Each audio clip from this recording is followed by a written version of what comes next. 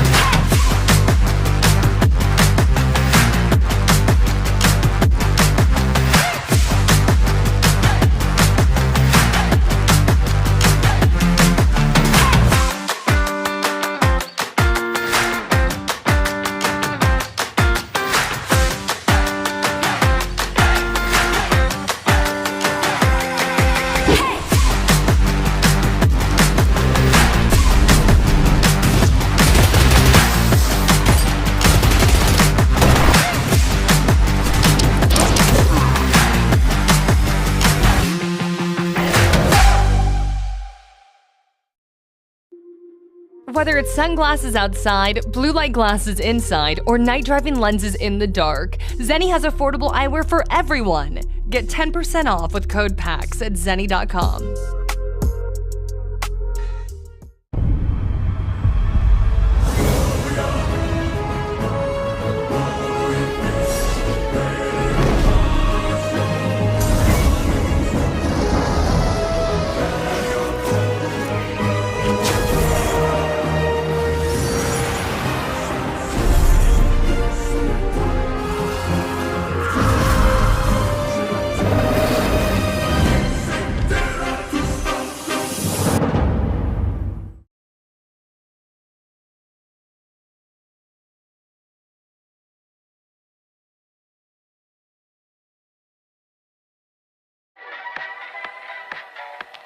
Hi, I'm your girlfriend.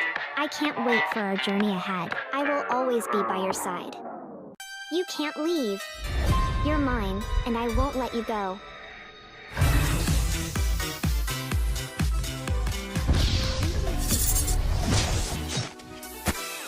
I won't let you get away. We will be together, no matter what.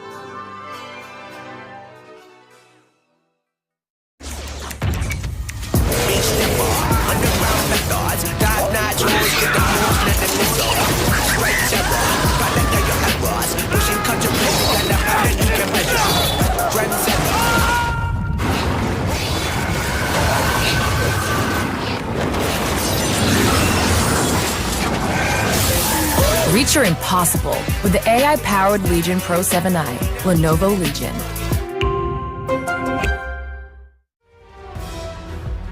Here we go.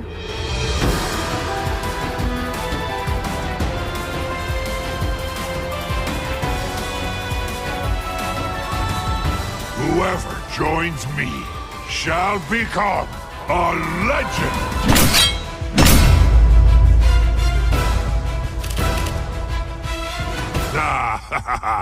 This should be fun!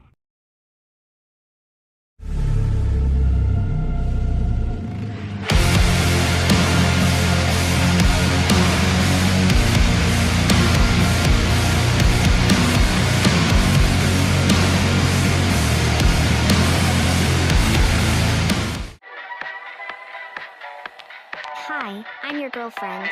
I can't wait for our journey ahead. I will always be by your side. You can't leave. You're mine, and I won't let you go.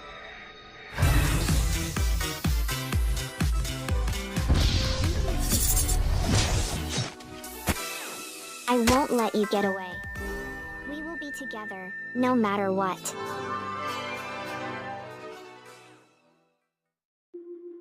Whether it's sunglasses outside, blue light glasses inside, or night driving lenses in the dark, Zenni has affordable eyewear for everyone. Get 10% off with code PAX at zenni.com.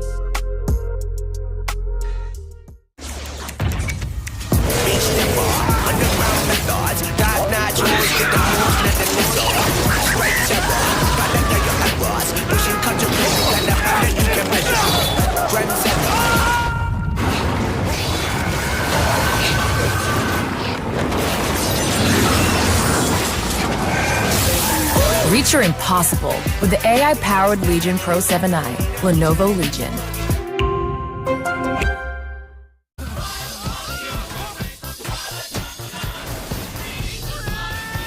Close airlock 7! You really don't know me, do you? The best high-concept sci-fi rigmarole in the universe is back. Mob justice! Get back here! This is for your own good! Rick and Morty Season 8 premieres May 25th at 11 on Adult Swim. Get your mouth round it. Whether it's sunglasses outside, blue light glasses inside, or night driving lenses in the dark, Zenni has affordable eyewear for everyone. Get 10% off with code PAX at zenni.com.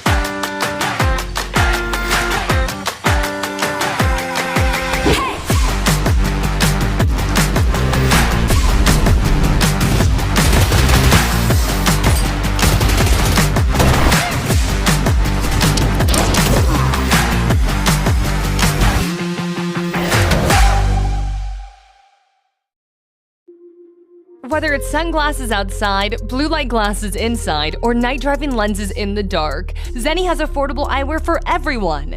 Get 10% off with code PAX at zenni.com.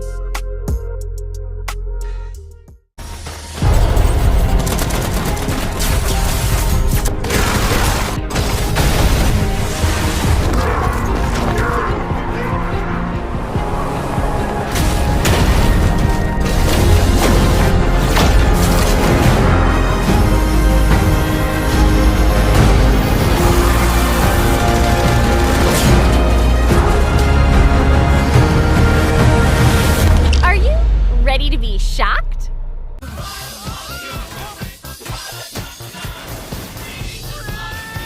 Close airlock 7! You really don't know me, do you? The best high-concept sci-fi rigmarole in the universe is back. Mob justice! Get back here! This is for your own good! Rick and Morty Season 8 premieres May 25th at 11 on Adult Swim. Get your mouth round it. Whether it's sunglasses outside, blue light glasses inside, or night driving lenses in the dark, Zenni has affordable eyewear for everyone. Get 10% off with code PAX at zenni.com.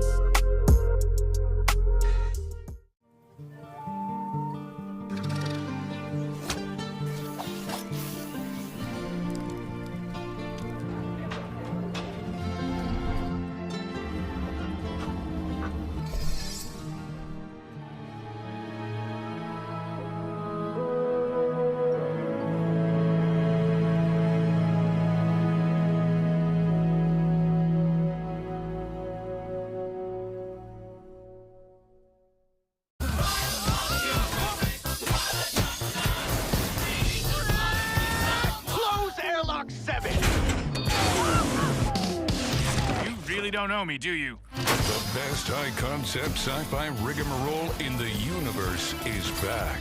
Mob justice! Get back here! This is for your own good! Rick and Morty Season 8 premieres May 25th at 11 on Adult Swim. Get your mouth round it.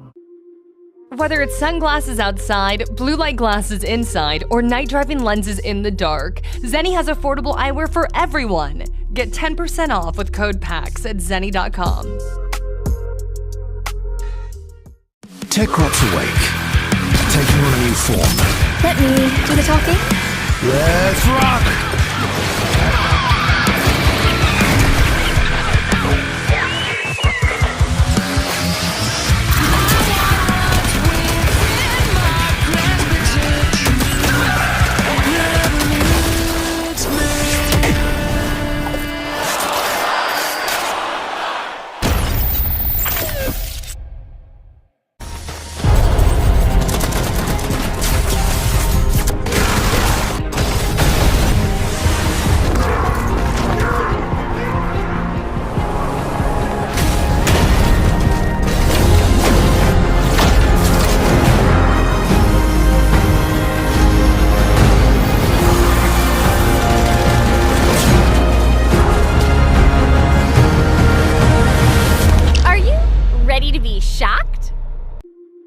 Whether it's sunglasses outside, blue light glasses inside, or night driving lenses in the dark, Zenni has affordable eyewear for everyone. Get 10% off with code PAX at zenni.com.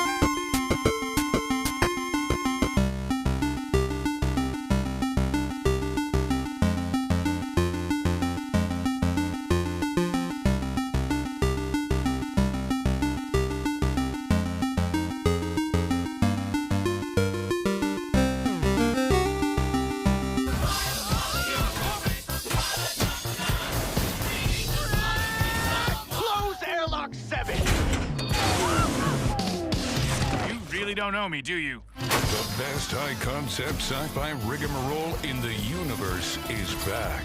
Mob justice! Get back here! This is for your own good! Rick and Morty Season 8 premieres May 25th at 11 on Adult Swim. Get your mouth round it. Whether it's sunglasses outside, blue light glasses inside, or night driving lenses in the dark, Zenni has affordable eyewear for everyone. Get 10% off with code PAX at zenni.com.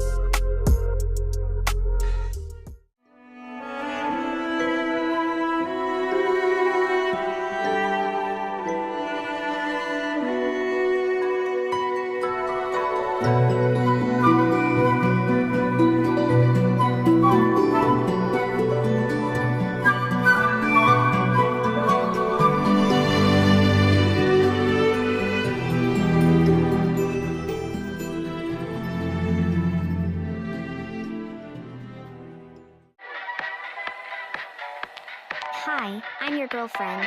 I can't wait for our journey ahead. I will always be by your side. You can't leave. You're mine, and I won't let you go.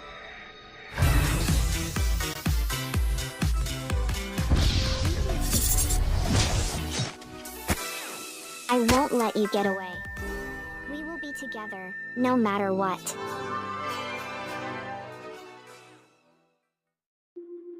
Whether it's sunglasses outside, blue light glasses inside, or night driving lenses in the dark, Zenni has affordable eyewear for everyone. Get 10% off with code PAX at zenni.com.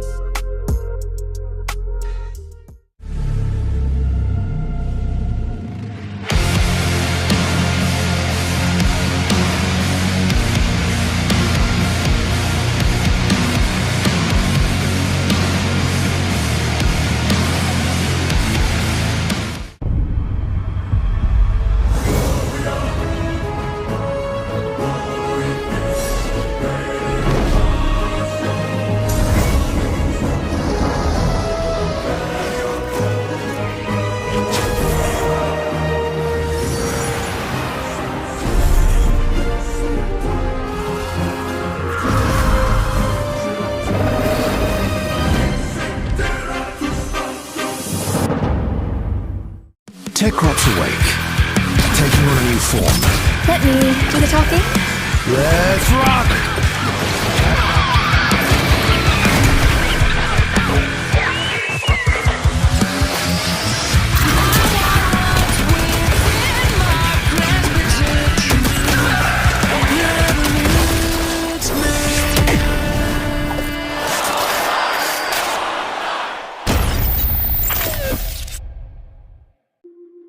Whether it's sunglasses outside, blue light glasses inside, or night driving lenses in the dark, Zenni has affordable eyewear for everyone.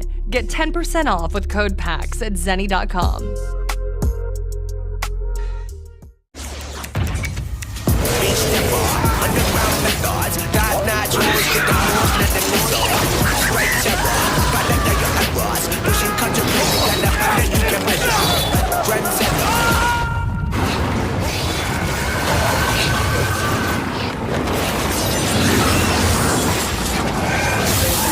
Reach your impossible with the AI-powered Legion Pro 7i, Lenovo Legion. Whether it's sunglasses outside, blue light glasses inside, or night driving lenses in the dark, Zenni has affordable eyewear for everyone. Get 10% off with code PAX at zenni.com.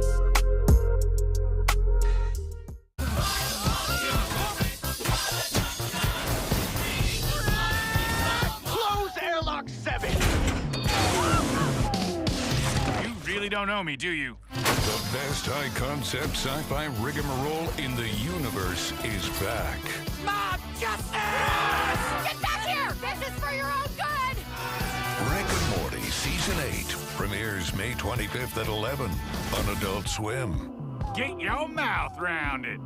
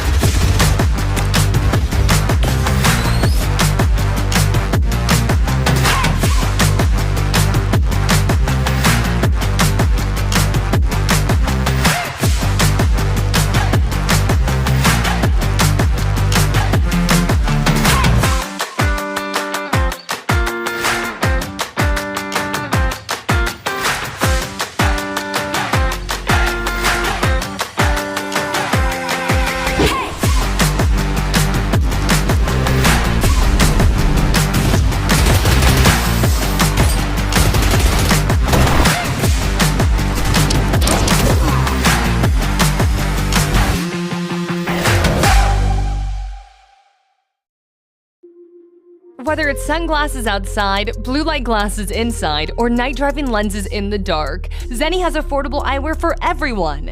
Get 10% off with code PAX at zenni.com.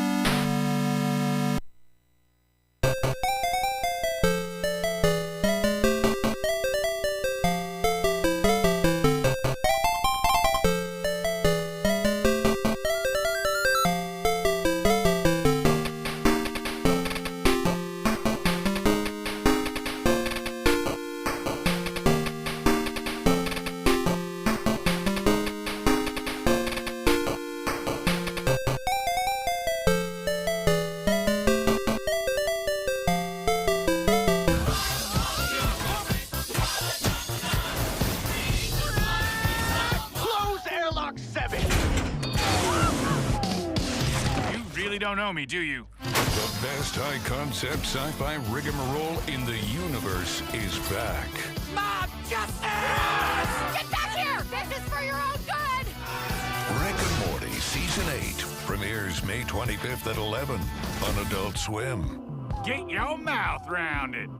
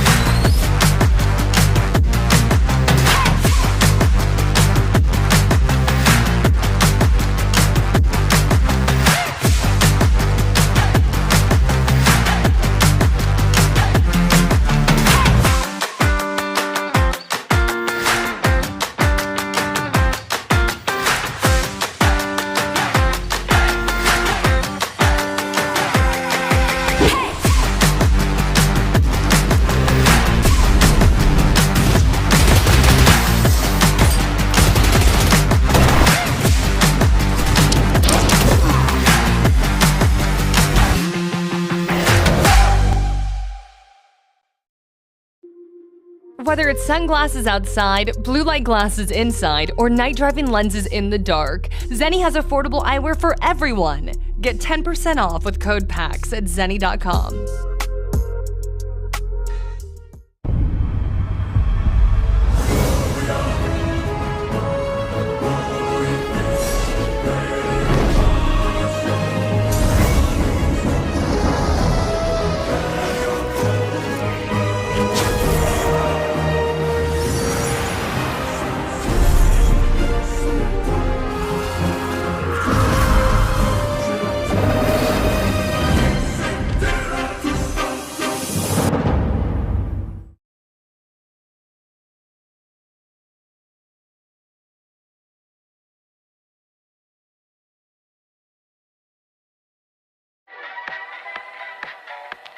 Hi, I'm your girlfriend.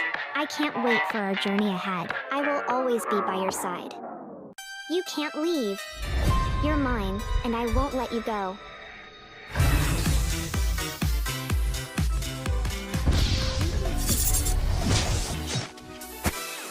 I won't let you get away. We will be together, no matter what.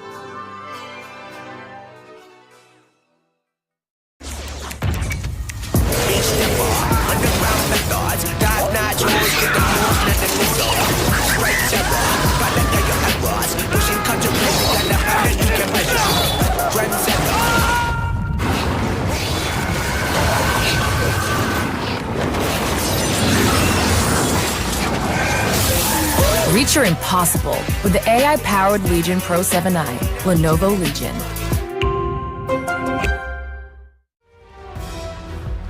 Here we go.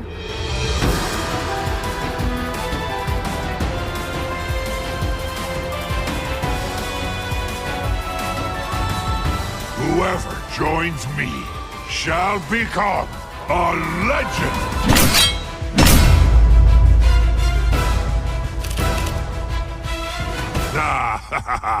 This should be fun!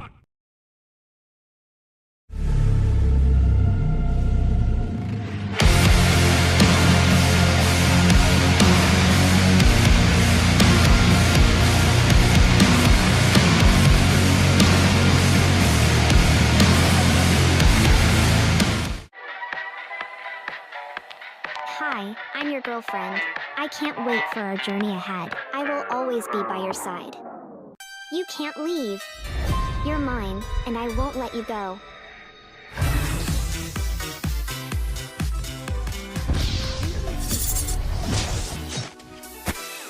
I won't let you get away. We will be together, no matter what.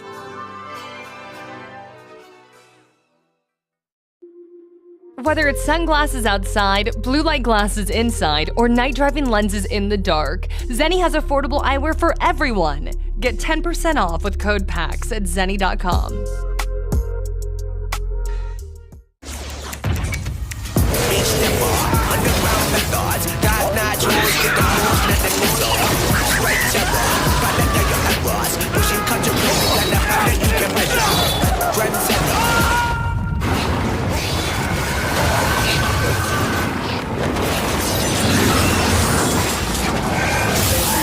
Reach your impossible with the AI-powered Legion Pro 7i, Lenovo Legion.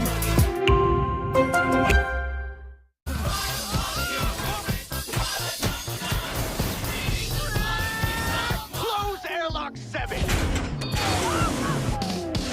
You really don't know me, do you? The best high-concept sci-fi rigmarole in the universe is back. Mob justice!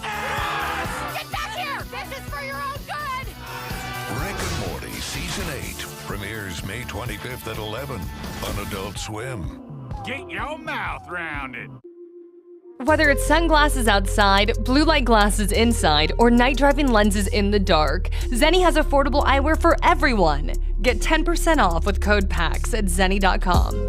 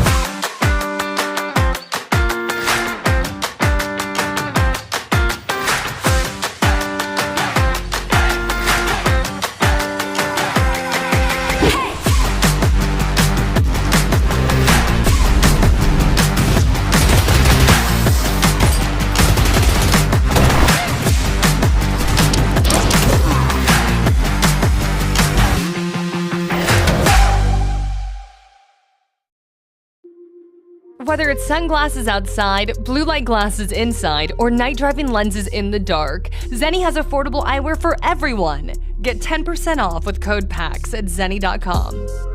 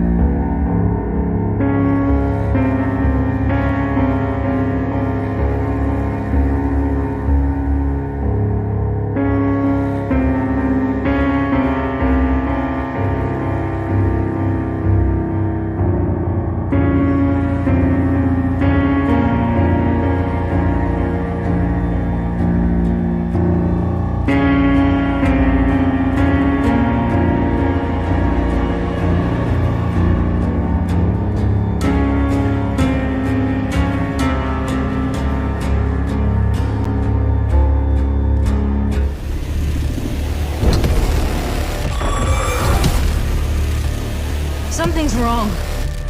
Like, very, very wrong. How can this be happening? Frankstone will be reborn.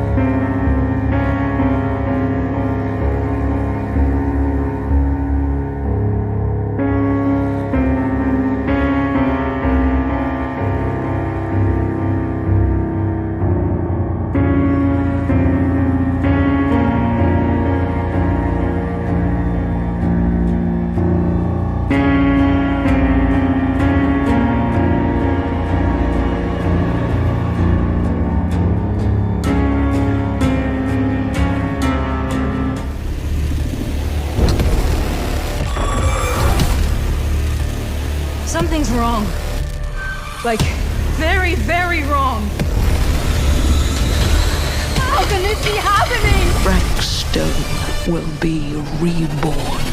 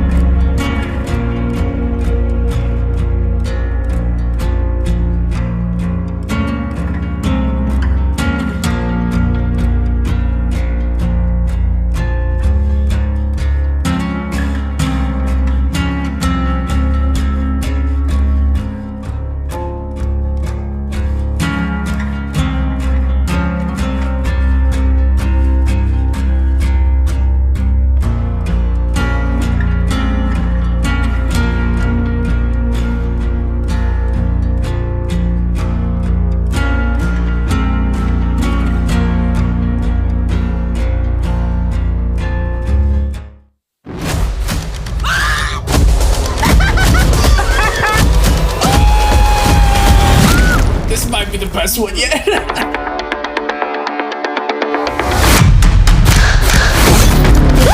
it say game mode? Everybody run!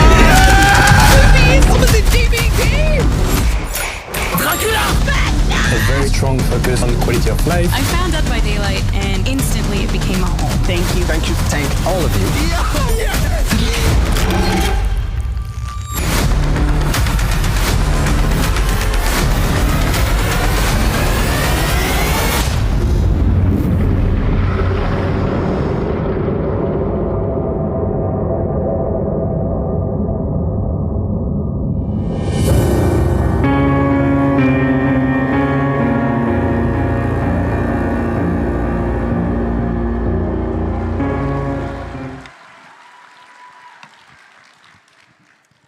Hi. Hello. Folks, we got a show for you. They're still coming. Oh, yeah. That, Come on in. There's still room. Pyramid Head's at the back there. Oh, wow. Hi.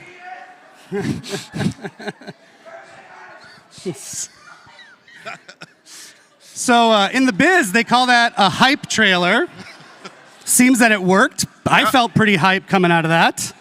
Thank you, everybody, for joining us today for Dead by Daylight's 9th anniversary live stream spectacular from PAX East in Boston, Massachusetts.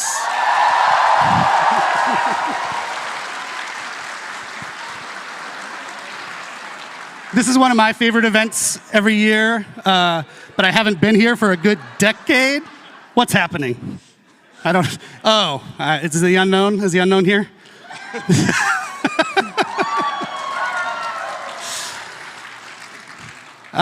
It's a great event. I used to live in Boston, Massachusetts. But for some reasons out of our control, we haven't come for a number of years. Yeah. There was a global thing that happened. Yeah. But yeah, PAX has always been very special for us. It's not only is it an amazing place to be, it's just awesome to be with our people here, but it's where it all began for us, right? It is. 9 years ago, we had the smallest little booth you can get in the corner there, and then we showed our little game to people. We didn't have much back then. We were a team of 30 people. We had a dream. We had stars in our eyes. Look at that. Wowzers. Oh, Jiminy Jillikers. But we had this little gem of a game, you know, this strange asymmetrical multiplayer game where 4 people are trying to escape a nightmare while someone is trying to murder them all. And somehow it resonated. People understood what we were bringing, and it worked. It worked indeed. And you know what? We dove right into it. If no one knows, you should be ashamed, but this man right here, his name is Matt Cote, our head of partnerships on Dead by Daylight. And my name's Eric Pope. I'm the community director on Dead by Daylight, and I'm very happy you're here. Yay! So as Matt was saying, PAX specifically is very important to DBD. And Matt, I don't know if you know this, we've gone back to the archives, not those archives, our archives. We've gone back to our archives, calm down. And we found a little clip of Matt from the very first one. So why don't we roll that? How many killers, how many survivors are you hoping to add? A lot more, or? Yes, many, many more. The idea has always been when you start the game, you don't know who you're up against, you don't know what powers are going to be facing you, you don't know which map you're going to be in, and the other survivors, you don't know what abilities and perks and whatnot they're going to bring. Wow. That's crazy. Wow. Not sure what was up with my eyebrows back then. Let's have a hand for Matt's eyebrows. 2016 eyebrows were very bushy. I love it. So I like to think the team delivered on what you said, and now we are in a place where we have 38 killers. 38 survivors, 45. Jesus, I have it backward. 38 killers, 45 survivors, and insane. 1 billion perks. About 1 billion perks, and so many really, really awesome licenses that came to join us over the years. Yeah, so I think you have always said it's kind of a love letter to the 70s and 80s horror movies that we all love. What really kicked it off on the partners licensing side was Mr. Michael Myers, right? Yes, Halloween. There are a few here, I believe. Halloween was the very first time we brought in some Legends of Horror. Many more followed after that. Yeah, Leatherface, Chucky, Alien, Ghostface, Stranger Things. Ash from Evil Dead. And on and on. Yes, and on it rolls. Yeah, one of the big milestones for us was probably like Silent Hill. Silent Hill was the very first time we had a video game chapter, and for us it meant quite a lot because Silent Hill and Resident Evil specifically were games that inspired a lot of us on the team to make video games, right? They were with us when we were young, and being able to work with these people to create something in our game that they were proud of, that they thought their fans would enjoy, was so validating and humbling, honestly. We should do more with them, I agree. Yes. I'm just saying, that's my opinion, just a guy with opinion. I just realized, by the way, I want to apologize to this half of the room because I'm just looking over here at Matt. That's okay, I'm looking at them. Hi. Yeah, you get Matt's face, which is better in the end anyway. Or you can look at me up there. Sorry. So yeah, iconic licenses, Matthew. It's a nice segue, actually, to our show today. We've add another or some? Yes. Well, then let's, without further ado, dive into the run of show to tell you what we're actually going to talk about instead of Matt and I just rambling. So if you want to put that up on the screen, we're going to kick things off whenever you want, with Jose and Justin to talk about the upcoming content roadmap, as well as quality of life updates. Stop it.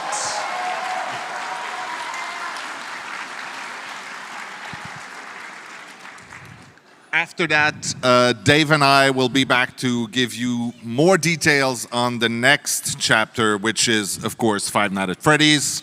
Five Nights at Freddy's! What? They said it could never happen. They said we shouldn't do it. We're doing it. We're doing it live. After that, we've got fan favorite Rosalie to introduce you to some amazing upcoming collections that are coming to the game. And then my favorite, Dave, no shame on you. No, that's not. Dave is coming back after that, and he's going to tell you about another one of our original chapters that we're going to do that has a major twist. It's a little spoiled on the picture right there. It says Yep. choose your own chapter, but just pretend you don't know what it means. Pretend you can't read. So I think that's enough. We can get things rolling now. Thank you, I Matt. should just leave? What? I'm just going to leave now. Well, but he's going to come back. Don't worry. Matt, I'll be back. Matt's not done with the show by a long shot. Thank you, Matt. Have fun. And now we'll welcome Justin Brown and Jose Ramos. Welcome, guys. Hello. Hello, everyone. Jose is our executive producer on Dead by Daylight. He's a vice president as well, for people who care about that sort of thing. Justin is our senior director of product management. If you don't know what that means, he cares a ton about the game, actually. He's kind of one of the main people that my team talks to from the community team to help make changes happen in the game. And so that's why they're here, because yes, we have the content roadmap that we're going to talk about, which is cool and new stuff, but also, more importantly to me, quality of life. The quality of life initiative couldn't have happened without these guys. Yes, absolutely. It is one way to do my very first live stream, so that's pretty amazing. Thank you, thank you. I think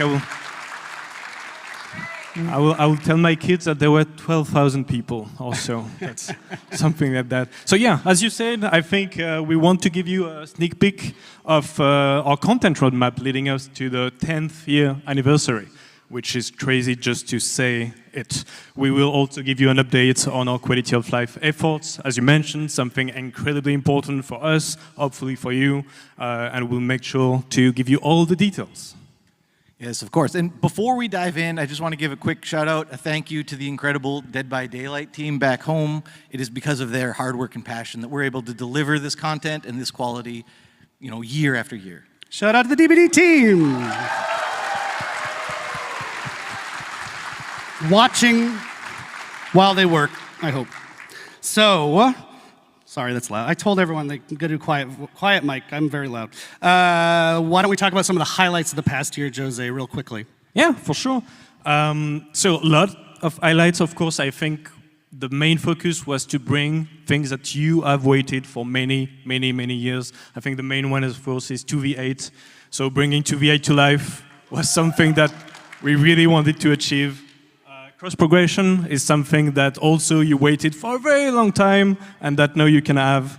From a content standpoint, I think between Vecna, Dracula, Killer with a Dog, but also the very most recent chapter that we released with Tokyo Ghoul was one of the most popular chapter ever, really, that we have had, and it was quite amazing for us. And I think you're a big anime fan, so you probably felt... Yeah, and honestly, not only that, but the way we managed to bring the anime into the art style of DBD, I think the team made really an amazing job. Yeah, that was really, really cool. Shout out to our anime fans. Many of them. Our anime fans in Boston, Massachusetts. Thank you for indulging me. But also, you know, this chapter gave us a chance, an excuse to travel to Japan for the first time in a very long time. It was long overdue. I think Dave, Matt, and the rest of the team spent really quality time with them, and that's really what we want to do a bit more, you know, spending time with our community, going to events like this one, and more to come. We were in Scotland recently, we were in Sao Paulo for Gamescom, LATAM just last week, and again, we will be there in more events to come. Yeah, and to not confuse you, actually, we did release another chapter after Tokyo Ghoul just this week with the unshakable EMT Aurella Rose, which is very cool. And though I imagine most of you have seen it already, we're still going to take just a minute to watch her amazing trailer. So, let's I got you. You're going to be all right.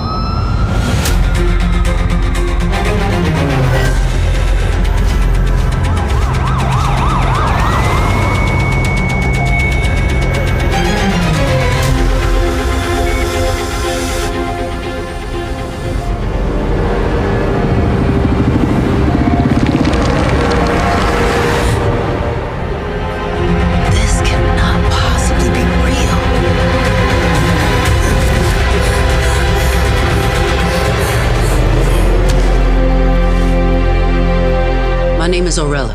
I'm here to help.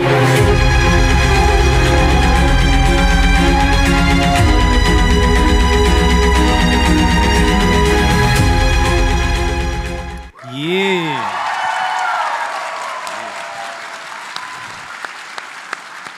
We got to do a lot of fun teasers for Aurella, so it was really cool to see people kind of fall in love with her before they even knew who she was. So we know people like teasers. We've heard that, so we're going to try to keep doing more teasers in the future. So thank you.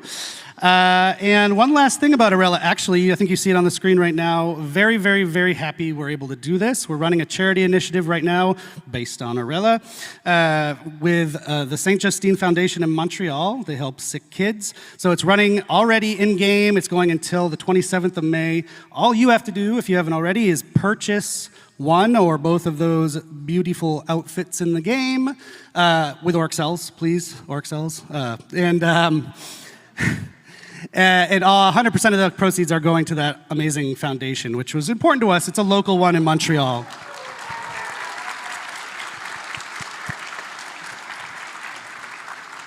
Thank you. We actually have a twist coming up in that campaign, too. Stay tuned. Aurella marks the last release of the Year 9 calendar. So we're going to dive in now to the Year 10 calendar, Justin. That's right, and this is the time when I try to bite my tongue and not give you guys any spoilers. Sorry. I will say we have 5 chapters. 3 will be licensed, 2 will be original. Of course, the next chapter, you guys already know, it's Five Nights at Freddy's. It's a killer and a map, but Dave and Matt are going to be up to talk way more about that just after us. We're going to follow that up with another licensed chapter that will feature 2 iconic survivors. I won't reveal who they are today, but you guys are going to love it for sure. And then finally, we're going to end the summer with an original chapter, the first one of the year. It's going to be on one of our favorite themes, which is folklore, Asian horror folklore specifically. And it's going to be one of the most gruesome chapters we've ever released, so we cannot wait to get it into your hands. It's messy. It's gory. Very messy. We will close out the year with one big licensed chapter with not 1 but 2 survivors. And the last one is actually very interesting. It's a very special chapter. You see there is no killer in there, and that's because there will be a survivor, but also a new realm that we know you are going to love. I wish I could spoil more.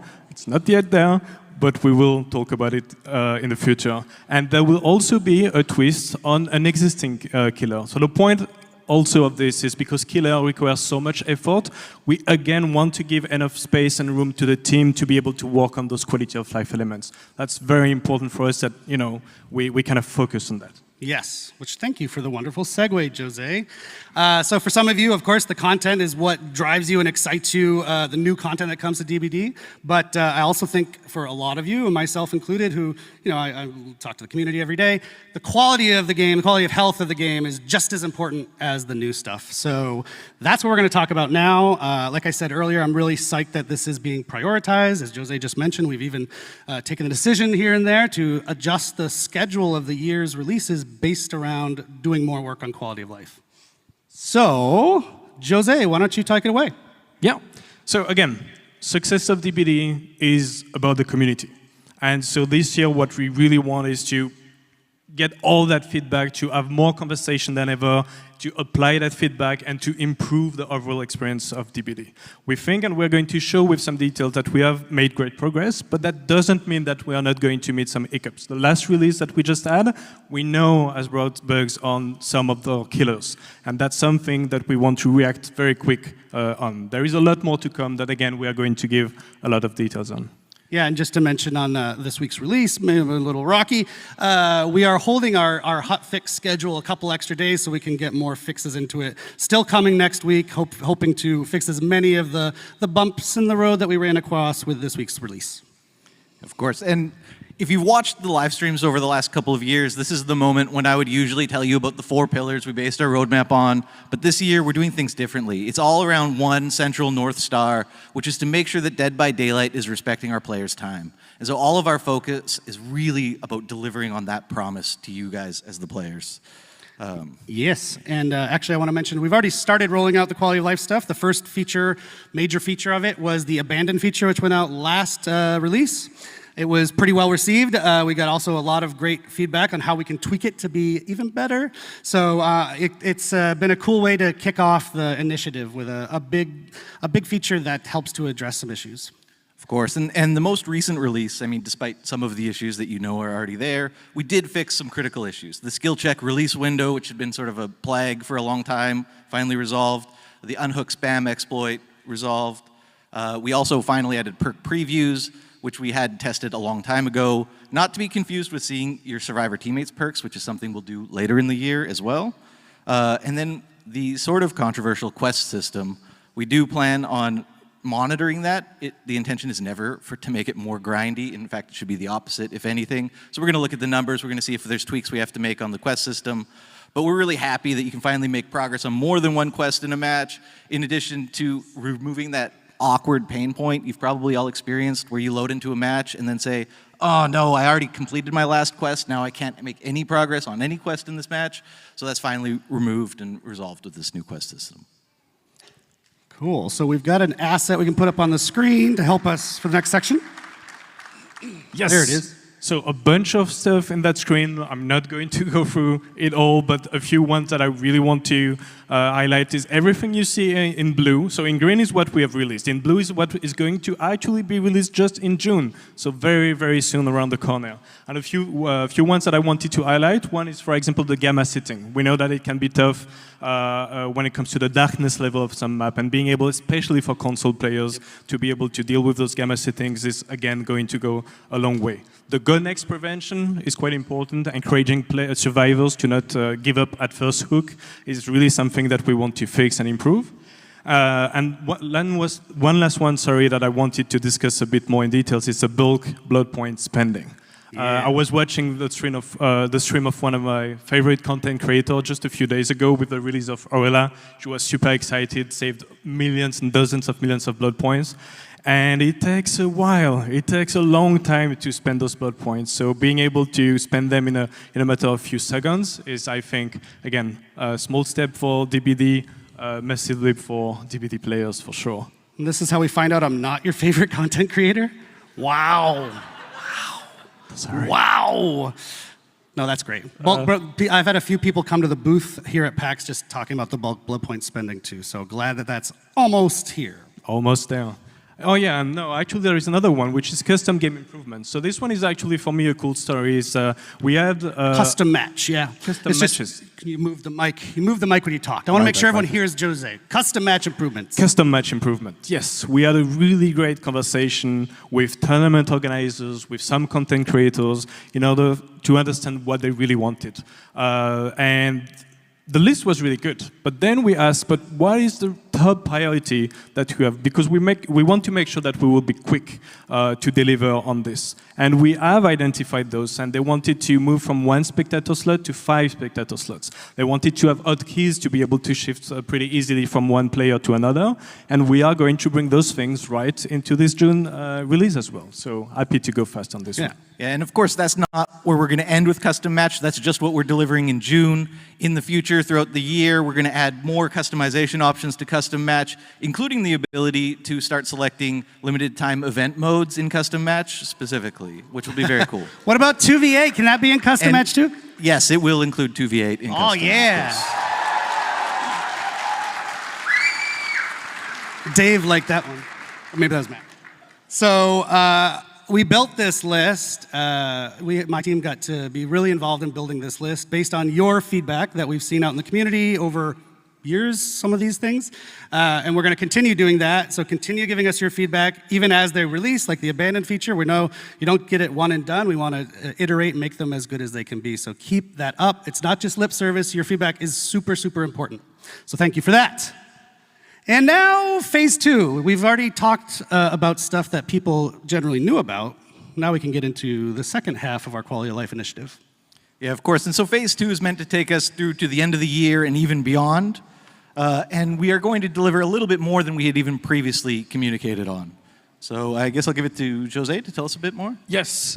So the first thing that you can see on the screen, all the measures that we want to take in order to improve camping, slugging, tunneling, we will actually give you more details in the coming weeks and in the coming months. We want to do it right. It's something that we want to carefully craft, and we want to also discuss more with our community and our content creators to make sure, again, we do it right.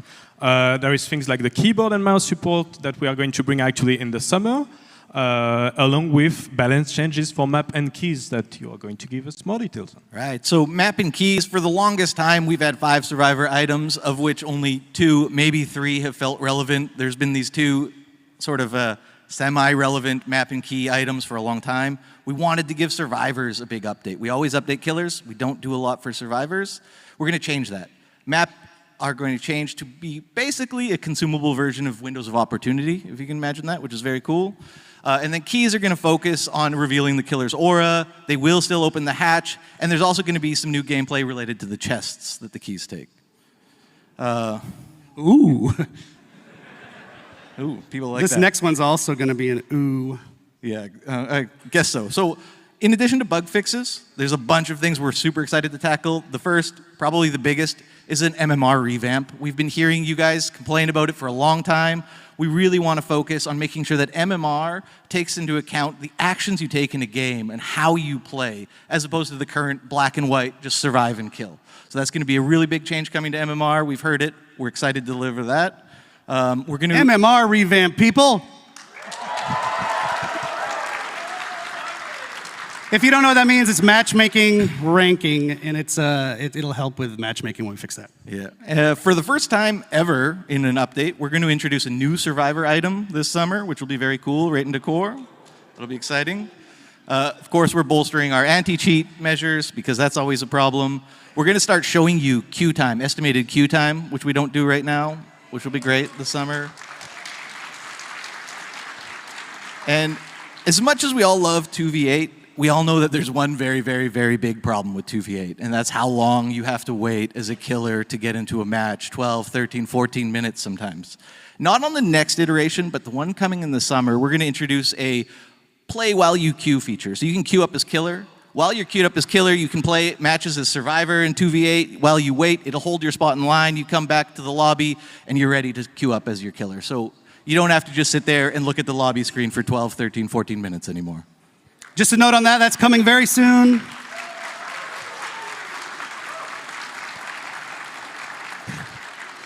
It's coming very soon, but not in the next iteration of 2v8, which is even ultra soon. So the next 2v8, just so your expectations are set.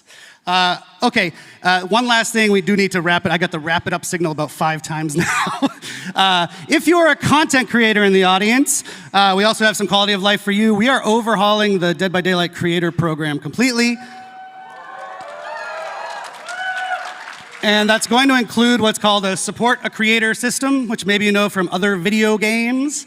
It allows you to support your favorite creator. The idea is that be a wide way for pretty much any deserving creator to be able to work with us, get stuff from us, and get rewarded. So stay tuned. We're going to talk a lot more about that in our next broadcast later this month or next month. And I do need to wrap up now, guys. So thank you so much for joining us. Thank you. Thanks, everyone. Awesome. Thank you. I think you okay for me to go? Yeah, go for it. I think some people here want to hear about Five Nights at Freddy's. So we are going to let that happen and bring out Dave and Matt to tell you all about it. Thank you, everybody.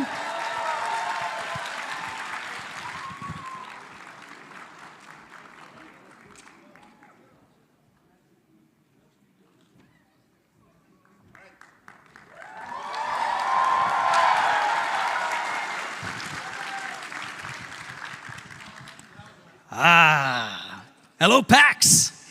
Isn't it awesome to be back here? It's amazing to be back here. It's nice to see you, even though I don't see quite well. It's nice to see you in person. Also, hi to everybody watching us online. And shout out to all the cosplayer. I've seen some of them. They're amazing. Especially Mr. Unknown somewhere there. Amazing. But I don't see anything, so, right? After. Yeah. All right, so of course being here is pretty special, and we're here, it's perfect that we're here to announce and to reveal a little bit more of our top requested, of all time of the history of Dead by Daylight, the top requested license. Yeah, so Five Nights at Freddy is our next chapter, as we've said. It is one of those crazy games. It's such an amazing story. They released about 10 years ago, just like we did. It was one of the first little indie horror games. Today, it is a gigantic behemoth of a game and universe, actually. And we are thrilled to have Five Nights at Freddy's universe finally come into the fog.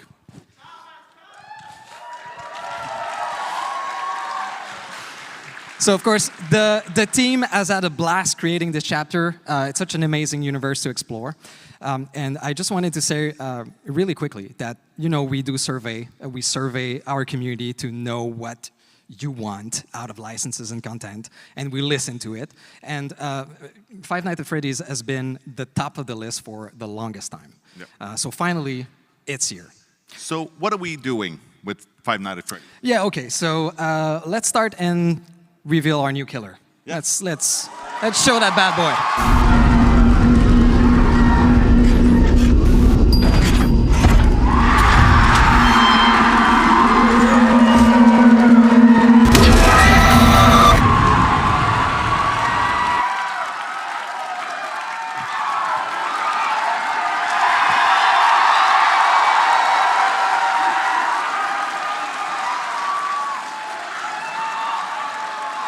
You like that? Okay. Well, thank you for that. So I guess we made the right choice. Yeah, it was obvious to us too. Of course, Springtrap is the ultimate villain of the series, and for the first time ever, you'll be able to be in the suit. Isn't that amazing? You'll be the killer. You'll be Springtrap. He will be known as the animatronic in our game. Absolutely, yes. So the animatronic, today we won't go into the power or the perks. Oh. Yeah, we're not revealing a lot, but we'll show some screenshots later, and if you watch closely, you might see something very interesting. We're adding on top of the killer a very interesting survivor and killer mechanic that's quite unique to this chapter that will appear every time you play as Springtrap or that you face Springtrap. So you might get a clue about this. So obviously, we will reveal more of that in a couple of weeks in another stream. But I want to say that the power and the perks are really authentic to the universe of Five Nights at Freddy's. Yes. Now, one of the other ways that we like to bring authenticity to the content that we create is with cosmetics, of course. And there are going to be a few really cool ones as we release this. But there's one we absolutely need to talk about today. A legendary outfit for Springtrap that we will have will be taken directly from the movie, and we're going to show a little thing.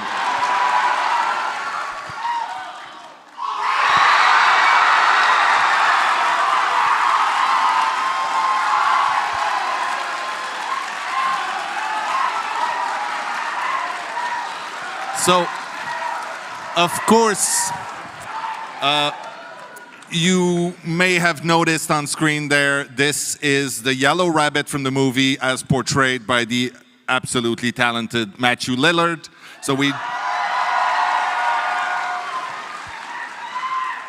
fine, get it out. Not only are we gonna have his pretty face in the game, but he was nice enough to record all the voiceover for the characters.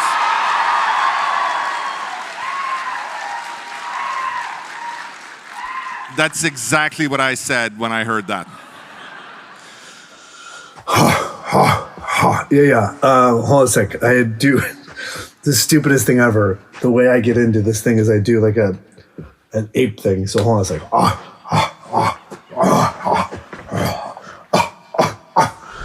Ollie, ollie, oxen free. Ollie, ollie, oxen free. Ready or not, here I come.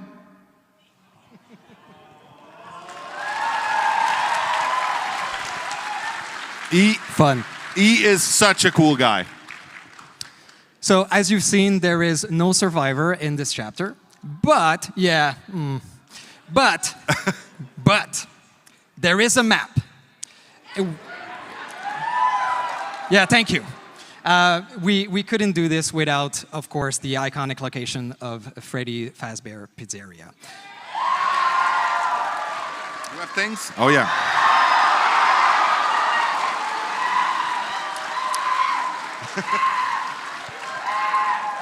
So we took inspiration from the first game, so you know, most of it.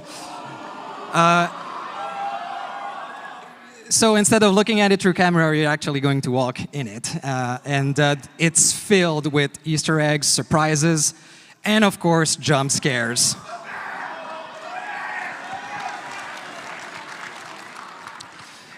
And there's also one fantastic... Oh, well, I'll let you react to this a little bit more, I think. It is cool. It's an awesome map. The team did great. Can't wait for you to play into it. So there's also something very, very cool, a quality of life feature that we're adding with this chapter. We will have a separate queue where you'll be able to go exclusively in this map. And that's something that's going to be present for every upcoming map in the future also. Yeah, let us know if you actually like the feature, and that's what we'll do. All right. I mean, if everybody hates it, we'll take it out, but... we try to listen, is what I'm saying. What else? Well, I think we're actually out of time on this one, so it's okay. There's going to be a big stream. Also, you should know, especially there might be a few people here who are big fans of Five Nights at Freddy that do not know Dead by Daylight so well yet. So go check out our socials, check our newsletter.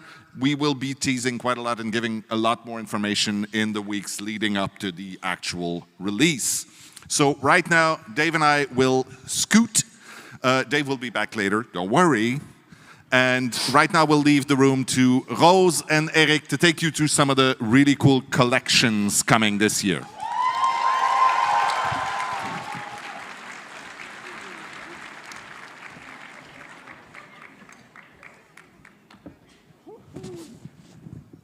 What is it we're removing? We're removing the map? No? Okay. I couldn't hear backstage. So Five Nights at Freddy's, huh? Wow. How do we follow that? I have no idea. Well, gonna be I'll tough. tell you how, Rose. With upcoming collections. See? Thanks for joining us, Rose. Rose is, as often as we can, we get her on stream to share the cool cosmetics that are planned, and today is no exception. So why don't we dive in, because this show is running by us very quickly. So speaking of very quickly, I want to remind people or let people know maybe for the first time, about a year ago, we did a community contest where people got to submit designs for killers and survivors, among with other things. And they've just started rolling out in this week's update. So I think we have a little image or video. Maybe. We got Jake Lone Wolf. Jake Lone Wolf outfit by Fairy Kun, Little Friend badge by Yuki Yamato, and Singularity Death Top by It's Your Boy. You may have heard some discussion about the Singularity, that it's missing something on its face. Should we add the frowny face back to that? Now we have to. I'm sorry. Fine. This is how community people pressure the devs to do things. Just for you, though. Just for you. Thank you, Rose. So we'll be doing that, so stay tuned. And we have a bunch more winners that are going to be rolling out in Rifts throughout the year. So thanks again to everyone who submitted. We're going to be doing another one. Stay tuned. So, cosmetics. Sorry for shouting. So there's a really exciting one, Rose, that, taps into maybe a video game relevant audience. So, as you guys might already know, we love dark fantasy at Dead by Daylight. As you can tell from our Fortune and Fog and Dungeons and Dragons chapters, now we're super thrilled to be inviting another incredible fantasy world into the world of Dead by Daylight with...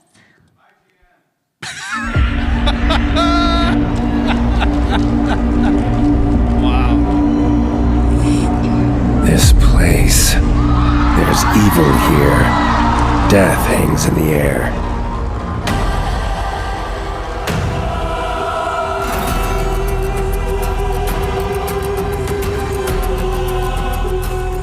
You guessed it, The Witcher Collection, coming out on June 3rd. June 3rd, very soon.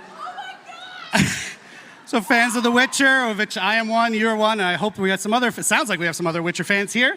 It's a cosmetic collection of 6 new Witcher-themed outfits coming to the Fog. Exactly. And of the 6, there are 2 legendary outfits. The first one being the Leshen outfit for the artist. And of course, Geralt of Rivia outfit for Vittorio. So one of the best parts of Geralt's outfit is that it comes with a great new batch of voice lines recorded specifically by Doug Cockle, the character's original voice actor. Shout out to Doug Cockle. Any fans of him, he's actually in attendance at PAX this weekend, I saw. He's down in the signing area, so go meet him after the show. And that's not all. In the collection, we also have very rare outfits for Yennefer, Ciri, Triss Marigold, and Eridan.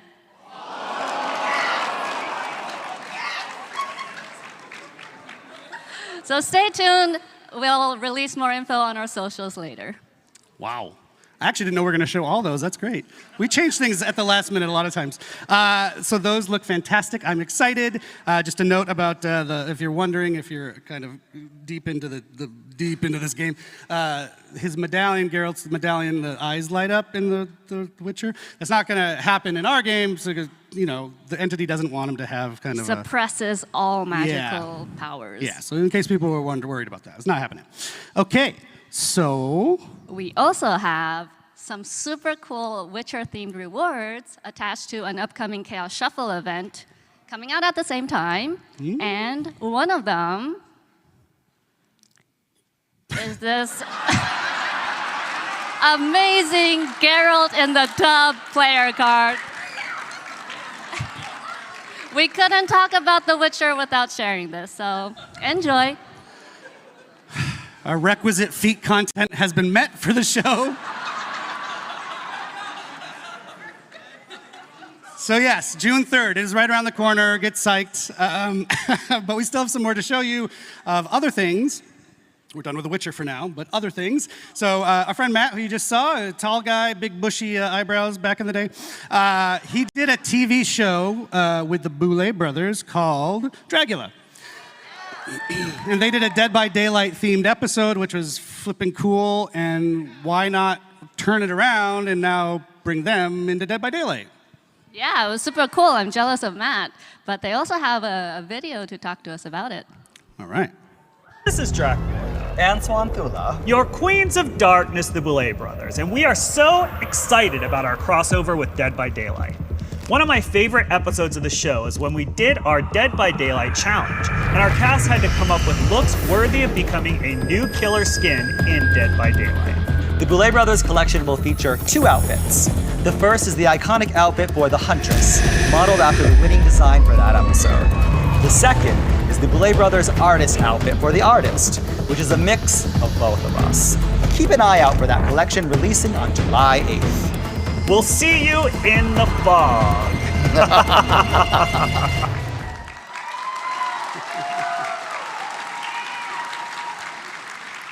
Look at that. Couple of concepts here of what you just saw. And we're going to keep it rolling because this show doesn't have a limited time. So next up is something from the extended world of Dead by Daylight. Yep. What can you tell us about this one? So last year, Supermassive Games released the casting of Frank Stone, which explored the origins of a brand new killer. This year, Frank Stone in his transformed state will be entering the entity's trials as a cool new legendary outfit for the Trapper. You can look for the Frank Stone's champion outfit to be released in September. And just as a note, if you played the game, you know that's a screenshot from the casting of Frank Stone. It's not an in-game shot just yet from Dead by Daylight, but that is what it's based on. So stay tuned for that one. All right, last one. Oh, actually, before I go on, in case you haven't played the casting of Frank Stone, which I think you should, it is now 80% off right now. No excuse not to buy it. Go play that amazing game. And shout out to Supermassive. We love them. Okay, last one that Rose has brought for us today is adding some new outfits to an existing fan favorite collection. Yep, we're adding 2 new outfits to the Tomb Raider collection. Both of which are releasing on August 5th. The first one is Lara's classic ensemble, which is the iconic Tomb Raider, Lara Croft. Yep, this is the iconic look that started it all for Tomb Raider, and we're super happy to be bringing it to Dead by Daylight. We'll also be adding in another outfit, but we'll be sharing more news about that in the future. Yep, wasn't ready yet. Just stay tuned. Fans will recognize it, though. That's true. Get hype. Thank you so much, Rose. I told you this would be fine. FNAF is a big deal, but these are a big deal too, right, guys?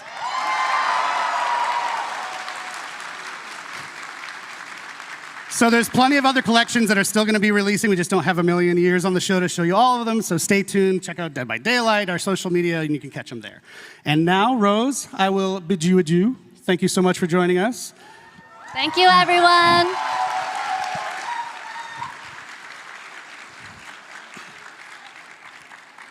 Folks, now you get to spend a minute with me. I'm sorry.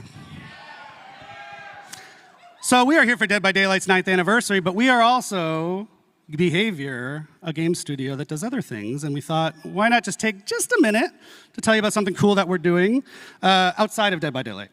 There is a desire from ourselves to help out and publish other smaller horror games where we can, and our first foray into that is with an amazingly cool little game, and it's called It Has My Face. Not my face, don't worry. So it is a first-person roguelite set in a dystopian city, and within the city you have to find and kill your own clone, if the clone doesn't kill you first. It Has My Face started as a game jam creation by Nightbite Studios, which is two people. And in fact, they have recorded a little message for us today just to introduce themselves. So let's go to that. Hello everyone, I am Salih, founder of Nightbite Games and the lead developer of It Has My Face. The game actually started as a jam game around the theme of clones, and the response was amazing. After the jam, I kept working on it for years, and later my brother joined the project. We are a tiny team making this really unique and awesome game with lots of love, so I hope you enjoy the game as much as we do making it every day. Thank you for your support and stay tuned for more news.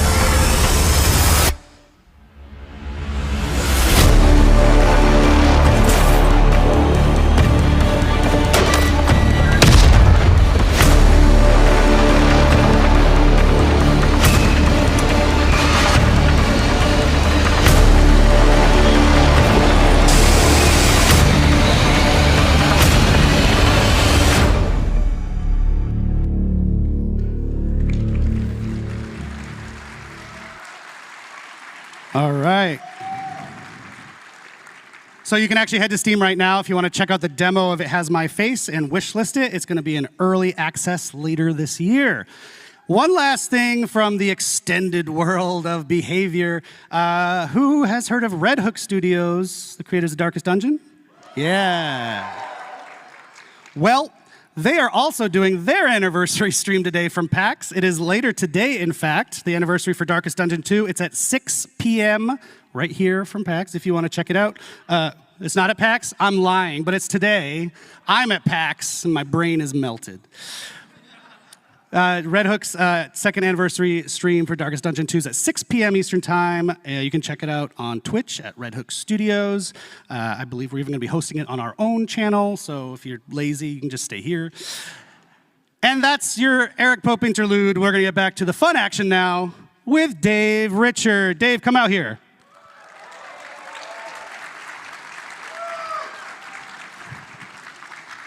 Hi, Dave. Hello, Eric. I got to readjust myself.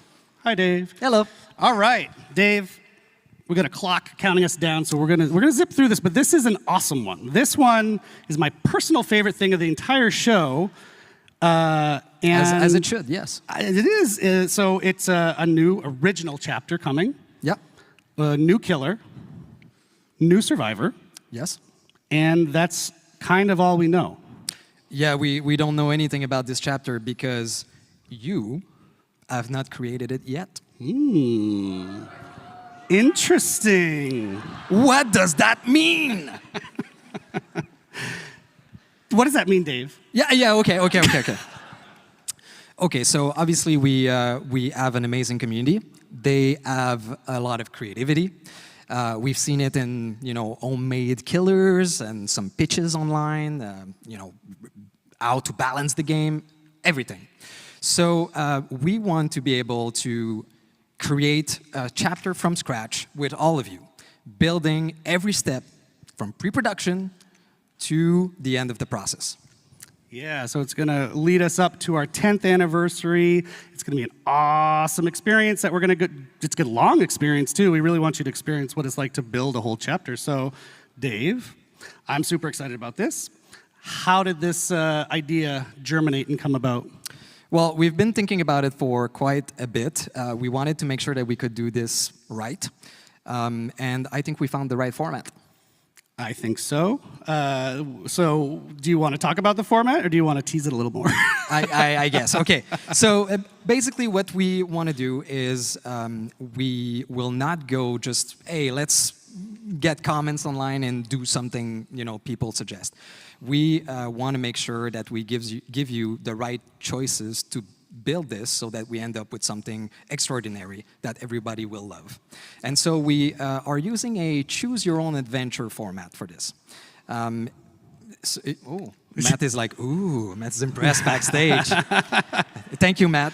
We have some folks here pretty young, might not know what Choose Your Own Adventure is. Yeah, so I mean, if you don't know what it is, it's basically a series of books, and you read a story, there's a great narrative, and then you have a choice to make at every page that will bring you either to the dungeon, to open a door, and then you go to that other page of the choice you've made until you die horribly or get out of the book. So we want to do something similar for building the character. So a strong narrative that will bring you into the creation of these creature, killer, survivor, whatever. And so every week or 2 or 3, depending on how busy Dave is, you as a community get to vote on certain choices to build from step by step each of these characters. Absolutely. So I think the community is probably going to make something special with their choices and pretty wild. Do you want to kind of give an example of what they might look like, those choices? Yeah, absolutely. So let's take a killer, for example. We would start with the high-level fantasy of who this character is. So for example, we might ask, would you prefer to have a killer that's grounded into reality? Would you prefer a supernatural character, otherworldly character? And so we have these high-level fantasy, and then based on the top vote, we move on to, in the story, and so we would define a little bit more precisely. So for example, if the top vote is supernatural, then maybe the other choice would be, is it an undead character? Is it a person that has occult supernatural powers? And so on until we'll define it, the whole fantasy, the narrative, and of course the power as well. And so we're going to do the same for Survivor, right? Absolutely. Of course, Survivor don't have powers, but they have perks to define. They have a rich backstory. Why do we empathize with them? So you'll get to forge this story, what relationship they have and how it defined this Survivor. Yeah, so essentially you'll be in game, you see, oh, I got a new choice to make this week. You go and vote, and then maybe the next week or the next time we check in a couple weeks, you'll see the results of your previous vote. Okay, now we have an otherworldly killer, and then you move on from there. Is that right? That's absolutely right. You got it. But there is a twist. So just like in the Choose Your Own Adventure books, of course, you can always peek at the different choice to cheat to get the best thing you want for you. So in our process, we'll have twists like this. One, for example, is a change your fate mechanic. So we will always give you the padding choice of the top winning choice that you voted on and the runner-up.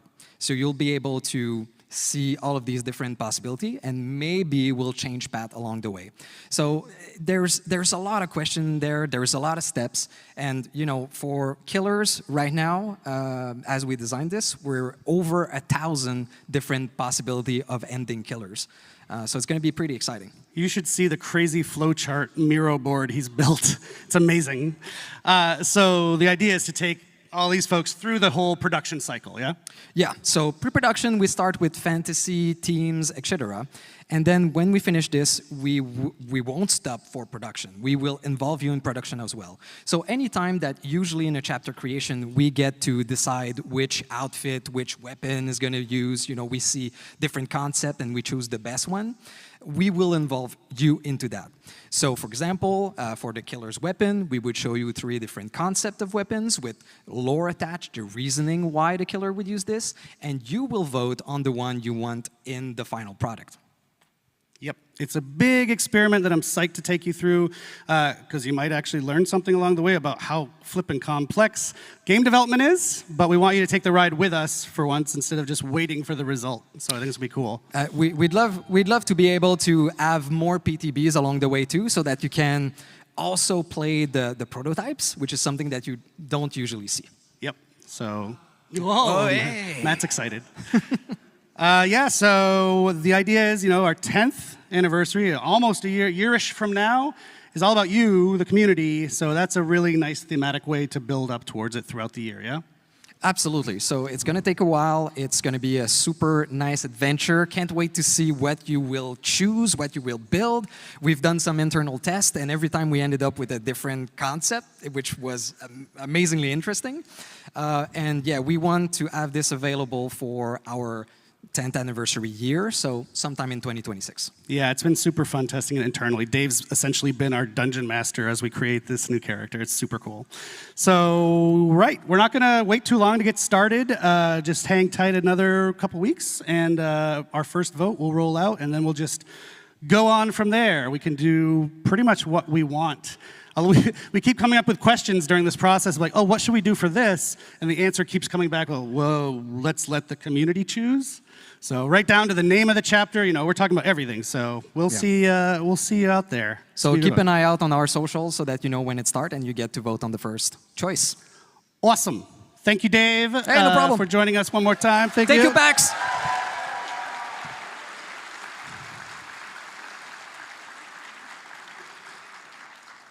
We're shockingly on time, and that means I get to make a merch shout out. Let's see that merch, folks. Matt's making his way out here. You can maybe still get some, so it's not this one, the merch down at the booth, but that's selling out fast. And this you can get on the shop right now, on the DBD shop. So, yeah, hi, Matt, why are you here? Hey, we are at the end of the show. Thank you so much for everyone for joining us. Normally, this is the bit of the show, if you've watched the anniversary once or twice, where you figure, oh, there's got to be something that comes after, right? Yeah. But in this case, we've tried to do things a little differently this year. So, because we heard Gojira was going to attend, and we're like, cancel it. Let's not do anything special for this one. So if you've paid very close attention to the show, you will notice that we've already told you what the license coming after Five Nights at Freddy's is. So you already told them throughout the show? Yeah, there's been a bunch of clues hidden throughout our broadcast, a bunch of hints. So I want you to put on your tinfoil hats. Polly, we're looking at you. And then give us our best speculations and theories on what you think it is. Actually, anybody here knows? Shrek is what was shouted from the crowd if you're watching at home. I think Shrek is in the maybe pile. He's not even joking. So yeah, go on our socials, tag us, and give us your best speculations and your best guesses. We will let you know if you were right. Go back, watch the show. We heard they like teasers, right? So let's do some teasing of what the next chapter is instead of just shouting it at you on a stage. Shout out to the Binding of Isaac, actually. They were just talking about us on Twitter, yeah. But it's not that. You're not supposed to. I shouldn't say that, but no, you're not supposed to. All right, well, one last time, thank you again so very much. It's been an absolute pleasure, Boston, Massachusetts. We do have another stream coming shortly. We'll announce the date when we can to reveal the specifics of the Five Nights at Freddy's chapter, how the gameplay works and all that. Stay tuned. And come see us at the booth afterwards. We'll be happy to hug and shake hands. Thanks, everybody. Cheers.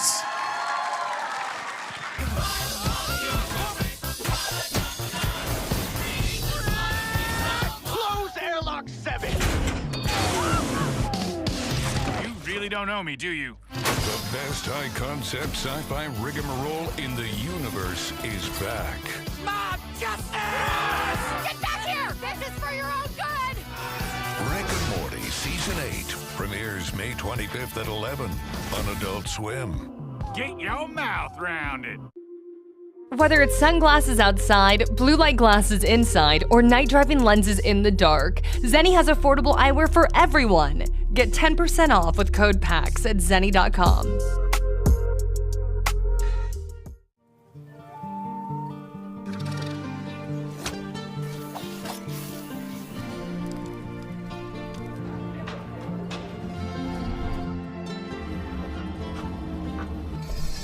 patient gaming and technology specialist right here at Boston Children's Hospital, along with me. I'm Steven Spencer, and I'm the other gaming technology specialist here at Boston Children's Hospital. Welcome to PAX, where the joy of gaming meets the power of giving. Together, let's power play for Child's Play hospitals. Last year, you helped fund so many things, including gaming consoles and video games, VR headsets, 3D printers, and even people like me and him to game with patients at the hospital. My role here started thanks to Child's Play. These donations make it possible to support hundreds of patients a month, from one-to-one bedside gaming sessions and procedural support to big hospital-wide events. Use your phones and scan the QR code on the screen and power more play in 2025. Just wait until you see what Jerry and Chris are about to do thanks to all of you.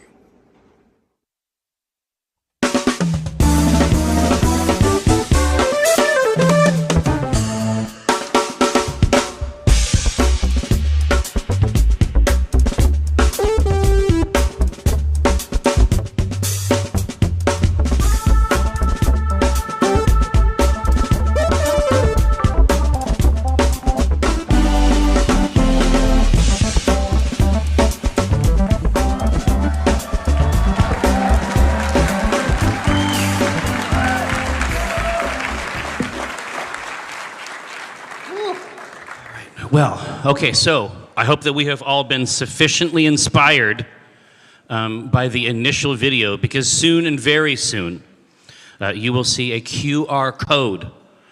And what this QR code will enable, what it will allow us to find out, is if you are a good person or not. Now, typically my role here is to answer the questions and be nice when Mike says something rude or offensive. And one of the things that he does is abuse the crowd. He lashes them with his words. And okay, there's some fans of that, apparently. I'll do my best to fill in for him. But the main thing is that occasionally I'm going to entreat you to examine this Tiltify QR code, and then I want you to look within. And if you find any money in there, I want you to give it to Child's Play. Now, of course, very briefly, let me talk to Brenna. So you got here okay? Okay, because when I left the hotel room, you were not awake. And even though I had a panel coming up soon. And I can produce the handbag at a moment's notice. All right, gathered friends, it looks like we have another deep roster of snacks over here. And I'm gonna take my life into my hands by having 2 coffees and then a Red Bull. So if you want any information about future lottery numbers, I plan to pierce the veil, is what I'm trying to say. So 1 second, let me open this. And then also let me see if there's any Harvest Cheddar Sun Chips for Brenna. Hey, yo. All right, here you go, Tender. I know you need a snacky sometimes. All right, there you go. All right. Yeah, there were so many that I thought, is it appropriate to throw them out? Or is there a law that can't be done? Yeah, some Boston ordinance. Just a hazardous. Well, yeah. it's like, the snack chips incident of 1871. Here, let's just. All stuff Here, has I'm been just thrown. saying, let's just take a look at our roster here. This looks. Saratoga sparkling water doesn't seem to fit the vibe. Serotonin water. All right. Oh boy. What else you got? Yeah, I got some cues here. Fruit fucking roll-ups. Oh shit! Why Frank's Red Hot? What the? Laura is concussed.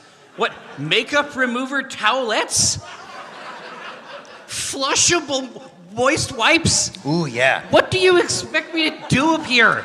Wait, what are you looking? Chris, of course, reaching immediately. Oh, these are just like generic, and they're not like the masculine for your balls. Yeah, exactly. These are okay for everybody. Yeah, rub these on your gross balls, men.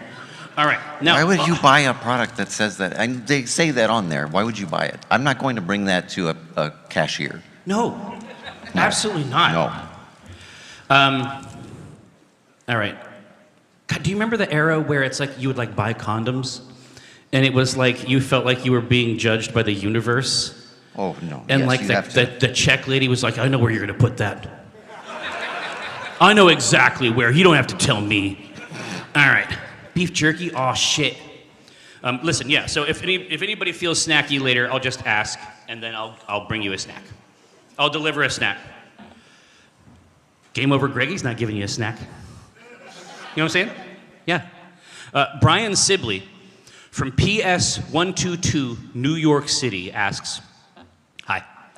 I love painting many little men in my spare time, and even some of my non-spare time. Now, in my mind, we are not talking about models. He just has within his acquaintance several small men, some no longer than a thimble. Yeah, and they brought their own paint. Exactly. So exactly. what else is there to do? Paint me with this. Okay, story's getting weirder. Sometimes I am painting tiny men in my sleep. Sometimes I think I am painting wee guys, while I'm also painting the wee guys like I am living my life twice at once. I am worried about what might come next. Sometimes they don't like the way I paint them. Uh-oh. Sometimes they tell me what I should have done better. Sometimes I listen. If any of you can ascertain a question in this treatise. Oh, that was the end of it? Yeah, that's the whole thing. Yeah, exactly. No, this is just a balance struck. It just sounds like we're good. No, it sounds like you have a reasonable situation here. Yeah. There's a client. Mm-hmm. You know what I mean? Oh boy. Okay. Here, Chris, can you just read this real quick? Oh, of course. Sir Topham Hat, don't call me the other thing, from Shane Gooney asks, I'm not sure we can get you out. We can't lift you out with a crane. The ground's not firm enough. Let me see. I wonder if Gordon could pull you out. Yeah. I bet he could. I'm betting he does. All right, now I've now seen that I know which color is the Topham Hat questions, you can dodge it. well, now I have to strategically interleave them. Unless we want to do like a elite mega drama, like 4 in a row, and just turn this into a different kind of convention. I'll consider this. Think about it. All right, I'm going to grab this. You have to burn through them at the end. That we do it that way. Indeed. Jim S. from Pittsburgh asks, any chance we'll see the AK Inc. crew in grim darkness of the far future, aka Warhammer 40K? Ooh. Omen as a rogue trader seems like a given. Now, if you want to see some real perversion, our merchandise manager, Lydia, her husband, Brian, who I understand is called Bri, as he did a bunch of custom kill team models that essentially are arrayed as all the characters from Acquisitions Incorporated with custom rules and stuff. That's on the YouTube if you really want to engage in that type of perversion. But there is a really, really cool role-playing game that is set in that era. And I mean, Jasmine and I have spoken more than once about trying to put something like that together. All right. Drowning Rabbit. Chris Lefevre, I guess, from New Hampshire asks, what's the cringiest moment you have had in the last 25 years of PAX? A fan-vendor interaction, or even an adjacent to PAX situation, while dining maybe. See, part of it is that just psychologically, my threshold for cringe, I'm not sure if you've ever seen any of my work. It is far beyond what a normal person can endure. Like my level of not knowing what's happening is incredibly high in social situations. I realized that someone was flirting with me 20 years later. What am I supposed to do about it now? She's married. Oh, sorry. Sorry, Brenna. Happy Mother's Day. I mean, have you had a cringe? Have you had an experience? I know that I can find something just because the opportunities for cringe at PAX do occur. Yeah, I guarantee that they exist that I could recall. But while my threshold is not so high as yours, my inability to remember anything shields me. So I don't have them. They're not here. I have experienced them, and I'll probably go into those situations again. Yeah. But I can't tell you about them here. I mean, I can only repeat the mistake over and over. I mean, I have... Look, every day at PAX, I have 4 to 7 conversations with a person who thinks I'm Mike. And there's no universe in which I can stop that train. I'll just keep going. They'll ask me how Kara is. And I'll be like, she's good, she's good. And the boys that I have also, they're doing exceedingly well. And it's like, great to meet you, Gabe. And I'm like, well, it might have been. In a parallel universe. 76 trombones from the big parade ask, what are you most looking forward to doing after this, or rather in the course of this PAX East? So Brother Ming Games is one of the things I'm going to go to try to check out in the period that I have between this panel and Jackbox at PAX Box, which comes up at 7 o'clock in the Albatross Theater, which has historically been a good time. He has, this demon has created a game. It's like a 1v1 fighting board game, right? Asymmetrical fighting thing. But the way that you get your energy for all of your fighting game style moves is a board that plays like Bejeweled. So you pick up little gems, and then the new gems fall down and fill in the board. And I don't even need the game.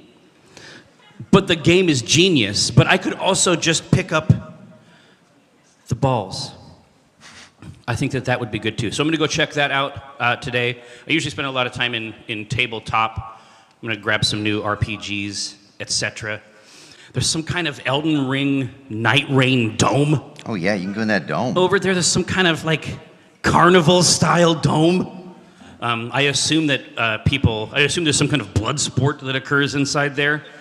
And they have to cover it up just for legal reasons. Okay, now, these are the questions that I have found inside here. I'm gonna allow you into our mystery here on the back end. The only 4 questions I have left, I'm just gonna show you what color they are. And you let me know what you think is going to happen next. This is the color. That's it? Oh, wow, we burned through the rest. I mean, maybe I'm supposed to eat these snacks. Maybe that's the mode of entertainment we're going for here. Which yeah, mukbang. We're gonna bang a muck. Why not? Anyway, yeah, here. So I'm gonna give you 1 or 2 of these, and then I'm just going to go talk to Laura real quick and see if there's any more questions of any kind. Let's see.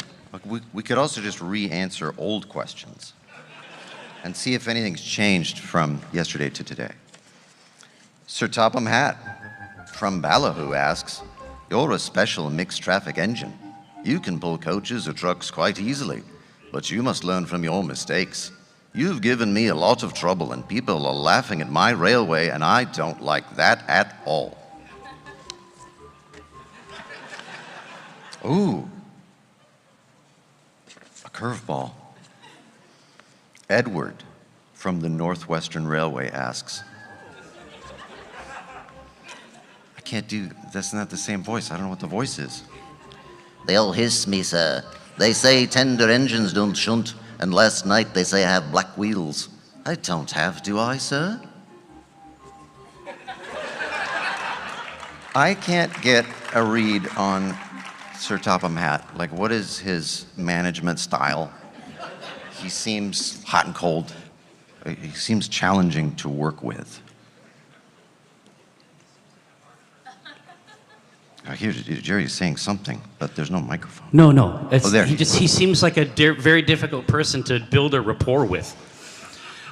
Because he keeps you guessing. Well, because he's either saying it's not your fault, or he is bricking you over.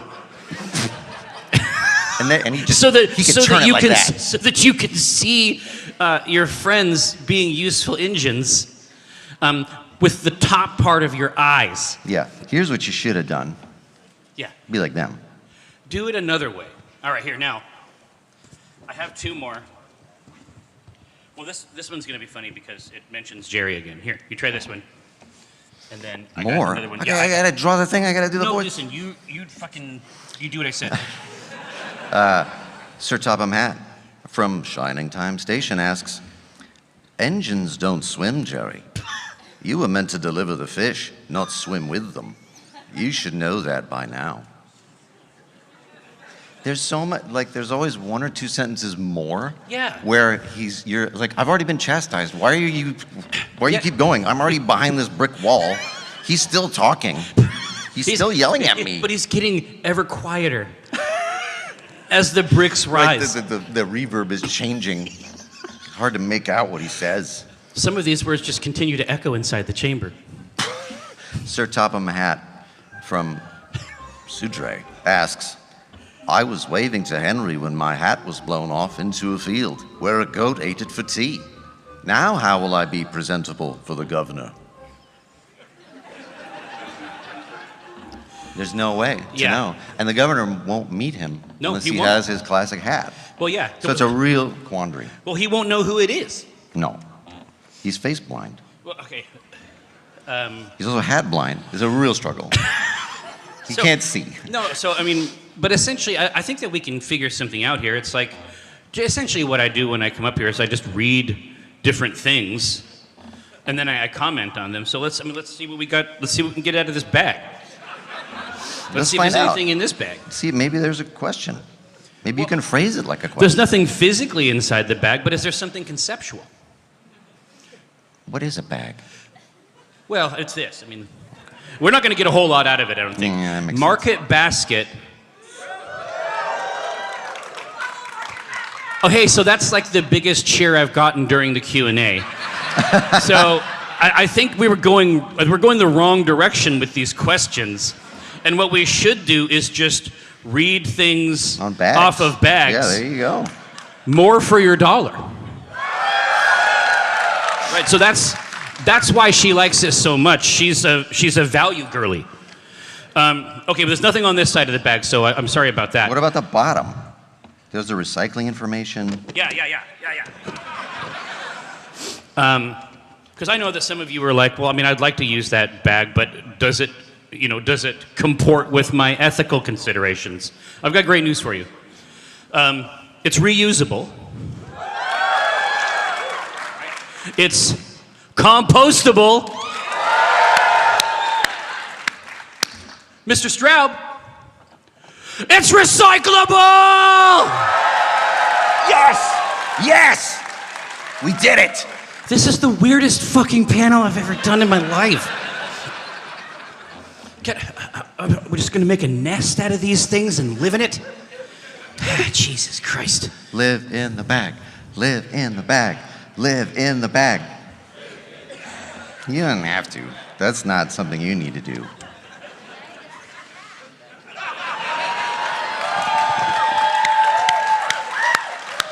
It was made for me. The cheer coming on when the bag went over the head, I think, is one of the most mortifying experiences I've ever had in my life. Yeah, So we've transformed this. I mean, ostensibly there's a strip. Now, let me take a moment, obviously, to appreciate you for the $5,000+ for Child's Play. Of course, this ancient sigil over to the right there will allow you to go even crazier should the need arise. But you did have a chance. Oh, hey. Hey, Oh, hey, Laura, what's going on? I've become the questions. What? Oh, nice. How? Is it live? Are they coming in? Huh? You got some more? First of all, this chair farted, and that was rude. Well, yeah. It wasn't mic'd at least. It's true. But honestly, I gotta tell you, these motherfuckers are in a state. Are they? Yeah, I've been reading. Holy shit. Yeah, I've been reading things. Oh, they can do better than that. Well, I think they can do better than this money bar fuck for yeah. certain. No, but I'm saying I've just been reading things off of bags. Oh. And it's been the biggest. There's been like WWE style pops. I mean, do you want me to leave? No. No. Okay. No, I would love it. So you have more Bring questions. more bags. Yeah, I surely do. So. Oh, yeah. Does anybody want a bag? Yeah, tell you what. No, we can't. Here's the thing. Unfortunately, I just had to figure this out. We cannot raise money in exchange for physical goods. But what we can say is, if we get another $100, we will randomly give you. No, that's not what we can do. But, maybe we'll read another thing if the number gets high. Hey, no, hold on. So you're saying that we can't give it to them for physical acts or physical objects? Yeah. Can we give it to them for services? Hey, if I don't see it, it didn't happen.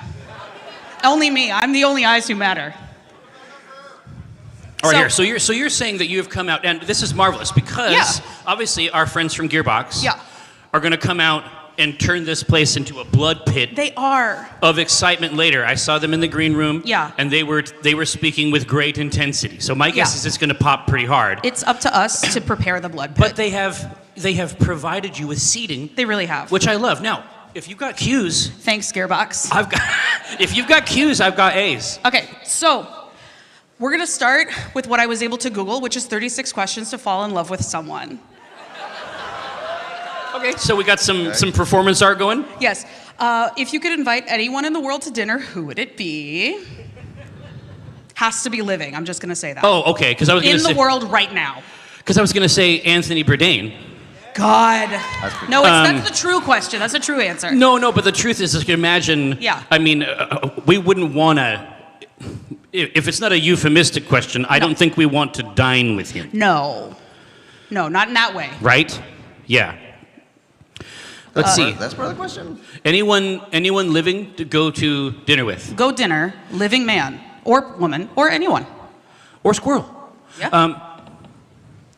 Brenna Holkins. Hey! Yo. Oh, boo. Boo. Yeah, Happy Mother's Day. Happy Mother's Day. Happy Mother's Day to you. Is that one of them? No, it has to be Happy Mother's Day. Happy Now we're not We gonna wish get you were our sued. mother so we could party too. What? So really quick, just so that I know the boundaries here, I understand last time I was on stage while a strip was being maked. It is even now being maken, madam. I was given instruction not to speak to the maker of the strip. Oh. Because I would wreck his focus and it would ruin everything. Oh, see, this is the thing. That's Mike. I know that's Mike, and this is Chris, but I wanted to make sure I spoke to his friend. This creature can endure unbelievable amounts of abuse. Oh, well then in that case, let's stand over it. So I've been... Why are you drawing it that way? I need you to bump my arm. Yeah, I'll just sit here and just occasionally jostle you. How about that? No, I had him reading questions and shit. I had him doing voice acting. Oh, God. All right, well It then was in that incredible. case. So here, sorry. Yeah, you got some good? The second one is great. Would you like to be famous? If so, in what way? How would you like to be famous? Now, arguably there was a point in the trajectory where... I was going to say, which year were you in the Time 100 Interesting People? God, that was a weird night. But the pictures are hot. God, the pictures of Brenna are hot. Shut up. The pictures are hot. The pictures of me, or imagine a cue ball with a black napkin draped over it. And that's my vibe. That's my energy. But no, it was fucking crazy. Because you said Taylor Swift was there? Dude, it was But nuts. she was just another of the 100 people? No, it was fucking dumb. Here, Yeah. I'll just hook you up. Please. We got all kinds of fucking time now, I guess. That's true. So, Brenna and I were just hanging out, I guess, in New York. I'd never stayed in a hotel in New York.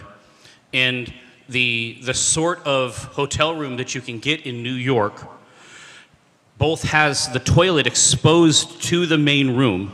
Oh, I love that. I love this romantic design where you can see your partner defecate. See your Why? partner defecate. Staccato defecation, like an MP5. No silencer. Now, but the room quite small. The room, prison-like. Yeah. Although I've seen prisons with more space. Now, it was a completely insane thing to walk on an IRL red carpet. It was so funny. It was so funny because it's like the first person, it's like Bill Clinton. Yeah. And then Brennan and I come up, and everybody brings the cameras up, and they're like, I don't know who the fuck that is. Like, they all go like this, and then they're just like, oh, what the No, fuck? it's the you got it in the bumpers and wheeze. Whoa!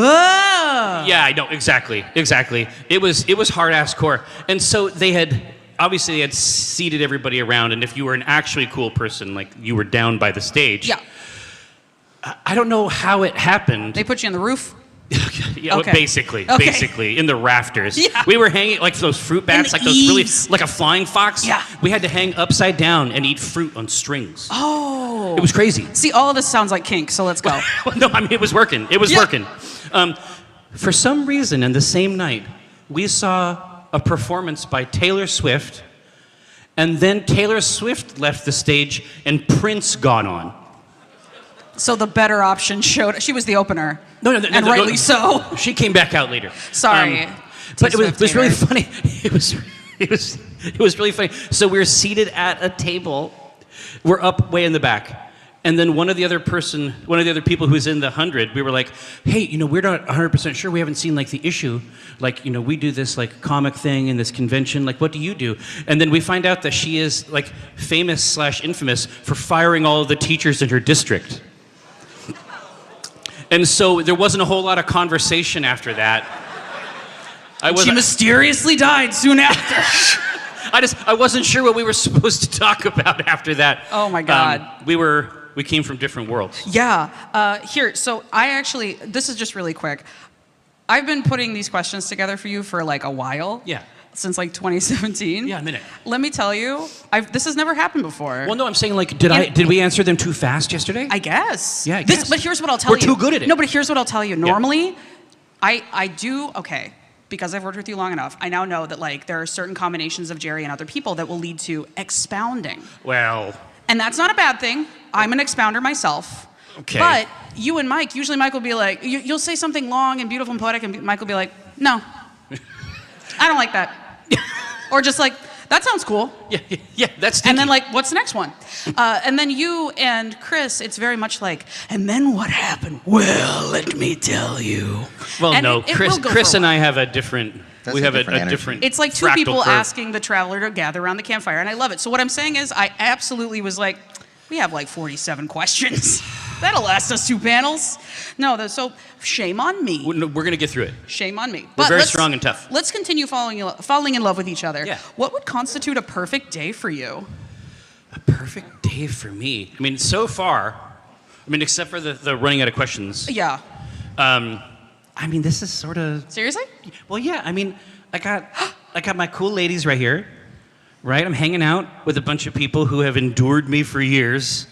And they packed this theater, baby. Well, no, and they laughed. They laughed when I read off of the market bag, and then, but also what was really drove me wild. Yeah. Was I had just mentioned the market basket, and this lady was like, "Fuck yeah!" Oh my God, let's hear it for Market Baskets. I'm telling you. Thank you. Is this like their Wawa? It's better.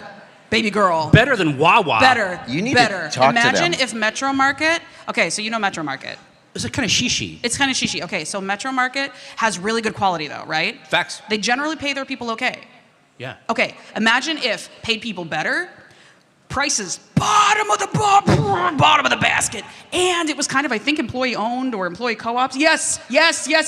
They're good as hell. And you go inside and it's like a time warp to 1981. Wow. People are in uniforms. There are colored tiles on the floor. And it's pronounced Market Basket. Oh. Market Basket. We love Market Basket. We love them. And then I think, oh God, people know the owner by name? Yes, it's Damula's Market Basket. It's so good. The prices are in the freaking basement. Dude. And they're so good and the quality's incredible. Dude, okay, listen. Go to Market Basket. Yeah, I'm gonna go. You should go. I'm It's in leaving Somerville. right the now. The closest one from here is in Somerville, so it's like a 20-minute Uber ride. But Yeah, you're gonna love it. y'all go. I got this. I'm good. Get it in. Yeah. Just No, stop. here, no, you stay here and finish this. I gotta go check out these values. Yeah.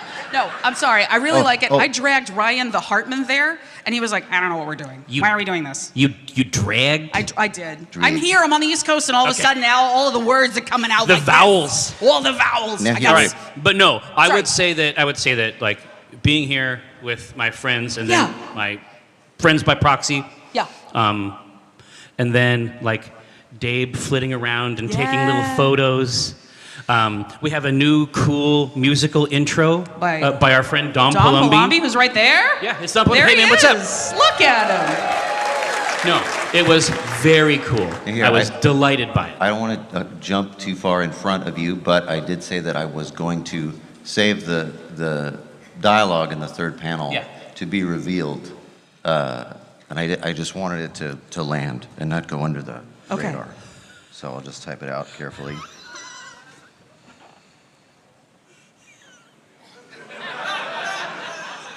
The thing is, it's going to hit even harder once I get that bold italic on there.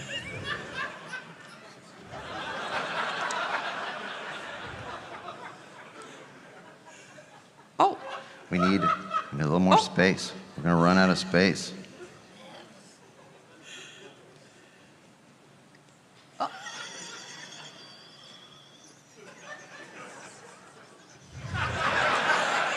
Now, We did it. I don't think it's done. Because this just will give so much energy to it. So much momentum. Yeah.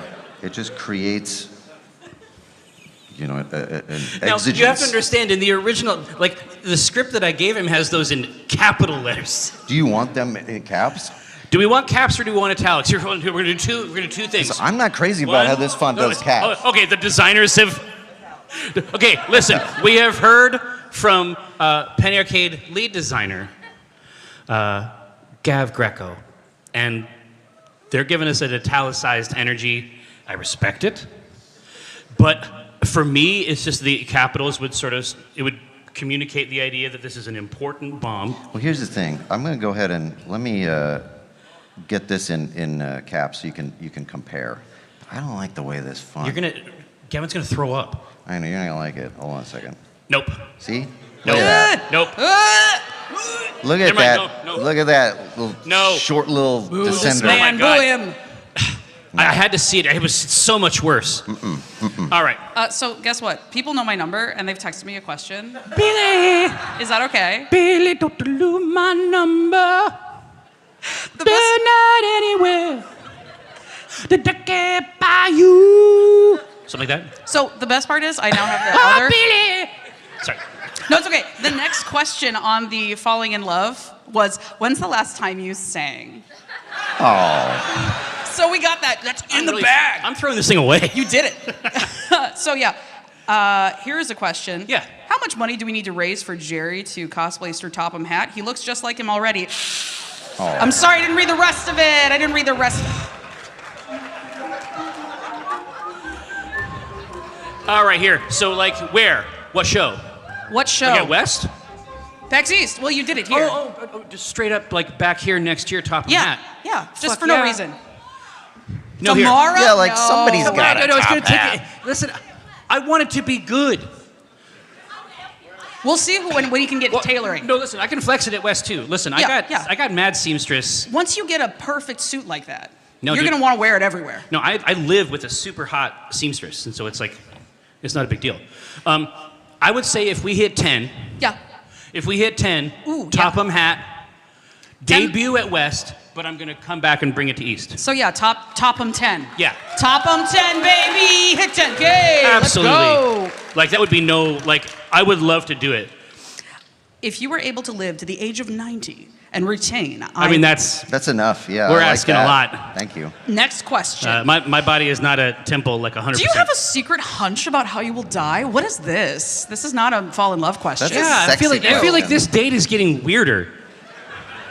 A secret hunch about how you will die? Yeah. Do you have any allergies? Like real Can serious you eat allergies. shellfish? Hey, what's your exact address? Yeah. No. How I will die? Yeah, a secret hunch. A secret hunch? Do you have a public hunch? No, I'm about to make it public, I guess. That's true. My fantasy, my optimal fantasy. Yeah. At home, surrounded by friends. And I'm hoping. Yeah. I'm hoping and praying you can make this happen. Oh God. Assassination. Right? Oh, Brenna says no. Hey, Brenna, do you have a secret hunch about? No. Yeah, Brenna, don't assassinate my husband. You know. I was actually. The next one is name 3 things you and your partner appear to have in common. Oh, now that might be worth. Oh, appear to have in common. Appear to have in common. We live in bodies of flesh. Oh. Bones. We have bones. Can't see. You're right. You're right. Can't see the bones. Oh. Oh, no. Bones, teeth. As Brenna is fond of saying, Teeth are outside bones? teeth are outside bones. Yeah. They hang from your lips like bats. Yeah. Mm-hmm. Yeah. Yeah, I mean, we're both do that. We like to do the thing that is the best about us is that we like to know that the other person is there, and we like to go and bother them sometimes, but we don't want them there all the time. We want them to not be there much of the time, but the rest of the time it's fine to be there. Yeah. Yeah, that is like companionate silence is something we can handle. Oh, we love a companionate silence. Yeah. Chris. Yes. If I can open this to you, what are some things that you and your partner have in common, or appear to have in common? Well, this is really interesting because Chitin. we are very different people. Like she's very type A. Yeah. And we like to laugh together. We can be silly together. Do you like laying walks on the beach? We laugh once a day. Oh, we don't my go to God. bed Just angry. once. Wait, what was you mentioned something? Shoot, I completely forgot the thread. That doesn't matter. What's the companionate silence for y'all? Do y'all do a companionate silence? I remember. Okay. I like this quote very much, and it describes us. It was something that marriage is shouting "what" from other rooms. That's really 80%. Yes. I love it. So we got that.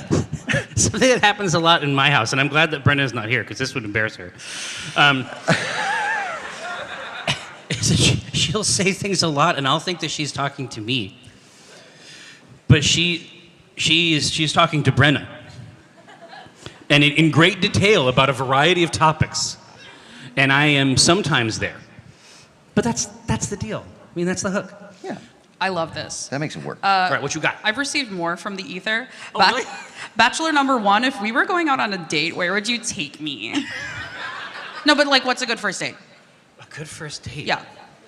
Don't worry about me. Don't ask me. What an ancient muscle to flex again. Yeah. I don't know what they are. I don't think. Do people? I don't think that's it. happens? I think that you just.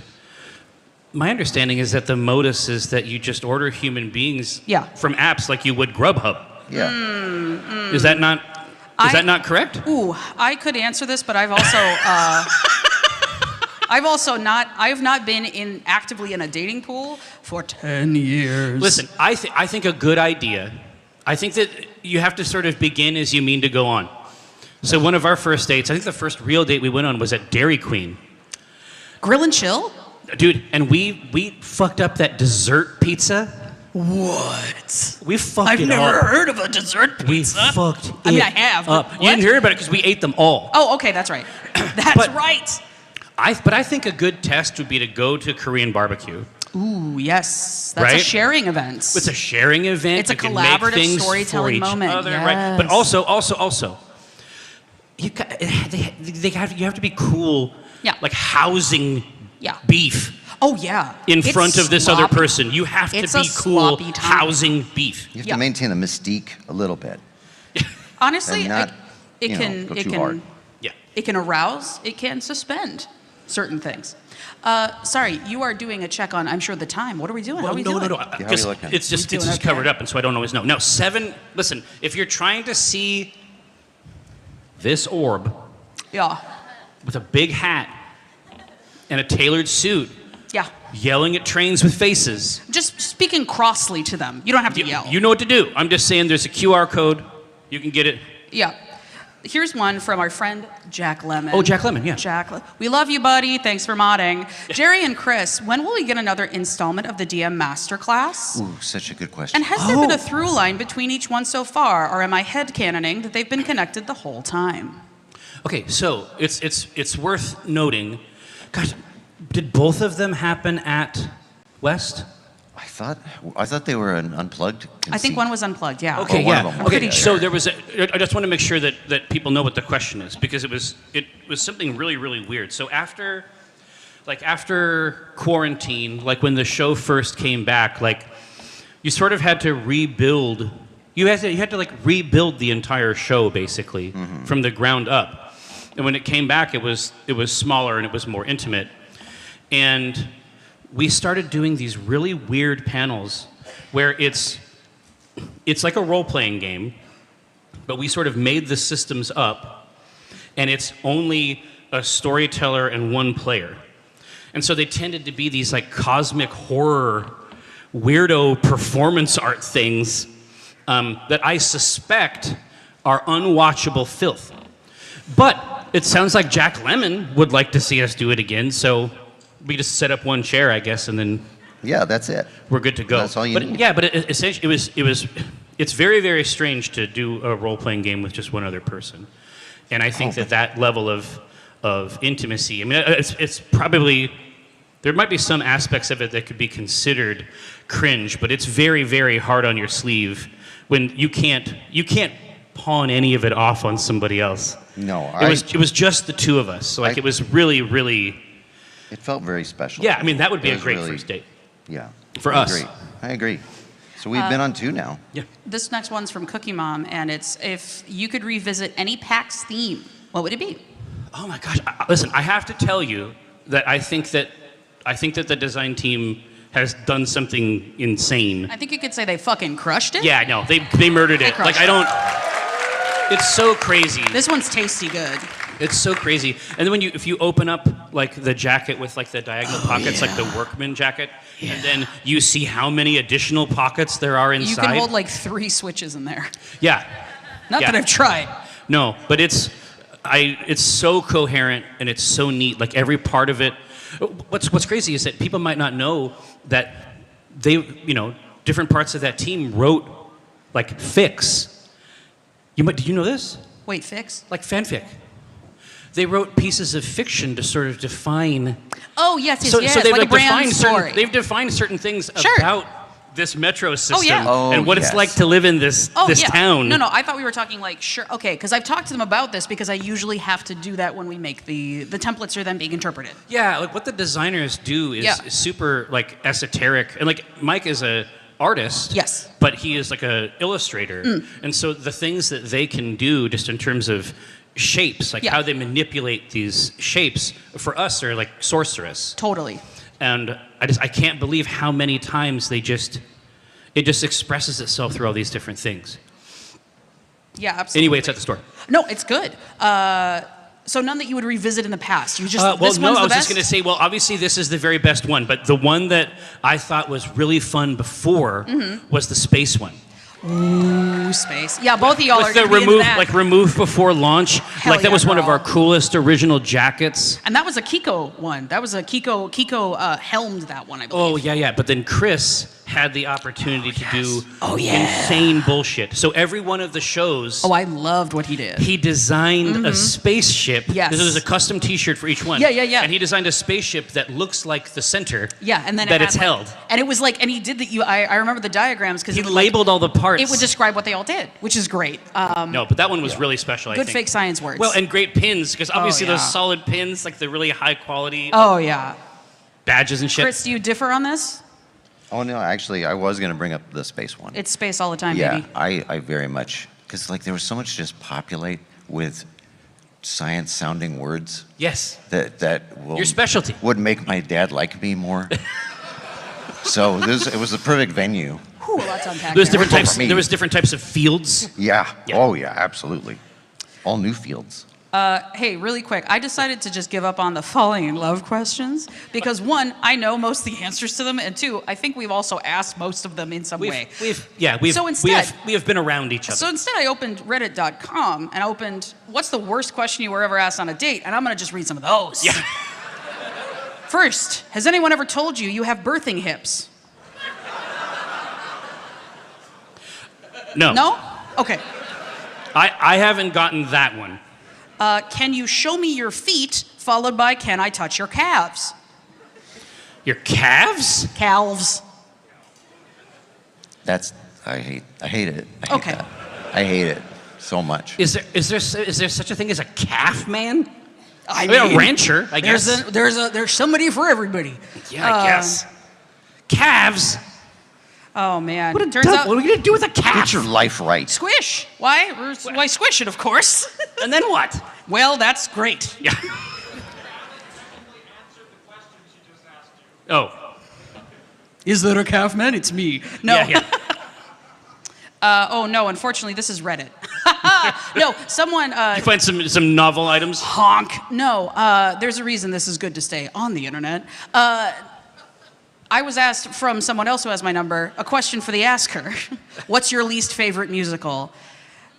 Oh, we don't have time to get into that, baby. But what would you like to offer for that? Do you have a least favorite musical? I have most. It was a good laugh from Brennan. No? No. You're not gonna get into it? No, Ronya is constantly pushing musicals on me in the house. Oh. In my home. Yeah. There's been an incursion of musicals recently. I definitely have like a musical that fell in my estimation, which was Hello, Dolly, because I was in that one. And then I thought, oh, I do this thing with my beloved husband, and it's very normal, and we can talk about it. When we don't want to watch a news event that is happening, we turn on the musical that I have chosen, and we drink margaritas. It's Margs and Musicals, baby. And we tried to watch, I've gotten him to watch, like, Calamity Jane and The Greatest Show on Earth and Funny Thing Happened on the Way to the Forum. He liked that anyway. But I tried to watch Hello, Dolly, and drunk off our asses, we couldn't get through it. Really? You could not long endure. It's so boring, it turns out, because they stretch it out. Anyway, it's definitely... Like the Barbra Streisand one? Yes. Or a later? Okay. Did you know that Walter Matthau said that she had as much talent as a butterfly's fart? Yeah, I know they hated each other. Yeah, but I also, because I saw that very young. Let's go. I didn't realize that, like... That was an inappropriate age difference? Oh, yeah, that's exactly what I was going to say. Yeah. I was like, also, I was at the age where I couldn't parse how old she was anyway. It's like, Yes. well, they're all probably Adults like 50. are happening. I don't know. Sure. But she was, what, like 18? No, yeah. And Walter Matthau was never 53. young. Yeah, He was born like a raisin. Yeah. Mr. Vandergiller. Yeah. If you've ever watched the movie A Face in the Crowd, I highly recommend it. Yeah. Walter Matthau is the hottest thing on two pegs, and Andy Griffith is the scariest man in the world. And that's my pitch for A Face in the Crowd. Wow. That's a good But I movie. want to go back to this butterfly fart. I'm so sorry, Like, yes. No, I mean, I feel like as a metaphor, as a euphemism, I feel like that could go a couple different ways. Like, I don't think a butterfly fart has to be a problem. That's true. I mean, I assume... Are you a calf man? I assume it sparkles. Well, but I also, what if butterflies are like goldfish and they can't fart, so they die? If they eat too much, they die. That's why goldfish die when they eat too much. That would make that metaphor incredibly sophisticated. That's actually true. You know what I mean? But he's a good boy. Yeah, there we go. That's true. I actually have a question. Celebrity hall passes, while we're at it. Not in the sense of, I'm absolutely planning to meet Walter Matthau in real life. But like, do you have a person who's like, actually, you know what? Okay, yeah, maybe? Not like a whole, like... Well, or just in the sense of like, I would probably have to hug and kiss them. I would want to hug and kiss them very badly. Not like I want to do anything. Is this... I feel like you want to do something. That's No? my read on this. Oh. You can't hide it. I just want Clancy Brown to read poetry to me, okay? Okay, Clancy Brown, Clancy Brown. Here, That voice is in the basement. What's your favorite Clancy Brown? Let's just talk about which one is Oh your my favorite God. Clancy Brown. First of all, the one that turned me into a Clancy Brown forever girl is the Kurgan. Are you kidding me? I hated Highlander every minute of it until Clancy Brown shows up, and then he's kind of mean to nice people. But that's about it, because he's just a huge evil man, but he's like the I'm gonna tell you bad bye, like I say bad night kind of evil. Like, that's all I can tell you. Sort of clownish level? Yes, he might as well be patting a big cat and saying, I'm gonna get you, gadget. That's his whole thing. But he looks punk rock as hell, and he's got a dope-ass song in his Trans Am. Give me that man. I'm Candy. Of course you are. It's a pretty fucking... Oh my God, though. It plants a seed in your soul that doesn't grow up until you're much later. It does. It does. Now, here's what I'll say. Yeah. My favorite Clancy? Yeah. Carnival. Oh shit, I haven't seen it. I'm so sorry. I'm so sorry. Should I leave? I'll leave. I'm sorry. No. Sorry, guys. Carnival. Carnival. That's the Clancy But for there's me. like 3 versions of Carnival, right? No. No? What am I thinking of? HBO show. I'm thinking of something else. Imagine Clancy Brown as an evil, this time, an evil preacher man. Hallelujah. Oh my God. It's Raining give me Man. that Akron native Clancy Brown. Y'all gonna love it. Akron. Y'all gonna love it. God. Now, right here, so what are you looking for? Am I dressing up as Topham Hat? No.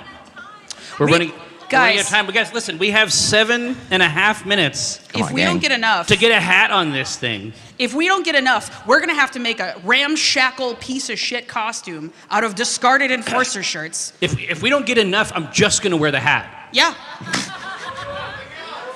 No. Okay, I mean, I'm just gonna wear the suit. Yeah. See, now we got it. Oh, here, no. So what do you got?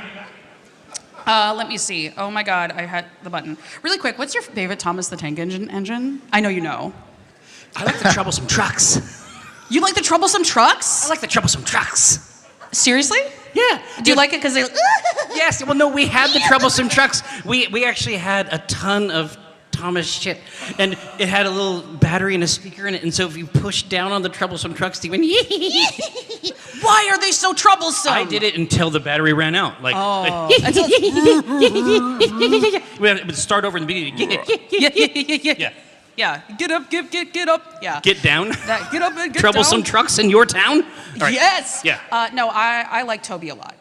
Yeah. It's a tram. That's a tram. Chris, you gonna join us? I don't remember enough of them. I do. Fuck you. There was one. Yeah. It's deserved. But just immediately. I'll finish this strip somehow. Give me that. Like a can of soup thrown at my head. No. Kill him. Kill him. There was one episode where, God, was it Gordon? I know he was a big asshole. Gordon's a big round blue fellow. And but he it was like here's this. a new type of engine. Yeah. I always like when you throw that in, that dynamic. It's like, what? It's a twisted. It is for the darkest. It's like mean world. It's like 40K levels of grimdark. Absolutely. But it's just Sir Topham Hat. Yeah. No, he's Mark. the one.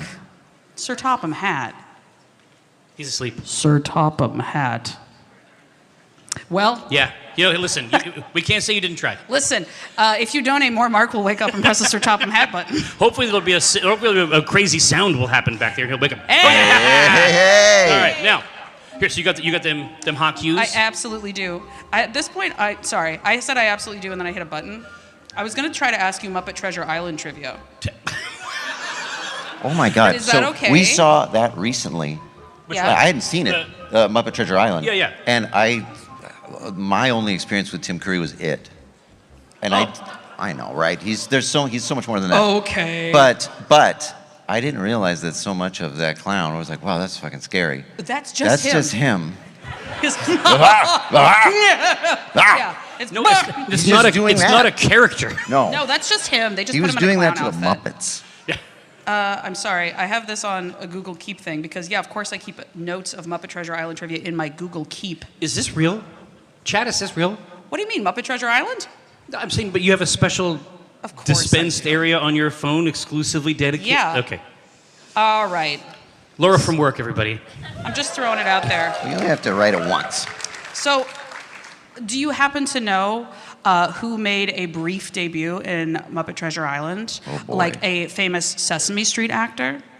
No. How many Muppet performers do you know? I'm so sorry. I don't know if we're coming into this. Some. Steve Whitmire? No. No. He subbed in for Fozzie Bear for one day. Oh, then I have Anybody got it in the audience? no idea. Kevin Clash. Elmo. Whoa. Elmo. Dude, you're dropping real science on us here. It's okay. I actually kept it open on bad date questions. Do you have any debt? No. Yes. If you could get away with murder, would you? Yeah. Oh, can I see your phone? That's the dumbest question. Obviously, yes. Do you have games on your phone? Is another one? Actually, no, really, for real and truly. Yeah. Do you tell me have more. games on your phone? Yeah. Is a question for a 14-year-old who Yeah. is going on a date with a 35-year-old. Yeah. Like this. Yeah. It's wrong. Well, do you have games on your phone? That sounds like something a man without games on his phone would say. I got mad games. Don't What's your talk to me about current my What's your games. current sad obsession that Once you're like, Upon a ooh, Galaxy. Once Upon a Galaxy. Why is it good? It's one of the best games I've ever played. You can literally play it forever and it's always different.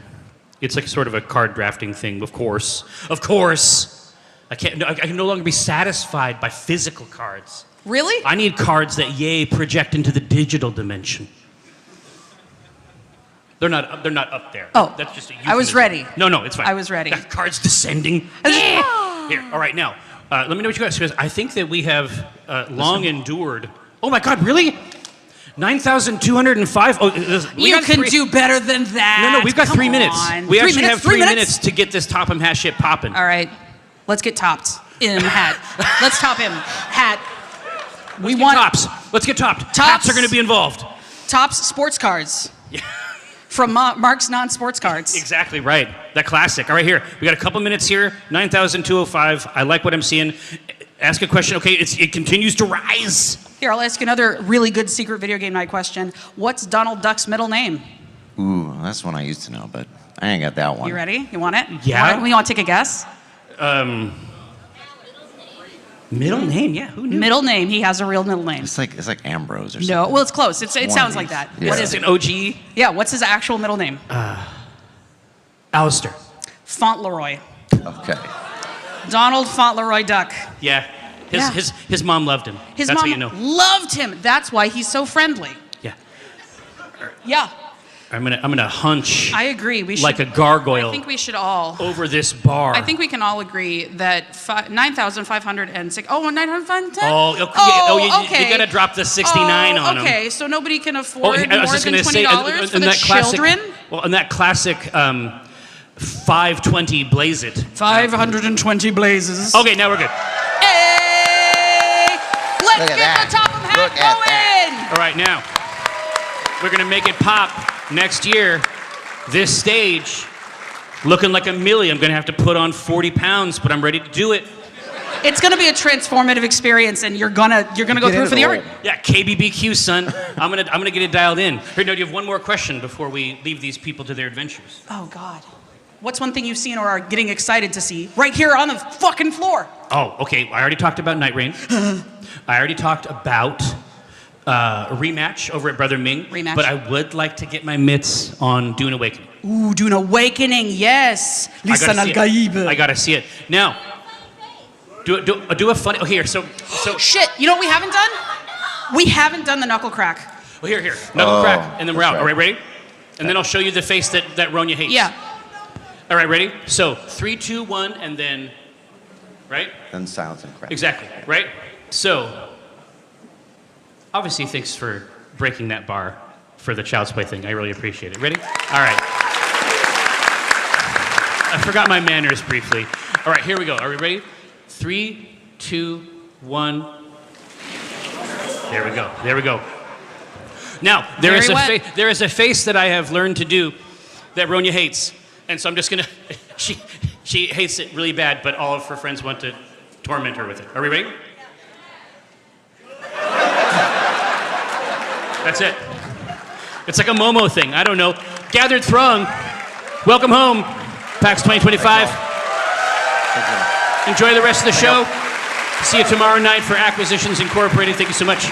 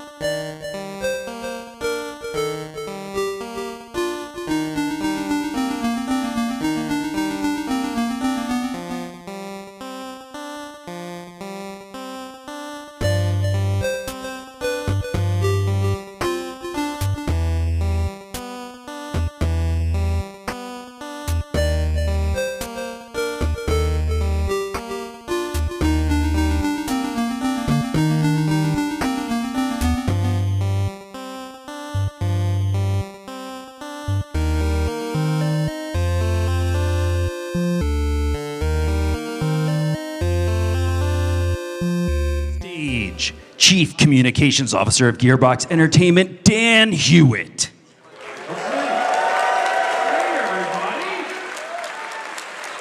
Hello, PAX people! That is fantastic. I hope you all are doing well.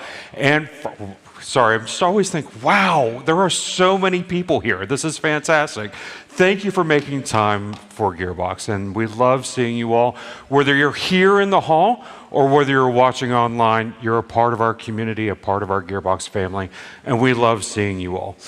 I will tell you, this show has a particular special meaning for me, apart from the fact that I just love PAX in general. I have been out of the office for the past few months. My husband and I had our first child. So I have been on paternity leave, and I just came back from paternity leave like 48 hours ago. So it's like, oh my gosh. And I tell you what, I sort of have a thing. I was debating whether to do it or not, and then I'm being completely serious. Do y'all want to see a picture of my kid? Yeah! Hey, Sean, can we load up that picture of my kid?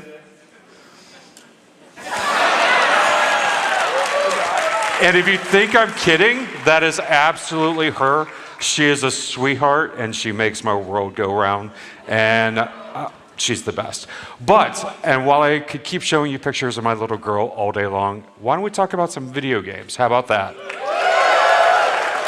We have got an incredible show for you all today. We've got some great people here from the Risk of Rain 2 team who are going to be talking about, that's right, who are going to be talking about what's going on with that incredible game that I love playing so much. But we also have a whole group of folks here from the Borderlands 4 team. How about that State of Play? Was that State of Play with Sony awesome? That was an amazing show. But we've got a great group of folks who are going to be doing deep dive conversation. We're also going to be doing a Q&A. We've taken questions from the community online as well as people in the audience. And we've got Randy here who's going to be doing a giveaway. So I'm excited about that. Stay with us for the giveaway. So why don't we get started? What do y'all think? All right. Coming out now are Roger and Bruno from our Risk of Rain 2 team. Roger and Bruno.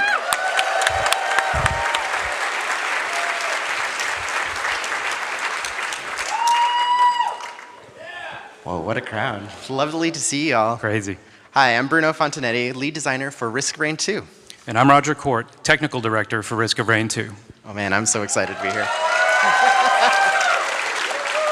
Okay, since Hopu Games and Gearbox first launched Risk of Rain 2 in early access right here at PAX, it's been so exciting to see over 10 million people engage with Lemurians, Wisps, and the adorably squishy Gups. Now for the uninitiated, let's bring you up to speed. Risk of Rain is a fast-paced, third-person shooter roguelike where up to 4 friends are dropped onto a hostile alien planet and forced to survive as long as possible. The catch? Time is your enemy. The longer you play, the harder it gets. You choose from a roster of up to 16 unique playable survivors, each with their own playstyle, and battle increasingly difficult enemies across dozens of environments.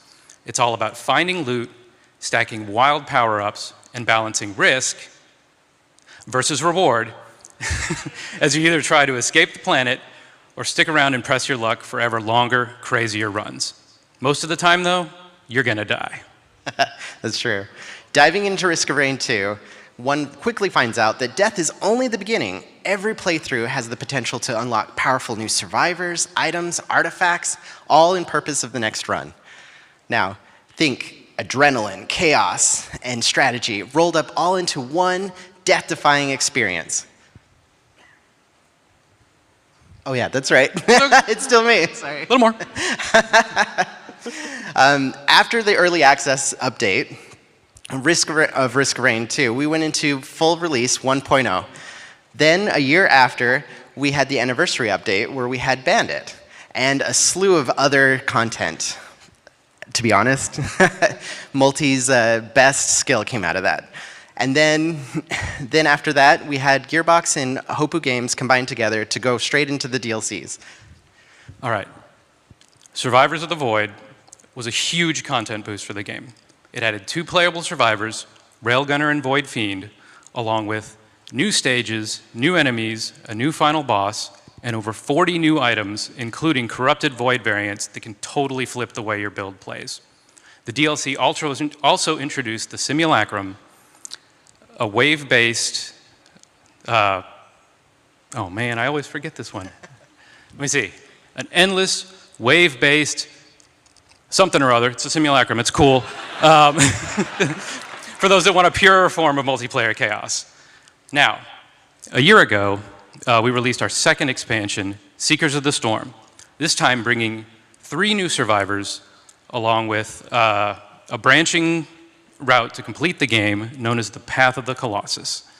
This is a multi-stage trek that scales a giant statue and includes new stages, new items, new enemies, and elite types, and culminates in a new final boss challenge. That's awesome. So earlier this week, we released Phase 3 of the improvement updates. Phase 1 being the items, where we overhauled all of them in conjunction with the community, ensuring that we increased the fun, improved the balance, and created new synergies between old and new items. Then we moved on in March to Phase 2, which was the False Sun boss fight and its redesign, making sure that encounter had a glow-up, it was polished and compelling, all while keeping the challenge that Risk of Rain players love. And then finally, Phase 3, the Survivor update. Seeker, False Sun, and Chef. All their skills got a massive update and glow-up.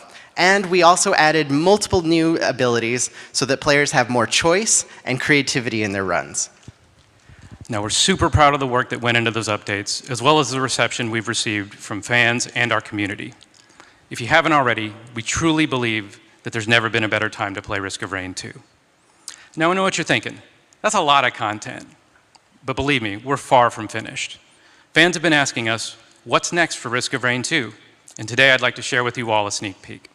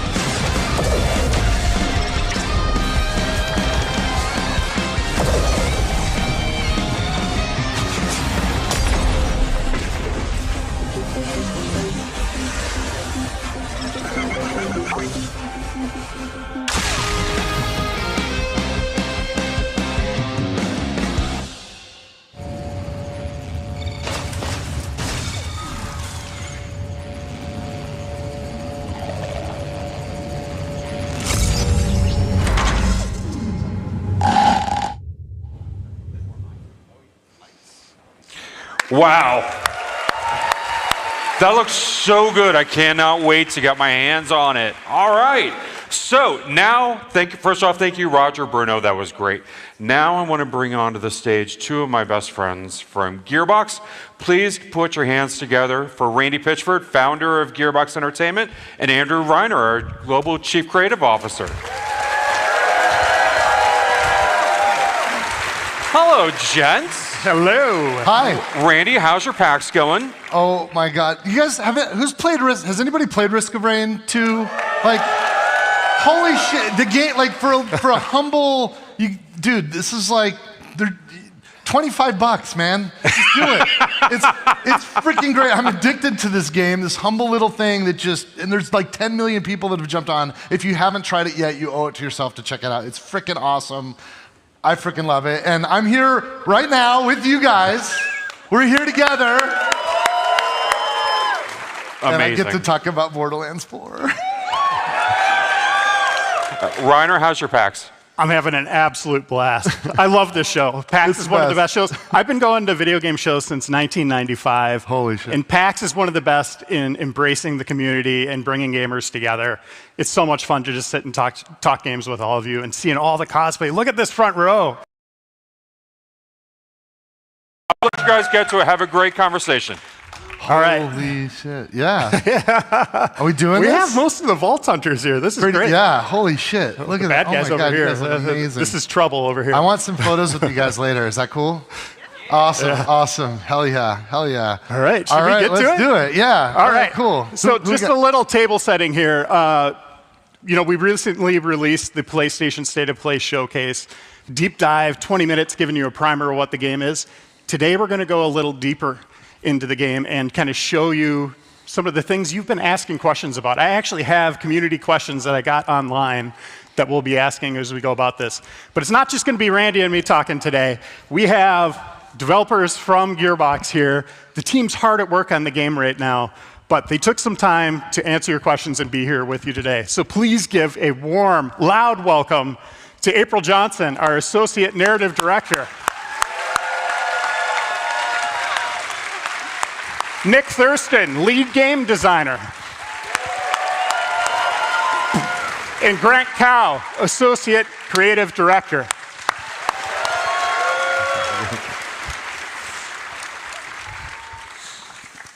You guys ready? We're so super ready. Are you guys ready? Dude, before, we moved the date up. Did you guys see that? Yes. When does that ever happen? Everybody was like, oh yeah, GTA 6. Like, dude, we had no idea. We discovered it when you guys did. We've got this, you guys. This game is in great shape. We're cooking. We are cooking. We are cooking. We are cooking. Yeah, baby. All right, sorry, Reiner, go ahead. Well, I'm going to ask you a question first, okay, Randy. okay. So, yeah, stay on the edge of your seat here. This is an intense question. No, you've been involved with every Gearbox release so far. Yeah. That's every Borderlands game, of course, Brothers in Arms. Yeah. You even worked on, Half-Life game, Duke Nukem. You've seen it all. You've done it all. How do you feel at this moment in time where we're at with Borderlands 4? It's pretty good. We're on offense, you guys. Look, sometimes we're white knuckling to the landing, And look, we got a lot of work to do. We're working our asses off, but the momentum is insane. The velocity is insane. I don't think we've ever been in a better spot this far from launch as we are right now with Borderlands 4. And I'm really, really stoked because I kind of need a game like this right now, I kind of need this. So I'm stoked to play it. I just can't wait to get it done so we can all play together. You guys want to play together? Yeah. So let's go back to the end of Borderlands 3, kind of connect the dots for people. Just spend a few seconds before we get to the new stuff, setting the story, Randy. Lilith teleported Elpis away.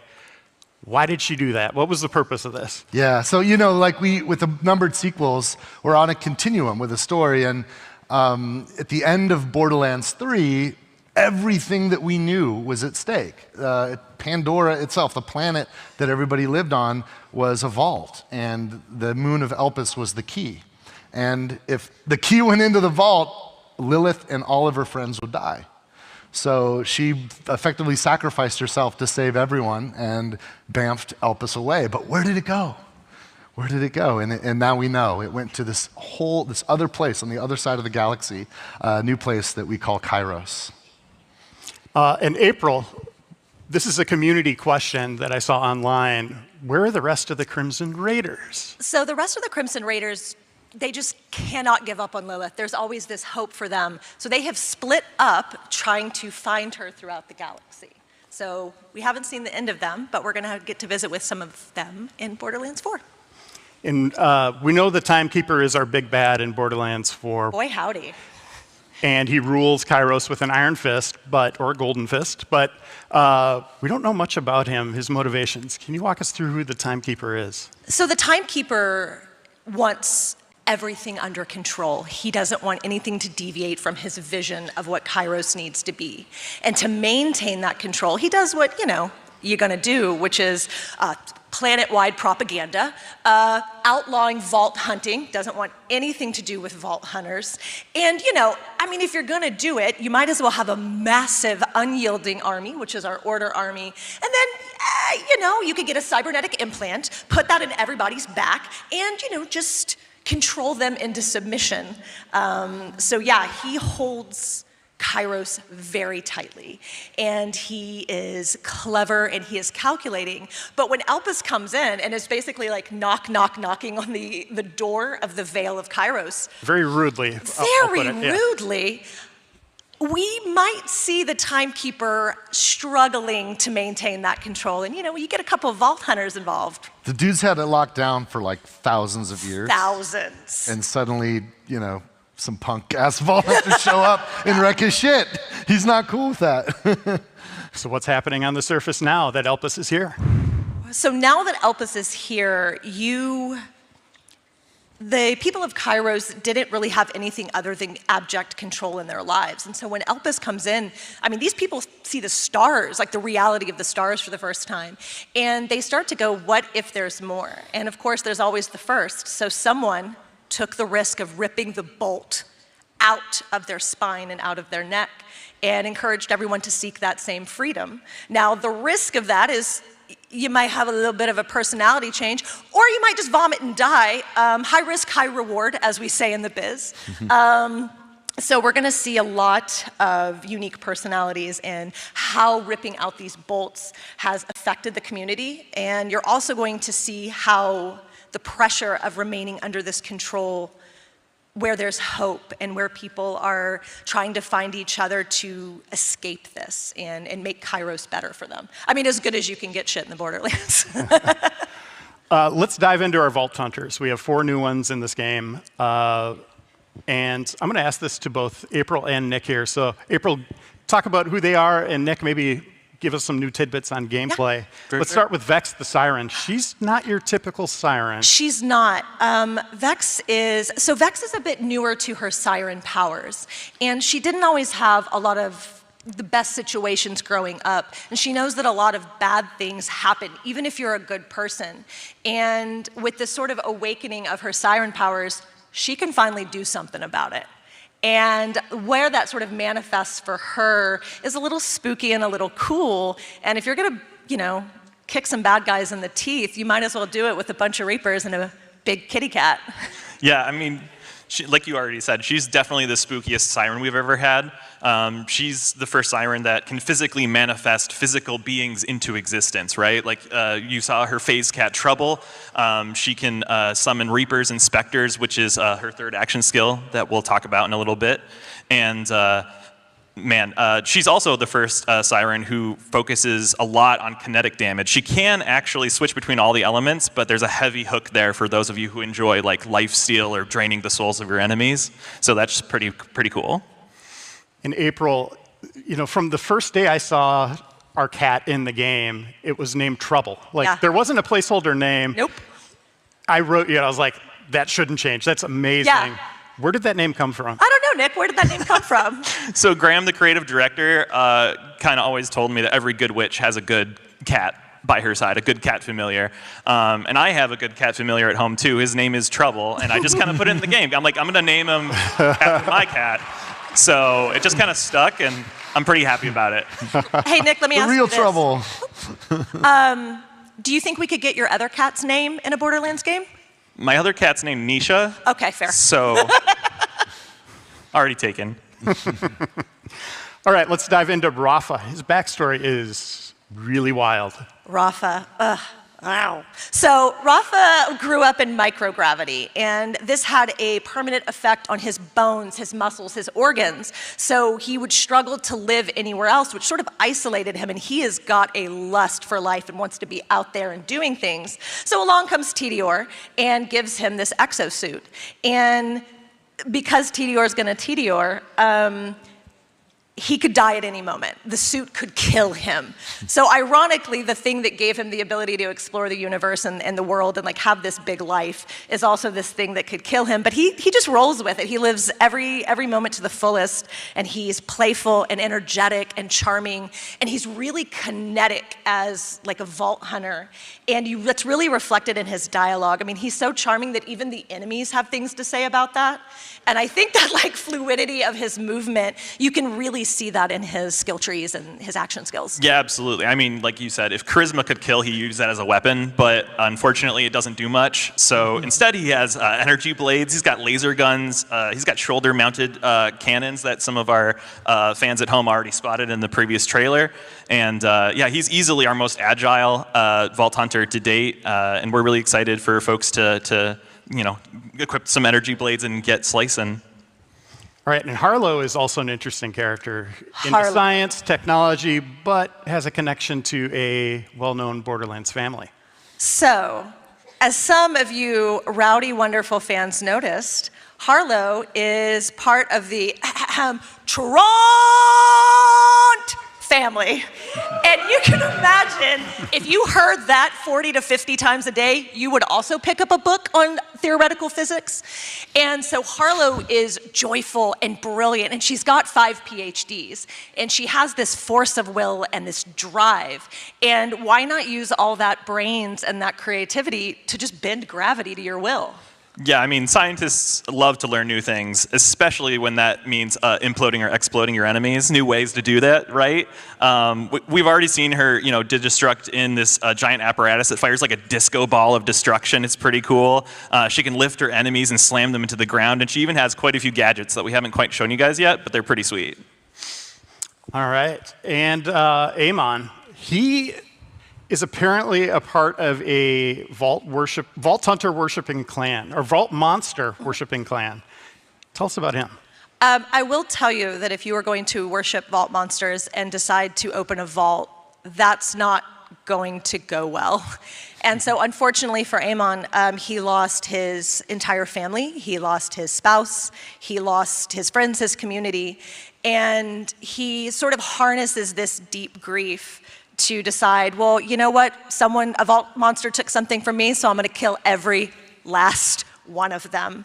And he is a big, beefy daddy, but I will say there's also this really beautiful warrior poet side to him, and he wants to find community and connection, and he's just so single-mindedly focused on literally and figuratively forging his body into a weapon.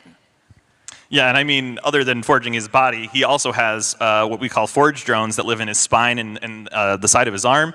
He is literally able to psychically control them and manifest them into all kinds of weapons. I mean, he's got a sword, he's got an axe, he's got a hammer, he's got a shield, he's got a spear, he's got a whip. This is a long list. He's got everything that you might expect from a sci-fi Viking, because that's pretty, you know, it's pretty great. And Randy, let's focus on the planet Kairos a little bit. What can players expect as they're traversing this world? Oh yeah. Well, look, it's if you're like a human living on Earth and you want to like go someplace safe, Kairos sucks. Like you're fucking dead. Like everything will kill you out there. If you're a Vault Hunter, it's awesome because nobody gives a shit if you kill dudes and take their loot. It's also unbelievably amazing. There's incredible vistas and the highest of highs and the lowest of lows and a range of different atmospheres. Now, some parts are pretty locked down. You know, the Timekeeper did get a hold of this place, and he's got his tamed center of the planet where he commands and controls everything. But out in the wilds, it's nuts. And also, even in that area, it's not safe unless you are, you know, on the side of the Order. So for a Vault Hunter, it's just everything's possible. And this is the biggest, by far, universe that we've built, and it's seamless. There's no load times. Just you see something anywhere on the screen, a mile away, up in the sky, you will be able to get there. Yeah. Yeah. And Grant, we have dynamic weather systems. Walk us through what players can expect. Yeah, and Kairos, there will be a myriad of different storms, from rain to thunder to snow and dust.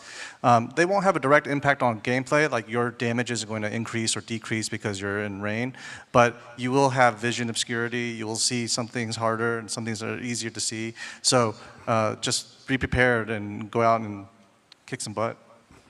And Kairos is huge. You know, this is a fun place to explore. We're going to have story missions all over the place, but there's other things that you can do in the world. Grant, walk us through some of those as well. As players go through Kairos, they will have a myriad of things to kind of encounter, ranging from dynamic world bosses to NPCs that need help. All of these are just like loot chases, so anytime you do any of these, you'll be rewarded with good loot and like a loot chest and stuff. So be sure to stop and help the locals, be sure to kill the badasses that spawn, and try to fight the bosses that try to kill you. And Randy, in our State of Play showcase, vaults were mentioned. Plural, what does that mean? Plural is plural. Yes, there are vaults. Yes. you want me to give it all up right now? No. Yeah. One shoulder at a time, baby. I'm a former journalist. I got to do it. And as I just said, Kairos is huge. How are we getting around? Well, you know, you can do what you used to do, run and walk, and but there's a whole lot of new stuff.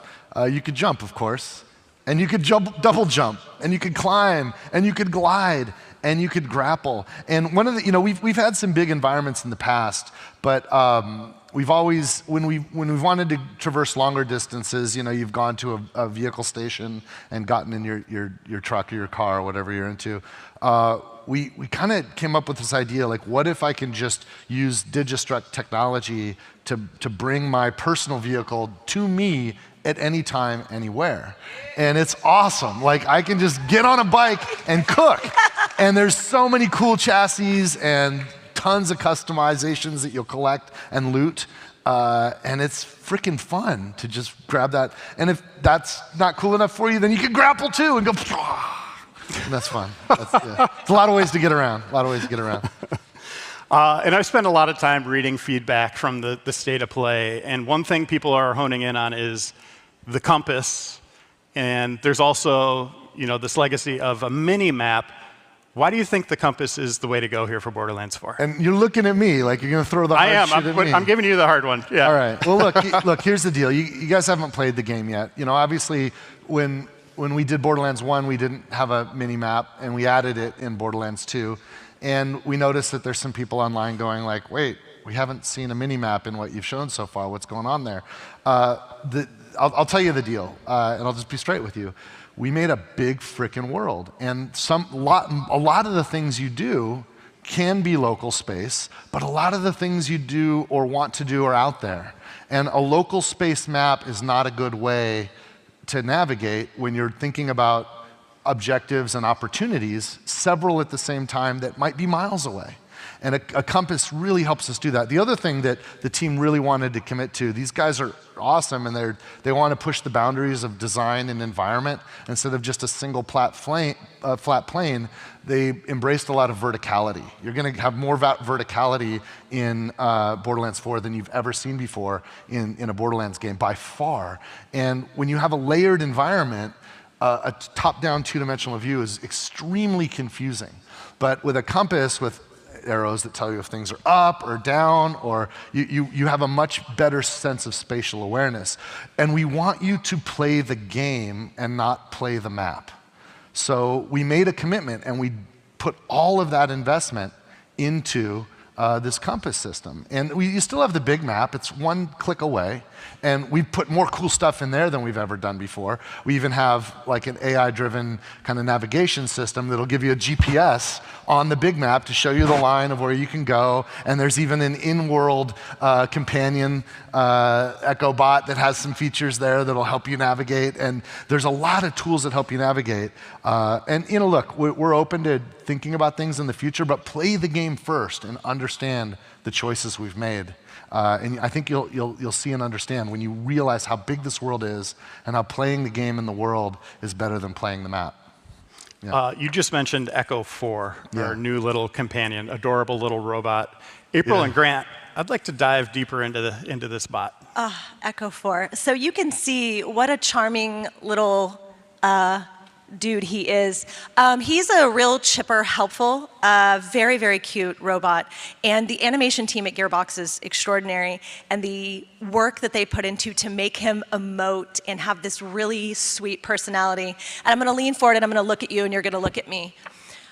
I know you don't want to die and fight for your life. I understand that. But I need you to do it just once to see absolutely how sad Echo 4 gets when you die. So if you could just do it once for me, that's all I'm asking. But he not only just does a little robot tear when you cry, he's also actually a very helpful tool in the game, I guess. Yeah, Echo 4 also controls a lot of your HUD, including giving you options to upgrade your SDUs. They also provide your rewards. So those that didn't want to talk to Lilith for the 30th time, you can now have your rewards delivered straight to you from Echo 4.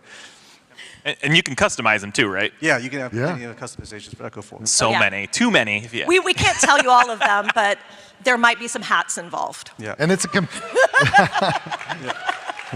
and it's a companion navigation AI. So if you get lost, just your buddy will help you. Yeah. Grant and Nick, let's dive into our guns. What can we expect from our manufacturers this time around? Are there guns in this game? There's a few. Wait a minute. They're just a little bit. 2 hands this time, yeah. We have 5 returning favorite manufacturers, the Jacobs, Maliwan, Vladoff, Tedior, and Torg. Those are our 5 returning favorites. And then we have 3 brand new ones, the Ripper, Daedalus, and Order.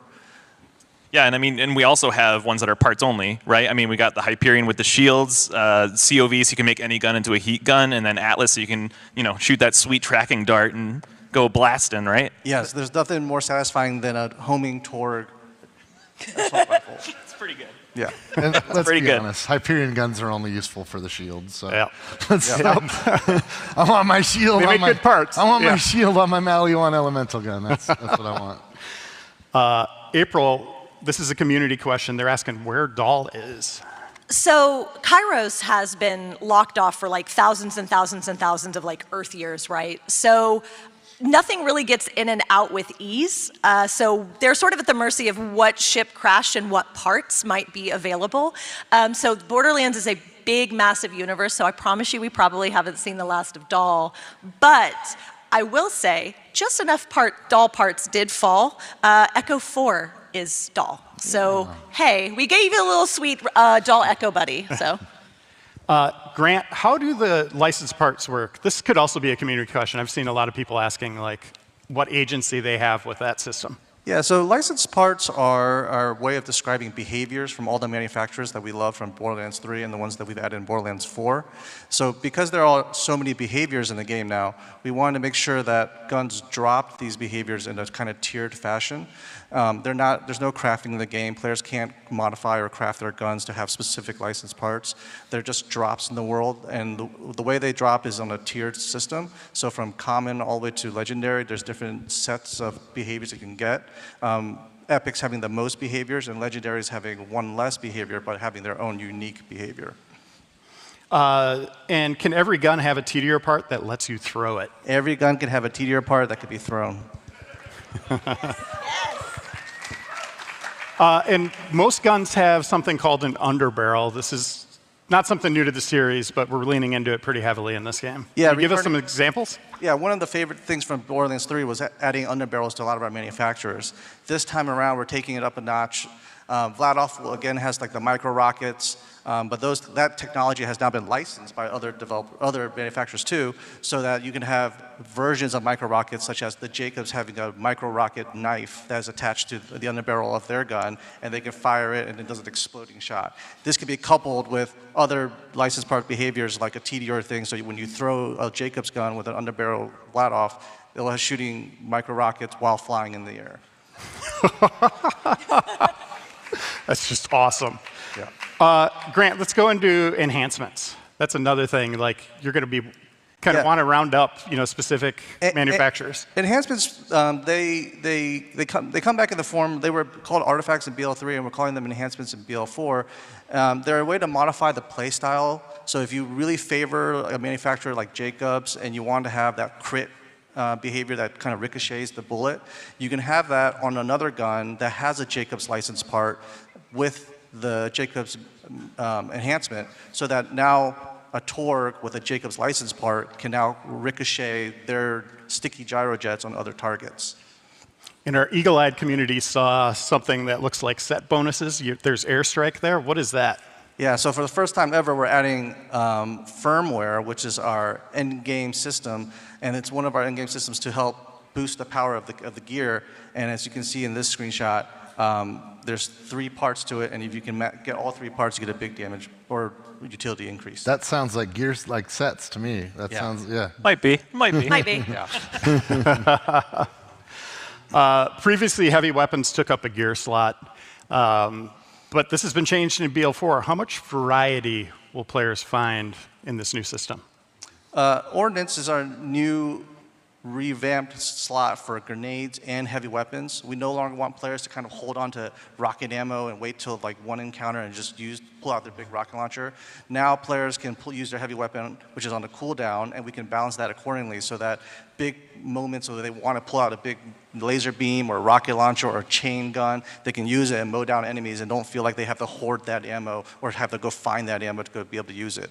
And in addition, we wanted to make sure that grenades kept their massive impact that they had in previous Borderlands games, but without being able to spam them constantly, so that we had to balance them down to be really low damage or something like that. So now you can literally throw nuclear bombs with different behaviors, because again, they can have licensed parts too. So you can have like an artillery grenade that summons like a giant nuclear bomb.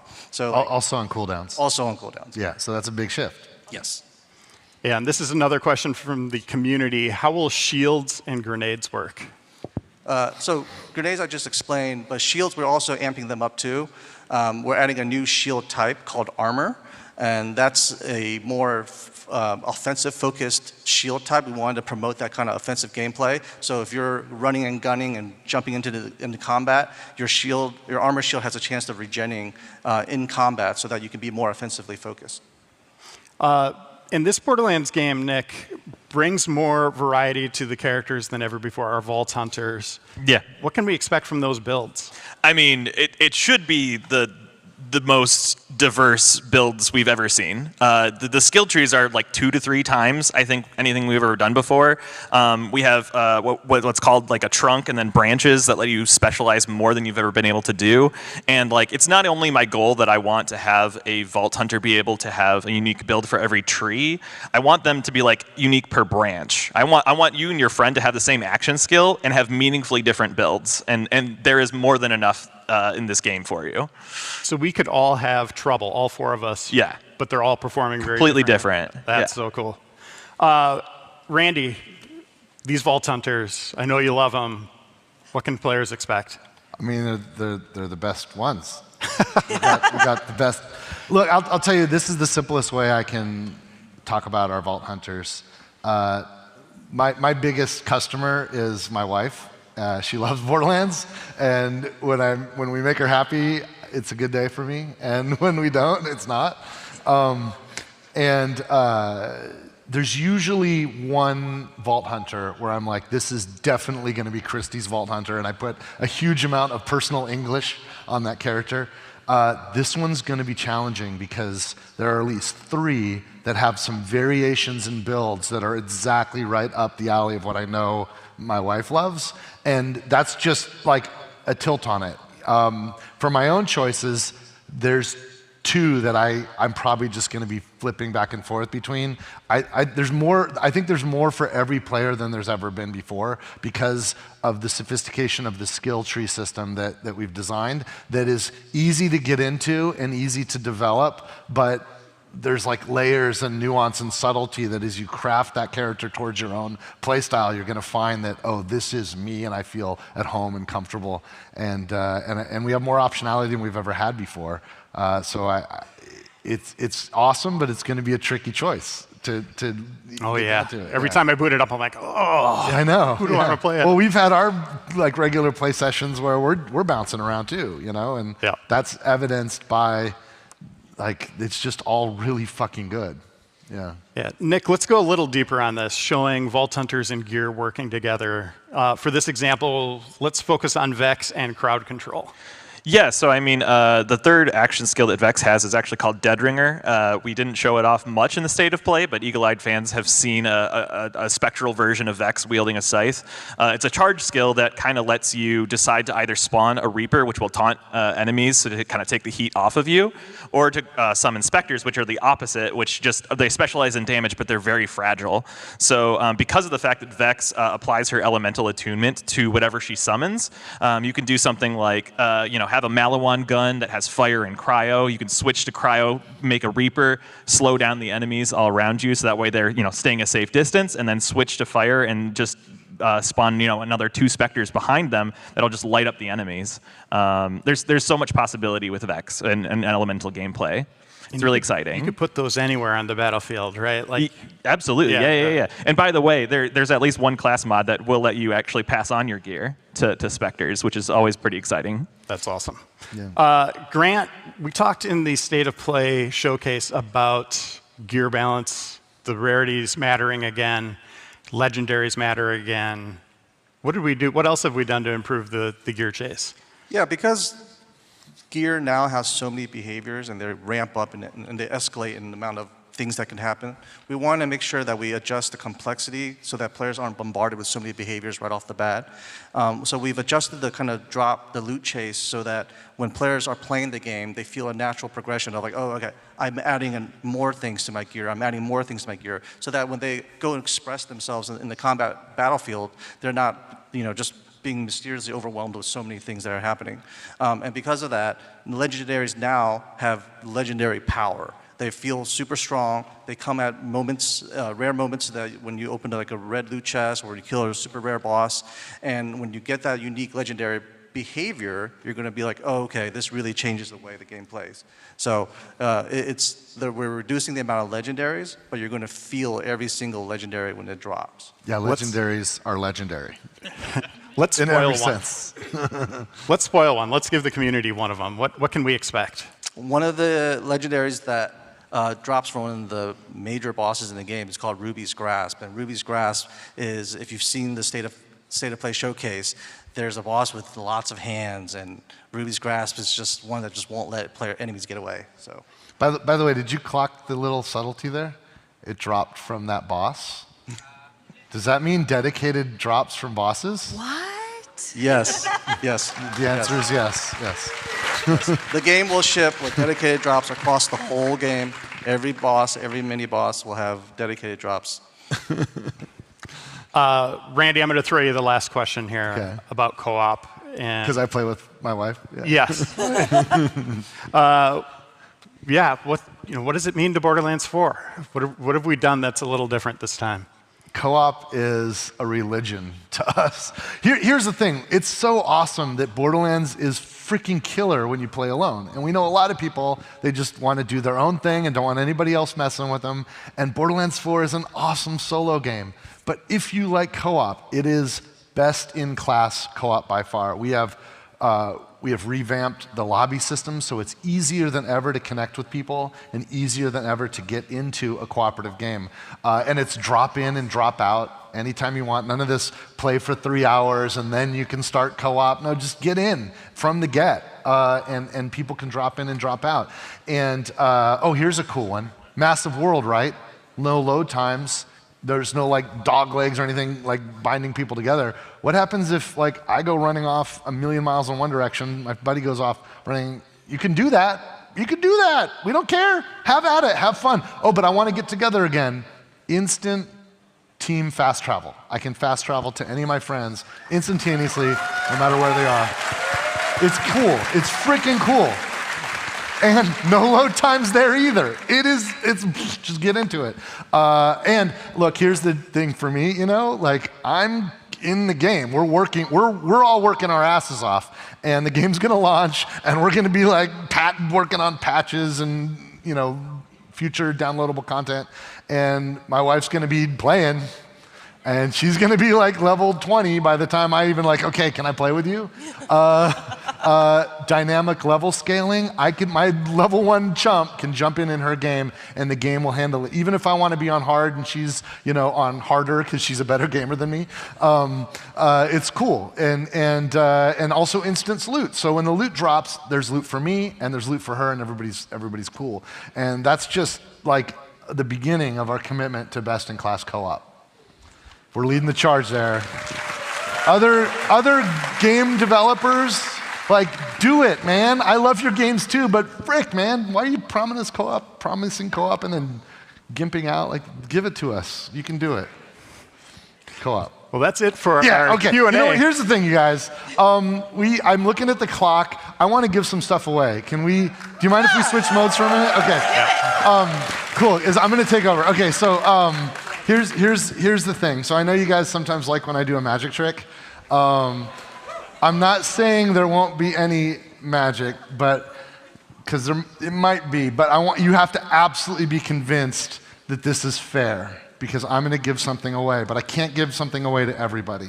So, is there anybody today who it's their birthday? Anybody got a birthday, like literally today, that you would be able to prove it? If you have a birthday today, come on up here, come up and join me right here. If it is your birthday today, and Will might check your driver's license or something, so don't lie.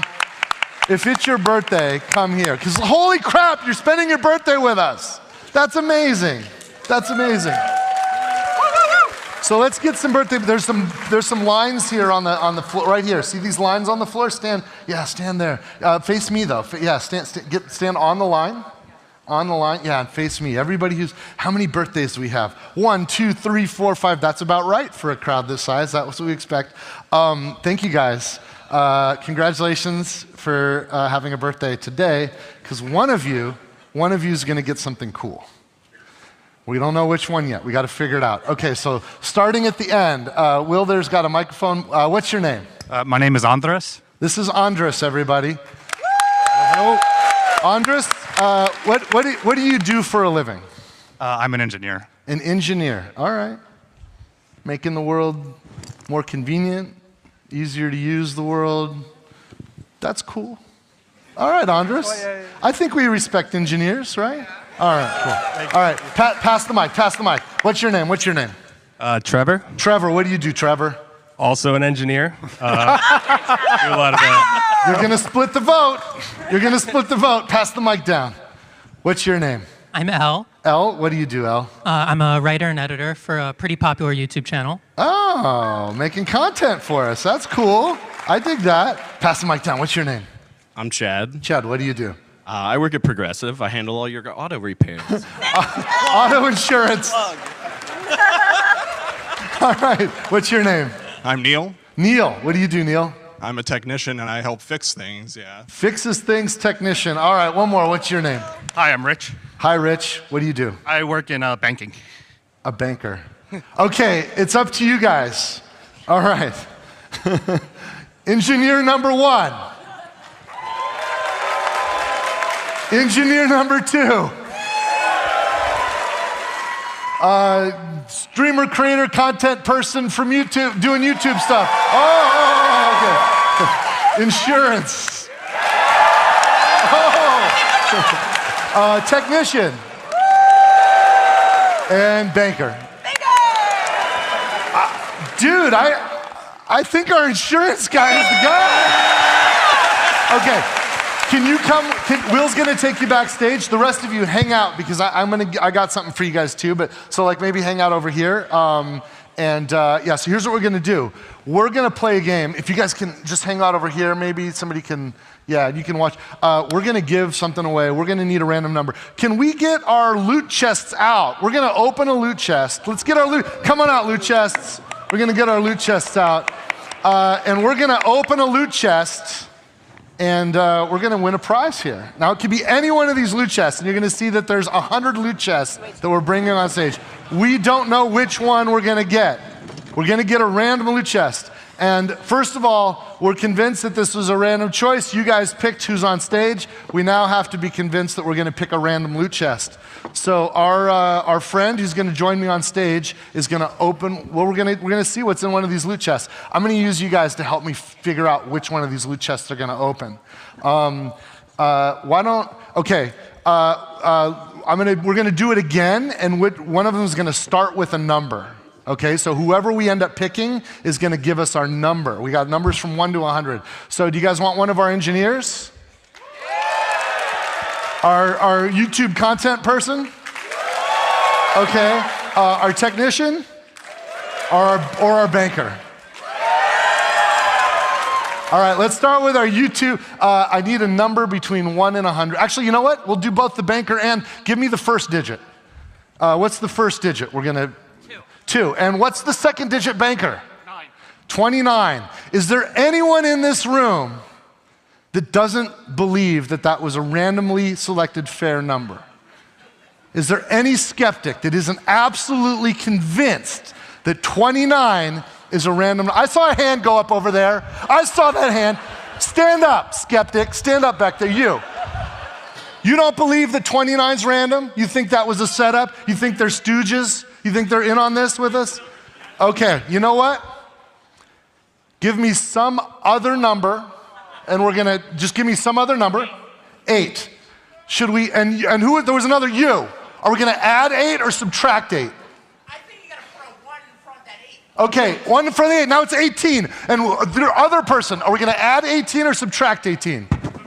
Subtract 18. What was the number we had over here? 29, and we're going to subtract 18. That leaves us with 11. It's a really low number, but we got it up where it's right over here. Does anyone believe that number is not random? That number is freaking random. How random is that? Okay, we're going to go with 11. Where's our friend? Where's our friend? Who's our contestant? Bring him up. Bring him up. Bring him up. Bring him up. Yeah, don't run. Don't run. Hi, you did it. You're about to win something. There is loot in every one of these chests. The audience has chosen for you. We're opening chest number 11. 11, okay? Before we change it, before we do it, are you confident that that's a random number, or would you like it to be made different somehow? No, it sounded random from back there. Okay, because it sounded random. We're all convinced, right? We're gonna go to number 11. Okay, are you ready? Let's see what you get. You guys are keeping this honest? We're going to see what number 11 is. Let me see here. This is really cool. This is a Stay Cool custom shirt that has been customized by the artists of the Borderlands 4 team. It has been this is really cool. A custom shirt. Do we have it? Can we get it from backstage? We're going to give him his gift. This is one of one. This is a really cool. Look at Stay Cool. Here, hold that up. Show everybody. And all the art on there was drawn on. Yes, that's awesome. Now I know what you're wondering. You're wondering what could I have won? What would all the other prizes be? Do you guys want to see what the other ones could have been? Go ahead. Let's turn them all around. Let's turn them around. What could you have won?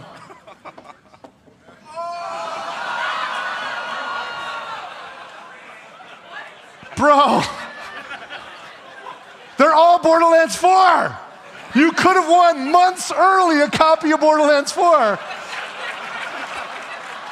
But this is better, right? This is better. Wait a minute, what's this? There's something on here. Here, can you hold this up? Hold this up. Can we get the lights out here? Can we get the flash? Yeah. Can you guys see that? There's something really faint on there. Let me see. I think these are UV light. Oh, look, that looks like some code. A shift code? Is that a shift code? Do you know what that means? Whatever that is for everyone in the room. And for you. And you wear this, anyone who can see that, and this glows bright as day outside when you're in the sunlight. because sun has UV. So take a picture of that, write it down. This is the best shift code we've ever given out, you guys. So everybody grab it. This is like 75 golden keys in every single game. This is, I think there's like 25, is it right? Is there more? Yeah, 75 golden keys and diamond keys. There's like 25 diamond keys. This is insane, you guys. So everybody in the room gets the best and yes, so congratulations. Thank you. Happy birthday. Oh, and I got one more thing for you that we're gonna send you if you give us your and every one of you that has a birthday, we're gonna give you a collector's edition of Borderlands 4. When it comes out. So please, Will, can you get all of their contact information? Get all of their happy birthday to you guys. Thanks a lot, cheers. Yes. And by the way, that was sort of a foreshadow. And thank you to our helpers here with the loot chests. This is a foreshadow of something we're gonna do it. We're gonna have a shirt or a hoodie or something that anyone can buy that'll show up on our store, and then it'll have a shift code on it, so that everyone can kind of be like when I'm sharing the shift codes with people. You're walking down the street, somebody goes, "I know what that is," and they'll get the loot that you're gonna give them from your shirt. So that'll be out later. So awesome, you guys. Now we do have some time left, and there's some. We did. And there were some questions from the world. So we're gonna do the hard questions now. Noel. Where are the questions Waiting for those to come. Noel? They're coming. Here they come. Hey, Yay, there we are. Questions. And Noel. All right. Did any of you guys, there were some people pulling questions from the line out there. Some of you guys, okay, we'll see. Hopefully we can get to them. Let's fly through these. Okay, we'll fly, speed round. Grant, are Invincibles coming back? Yes, to be announced in a later date. Ooh. Randy, we want to know more about the end game. Yes. We'll say more very soon. Listen, we're going to talk more about Endgame soon, but and in fact, some of us are going on a press tour, and we're going to be showing some of that stuff. And we have an event coming up in June that we're affectionately calling our BFF event, and we're going to be kind of getting into some of that too. So, and we'll broadcast it, but there's also going to be people live, and some of your favorite streamers will be streaming from the event, so that'll be good. And that's coming up in June. Grant, do overworld enemies respawn without save quitting? Yes, overworld enemies do respawn, just like in previous games. It's on a timer. There will be a machine to respawn bosses and mini-bosses, though, based off of how fast the player kills them. Yeah, there's like a literal machine you could use to just make the boss reset so that you can grind them again if you want to get that dedicated loot drop. Nick, will Badass Guardian rank make a return? Yeah, there is an end game specialization system that it's going to be very similar to the Badass system in the past games, but it's actually going to have meaningful choices. It won't just be like put points into this, that, and the other thing to get like a flat bonus. There will actually be behaviors, and you will have to make some hard choices. But we'll talk about that a little bit more later. Turns out we're talking about a lot of endgame. Randy, I got a tough one for you here. Oh, you got a spicy one for me? I don't know the answer. I don't know. Why is it always me that has to do the spicy ones? All right. What will the game's price be? That's an interesting one. I don't know this. Really now? I'll tell you the truth. I don't know. And that is the truth. I'll hit it. I'll hit it straight on. And it's an interesting time, right? We've got on one level, we've got a competitive marketplace where people or the people that make those choices want to sell as many units as possible, and they want to be careful about people that are price sensitive. So there's some folks that don't want to see prices go up, even the ones deciding what the prices are.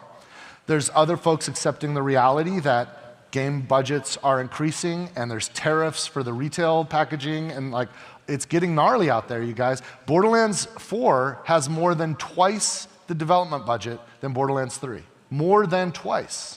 The truth is, I don't know what the price is going to be. I do know that we will be opening pre-orders soon, TM, and that will be when the price is set. I think that Borderlands 4, here's the philosophy we have. Whatever the price is, we're entertainers. Yes, we want to get more resources so we can make bigger and better games. There's a reason why Borderlands 4 is so awesome. It's because you guys showed up and supported Borderlands 3. And we had the budget, so we could more than double the budget and feel confident in that. And that's awesome. When the revenue comes in, we could spend it to make bigger games and better games. As artists, we want everybody to have it. You know, we want to make it as easy as possible for everybody to enjoy what we're creating. So it's a weird thing, but the fundamental philosophy is we want people to buy it so we have the resources to make more, but we want everyone who buys and plays a Gearbox game to feel certain that they got the better end of the bargain. Whatever the price is, that they got the best value. And that's the philosophy that we live by. And so we're going to have a price set soon, and it might be the new price that like Nintendo and Microsoft have led with. It might be that we stay back. It's going to be the people at the publishing house that decide that. And if it is cheaper, then maybe we'll sell you that mini map that you guys want, but we'll develop later. How bad do you want that? $10? I don't know. I'm just kidding. Or am I? I'm just kidding. Or am I? I'm just kidding. Or am I?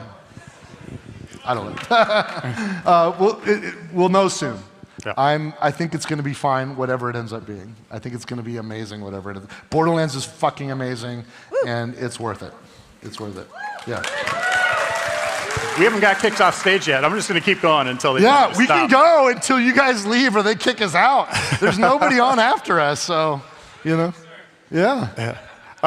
April, what is Ordinite used for? Ordinite. Yeah, what is Ordinite? Ordinite is sort of like the sister element to Iridium. And so it has an opposite effect. Ordinite is used for a lot of different things in the game that we don't want to quite talk about yet, but I will tell you this, it is not a currency. So it is not a currency, I promise. Yeah. But it will explode shit in some One of ways. the goals when we were in the room, and I think I'm the one that actually named it, because I'm like, how cute is that? The Ordinite. The idea is that the Borderlands universe is much bigger than anyone thought. It's bigger than just the Iridians, and Ordinite is a part of that new larger puzzle that you didn't even know you were looking at. And we're excited to start peeling back those layers for everyone. Yeah. Nick, what will split screen look like, and how does it work? Yeah, I mean, it's split screen. It's Is it hot dog or hamburger? What did you say? Hot dog, hamburger? Hot dog or hamburger style? It's the. That's horizontal for the uninitiated. It's horizontal. But couch co-op out of the gate, or remote co-op, or couch plus remote. Like however you want to do it. Who does that anymore? We do that, MFers. We do that. And Grant, what will the rarity levels be? Ooh, rarity levels will go from common to legendary. Thanks, Grant. There's your, we nailed there's it. Your, nailed there's it. your gray. There's your green. There's your blue. I don't like how you're saying there's that, by the way. There's your purple. And then there's orange. There's your orange. There's your Hold on. I'm such a fucking troll. Randy. I'm such a troll. Last one I'll ask here. After collecting vault key fragments, can you repeat the same vault over and over again? Yes, you can. Rerun your vaults. Yes, rerun your vaults. Awesome. There's spectacular loot hidden behind. You do have to start the entire game over. No, I'm kidding. I'm kidding. That's it for us. Ooh, you got through the questions. I did. I did. We got through it all, but yeah. Oh, you were standing there? I'm like, come on, we got to wrap it up. Let's go. All right. Let's give a round of applause to everybody. Thank you, everybody. Thank you so much. I really appreciate it. Cheers, you guys. All right, you all. Thank you. So, as Randy mentioned, we are hitting the road. Like, literally, Pitchford and Reiner and I are leaving this afternoon, going around the world on a trip. But we're coming to a place near you. In June, on June 21st, we've got the Borderlands Fan Fest event, and that's... Hi. Okay. We've got the Borderlands Fan Fest event on June 21st. We're going to be going to Billy World, and that'll be coming up in July. In August, we're going to be at Gamescom. We're also going to be at PAX West if you're in Seattle. And in October, we're going to be heading to PAX Australia. So I'm looking forward to that. But if you're here, where you're going is up to the Q Hall to get that poster signed. We're going to be hanging out up there doing autographs. So please come say hi to us, and we'd love to say hi to you. And we're going to do one more run of a trailer. All right, thanks you all. Let's hit the trailer.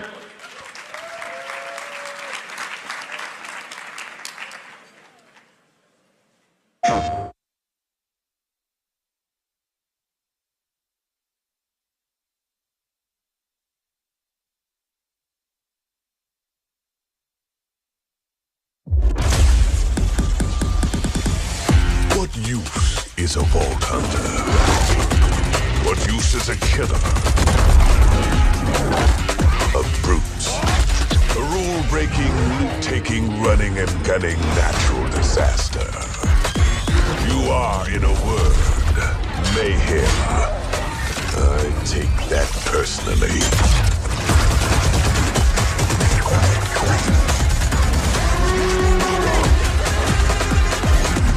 Nothing wrong, ain't nothing wrong with a little bit of hot. No, nothing wrong with a little bit.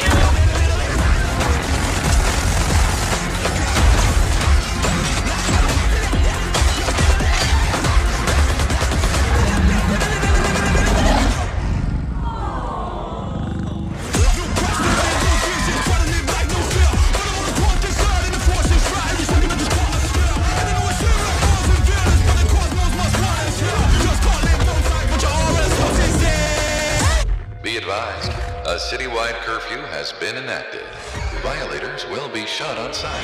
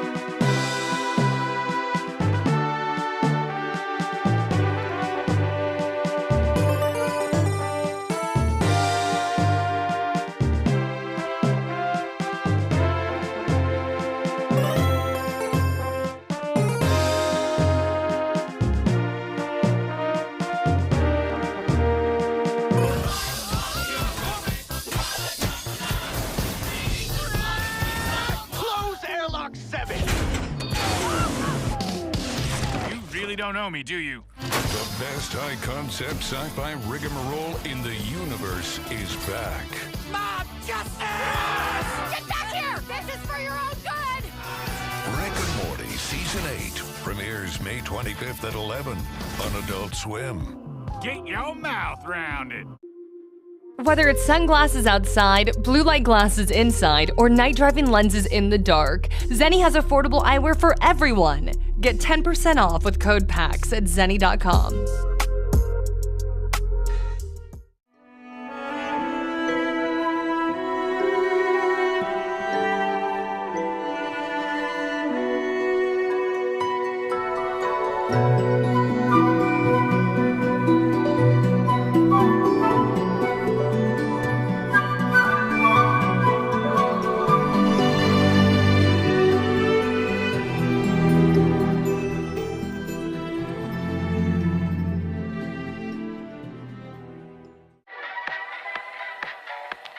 Hi, I'm your girlfriend.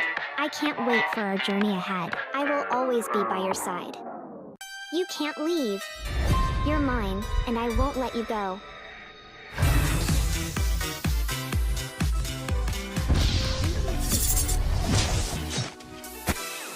I won't let you get away. We will be together, no matter what.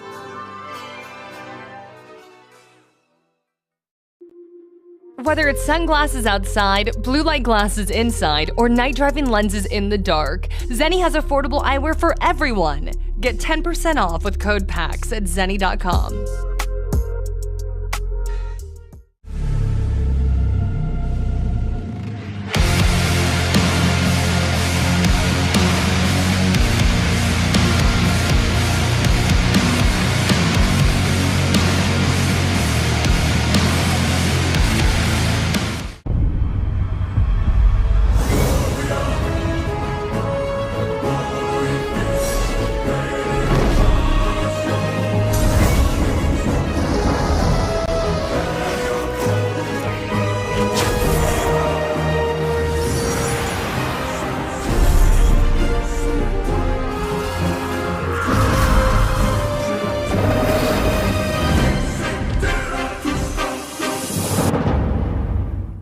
Tech Rock's awake, taking on a new form.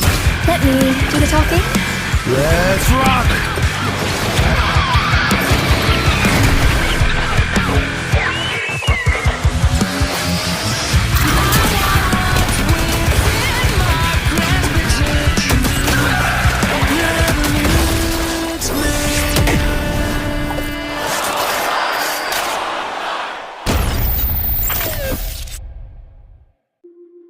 Whether it's sunglasses outside, blue light glasses inside, or night driving lenses in the dark, Zenni has affordable eyewear for everyone. Get 10% off with code PAX at zenni.com.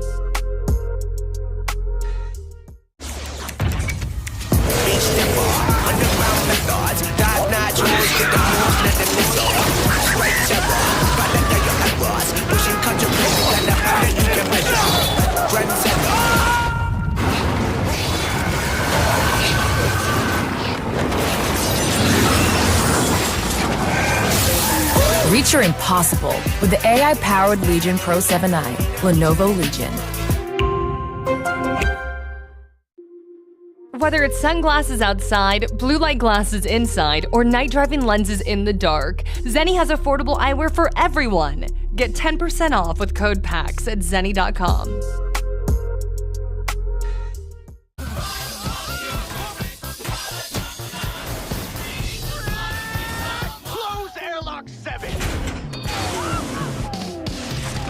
You don't know me, do you? The best high-concept sci-fi rigmarole in the universe is back. Mob justice!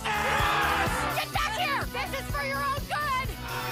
Rick and Morty Season 8 premieres May 25th at 11 on Adult Swim.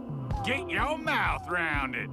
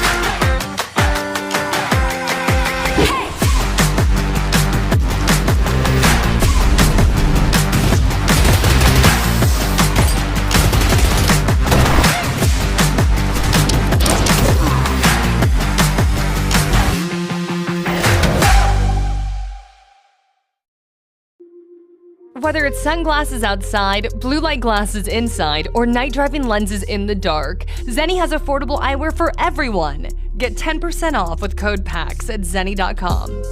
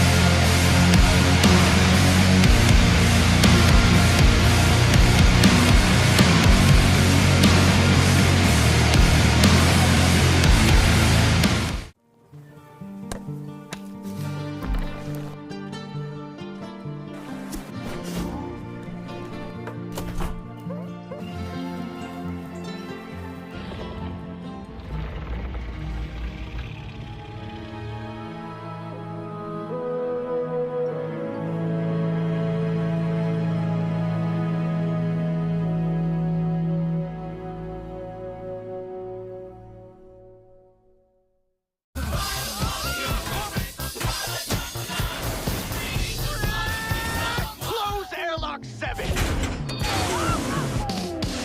You really don't know me, do you? The best high-concept sci-fi rigmarole in the universe is back. Mob justice! Get back here! This is for your own good! Rick and Morty Season 8 premieres May 25th at 11 on Adult Swim. Get your mouth round it.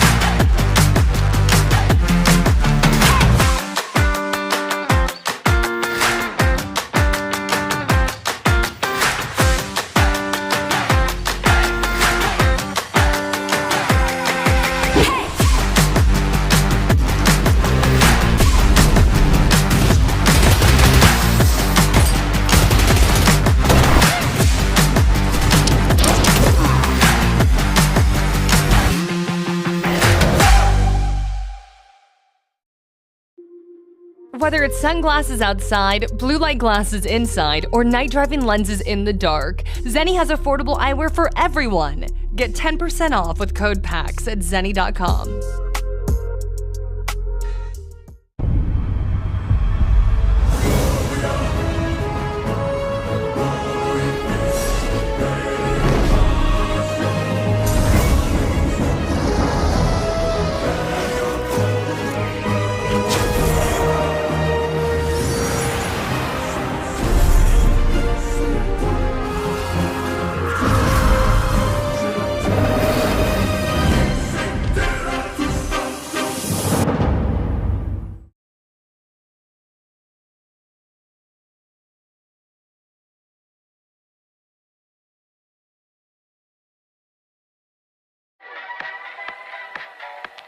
Hi, I'm your girlfriend. I can't wait for our journey ahead. I will always be by your side. You can't leave. You're mine, and I won't let you go.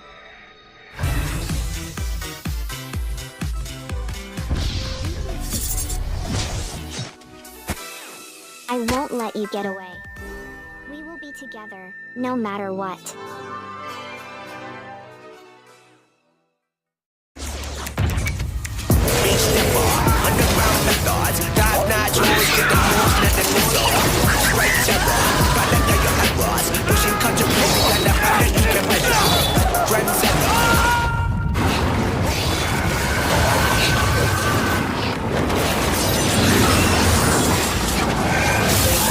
Reach your impossible with the AI-powered Legion Pro 7i, Lenovo Legion.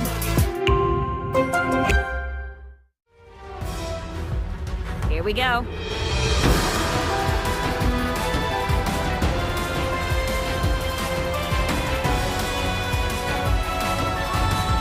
Whoever joins me shall become a legend!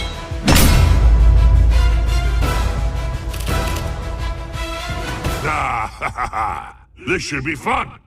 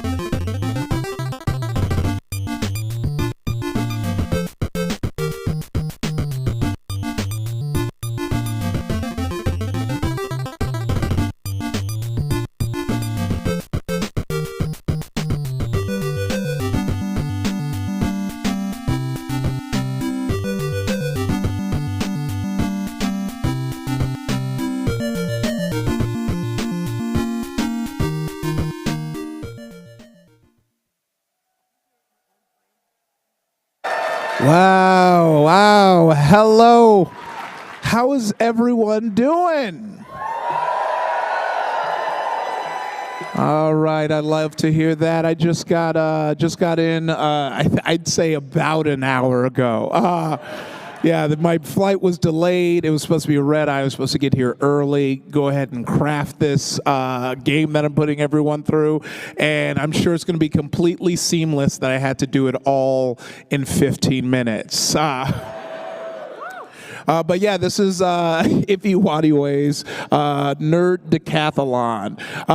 Something to note, and based on the information I just gave you, is I originally pitched it as the triathlon, meaning there'd only be 3 things, and it'd be way simpler. But I made it a decathlon for reasons I will never understand. I think the Adderall was hidden that day, and then I had the hubris that I can do tasks. But let's introduce our panel. I don't need to be this close, but I don't like it this far. You could say it into the mic. Yeah, press your button. You go ahead and repeat yourself. That's what she said. Okay, there it is. Didn't want that to be missed. Important. Yeah, important. So starting from this end of the panel, we have Jonathan, a.k.a. Latinos Against Spooky Shit. Hola, buenas tardes. How's everybody doing? Yeah, you don't have to turn it off after you talk. You can keep it on the whole time. Oh, you don't want that. We're going to be talking shit. We need to. Yeah, okay, all right. Well, I can't get canceled this early, man. Yeah, well, let's see. That might be one of the challenges. Right next to him is my good friend, game designer. What do you do at Hero Forge? I work in marketing, which is not really a real job. So. Okay. All right. Yeah. Well, Annika Sela, everyone make some noise. Woo!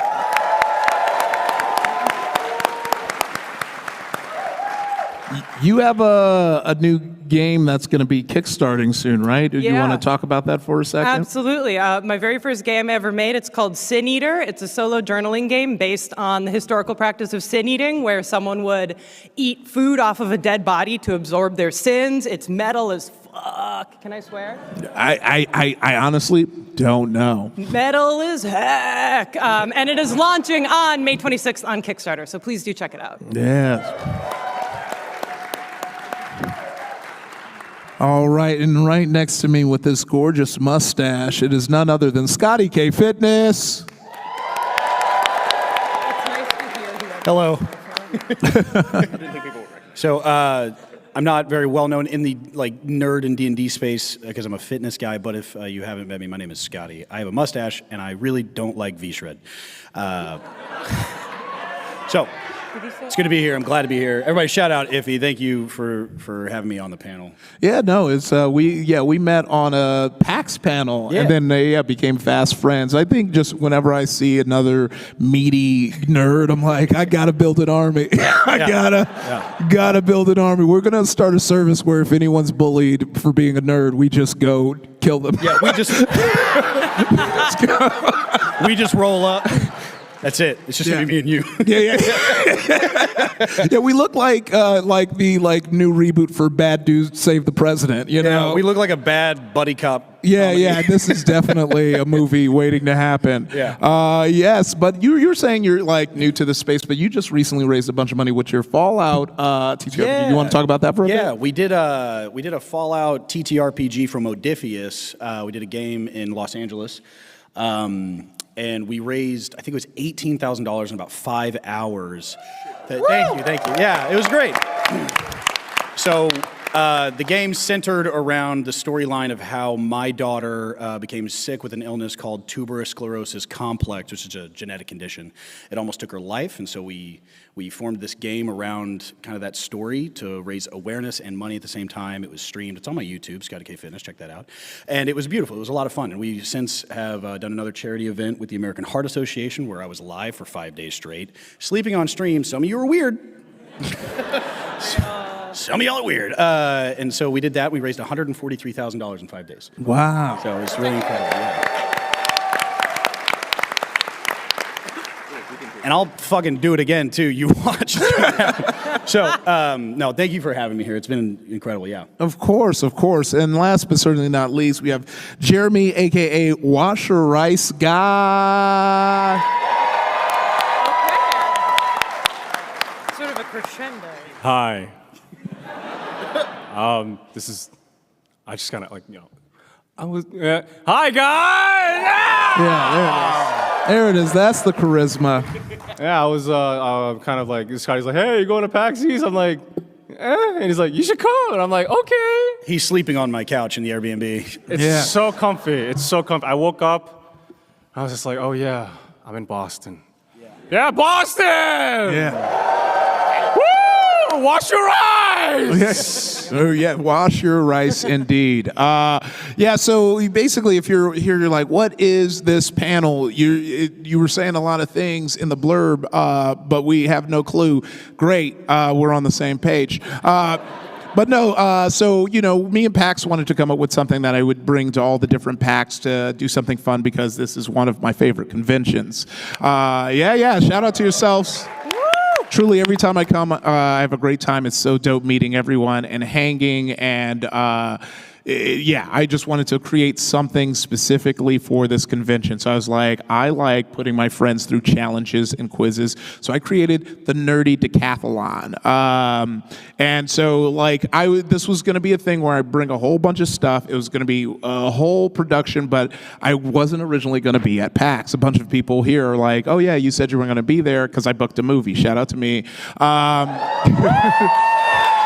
Yeah, I always say that offhandedly, never expecting applause, but I forget that I'm in front of an audience. But then they push. You say that in texts constantly. Yeah, I hit true. the ha-ha react, but my heart's not in it. But they pushed back the date, so I was able to make it to PAX, and I was like, well, let's still do this thing. And so what I want to do is just like a decathlon of just different types of gaming, just kind of showcasing all the different ways we like to game. And the version that we're going to have here is just going to be splits of like trivia, but then also, I can stay down. You know what you did. You get up when I say to get up. Uno. Hold on. We cannot do that. That does something to my brain chemistry that I don't want this many people to see. So originally, it was going to be, I have all these different challenges, and some of them were going to be flash games that we all kind of grew up playing, shout out to Miniclip and stuff like that, with the big finale being who could finish the RuneScape tutorial the quickest. Yeah, exciting, right? Well, when I opened my laptop to start this panel, Apple decided it was time for an update, and so now we're just kicking it old school, and we're just gonna do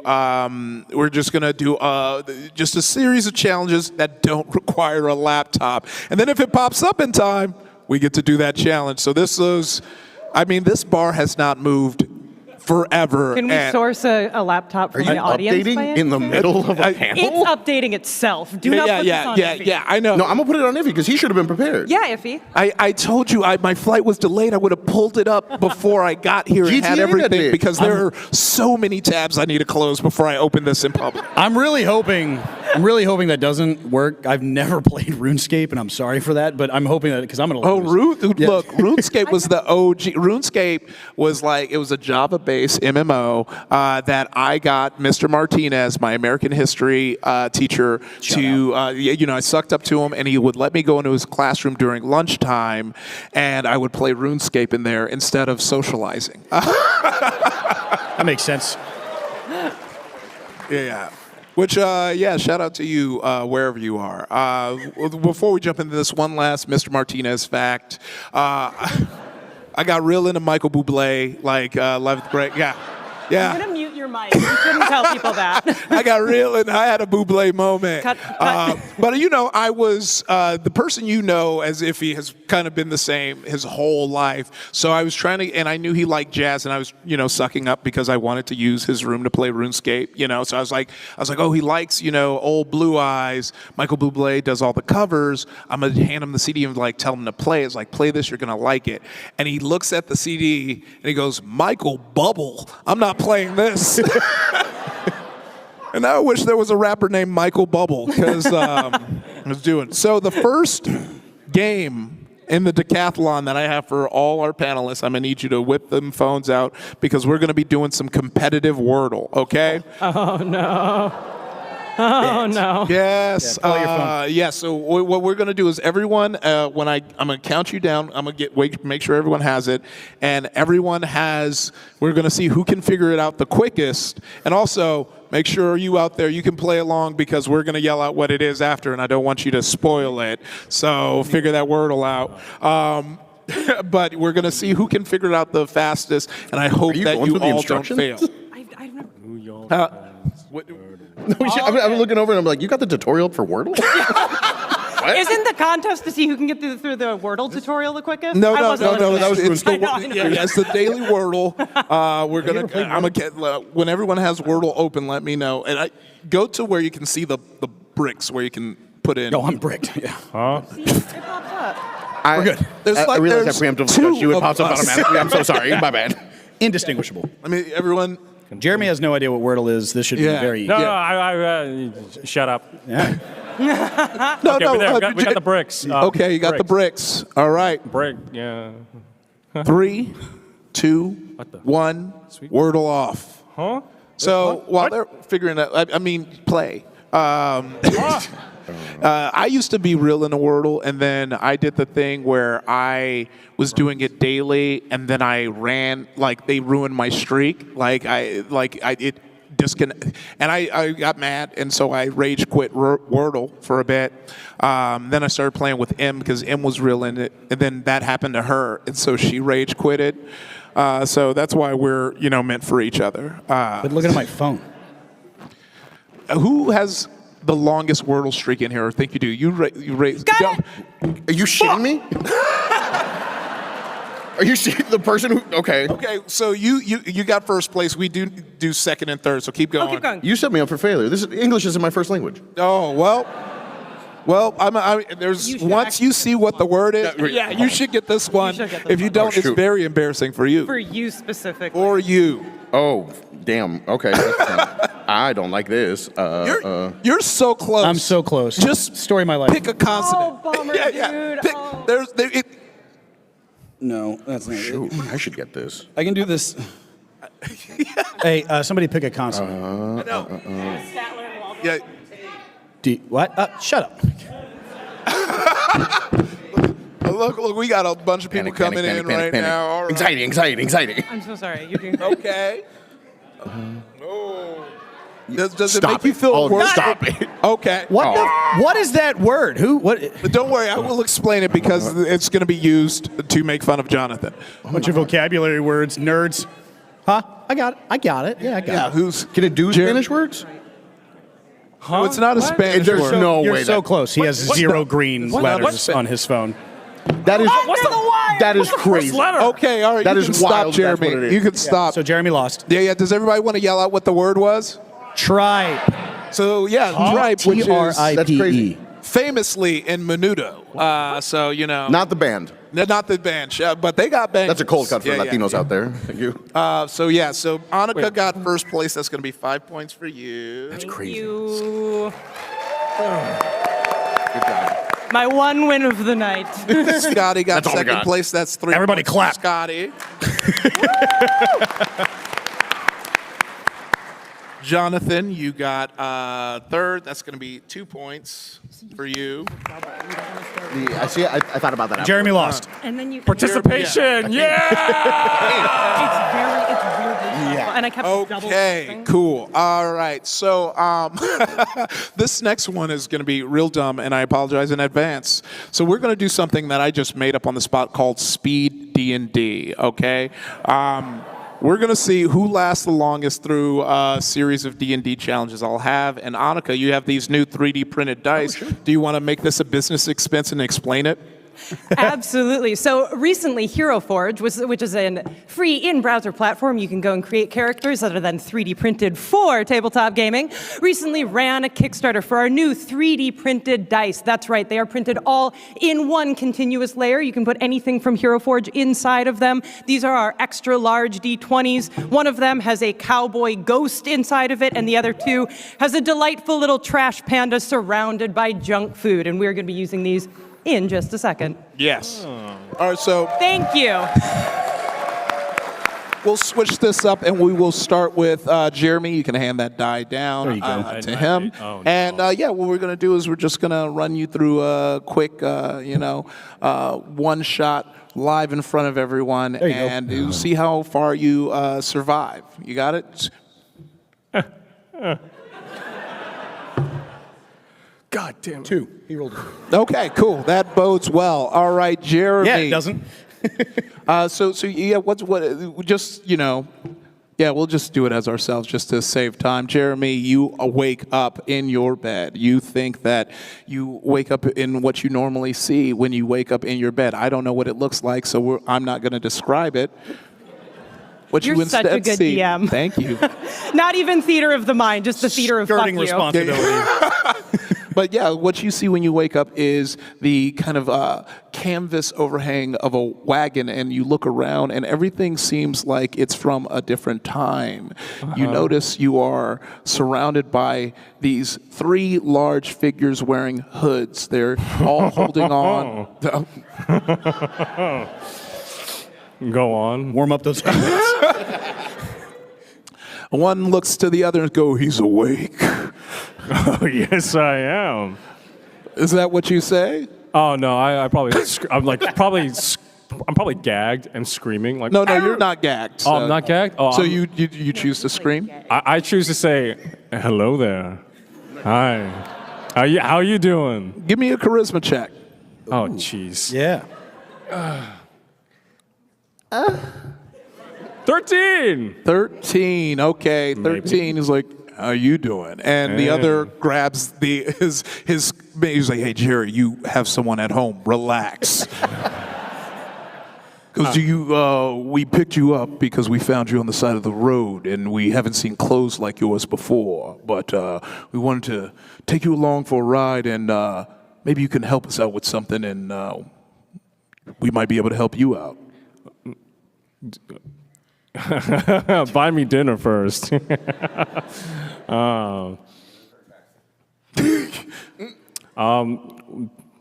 we headed? Well, we want to rob a bank. So as you can see, we're pretty large dudes, and you're small. So we want you to. We're in a wagon? Yes. And we're robbing a bank? Yes. Currency exists, even in fantasy worlds. Just, hey, you got a Jason Statham. What's the joke? Cheese and rice. Sure, let's rob a bank. My clothes are different because, you got me from the rice fields. Be better. Sure. This kind of confuses the 2 gentlemen in the back with you, and they're like, "Oh, yeah, sure, dude. But yeah, we just want you to kind of squeeze through the bars. Everyone's real big, and you're the smallest thing we've ever seen." I'm not that small. Sure. And up front you hear, "Oh, we're here. Hold up. I want you to go ahead and roll Dex." Dex? Like Dexter's Lab? Dexterity. Oh. 11. Okay, so it comes to a stop quicker before you can grab your bearings, and you swing forward and you fall on top one of the sharp objects, and you are now dead. So that is one event you survived, Jeremy. So that'll be 1 point. I want a refund. You did great. Everyone. Yeah. Yes, I enjoy. Yeah. Woohoo! Scott, you wake up and you look around, and this isn't the room you're used to seeing. The last thing you remembered was going down for some deep squats, and you got that like lightheaded feeling that we get. But when you stand up in a canvas overhang in a wagon surrounded by big dudes. Okay. I've heard the story before. And you see a familiar body kind of just impaled on the side. And they look at you like, bro, we don't even know either. Will you help us rob a bank, though? Yeah. What's the job? Ooh, I like that. You look like you mean business. We just got here. We just need you to squeeze through some bars, get in that bank, maybe grab a couple of gold, and then rinse, repeat till, someone figures it out, and then we skedaddle. I'm very flexible. Oh, show us. Roll. Yeah, go ahead and this will be a dex roll.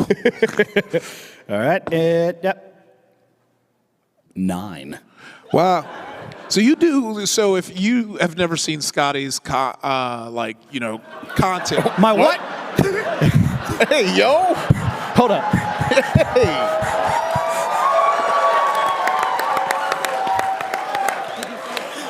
Hey. We don't. Content. If we don't. Never seen. It's just content. We don't FaceTime that often. Scotty is really good at doing splits, and you try and do the same here, and you actually do it well, so well that you keep doing the splits, and whatever.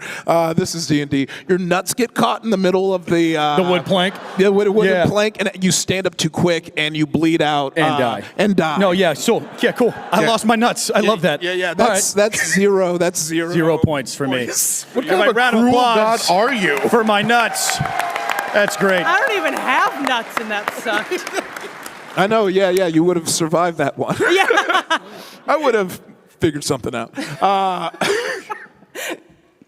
Annika, you awake.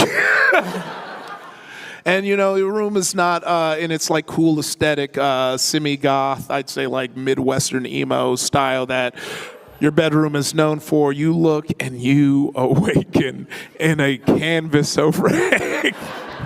Uh-oh. That is in this back one. 2 large hooded beasts standing there. See a familiar face, Jeremy, impaled. Scotty K Fitness leaned over. Blood specifically from the groin region. Oh my God.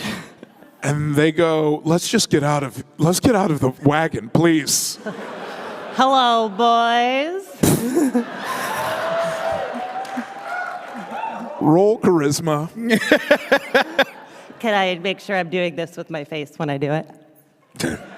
Roll with disadvantage.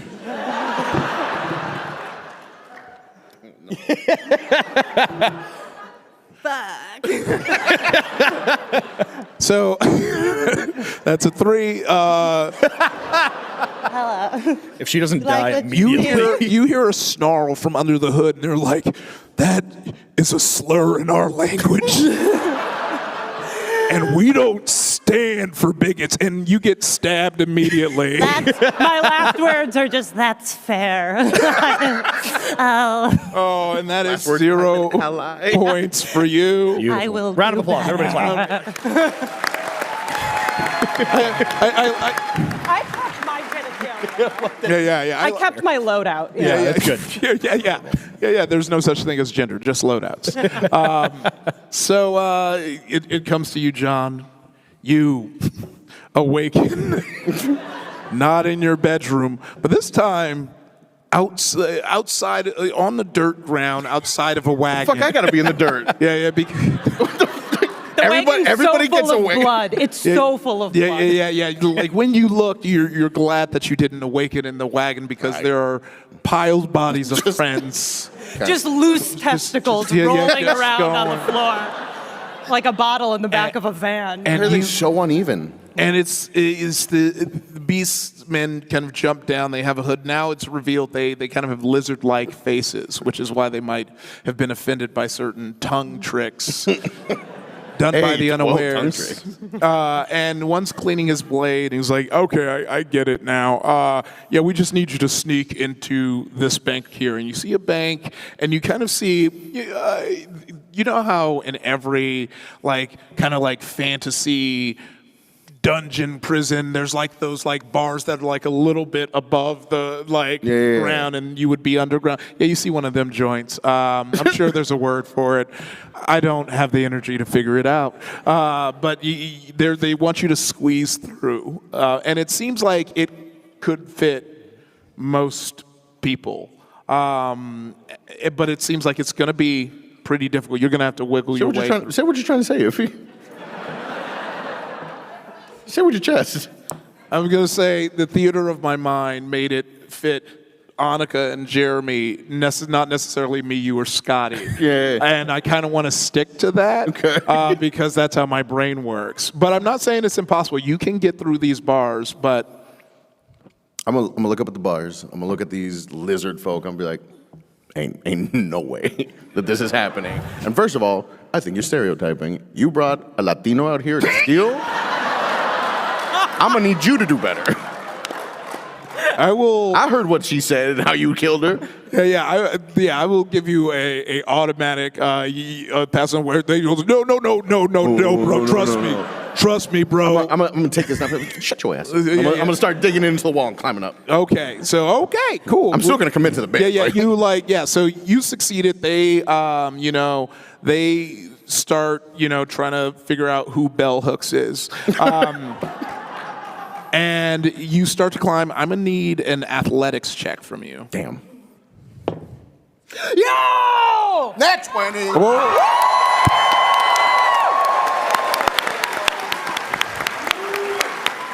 Kiss your biceps. Thank you, Hero Forge. Get your dice available now, heroforge.com. Not available now, available this summer. Available that summer. That's what I said. What did you say? Can you give him Pre-order. Yeah. So I win, right? Like that's it. I mean, because let's see. Yeah, I win at racism or whatever. There this was was. only. Yeah, Jeremy only had one success. I was going to give you 2 successes for a nat 20. You can, you can just take the dub here and get 2 points, or you can see how far you can make it to get. I'm gonna get at least one more. I'm gonna try to climb through the bars. Okay, just to prove a point, on principle alone. So you use these blades and climb up, and you climb through a window, and immediately you see I'd say about 8 foot tall armored individual with a broadsword who turns around and says, "You done messed up." I'm gonna be like, housekeeping? Deception. Listen, I didn't say that I can't play into the stereotype. They can't play into the stereotype. That's 2 different things.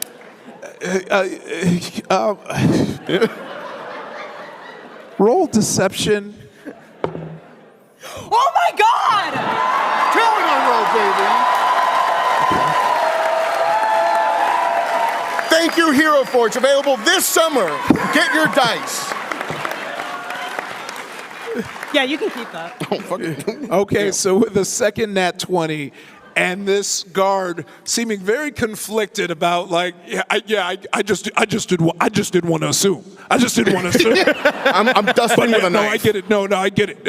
Of course, the housekeeper would come through the window with 2 swords. It must be a new technique of cleaning. You're free. You're free to head the bank. Yeah, and he just kind of runs out the room.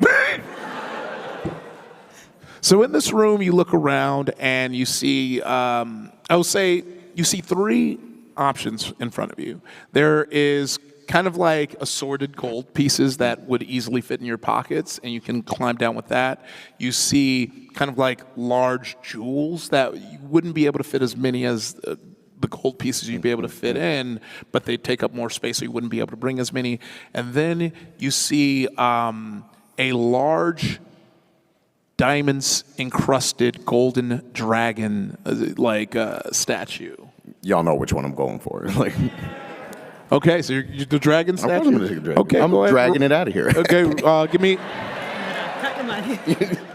Okay, I'm gonna give you inspiration for that one. And use that inspiration to roll for strength. That's a 10. That's a 10. Okay, so you try and pick up this. Yeah. You have your inspiration. I'm gonna use it. Yeah, you should. Yeah, it's a 10. All right. You're a forge company. Yeah, so you go to try and pick up this large statue, and you feeling confident being able to just dart up the wall, come in, and you just fooled this knight. You're kind of feeling yourself. So you just confidently go to pick it up, and you pull your back out. The crack that sounds, you know what chicharrón is, and you know when you crush the bag? What is chicharrón, Iffy? I've never heard of this in my life. I will. Do better, Iffy. Do better. We've literally talked about chicharrón. I know we you did. Will not do that. You will I got not a text do that to message me. about it. For those who don't know, it's like pork cracklings, and for those who Yeah, don't so know, chicharrón that, is the pork skin, and you blister it. So you and know it's got when you the grab it, it meat, makes so- that like pop, pop, clack, clack. That's what his back sounds like. And you kind of fall over in pain. My last words are, this ain't what I meant when I said back shots. Ah. Yeah, we'll say you die there. I'm taking my dub. Like, we're good.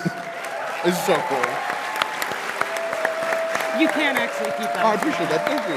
Oh, which one is this? It's we have two of the right. Okay, so in the speed D&D round, Annika, you got 0 points. Scotty, you got 0 points. Jeremy, you got 1 point. And and Jonathan, you got 4 points. Bringing the total scores now to Annika with 5, Scotty with 3, Jonathan with 6, and Jeremy with 1. So,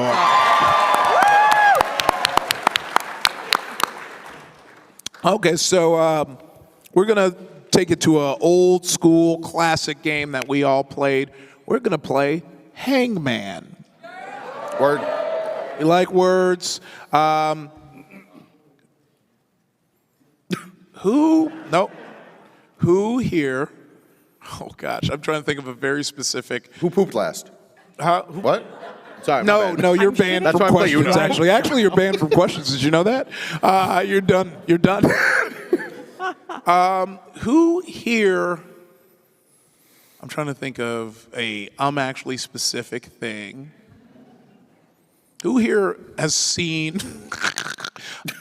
Actually the closest to when you've been here. Who's seen it last? I guess.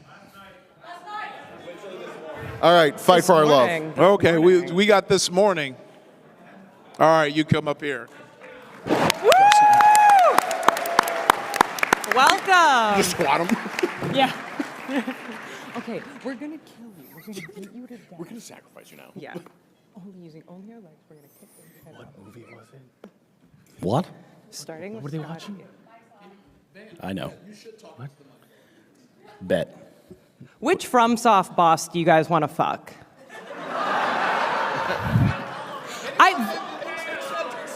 Vicar Amelia's hot, but I don't know. She's young before she transformed. Listen, I think we all agree. Anything with tentacles, right?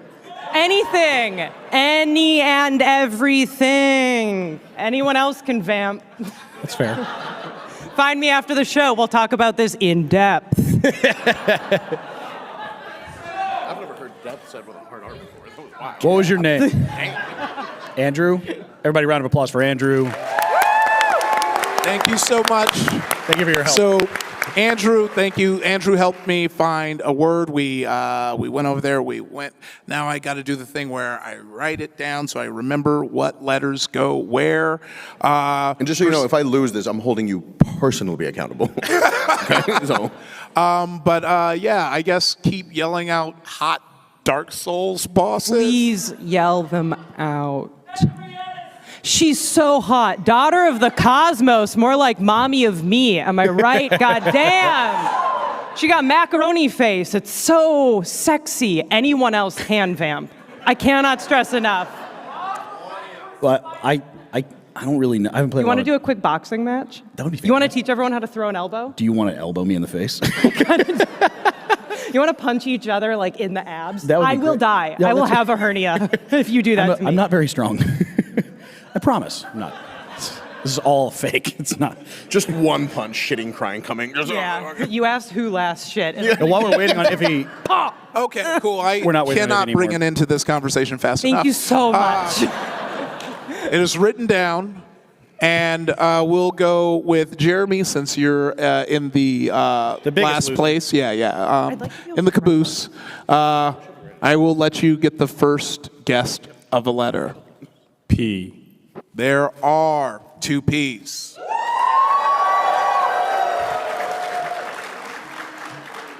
I don't know. How many? Okay, so it's 4 letters? So it's 2 words. The first word is 7 letters. Second word is 4 letters. The P's are in the second word. It is the first letter and the second letter. Okay. What the fuck? What did you just say? What? Can I guess? What? Hold on. He's dyslexic. Give him a second. Yeah. What did I say that was weird? Because all of it. Hold on. Okay, I said I'm gonna repeat it again. Hopefully, it makes sense this time. First, there's 2 words. First word has 7 letters. The second word has 4 letters. With the P guess in the second word, the first letter of the second word is P, and yes, thank you. Okay, I'm a visual learner. Yes. Can I guess? Okay. So you're already trying to guess. I will give you, if you think you can guess, you can try and guess. Pass. Okay. Did you want to try and guess before it goes? Can I guess one word? No, you got to do the whole thing. There's 2 P's. Fuck. Just give me an O. Okay, then you said no? No. All right, then you can go ahead with your guess. I'm just going to guess. Chicago Pope. That is correct. I'm good with words. Huh? I'm coming for you.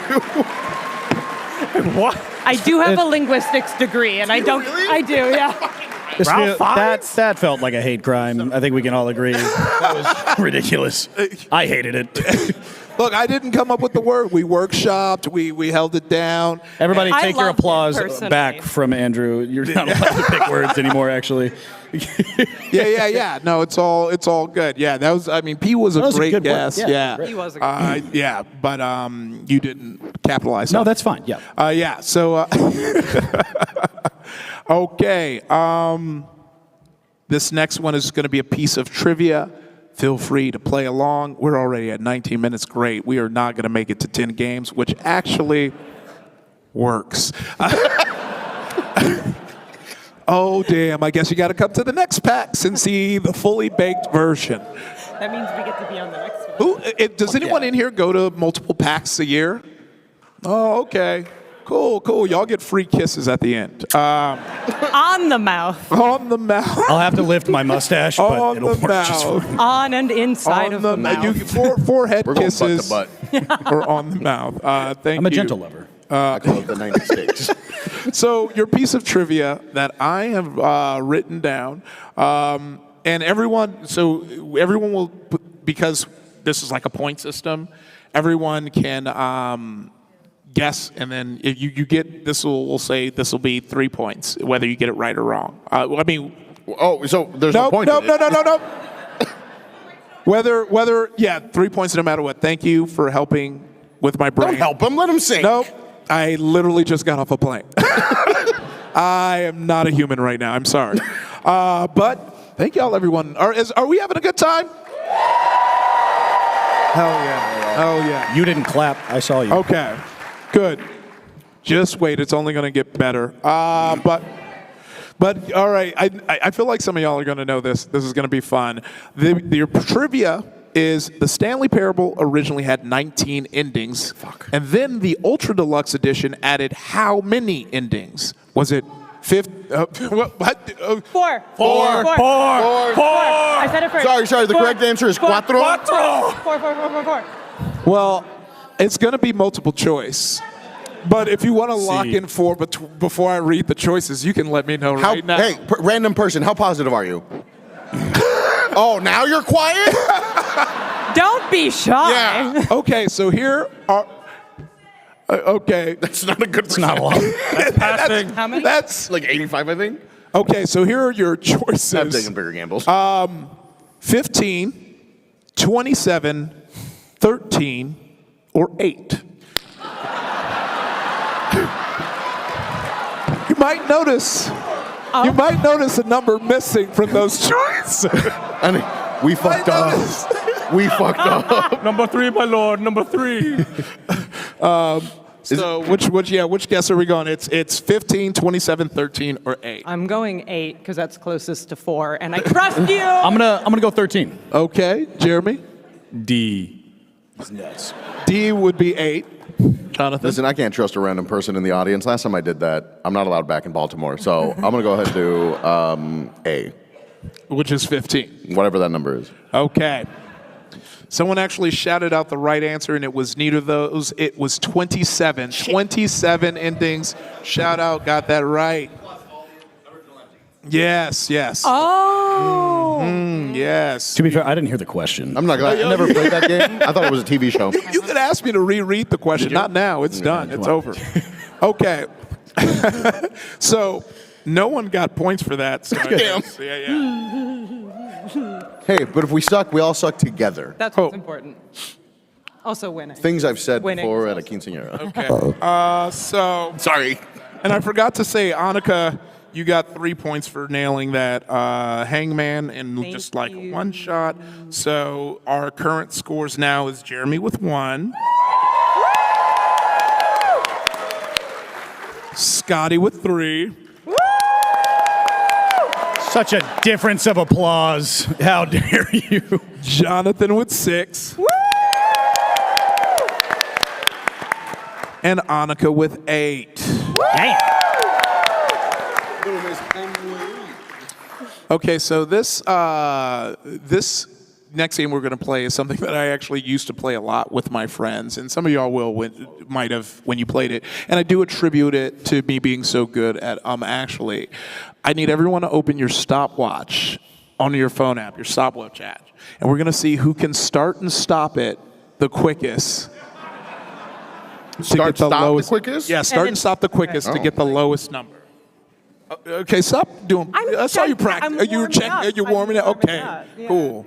I'm not warmed up. You know, I'm over here hosting Raw. Okay. I'm not. I'm not touching that one. No, it's Raw. Okay. All right. On your mark. Get set. Go. Point 4. Damn it. Point 11. Whoa. Jesus. I'm good with point 2. Okay. Wow. Demand a rematch. Not touching that one. I'm better than you. My phone screen's broken. Yeah, we'll do best 2 out of 3 because we have the time. Y'all can just give up now, you know. Okay, so for that one, oh God, I should probably just hold on. I got to keep the rankings of each one. I realized because of math. Oh, and that's why I started doing comedy. So that was a bad. So bad math. Okay, on your mark, get set, go. .09. Jesus, dog.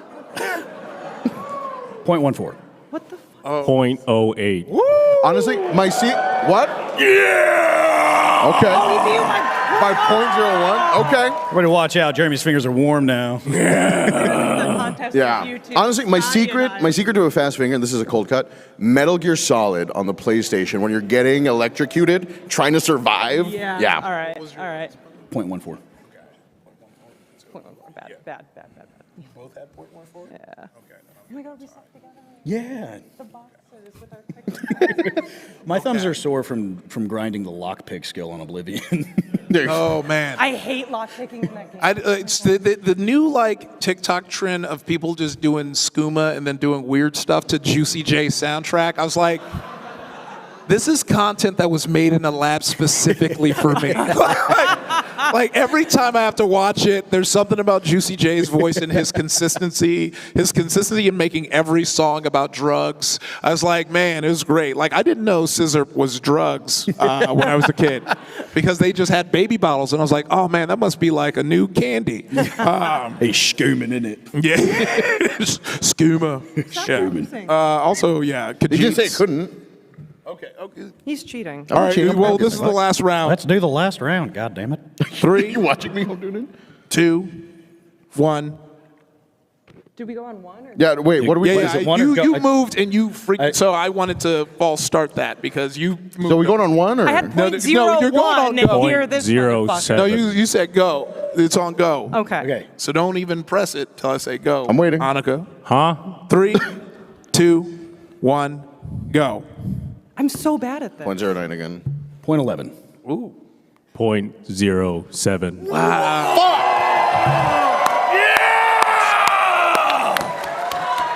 Can we take a moment to realize this is the only thing he's been good at so far? Yeah! They call me Sticky Fingers. Old jackhammer fingers over here. Jackhammer fingers is crazy. Okay, so that one was a powerful round because each first place got you 3 points, second place got you 2 points, and third place got you 1 point. So I got to do some math here. Yeah. Numbers are hard. We can vamp. Well, like I said, it genuinely is why I became a comedian. Like I wanted to be a game developer. I wanted to be a programmer. And then I saw the math prerequisites and literally immediately said no. Oh, shit. Because I was just, you don't need to know. Well, I'm a video game writer, so I cheated. I was undiagnosed with ADHD for so long, and that it turns out sometimes it's that. Sometimes you're not a dumb idiot. Sometimes you just need medication. So fucking real. Don't forget, take your meds, everybody. Yeah, shout out to all you neurodivergent people. Shout out to everyone who has ADHD who just remembered to take your meds. I forgot mine today. I am struggling. Oh, baby. Yeah. Shout out to my fellow autistics. I don't know what to do with my face right now, and we never do.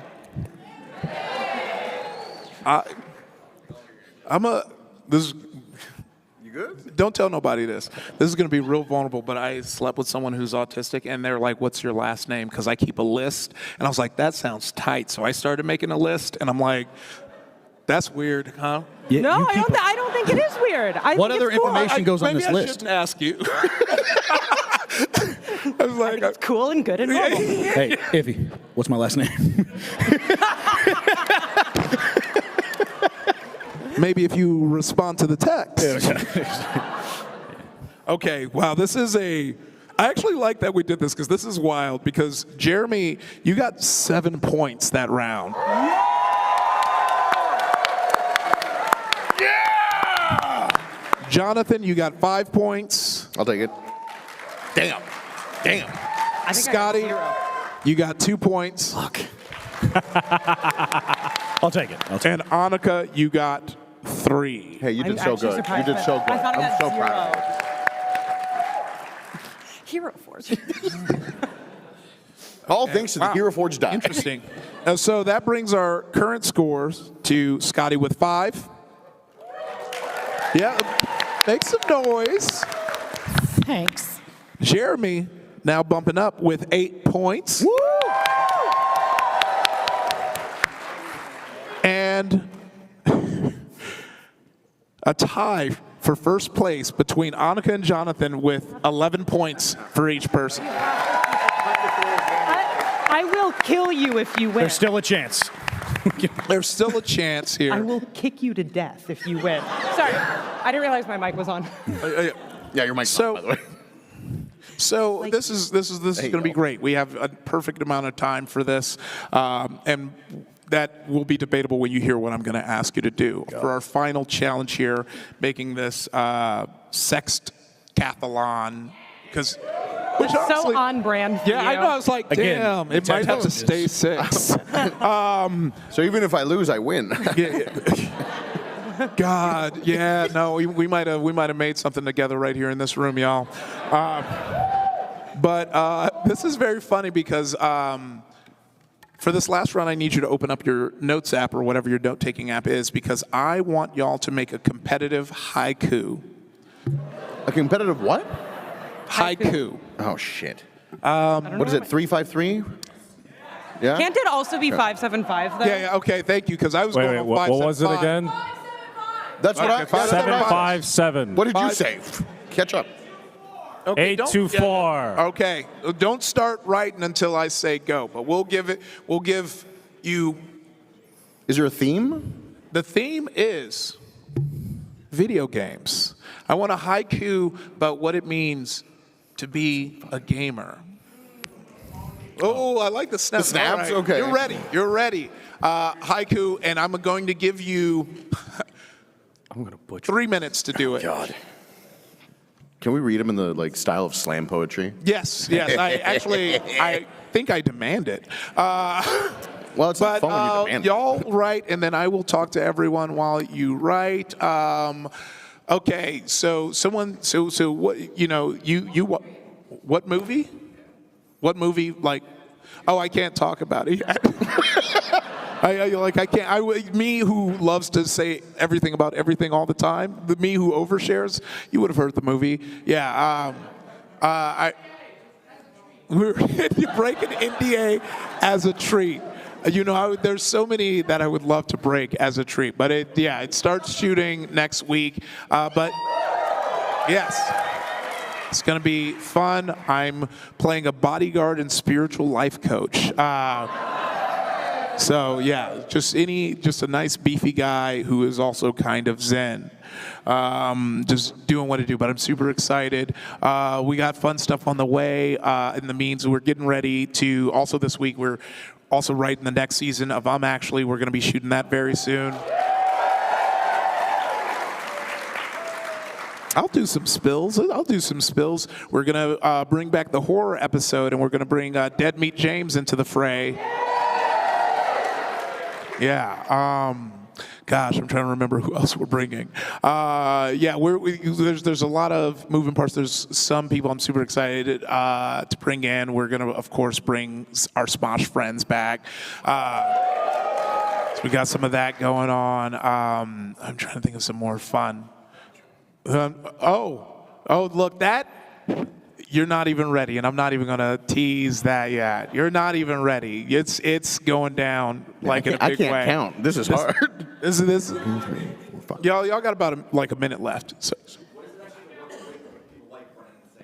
What is it like working with Brendan and Sam? I'm just going to repeat that up. It's great. Like, we've been homies for a minute. I remember I was thinking about, because I was with Erica at Neotropolis, and we were talking about when we did Bloodkeep for the first time. And at that point, I've done stuff with Critical Role because I started on Geek and Sundry, and I popped in and did. Thank you. One haiku. But I popped in. With that, you kind of show up. It's a live stream. We did the Critical Rejects, Ulfgar Fireforge, and stuff like that. And I sat in with Brendan for the first time, and he turns on the music, and he kind of gives the same spiel that he starts the series off with. I was like, damn, this guy's crazy.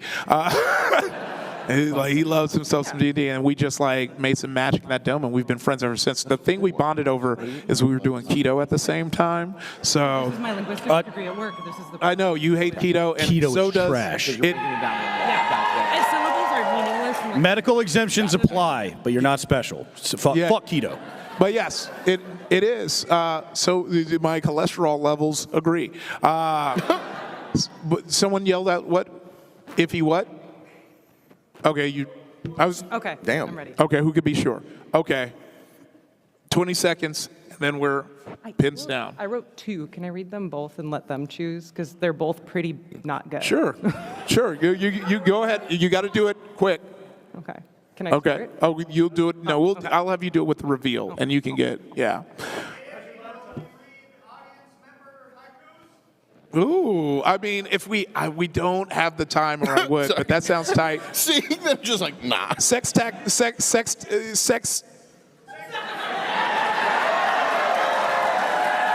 many times have you done that in your life?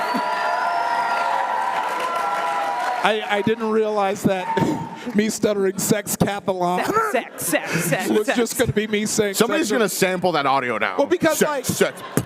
in my head it was me just trying to say the word sextathlon. I wasn't even registering that I was repeating sex over and over again. Sex. All right, pencils down.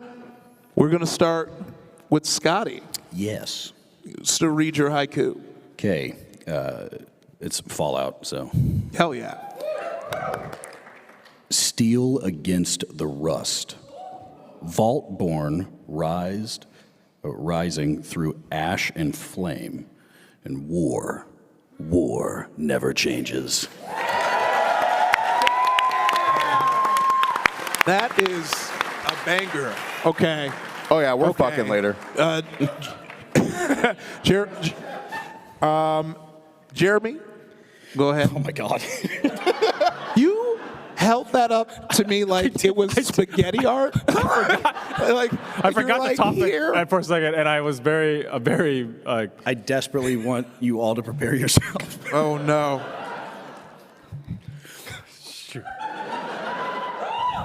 I'm very smooth brain here. He's crying. Video game fun. Video game make me happy. Brain hurts now, not fun.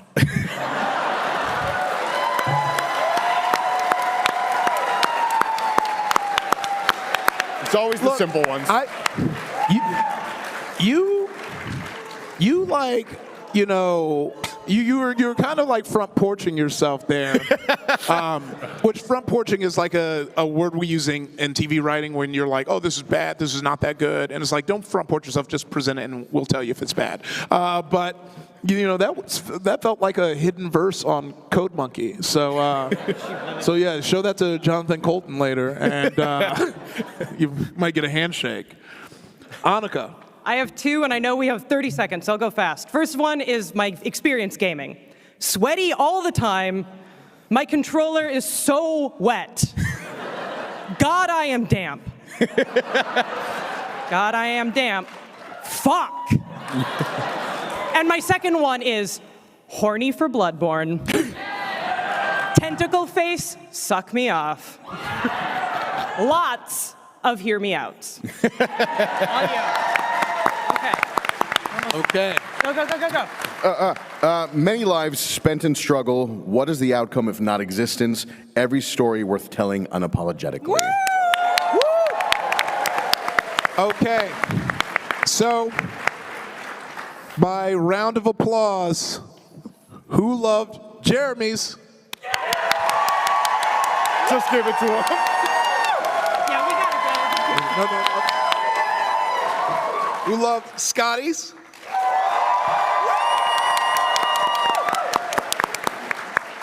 Who loved Annika's? A lot of hear me outs. That's a lot of hear me outs. And who loved Jonathan's? Okay, I'm just gonna have to call that quick. I think that went to Annika, which gives them the win for today's Sex Catalog. You betrayed me. Thank you so much, everyone, for coming to my panel. It was great. It's been Jeremy, Scotty K Fitness, Annika Sila, and Jonathan, a.k.a. Latinos Against Spooky Shit. Thank you so much. I'll see you all. Thank you. Hi, I'm your girlfriend. I can't wait for our journey ahead. I will always be by your side. You can't leave. You're mine, and I won't let you go.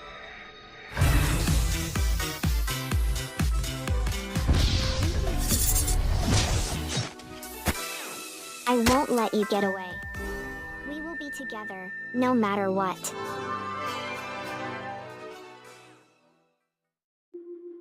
Whether it's sunglasses outside, blue light glasses inside, or night driving lenses in the dark, Zenni has affordable eyewear for everyone. Get 10% off with code PAX at Zenni.com.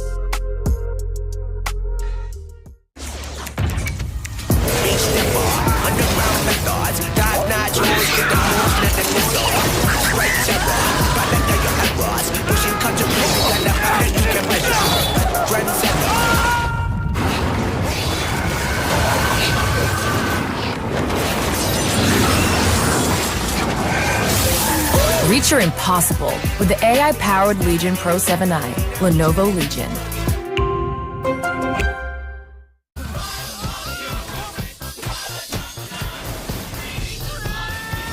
Close airlock 7! You really don't know me, do you? The best high-concept sci-fi rigmarole in the universe is back. Mob justice! Get back here! This is for your own good! Rick and Morty Season 8 premieres May 25th at 11 on Adult Swim. Get your mouth round it. Whether it's sunglasses outside, blue light glasses inside, or night driving lenses in the dark, Zenni has affordable eyewear for everyone. Get 10% off with code PAX at Zenni.com.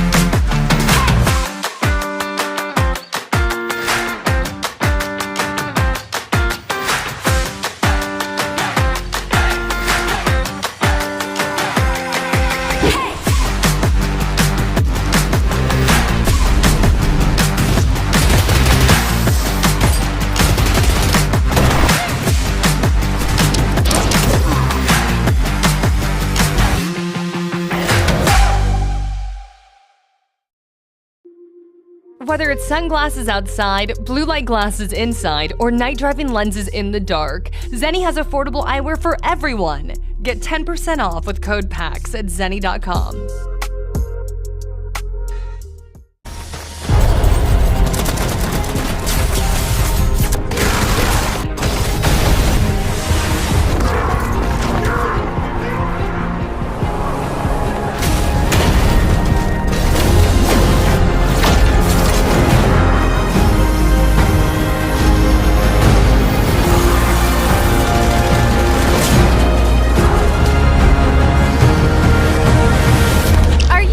Ready to be shocked?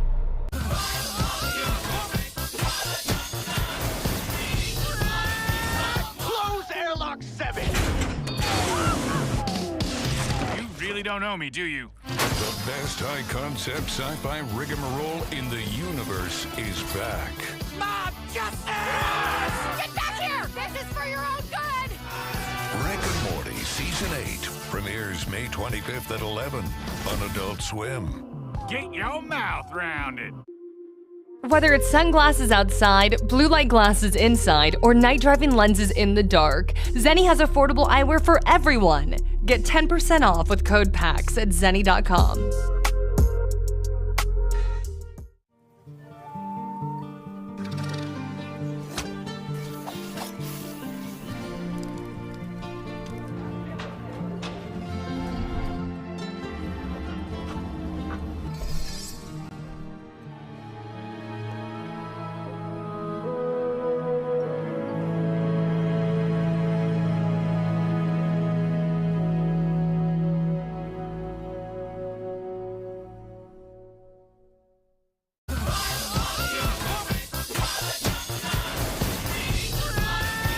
Close airlock 7! You really don't know me, do you? The best high-concept sci-fi rigmarole in the universe is back. Mom, justice! Get back here! This is for your own good! Rick and Morty Season 8 premieres May 25th at 11 on Adult Swim. Get your mouth round it. Whether it's sunglasses outside, blue light glasses inside, or night driving lenses in the dark, Zenni has affordable eyewear for everyone. Get 10% off with code PAX at zenni.com. Techcrops awake, taking on a new form. Let me do the talking. Let's rock!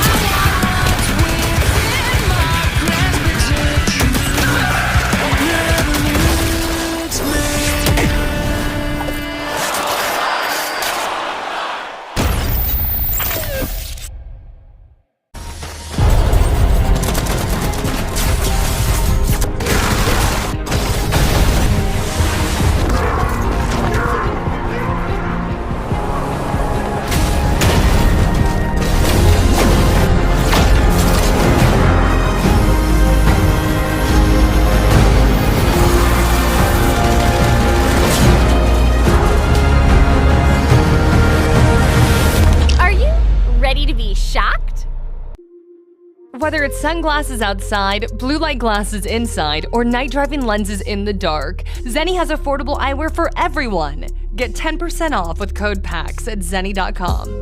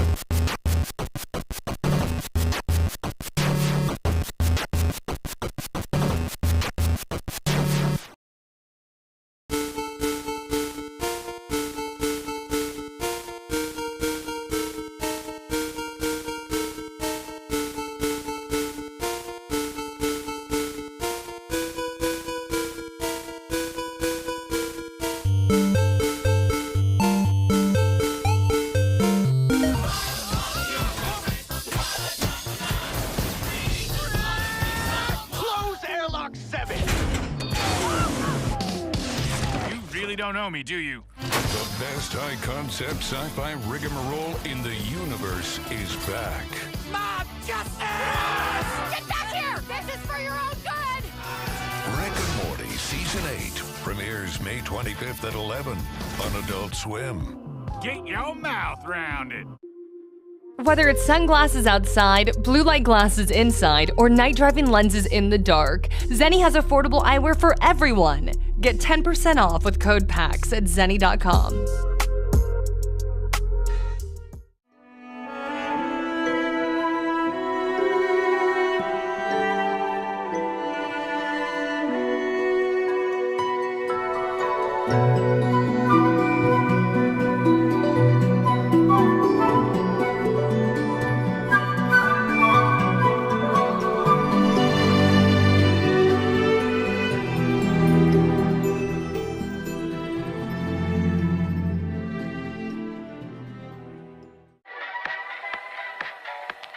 Hi, I'm your girlfriend. I can't wait for our journey ahead. I will always be by your side. You can't leave. You're mine, and I won't let you go.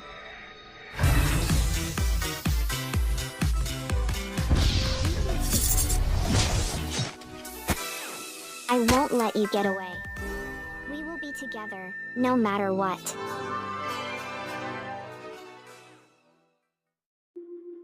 Whether it's sunglasses outside, blue light glasses inside, or night driving lenses in the dark, Zenni has affordable eyewear for everyone. Get 10% off with code PAX at zenni.com.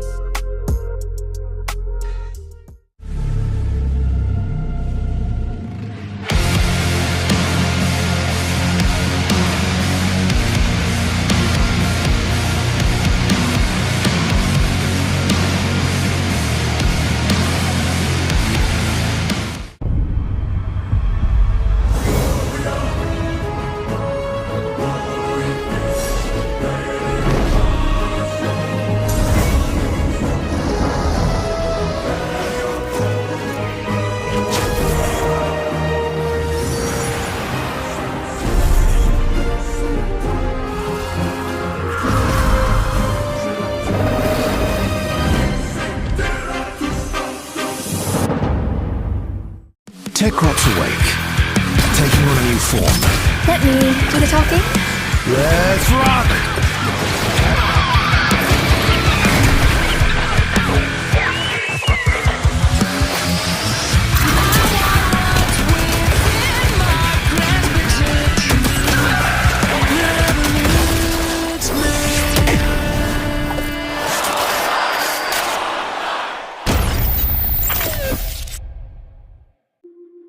Whether it's sunglasses outside, blue light glasses inside, or night driving lenses in the dark, Zenni has affordable eyewear for everyone. Get 10% off with code PAX at zenni.com.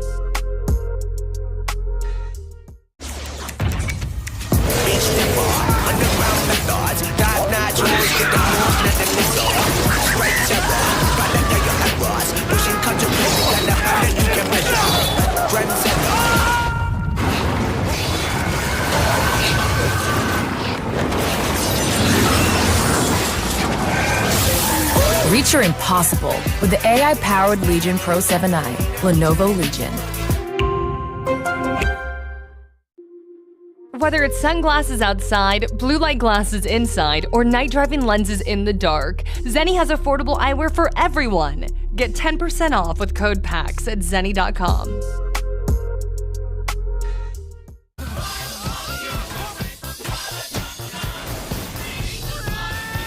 Close airlock 7! You really don't know me, do you? The best high-concept sci-fi rigmarole in the universe is back. Mob justice! Get back here! This is for your own good! Rick and Morty Season 8 premieres May 25th at 11 on Adult Swim. Get your mouth round it.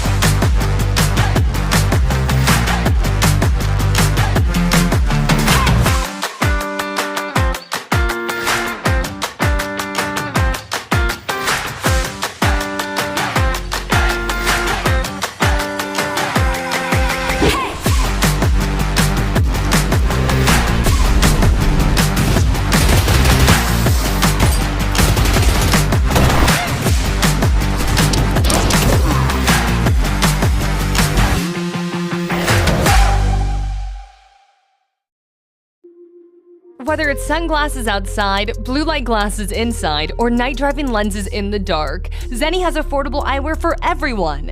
Get 10% off with code PAX at zenni.com.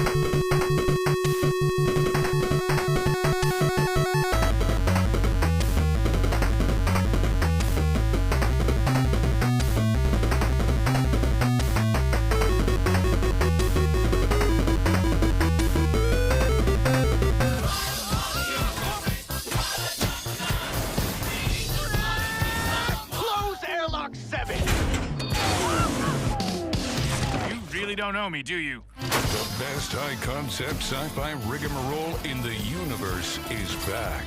Mob justice! Get back here! This is for your own good! Rick and Morty Season 8 premieres May 25th at 11 on Adult Swim. Get your mouth round it.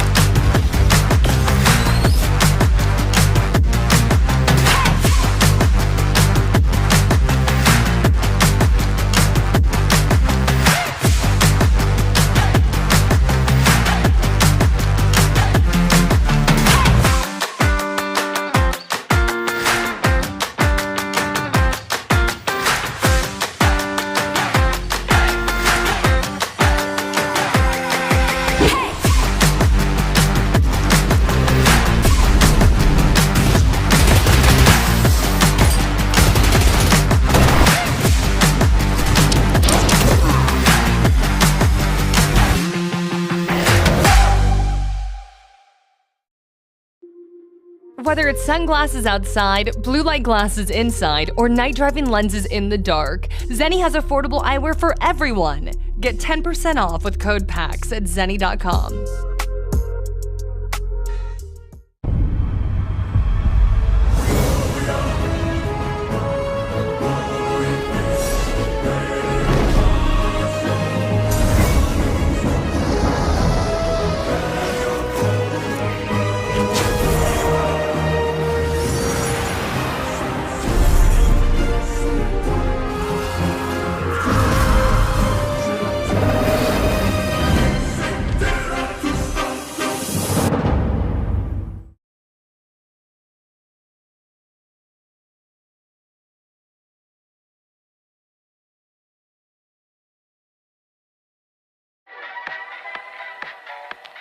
Hi, I'm your girlfriend. I can't wait for our journey ahead. I will always be by your side. You can't leave. You're mine, and I won't let you go.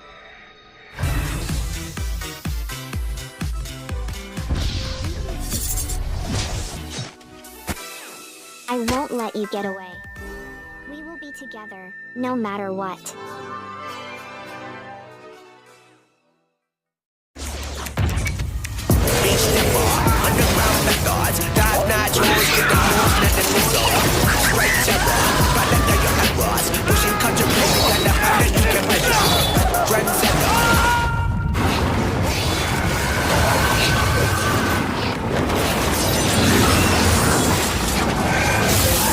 Reach your impossible with the AI-powered Legion Pro 7i, Lenovo Legion.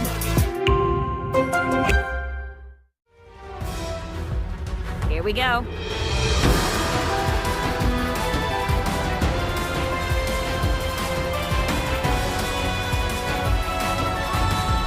Whoever joins me shall become a legend!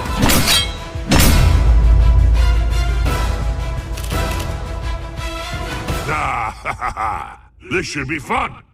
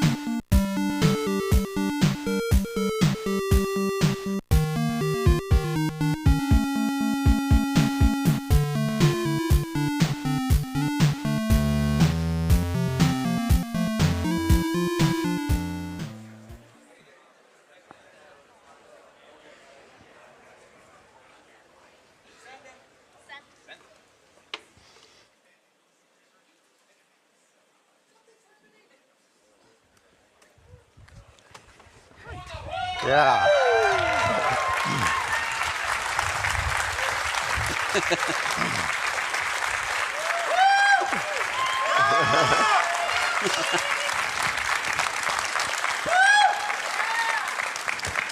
Hello, everyone. Hello. Welcome to our panel on the evolution of Azeroth. I'm Randy Jordan, a community manager with the Warcraft team. I started playing World of Warcraft 20 years ago, and I joined Blizzard 6 years after that. I want you to meet my coworkers, starting with Paul. You start with me. My name is Paul Cubitt. Nice to meet everybody. I am an associate game director on World of Warcraft, working on the Midnight expansion. You can see a younger picture of me right behind me here. There you go. Yes. So due to the fact that I've been working on this game for close to 20 years now, I started in 2006. Hope you can all hear me. Test 1, 2. Test 1, 2. All right. Perfect. Yeah, you just got to touch it. Yeah, been working on the game since roughly when we were working on Encourage. I started in game testing as a QA tester and worked my way into quest design. Did that for a long time, worked on all parts of the game, and now, yeah, working on making cool stuff at Midnight. Yeah, nice to meet you. I'll jump right in next. Hey, everybody. My name is Jeremy Fiesel. I haven't been here for the 20 years that Paul has. I just celebrated my 15-year anniversary at World of Warcraft, and got my cool little blue ring. I had originally started as an encounter designer. One of the first things I made was the crazy boss fight List Resort, which was modeled after a lot of fun SNES flying games. I have done many fun things since then. After that, I went on to my favorite thing, which was anything fuzzy and cute. I worked on battle pets for a really long time. I worked on hunter pets. I worked on mounts. I added a couple of secrets to the game, and nowadays I help head up the live services vertical on WoW. We add a lot of the stuff that's in the patches between the patches. The patches between the patches. Hi, Maria. Hi, how are you? I'm well. Great. Hi, I'm Maria Hamilton. I'm the Associate Design Director on WoW. I actually played early on in the beta, so I've played the whole time. I love the game. And I've only been with the team for a little over 5 years. I just got my sword, in fact. So they do arm us at 5 years, which is nice. We get mugs earlier on for the, well, anyway.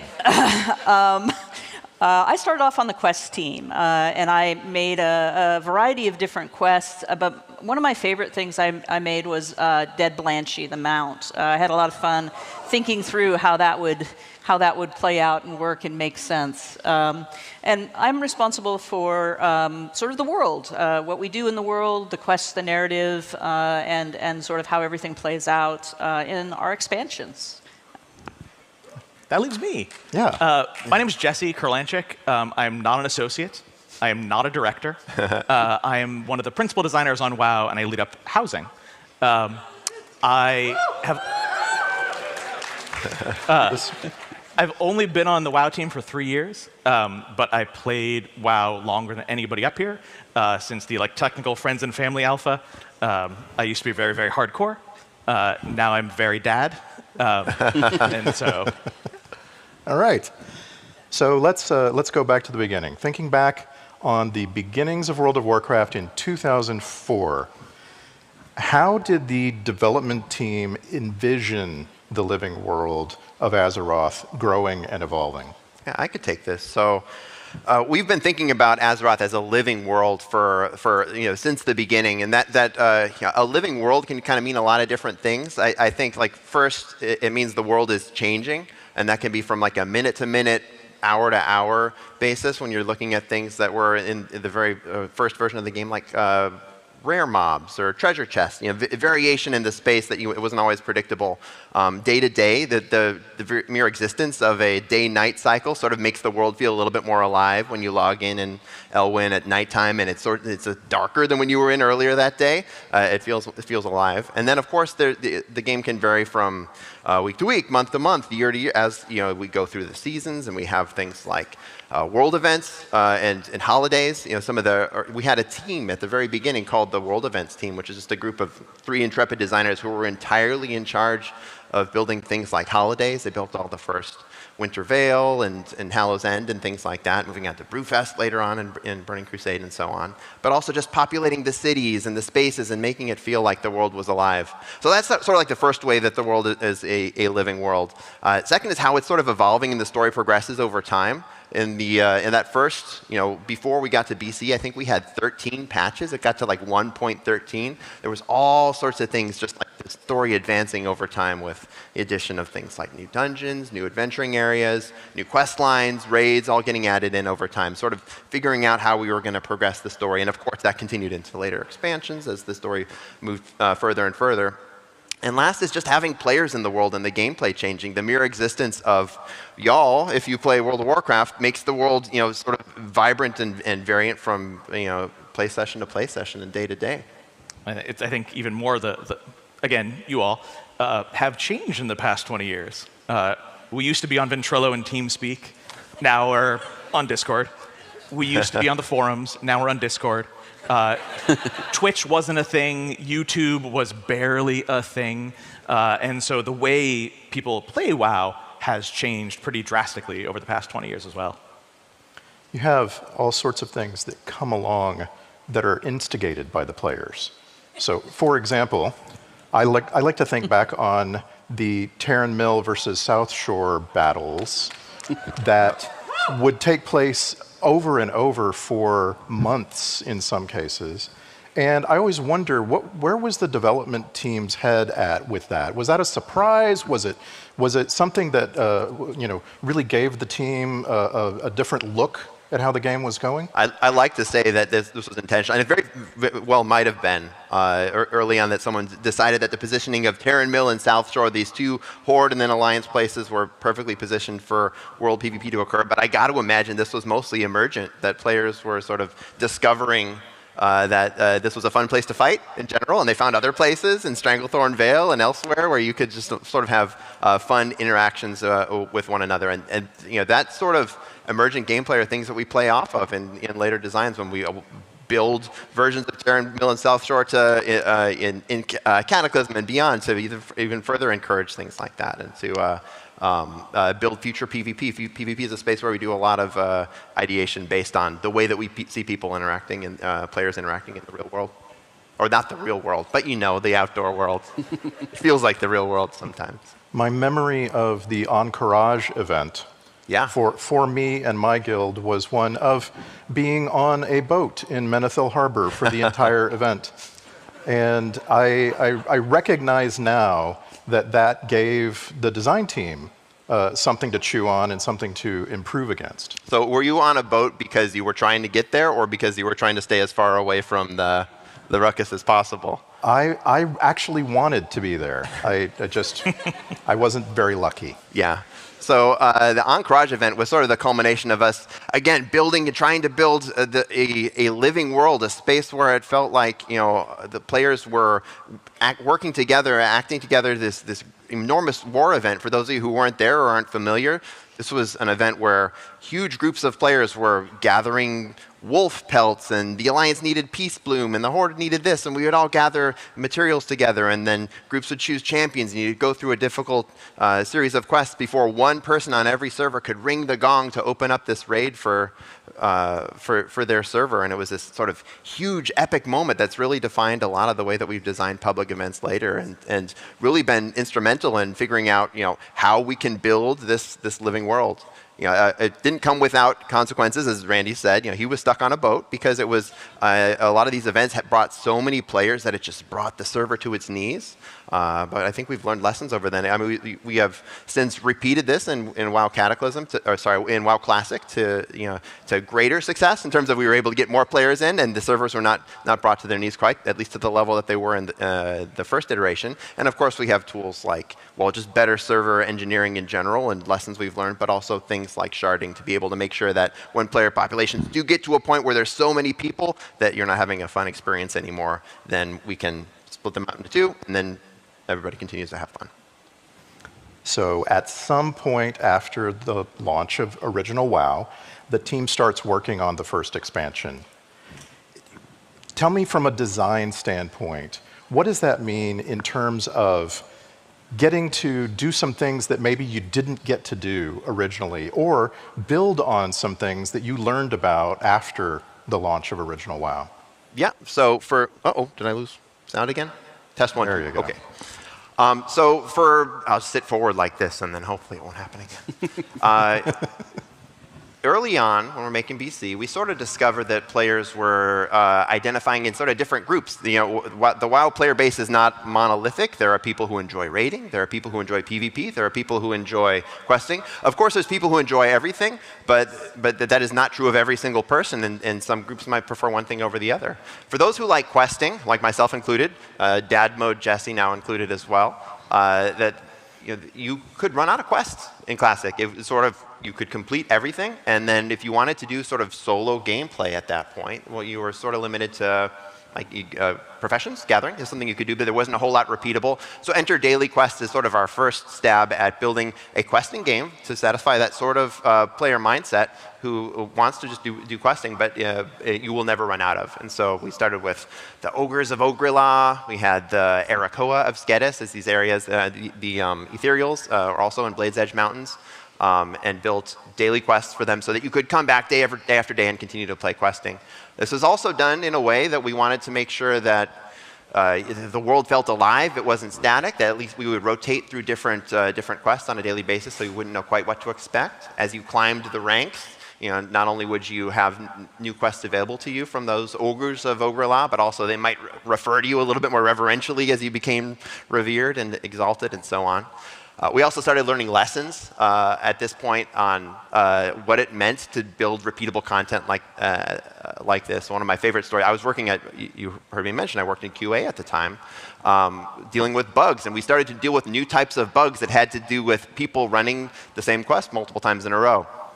In Blades Edge Mountains, some of you oldies like us might remember there was a quest where it was a bombing run quest, but it was sort of different than ones you do now, where you had to bomb a couple Legion cannons and things like that, and piles of munitions in the areas of Blades Edge Mountains. And the cannons would fire back at you. The bug we found was that those areas would get really laggy on Sunday and Monday, and the first week we weren't sure exactly why. And then it happened again the next Sunday and Monday, and the reason why is because anytime one of those things shot a bullet at you, it would summon a little invisible creature. We call it a bunny up in the sky, and they weren't despawning.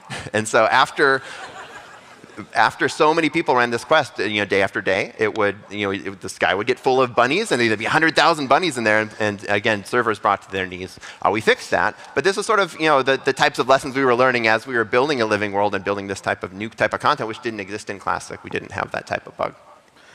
I got to be king of the ogres. Thank you very much. Congratulations. Thank you. I also really, really enjoyed the Netherwing Ledge. More than just having the boomerang and beating on peons, there was such a sense of reaching a goal, and that goal was a flying mount. And of course, flying was the big step at this point in WoW. The big step forward for gameplay was being able to get on your mount and fly. Did you fly, Jesse? Absolutely. I was the first person on my server to fly. You were the first because flyer? Again, hardcore as a child. Right on. In my 20s.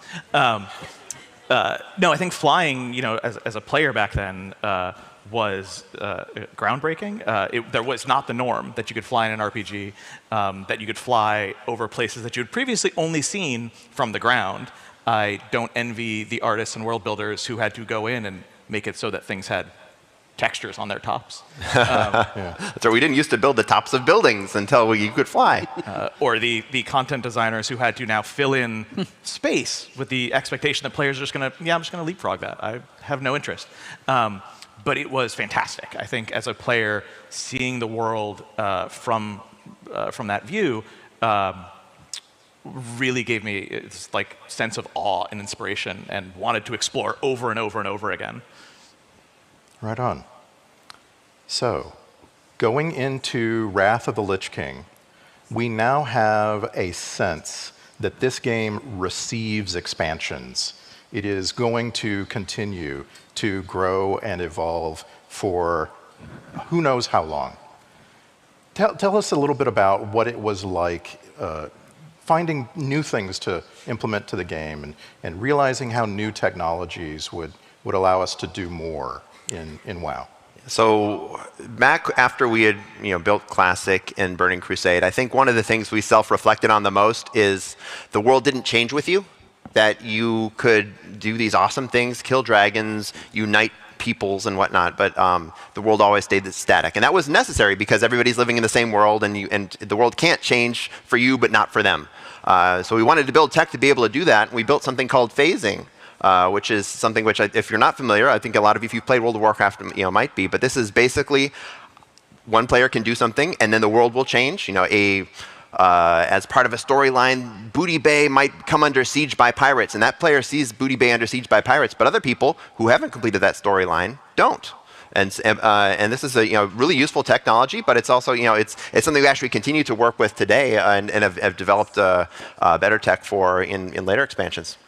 Yeah, we use phasing an awful lot because it's really effective for showing progression. Individual player progression, as well as times when we're using, a big group thing that's happening and we want you to see a specific thing. So it controls the visibility of what you can see. But it has some issues with it also that we have to consider when we're designing because, unfortunately, you might not see your friend. And so you said, hey, I'll meet you at the such and such place, and then your friend, you don't see them. And they don't see the same thing you see, so when you say, oh, I'm standing over by the big ogre, they say, what big ogre? So one of the downsides of phasing is that it separates people. It makes it such that it may look like someplace is empty when it's actually full of other people, but they're in another phase. So now we're very careful when we phase, when we choose to phase, and also we have implemented party sync. If you're not familiar with it or you haven't tried it, you want to help your friend who's maybe behind you in the story, you party sync up, and now you'll see the same things that they're seeing. So very, very useful tool, but also can be detrimental to that feeling of being in a world if you're too separated from other people. Yeah, I'll say we phased a lot of that when it came out in Lich King because it was a new tool and we were figuring it out. And then as we sort of progressed, realized that phasing is a story sledgehammer. It is super powerful for telling story, having the world change around you, but that doesn't come without consequences. And this has been sort of a repeated pattern, I think, as you see designers on the team excited about new technology and they implement it in a first, sometimes a scrappy way, and then we'll iterate it over time. Gave us the water slide in Grizzly Hills. That's right. Yeah. What could be better? So the biggest phasing that I can think of that came along was actually done by Deathwing himself. Yes, indeed. Yes. A major change to the landscape. Tell us about that. Yeah, so I think this is continuing this line of thought. If we want to see the world changing, the big idea for Cataclysm was, what if we changed everything? What if when Deathwing came out of the earth, it changed so much that entire quest lines changed, entire zones changed. The tops of the mountains in Badlands are sheared off, and the Barrens is split into two with a big river of lava in the middle, and so on. And along with that, the quest lines changed. If you go to a lot of those Cataclysm-affected zones, you'll see the story is Deathwing just came out of the earth. We learned a lot of lessons in doing that. One, it was a lot of work to do to rebuild all those zones, and a lot of them were done really quickly. Again, I mentioned scrappily before. We did built those zones really quickly, but also some players weren't as happy about the changes. The changes we'd made to zones were done with good intentions of looking at classic quest lines and saying these don't really match our philosophies anymore. Sometimes a quest might send you all the way to another zone, and then you come back, and then you get 15 silver and nothing else, and that's it. And so we wanted to build quests that are more in the at the time the modern sensibility of let's build these into campaigns, into storylines that have beginnings, middles, and ends. And you see that with the Cataclysm-affected zones. For players who were disappointed by that and saw that I kind of can't go back to before, I can't play the Classic as I remember, I think this was one of those instigating moments which ended up having us make WoW Classic. So you can go back and you can play WoW Classic in the way that you remember it. And a lot of players, I'm sure many of yourselves included, do prefer to play that way, and it's great that you can. It seems like Mists of Pandaria is also a little reflective of what you were just talking about. There's a condensation of everything. When you talk to players about their memories of Mists of Pandaria, it's very cozy, it's very tight-knit, and that feels to me like that was the intention of the design team.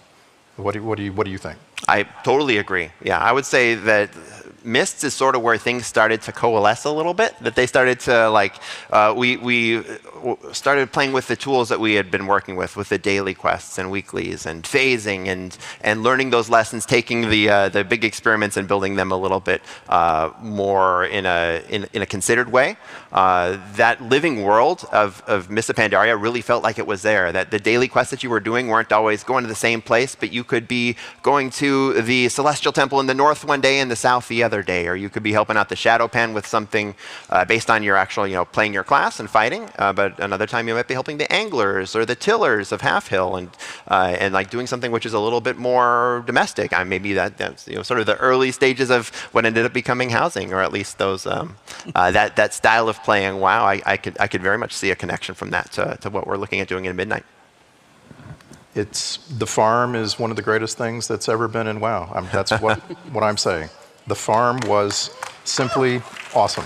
Yeah.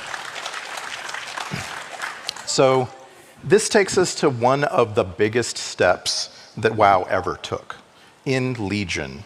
The updates to world content and endgame content. With these things, new life was breathed into this world. What was the development approach going into Legion? So, like Paul was mentioning, I think by the time we got to Mists of Pandaria, it was feeling like we had a really well-polished version of a lot of the core elements of World of Warcraft. You had cool rare spawns popping up, you had fun dungeons and raids, you had the introduction of challenge mode to help continue to challenge that audience, so the team is still experimenting and doing fun stuff in that space. You have the cozy farm, like you mentioned. We have also gone back to, as we developed future expansions, the original design documents for the reputations of Mists of Pandaria. Really? Because it had one of the coolest breakdowns originally prior to any work being done of how the reputation, what their vibe would be, what they would be all about. So you'd have this cool, what was now kind of an ancient Microsoft Word document with weird formatting that was like the Tillers, and they're all about these particular professions, and this is what their whole vibe is, and here's where they live. And when we went back in future expansions like Dragonflight, that was one of the things we looked back on was that document when we were designing Renown. So if you consider MOP kind of the end of Era 1, where a lot of that core WoW stuff is feeling pretty good and pretty polished, the next step for us was look across the whole world and see what other new potential areas do we have to explore. What other experiments can we do? One of those areas was, like you mentioned, was world quests. We wanted to get out of that space of everything is on specific timers and has specific rewards, and it's always the same, because that was starting to feel like, hey, it's always feeling daily, it's always feeling weekly, it's starting to feel a little bit like a chore. What if, instead, the world itself started to populate a lot of the content? And not only that, but then the reputation and the rewards would be slightly different on a weekly basis. And let's get out of the space of things happening every day and instead have things happen every 4 hours and 6 hours and 3.5 days, and really kind of mess with expectations in a way that made the world really feel significantly more alive. And then you start layering all of the many systems of Legion on top of that, and how they can add a little bit of that randomness and a little bit of that spice to your day. For example, adding the emissary system, where you not only could do a whole bunch of world quests and get an awesome reward and potentially get a legendary from it as well, and that would completely change up what your week was going to be like. But also, we came up with this concept that we were calling capacitance at the time, where you didn't have to log in and do all of your emissaries every time they were up, or all of your world quests every time they were up. They would start to build up over time, which is another way for us to make it feel like, hey, the world is changing when you're not there, so that when you log in, it's going to feel significantly different.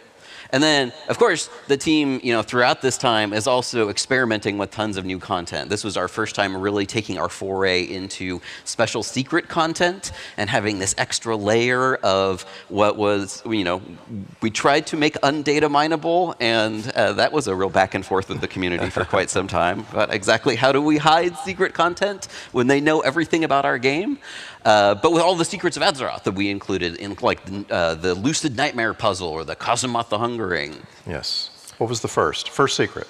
The very first secret? Well, the very first secret we did in kind of the modern Legion era, this might have actually preceded Legion. had this idea for, what if we just hid something off in some corner, right?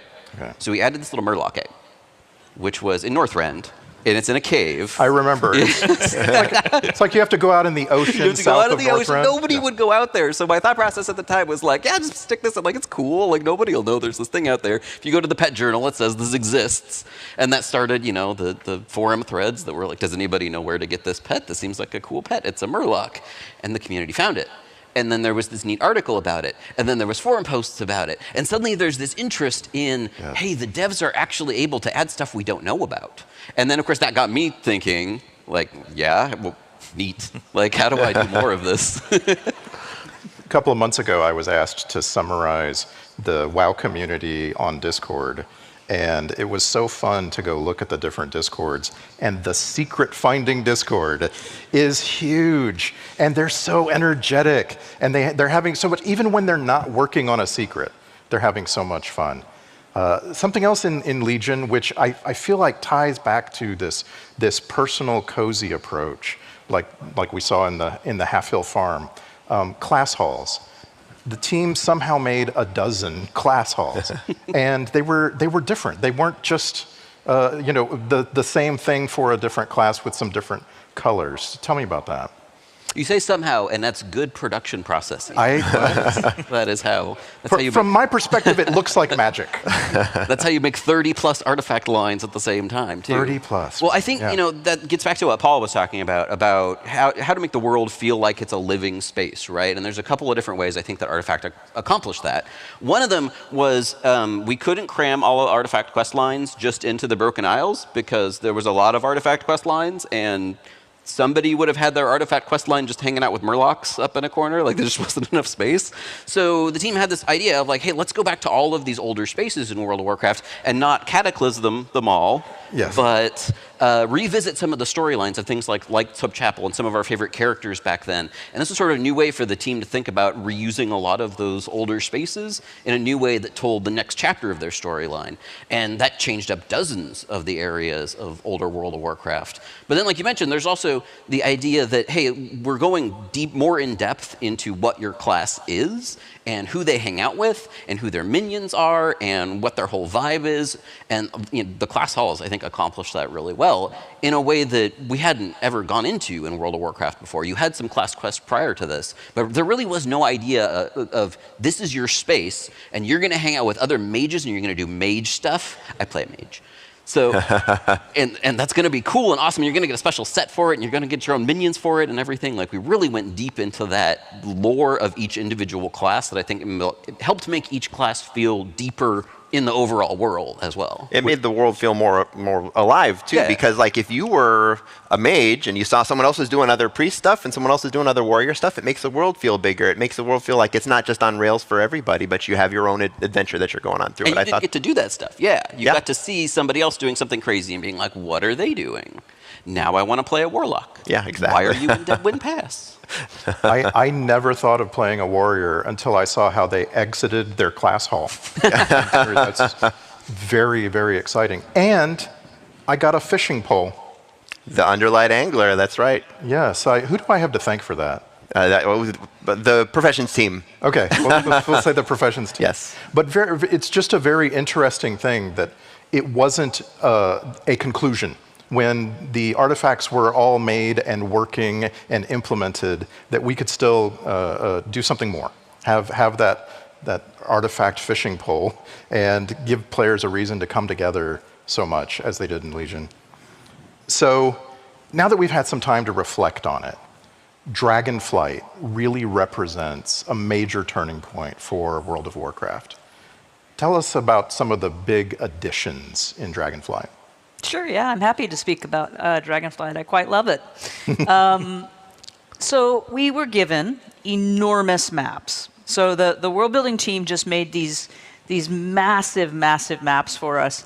And it fit really well with our themes, which was primarily about discovery and exploration. We're returning to the homeland of the dragons. We need to look everywhere and find all the things. And this led us to this decision to build a lot of smaller activities that you could find in nooks and crannies. We hid things everywhere. So those could be things like you fly to the super high peak and plant a banner for the Dragon Scale expedition. Or you see some loose dirt, and so you use a shovel and dig there, and oh, you got something cool. So small things like that, but bigger things too. For example, you could go hunting with the centaur of the Onaran Plains and sort of see what their culture was and learn more about how they valued their hunting dogs and their hunting hawks, right? But the one that most people talk about most of the time, of course, is making soup with the Tuskar. And I'm gonna turn that over to the chef here, and he can explain what he did. Well, first, can I get a yes, chef, from the audience? Yes! All right, thank you. So I was lucky to be asked to work on the folks who were building the community feast event, which is what we sort of call Tuskar soup informally. The directions here was, we'd been working with the culture of the Iskara for a while, or the team who'd been building the story of the Azure Span had, and they had an idea of what the fantasy was here. They said, we want a big event where you make soup. And we had a couple early designs, but like the idea we got most excited about was this character who sat at the pot and was giving everybody different directions of, you go get salt, and you go get one kind of fish, and you get another kind of fish, and you come over here and help stir the pot. And the way we were able to implement that was with scenarios. Scenarios is some tech that we have to sort of tell a shared story in the outdoor world. Usually it's sort of a long linear story or a multi-stage linear story. But again, being scrappy and using the tools that we had available, we said, what if we made 60 different scenarios though? And then the fish one was one scenario, and this fish one was a different one, and stirring the pot was a third. And then some scripts behind the scene were saying, okay, make sure we don't give two people the same one and mix it around. And it worked, and it was fun. It was a different sort of way of playing. It was a little bit hectic, and players were encouraged to have big groups, because the bigger group that you had, the better the soup was, the closer it got to getting to legendary quality. Of course, that also came with like a couple early bugs we worked out early on, but that sort of proof of concept was something we built later on into scenarios where we can make multi-step scenarios, which is one single scenario which can have different people on different steps, and that's tech that we used for later iterations of the same style of gameplay, like you see in Time Rifts or in the theater troupe that's currently going on in Isle of Dorn right now. Yeah, I went and got my supervisor title right away. That was really important to me that I had supervisor. Yeah. Yeah. Well, also, with these giant maps, it seemed important to us that we do some stuff with flying. So we brought about the dynamic flight, then called dragon riding, now called sky riding. And this gave us the ability to add momentum and moment-to-moment gameplay to traversing our world, which was quite large. And so that extra speed was very useful, very helpful to players as they were exploring the nooks and crannies and trying to find the cool secrets that were hidden. And there were some things to learn there too, of course. Some players, turns out, get sick if they have to deal with momentum. The motion sickness was problematic for a number of our players, so we looked at accessibility options. We're trying really hard to look at accessibility and make sure that all the players can play. So our first effort was, of course, you could ride along with a friend. You could just be a cute little hatchling, and you would fly along with your friend. You didn't even have to look. And that way there was none of that going on, right? Also in questing, we had quests where we needed you to maneuver in particular ways that might make you ill, and so we had alternate versions where you could say, you know what, why don't you do the flying for me, and I'm just going to, step away for a minute or something. So we were looking at that as well. But this ability to build quests with this flight method in mind meant that we could end objectives way up high, and then you would have this amazing swoop as you went to the next objective. It meant that we knew that you wouldn't necessarily, battle things in between, so we had to make sure that when you arrived at your next destination, there was something cool to do there. You weren't essentially skipping the content. But it also let us make new kinds of quests, quests where you could do the races and go on a crazy race through the sky and try to beat the timer. And we could do ones where you banged into things, and we could move it into dungeons. We could use it in raids. So it was a new opportunity for us, a new type of quest, in addition to just being really fun. And since you talked about flying before, why don't you tell me about how it felt now? I'd love to tell you how I feel about flying. No, I think it per the panel, evolved your relationship to the world in a very unexpected way. Jumping off Valdrakken and soaring down the side of a cliff, hitting the river, and then just skimming off of it, going through the canyons, was really invigorating. But at the same time, it was very, very peaceful. I was like in the world. The wind is going by my hair, and I got to appreciate once again a different view of Azeroth. Being able to feel that way about a game, I think is really why we play and make games. Get emotional as I talk about it. No, I think it was a fantastic addition. I want to throw in, this sort of changed the way that I play zones now as well. Before, I'm a quester. I love playing through the questing story, but now that we have those skyrunning glyphs, anytime I get to a new zone, I got to imagine I'm not the only one. The first thing I do is I got to go explore this whole place and see if I can find all these things, and then I'll go to the story afterwards. But it sort of changes your relationship with the world. How did skywriting affect secret building? Secret building has always been about the best way to hide things in plain sight. So it certainly made it faster for the community to get from point A to point B around the world. But many secrets are 5 or 6 layers deeper than just getting between point A and point B right now. That was the original design with some of those original Chronicle secrets, though, was the idea that, hey, it would be difficult for the community to find these things that are hidden in 6 spots around 20 years of game world. When you have a community that large looking for secrets, it is not difficult. Sure, but did you ever get the sense that a secret was a little too secret? I think if there was one that was a little bit too hard, it was probably the Jennifer secret, because the mental leap you had to take between what was shown in-game and the puzzle in the head of the designer was enough to keep them busy for 11 months. 11 months? 11 months. I don't remember it being that long. Wow. So less than a year. Yeah, they made it. That's pretty good. That's great.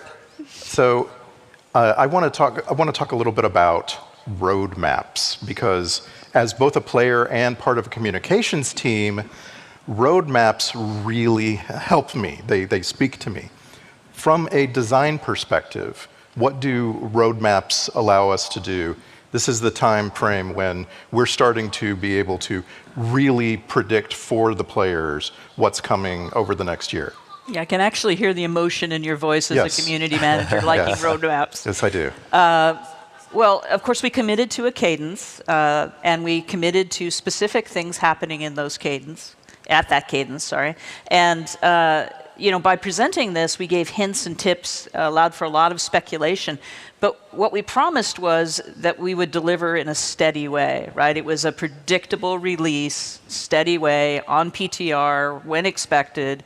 And I'm very proud that we've held to that. We've hit it every time. So super proud of us for that. For the story, it's been wonderful. I too am a fan, because it allows us to plot out and figure out what's going to happen.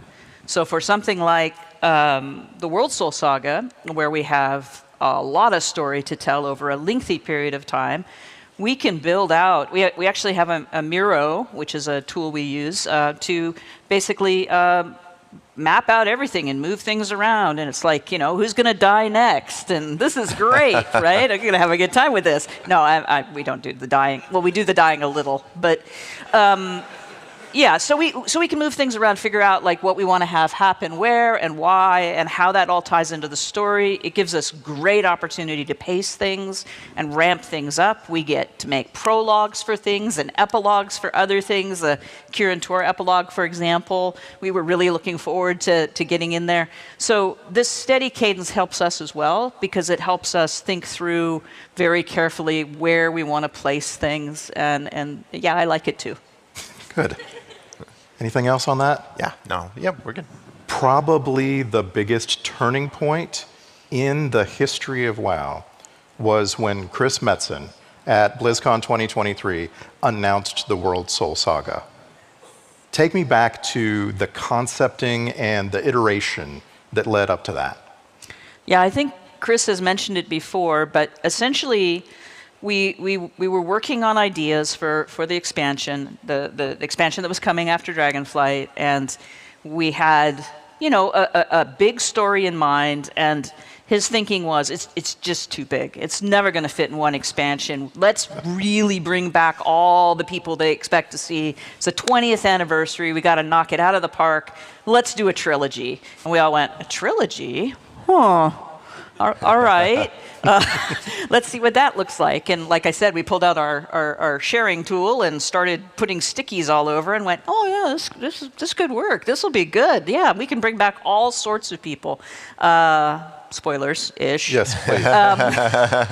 And we can really build this up into something to celebrate. You know, this bringing the final sort of like what happens with all of these people's threads and what's going on, and just really, you know, doing the 20 years justice. So it was initially a little bit like, ooh, that sounds like a lot. But then, yeah, I mean, we're working on all three of them simultaneously. We have teams working on all of them. And I just played through second passes of the campaign for Midnight, so we're doing great, which is cool. So a ways to go yet, I'm afraid, but still a long way to go. Yeah, one of the cool things about working in a trilogy like this, though, is typically we've told encapsulated stories within the scope of an expansion, which is a number 0.0, number 0.1, number 0.2, and this sort of has a beginning, middle, and end. This has a lot more. There's a lot more places where you can put story, and it means we get to go to a lot more interesting places. We get to go to unexpected places. The very first diversion off of the Isle of Dorn and it's Khaz-Algar, etc., was to go to Undermine, and it's exciting to think about where we're going to go next as the story's kind of dealing around the void and the world soul and everything continues to unfold. And during this development of the World Soul Saga, the team has also been producing entirely new ways to get into the living world. What does WoW Remix Mists of Pandaria mean for you? Well, I mean, to the point that Maria was making about how the roadmap and having this consistent content cadence gives us great opportunities for adding a ton of new story content. Hey, it also gives us great opportunities for adding a ton of new interesting experiments, which we did all throughout Dragonflight. Everything from the revamped Secrets of Azeroth to the follower dungeons. Those were all little experiments that we were doing. And at the end of Dragonflight, we knew we wanted to take a couple of big swings on the experimental side of things. One of them was experimenting with reusing WoW content. And this was really like MOP Remix was really the combination of two different separate ideas that came together like a delicious cookie. One of them was, hey, can we expand upon time walking? At the time, we were doing things like turbulent timeways for the first time and finding that to be something that people were really enjoying. And we've continued updating turbulent timeways ever since then. But then we were asking ourselves, what is the most effective way to relive, say, a whole zone? Should we do zone walking? Or a whole expansion if you went even bigger than that? Meanwhile, a bunch of our team members were playing our sister game, Diablo 3, and we're doing a bunch of the Diablo 3 seasonal content, and we're saying, hey, can we get something like this Diablo 3 Seasons in WoW? Something where I feel like I'm going through similar content, but with wildly different gameplay and a wildly different leveling scheme, and I'm really enjoying leveling up my character in this newest season. So as both of those ideas continued being iterated on in big whiteboards, as you mentioned, eventually they just kind of merged together into this great thing that ended up being MOP Remix. Let's go back to Mists of Pandaria, and we actually went and looked at a bunch of data, and we saw that a bunch of people hadn't even done Pandaria that were currently playing WoW, so it was also a great opportunity just to get people back to a space that they had, not even back to a space, to get people for the first time to a space that they hadn't done yet, because maybe a bunch of them had leveled up in Dragonflight. But then also, could we reuse this content in a way that felt different while I was leveling through it? So, and that was the impetus behind all the different itemization, the infinite Dragonflight, all the different layers on the content, the new ways to acquire the loot that you got from MOP Remix. You can see some of the interesting factoids up here. Some of our favorite leveling classes there were the Death Knight and Priest, and of course Hunter and Paladin, because everybody likes playing Hunter and Paladin. A bunch of people made it all the way to the very end and managed to kill a mythic Garrosh. We felt that MOP Remix was a really great experiment. It was a great opportunity to reuse the older game in WoW, but also give people a chance to do it fresh. And I feel like one of the key parts about freshening up a piece of content like this that we learned was that it's really the most fun when everybody gets to experience it together. And that's what a remix does. It's not just turning on everything all at the same time and saying, hey, go have fun. It's, hey, we're going to go through this together again. So it feels like it's a new expansion, and it feels like you're progressing with your friends again, and you're all learning about what the most overpowered item combinations are and finding these new secrets in the game about where did they put the special drops and stuff like that. It's a great learning experience for us, but also we got a huge amount of positive feedback from the community that they would love to see another remix at some point in the future. Are we ready to talk publicly about some more remix? This was going to be a fun panel regardless, but I think it will be an even more fun panel if we get to release a couple of juicy tidbits of information, maybe? Go ahead. Hit us. So, as many of you have surmised, perhaps because we gave out a couple of hints, or very large hints, that we are going to do another remix. And the next remix we are going to is, of course, the fan favorite expansion, Legion.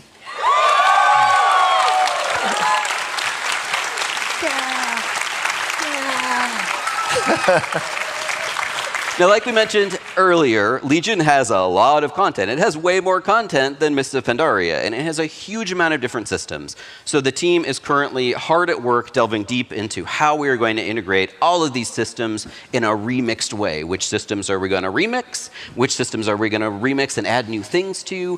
Which of all of the different drops that came from all over the place in Legion are going to be accessible via currency? Team is delving into those right now, and we will have a significantly larger info dump later that includes a lot of the details about the systems, but we don't want to leave you without at least a couple of interesting, juicy tidbits about the stuff that we're exploring and we're excited about. So here's two of them. First, Legion is where we first introduced the Mythic Keystone system. And this gives us a great opportunity to expand upon the audiences that we hit with MOP Remix by giving the Mythic Plus audience something to do in a remix space. Hey, wouldn't it be cool if you could do Mythic Keystones with the wild item scaling of Remix and see how high you can go? We think that would be cool. Yes. And we're really excited about folks getting a chance to do that and just figuring out how to completely break that game. We completely expect you're going to do that, and we hope you have a ton of fun. Right on. But some of us in dad mode prefer the outdoor world.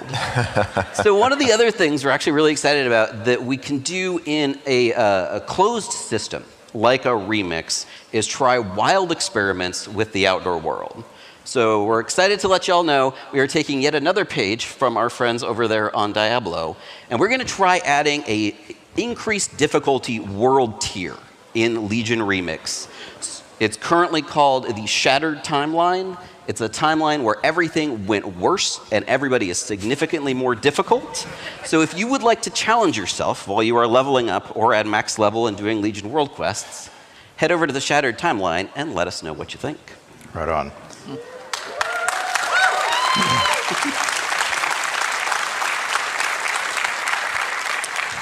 Remix isn't the only experimental game mode that we've seen in recent years. There was also something called Plunder Storm. What was that?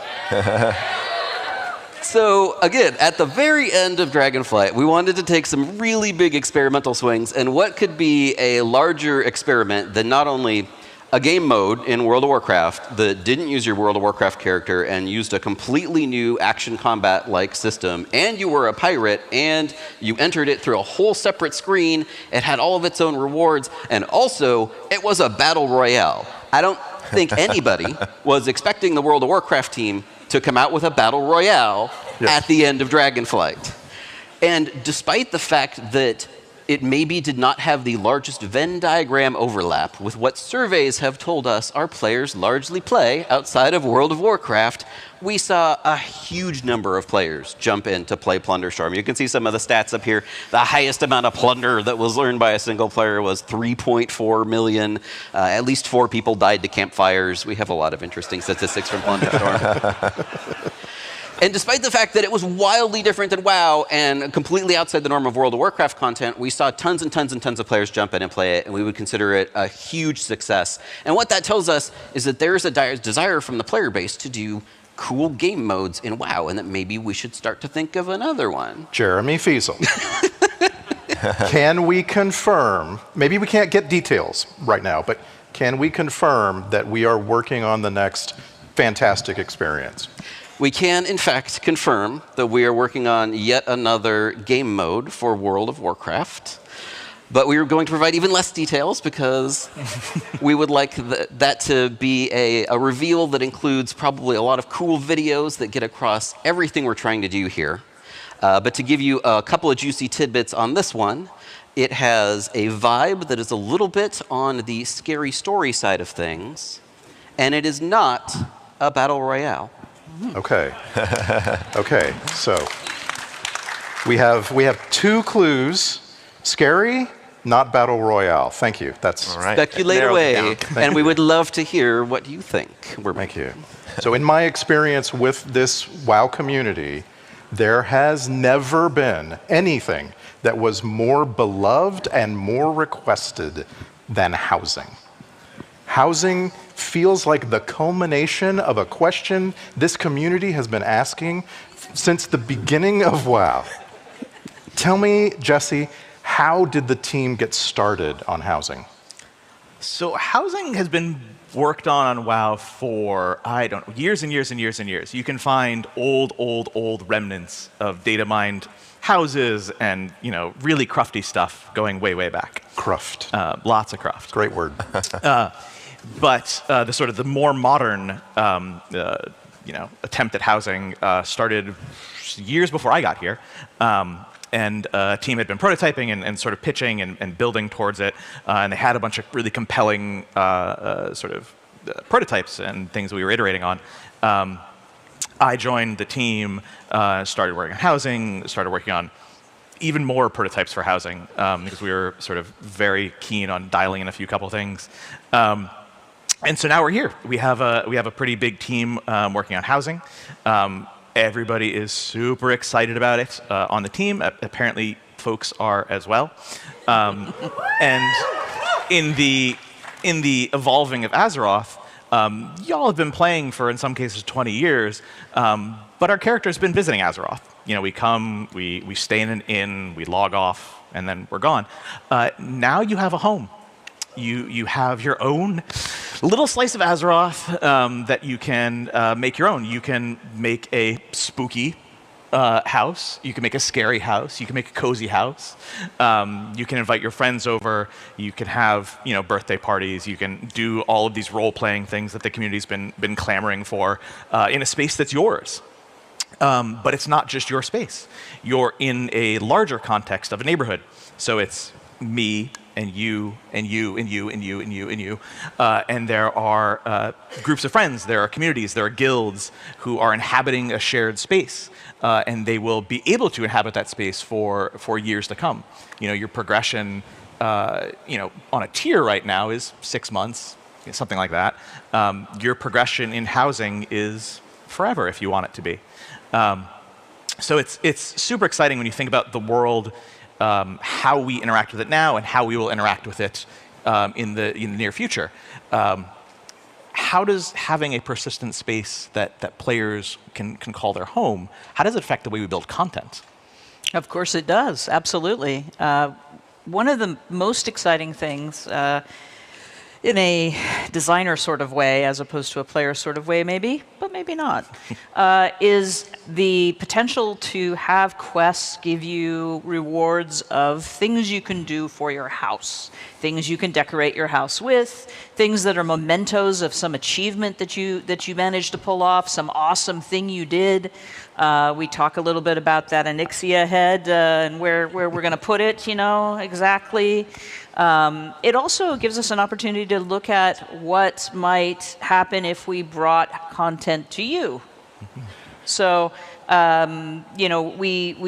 are thinking a lot about opportunities here. Right now, the giddy designers, though, are very excited about decor because they have all sorts of ideas of cool things that could go into your house and be an awesome reward and get you guys out there exploring the world. Yeah. I don't know if you know this, but one of the first conversations we had, this was in the housing prototype V19 or something. We were talking about how to build content, and you gave me the example that I used to pitch repeatedly for all the exec meetings, which was, so right now if you go in WoW and you find a village and there's a merchant and he's like, oh no, my cattle have run off or something like that. You save their cattle, you come back and you say, goodbye, merchant. In housing, we now have the opportunity for that merchant to come by your house, and you say thank you for your things, and he goes on his way, and he comes back every day or every week, and then at some point he stops coming by. And you're like, I wonder what happened to the merchant. Death. Yeah. He's on the death list. Yeah, he's on the whiteboard. She killed Blanchie. I know, right?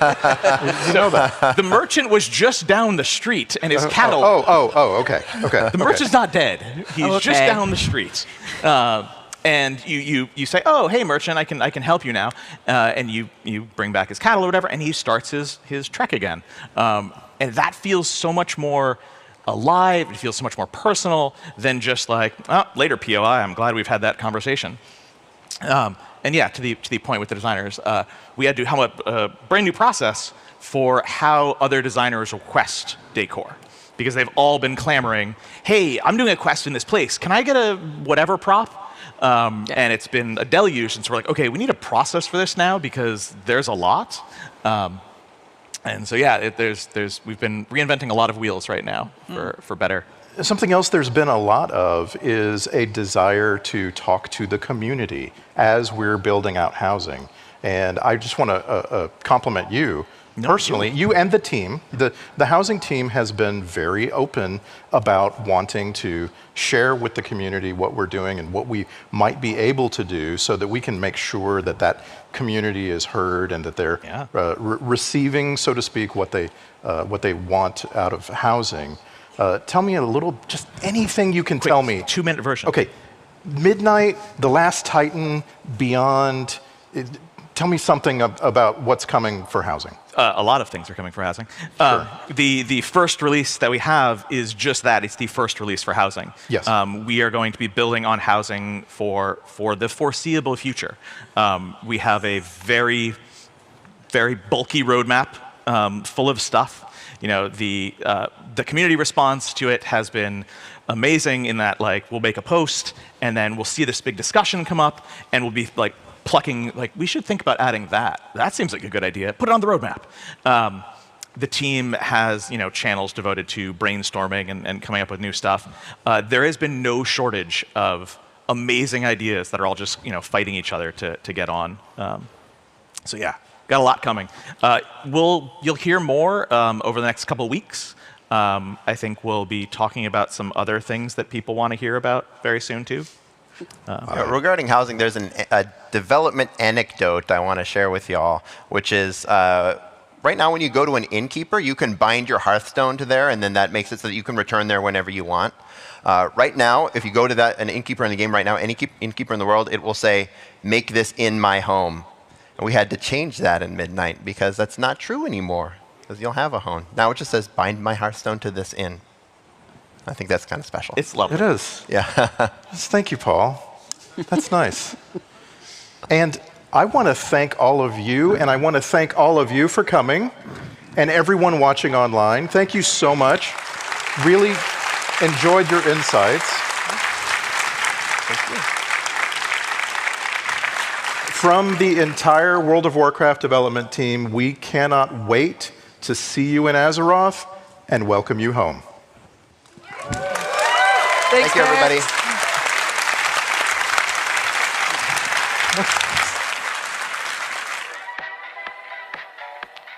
Hi, I'm your girlfriend. I can't wait for our journey ahead. I will always be by your side. You can't leave. You're mine, and I won't let you go.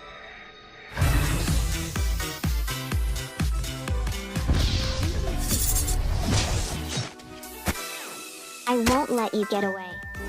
We will be together, no matter what.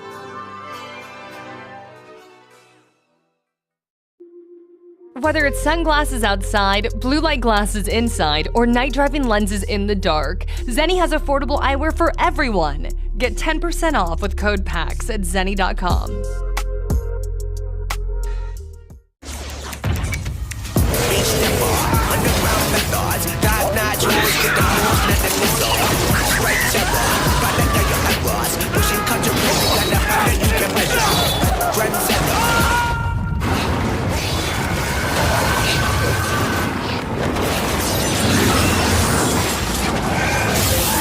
Reach your impossible with the AI-powered Legion Pro 7i, Lenovo Legion.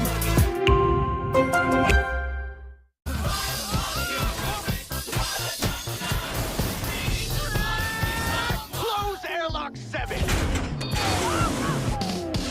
You really don't know me, do you? The best high-concept sci-fi rigmarole in the universe is back. Mob justice! Get back here! This is for your own good! Rick and Morty Season 8 premieres May 25th at 11 on Adult Swim. Get your mouth round it. Whether it's sunglasses outside, blue light glasses inside, or night driving lenses in the dark, Zenni has affordable eyewear for everyone. Get 10% off with code PAX at zenni.com.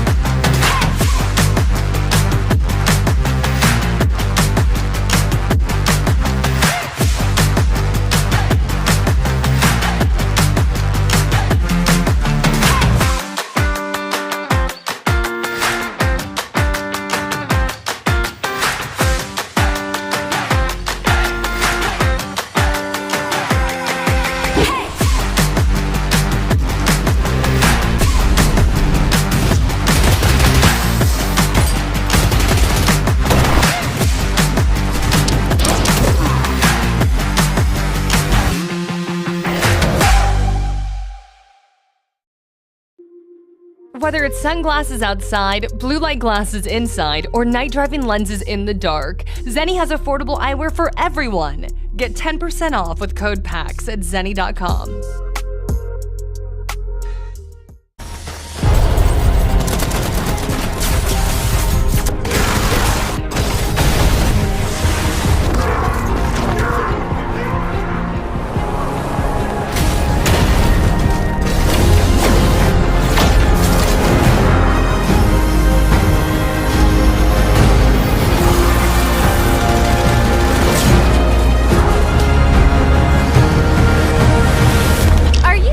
Ready to be shocked?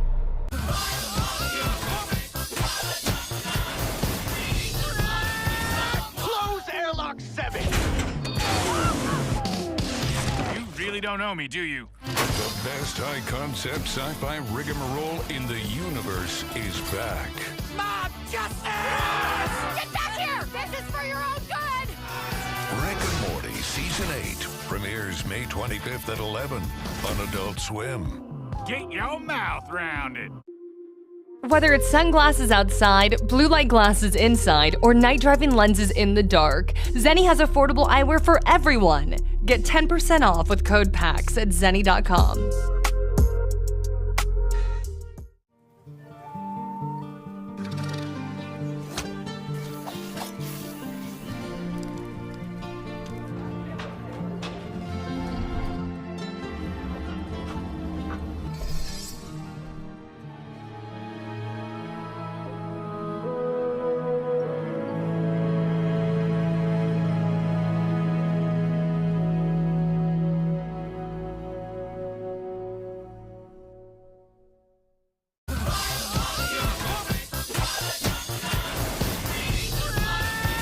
Close airlock 7! You really don't know me, do you? The best high-concept sci-fi rigmarole in the universe is back. Mob justice! Get back here! This is for your own good! Rick and Morty Season 8 premieres May 25th at 11 on Adult Swim. Get your mouth rounded. Whether it's sunglasses outside, blue light glasses inside, or night driving lenses in the dark, Zenni has affordable eyewear for everyone. Get 10% off with code PAX at zenni.com. Techcrops awake, taking on a new form. Let me do the talking. Let's rock!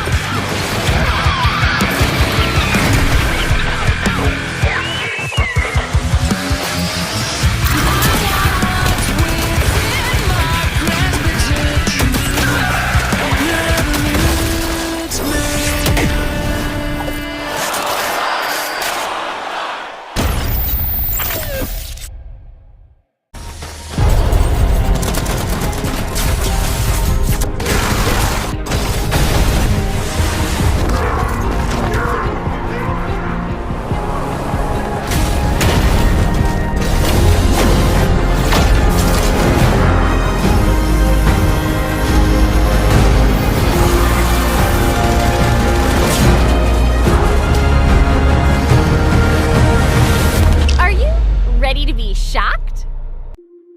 Whether it's sunglasses outside, blue light glasses inside, or night driving lenses in the dark, Zenni has affordable eyewear for everyone.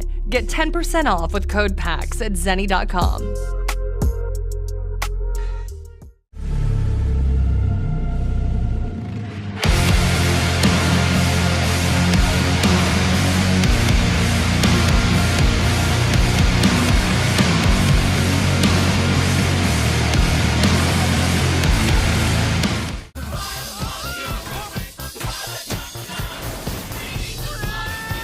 Close airlock 7! You really don't know me, do you? The best high-concept sci-fi rigmarole in the universe is back. Mob justice! Get back here! This is for your own good! Rick and Morty Season 8 premieres May 25th at 11 on Adult Swim. Get your mouth rounded.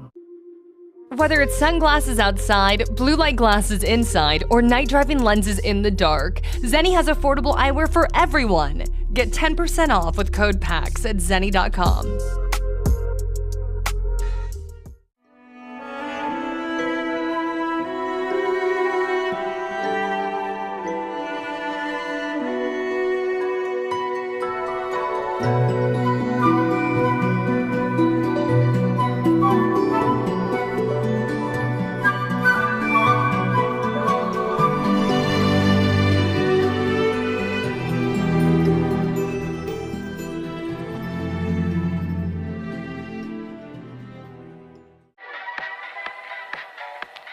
Hi, I'm your girlfriend. I can't wait for our journey ahead. I will always be by your side. You can't leave. You're mine, and I won't let you go.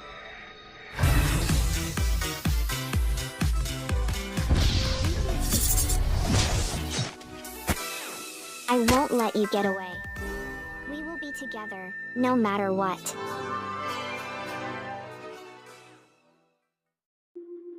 Whether it's sunglasses outside, blue light glasses inside, or night driving lenses in the dark, Zenni has affordable eyewear for everyone. Get 10% off with code PAX at zenni.com.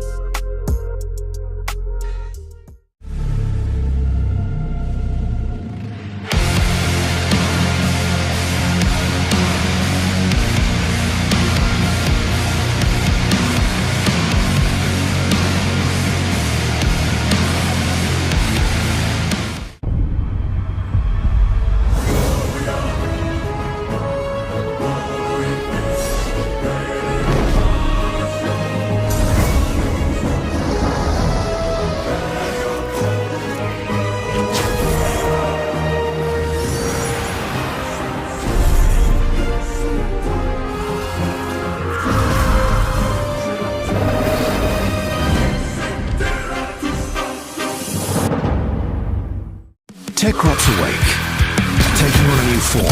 Let me do the talking. Let's rock!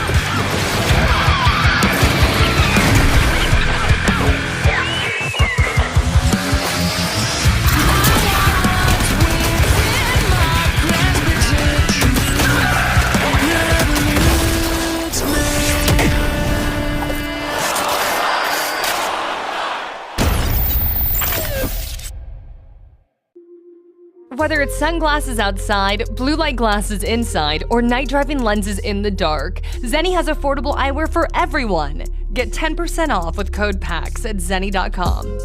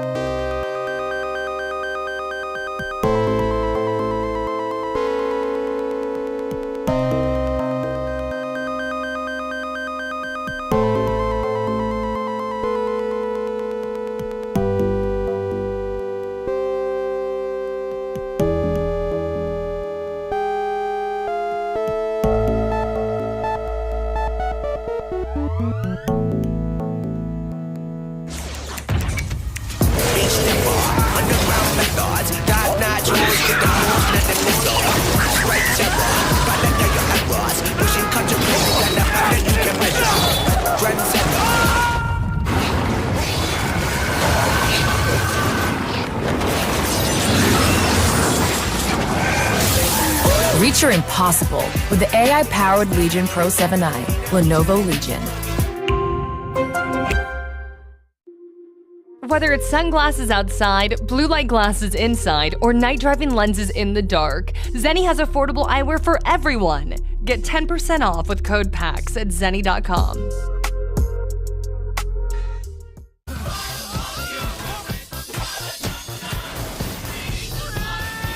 Close airlock 7. You really don't know me, do you? The best high-concept sci-fi rigmarole in the universe is back. Mob justice! Get back here! This is for your own good! Rick and Morty Season 8 premieres May 25th at 11 on Adult Swim. Get your mouth round it.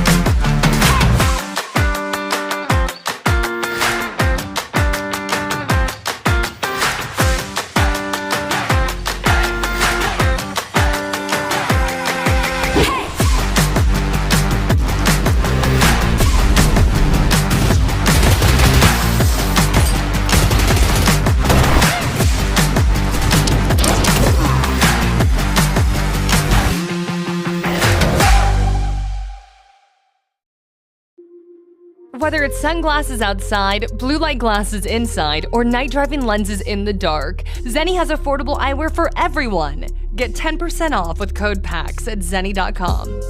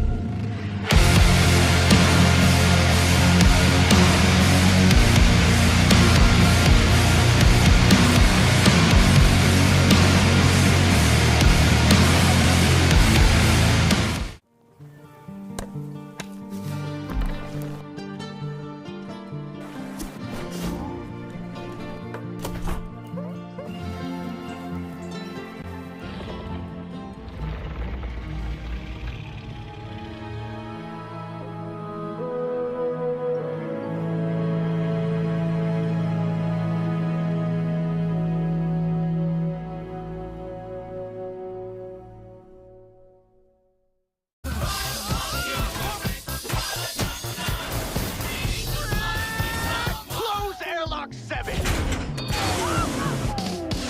You really don't know me, do you? The best high-concept sci-fi rigmarole in the universe is back. Mob justice! Get back here! This is for your own good! Rick and Morty Season 8 premieres May 25th at 11 on Adult Swim. Get your mouth round it.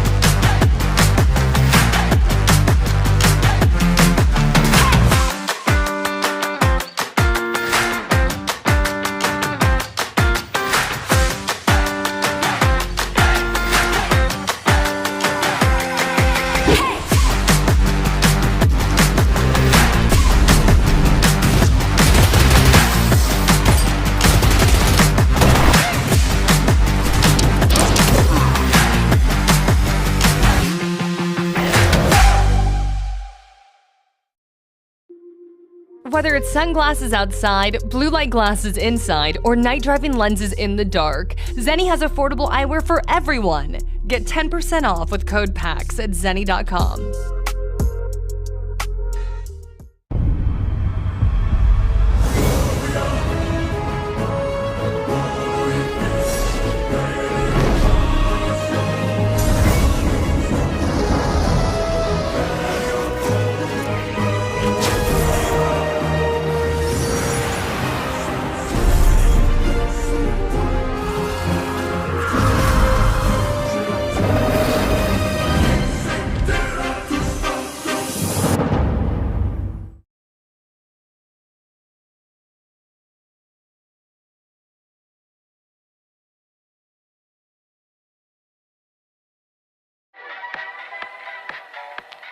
Hi, I'm your girlfriend.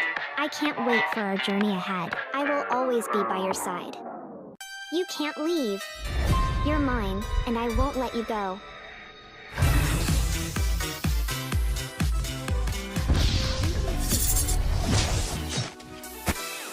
I won't let you get away. We will be together, no matter what.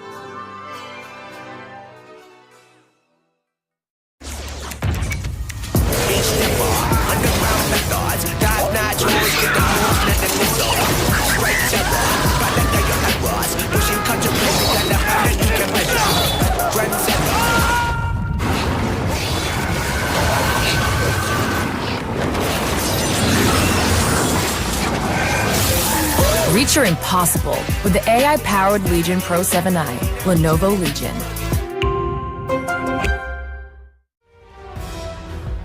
Here we go.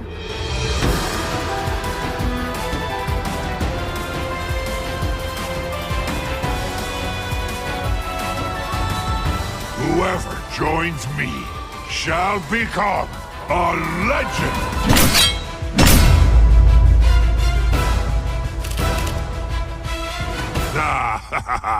This should be fun!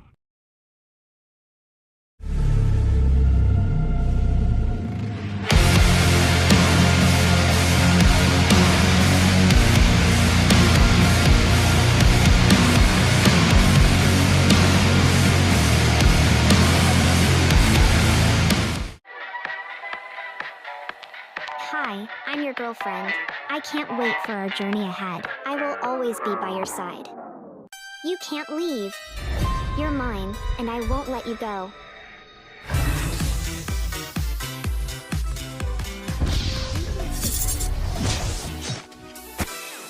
I won't let you get away. We will be together, no matter what.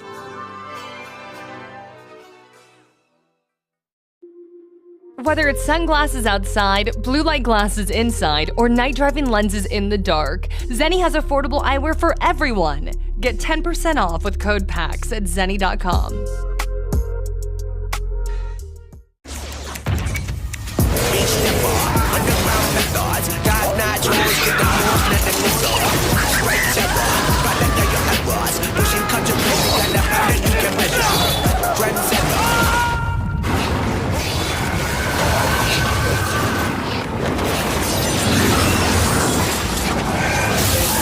Reach your impossible with the AI-powered Legion Pro 7i, Lenovo Legion.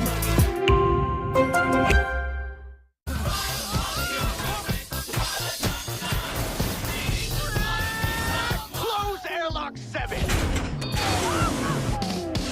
You really don't know me, do you? The best high-concept sci-fi rigmarole in the universe is back. Mom, justice! Get back here! This is for your own good! Rick and Morty Season 8 premieres May 25th at 11 on Adult Swim. Get your mouth round it. Whether it's sunglasses outside, blue light glasses inside, or night driving lenses in the dark, Zenni has affordable eyewear for everyone. Get 10% off with code PAX at zenni.com.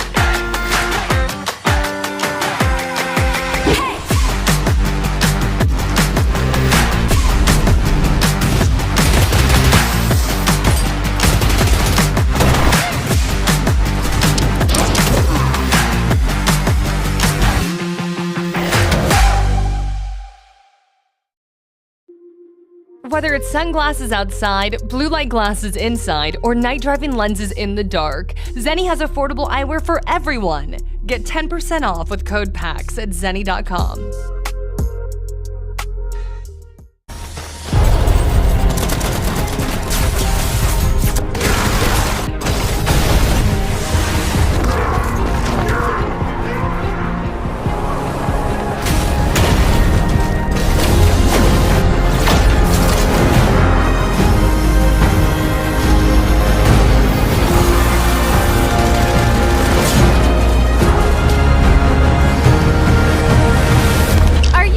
Ready to be shocked?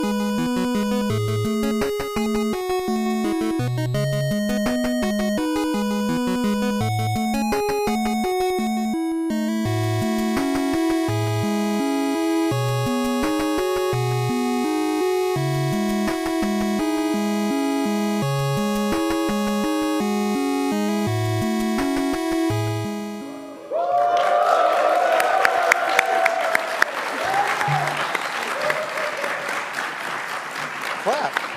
Clap. All right. Hello. Welcome, everyone, to the Jeff's Bizarre Adventure panel. Yeah. He knows what's up back there. Isn't it insane that this is even happening at all? Like, wow, okay. What do you mean? What do you mean? Yeah. Did something happen? Nothing. Everything's totally cool. Everything's fine. But first, I think some introductions are in order. First, from beyond the sun, weighing 8,000 tons, it's Timur. It's actually 9,000, thank you.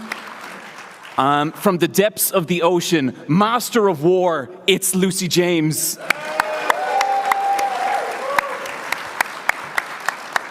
And of course, everyone's best friend and worst enemy, Jeff Bacalar. Hello.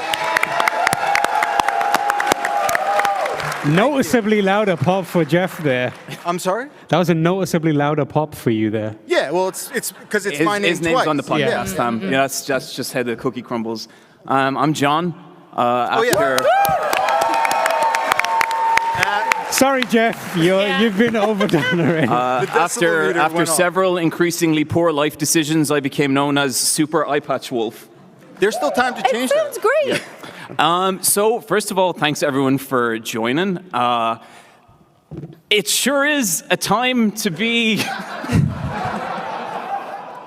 Look, I didn't know if I was getting on a plane like 3 days ago, but I'm so glad we're here. I'm so glad that we got to do this, and especially I just want to kick off this panel just by saying to my co-hosts, thank you so much for being here.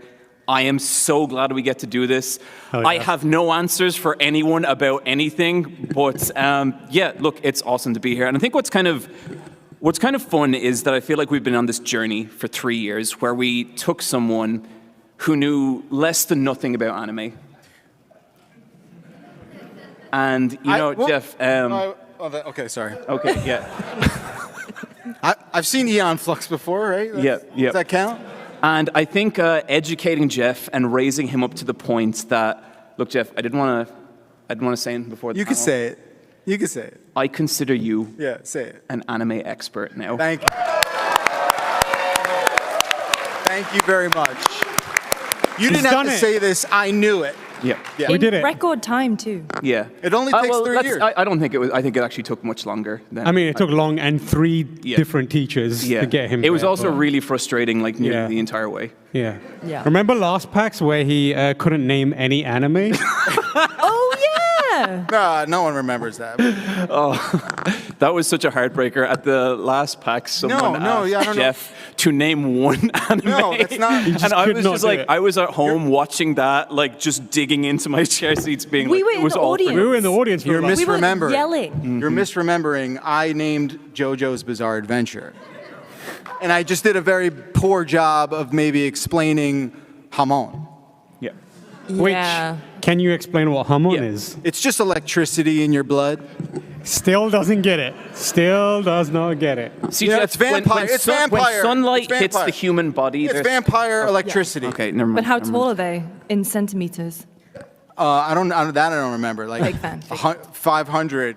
Anyway, John, about me being an expert. Go on. Yeah, listen, I think you guys can all agree, like, even just from his poise, The way I this is sit. an expert in all things anime, Yeah. right? Like, no question. Yeah. There's confidence there. Yeah. And so I thought it would be kind of interesting to put this newfound education to the test. Because I think, Jeff, you have literally reached the point where you are able to see a small clip of any anime and immediately discern everything about that anime. That's right, folks. You're here to see a public shaming. Welcome.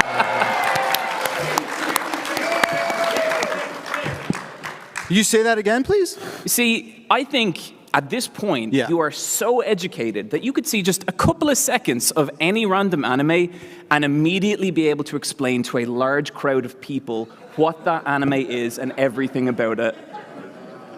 Could we get Here. Hello Darkness, my old friend wait. over this? Thank you. All kidding aside, we talked about something a little different, right? I don't know. No, this is No. exactly what we indicated we would Was do there a something. different Google Doc? I feel like heavily Yeah. implied. Yeah. Yeah. Yeah. Okay. It was in Crowbros chat. Maybe. Oh, he's not in Maybe. Crowbros. So sorry, sometimes me, Tam, and Lucy just come on a hang, but we don't want like the kind of that sort of thing. And so we have a we don't separate need a chat boomer called in there, is Pro what Bros. we're saying. Okay. But look, Jeff, I don't want you to worry because the Yeah, first those lights are clip getting is actually hot. going to be something you're kind of familiar with. Okay. The rules here is I'm not going to tell Jeff anything about the clips before we watch them. But this first one, it's actually JoJo's Bizarre Adventure. But That's a spoiler. But it might be JoJo's a little different to how you remember it. Okay, I have no choice. Can we play the first clip, please? Okay, here we go.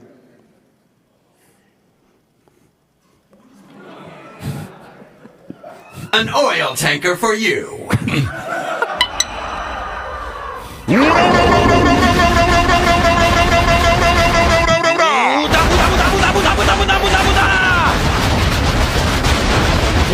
Crushed to death. 7 seconds. I'm going to roll all over you! We can cut it there. I saw it. So this is the modern version. Wait, I've seen it. This one you've seen. Okay. First one was from a 90s OVA. What? Yeah, and I always kind of wanted to talk about it, but it never quite came up. How did you feel about that new, different iteration of JoJo's? And what is going on? Do you remember? Yeah, Can you what explain was what's the- happening? They were in that? so it was an allegory for like the reliance on oil. That is 100% correct. Carry on. And you know, and how both sides of the spectrum are they're so dependent but divided at the same time, which makes a lot of sense. He's really looking more M. Bison there than anything else, right? Yeah. For sure. I was also thinking, Jeff, like just to get us warmed up here. Just to get us warmed up. I did really good just now. Just over like the course of like over the course of like 30 seconds, could you just recount the entire Jotaro Dio fight? Go. Yeah, so it got to the point where none of them had Easy Pass. So they had to commandeer that oil tanker because they were worried that like, well, we're gonna get like a big fine if we go through Easy Pass without the tracker, and then they're gonna have to take a picture of the license plate, and that's a whole deal. And then they couldn't decide who was going to drive, and then they, as they do, they just fought about it and exploded an oil tanker in the middle of a bridge. It's like Araki sitting right here. It's incredible. It's like a one-to-one. It's like I'm watching it. It's really incredible, Jeff. Yeah. That's what happened in the anime, John. Yep. Yeah. No, absolutely. Okay, so I didn't want to get like too into things too quickly, so I thought to start here, we'd go with a very iconic scene that most people are familiar with. And Jeff, I don't think you've experienced this, but I know you're going to be able to fill in the blanks, no problem. And just, it's been 3 years, and I have full faith in you, buddy. Can we play the next clip, please? Okay, help me out here, just a little. And feel free to give us your running thoughts. Okay. All right, Snake Man has not had a good day. Oh, all right, I know what this is, but I've never seen it. What is it? They're upset that they've murdered this innocent green person. Up goes the weasel. And he's laughing. He's not. He's very. Yeah. Get away with this! Okay. You're gonna have to turn around sooner or later, pal. Well, it's a stormy day, and He forgot his umbrella. yeah. It's normal toilet experience. This is a passage of time. This is a passage of time. Head up. You're really gonna ruin those teeth if you don't stop clenching. The way, yeah, okay. Oh no, is he picking up this island? How does it look like he's picking up an item? He's picking it up with his PMJ. What? I mean, they're really making a meal out of this. What was that? What? What was that? The comment or the thing? The thing? Nothing's happening. What are you talking about? It's anticipation, Jeff. This is edging. They are edging. This is anime edging. Yeah, that is actually very accurate. Oh, buddy. Dylan, look away. All right. There we go. Oh my God. Into Guile. What did you say? You had him. I got applause for that, Sam. Guile? Yeah. All right. Well, he's at completion now. Listen very carefully. You must. Okay, I think we can pause that clip there. With you. Got it? Yeah. Listen. Okay, I think we can pause that clip and get Jeff's feedback here. Jeff, what is that show? What happens in it? Just give us the major beats of the. Well, they both represent different weather patterns. Hold up. Is every example you're going to give that it's just this person versus this person, they're on some kind of spectrum, some kind of oil thing That's happening? not inaccurate though, Lucy. I know it's not, but I just see what I want you to start from the beginning with the weird snake-looking dude. Tell me who that right. is and what's going on. Okay. I didn't know you wanted me to go back that far. All right. So 30 seconds. The snake person. What's his name, first of all? Kyle. Yeah. Correct. Any Kyles out there? Kyle. You know Kyle. There was a dispute, and what was the dispute over? Believe it or not, $50.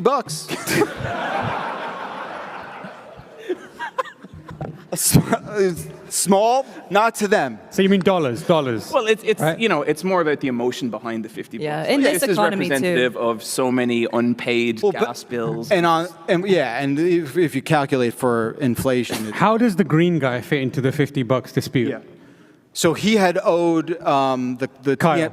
Kyle owed the TMJ guy a lot of money, and it was getting rough. And they're like, look, this storm's coming, and we have to settle this dispute. I'm gonna lift this island and move it wherever I want, unless to the small claims court. Exactly. Another allegory, right? Exactly. Yep. And then the bowling ball head guy was just like, look, this island's my beat. I can't have this kind of riffraff. And And so the color change of the hair. The color change of the hair was basically what was going to happen if he didn't get the $50 by the end of the evening. It's like a Cinderella situation. He was going to turn into a pumpkin. So what is the TMJ guy's name? Benji. It's Benji and Kyle. What kind of is he? It's a simple story, Tam. What race is he? What race is he? I don't. Listen, I don't be careful what you say here. We're live on. Cut his mic. Cut his mic. Anime's not about race, Tam.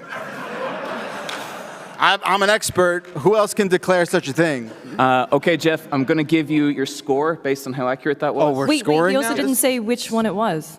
Oh. What? Which anime was that? Yeah, what was the name of that anime? That was, oh, my mic cut out. That was, I know it's Naruto. Yeah! No, you idiot. It's not Naruto. Well, everyone clapped. And Yeah, that was I told you, it's a clap. public shaming. We laugh and clap when you're being shamed. I'll take it. That was the best public shaming I've ever had. So, Jeff, your score is 100% accurate. I don't know about you guys. I'm 2 for 2. Let's go. Okay, well, it's going to get a little trickier from here. This is a cake. Before we move on, we could play the next Hold clip. on. Before we hold move on, how many people in this audience was that an informative moment for? How many of you were shaped by that moment? Yeah. Look at that. See? There's at least 11 people who are raising There's their at hand. least 11 people who had a sexual awakening during that scene. If we could play the next clip, please. Dearest Mother, I have completed my enrollment for Cromartie High School. I hope to get used to the school as quickly as possible and lead a healthy academic life. Keanu Reeves had to get his start somewhere. But I'm surrounded by people who, frankly, scare me, and I'm kind of freaking out. Uh-oh. This could be Thank you jail very or much. school. Huh. Maybe these guys aren't so bad after all. What is he doing? Is he sharpening it? Ate my pencil. He ate my pencil!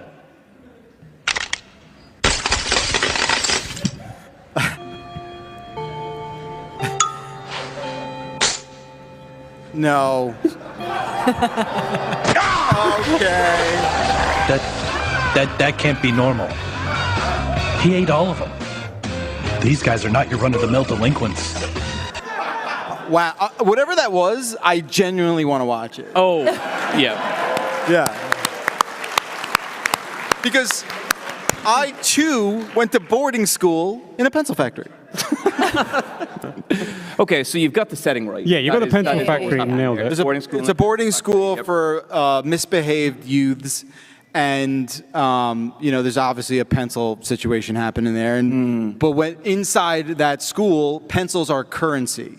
And if you look before, Keanu Reeves offered a harmonica in place of all of that larger gentleman's. That is incredible. That is exactly what happened.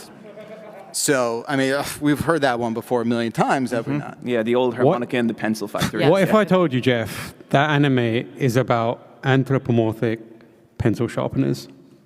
All those humans are pencil sharpeners. I mean, Eve. Oh man, you know. Do you still want to watch it? I do. So you're telling me they're all these pencil sharpener people are stuck in a school together and they have to work. They train to become pencil sharpeners. Yeah. Yeah, I'm on board. Let's go. Yeah, you into that? Yeah. Where do you think that story goes? Well, to the eraser. And, you know. Let's go. There it is. Where else can you go? You're a pencil, Tam. That show is not about pencil sharpening. I didn't think so. Yeah, so I like the voiceover stuff. That's real clean. It's got a nice, clean sort of presentation. You know how I am about like anime's obsession with labeling stuff. I care a lot about that. That's important to me. Wait, what? You know, like the pop-up labels and stuff like that. I think that's really cool. I like IKEA directions, like I like my anime. Yeah, so that's it. That's what I got. That's what that show's about. Excellent. Jeff, 100% accuracy again. Now, you don't miss. He never misses. It's like Wikipedia. Yeah, we call that a hat trick where I come from. Here's the thing. What's it really about, though? Because I really want to know. So how many people are familiar with that anime? That is way more than I would have thought. Yeah, that's a lot. It's like a fifth of the room. So what's the answer? We'll talk. What do you mean we'll talk? We got 42 minutes. What do you... Jeff, there's a lot of clips. Wonderful. What say we go on to the next clip? All right. Okay. Why not?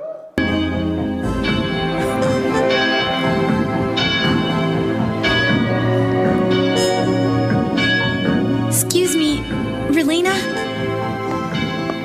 Here you go. It's an invitation to my birthday tomorrow. I hope you'll be able to make it to the party. Why is everyone watching?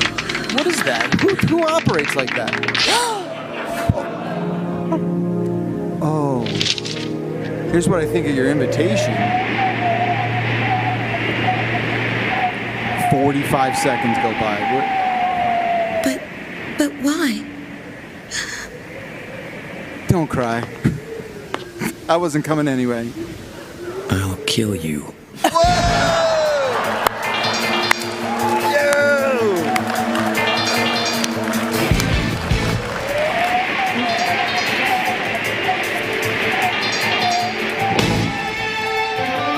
I get it. I know it's... What kind of person is She looks different now. That's just a different person now. That's a stunt double. You know what the best part of this is? Yeah. The face that you used to make when you first encountered anime with us, your son is now making.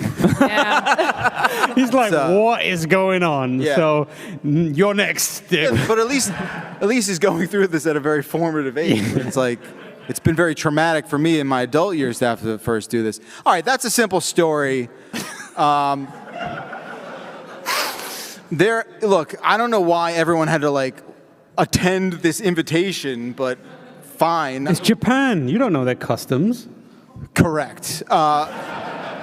So that's a high school situation, junior year in high school. Everyone's like, really sweating, getting accepted into college, and Jessica. Correct. Right. Yep.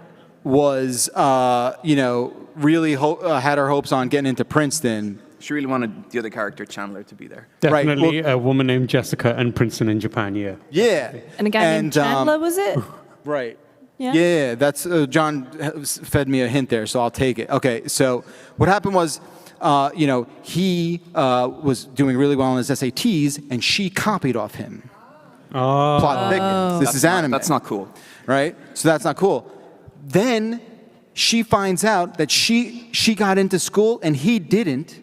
And she's like, I'll invite you to my graduation party to send me off to Princeton. And he's like, fuck your invitation. And that's where it went from there. And obviously, he's like, you took my spot in Princeton. I'm going to kill you for it. Which, in the competitive collegiate landscape, kind of tracks. So I feel like... Yeah, they got a one in, one out. Yeah, that's it. One door opens, another closes. You're not going to Princeton. You're not getting in. And he's like, I'm just going to kill you. I'm going to kill a woman. And then she turned into a ghost right then and there. What did you think of the drive-by tear wipe? Yeah, the tear wipe. Yeah, he's just like, oh, sweetie, don't cry. So he's like slightly misogynistic. Yeah. He's like ever so slightly misogynistic. He's like, it's fine. You go to Princeton. I have plenty of backup schools. Hey, baby, you can go to Yale. Don't cry. Yeah, he's being shitty about it, but that's look. He's got his reasons, and who are we to judge? Yeah. And look, he got a perfect score, and then I don't know, maybe there was like a moment where like she was just able to best him, and they were just looking at the candidates and like, Jessica's a better fit. What's his name again? Chandler. Oh, Chandler. Yeah. Come on, follow along. I have a question. Sure, Lucy. What else can I answer? What do you think Caucus would do in that situation if he was in Does anyone want to hear from Caucus? Does anyone know who Caucus is? Who doesn't know who Caucus is? How did you get here? What are you people doing here? Do you know? Are you just here for John? Is that what's happening? Is that? It's okay to say yes. I'm kidding. We're here for him. So yeah. Get your hand off me. Sorry. Sorry. All right. So Caucus is the 43rd most important member of the Band of the Hawk. Yes, Caucus. So if Caucus was looking at the situation, maybe Guts got into the college that Caucus wanted. I can't believe this stupid meathead got into that. What?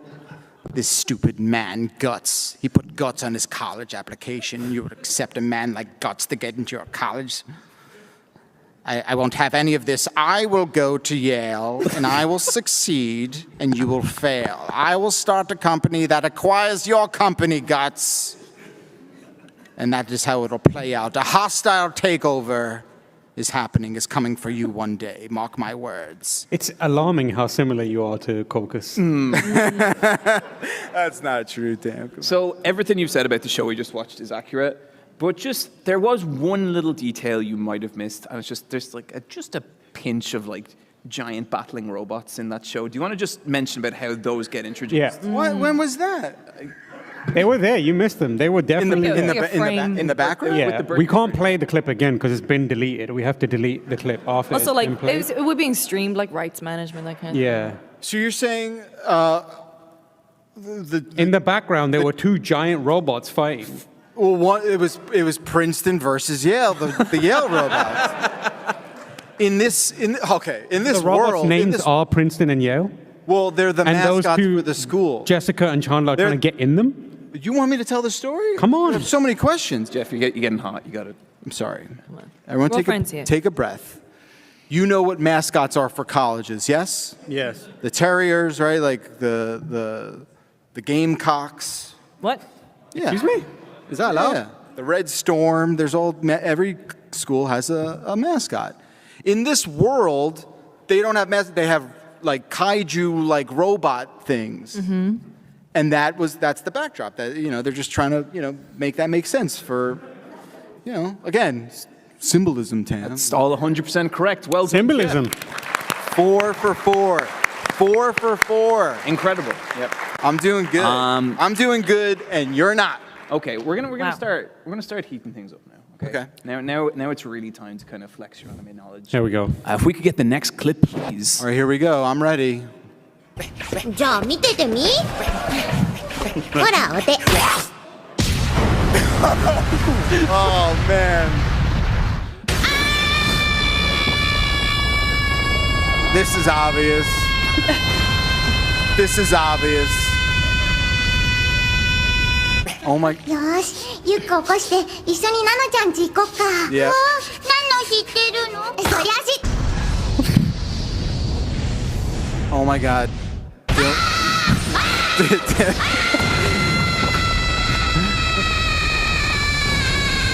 Yeah.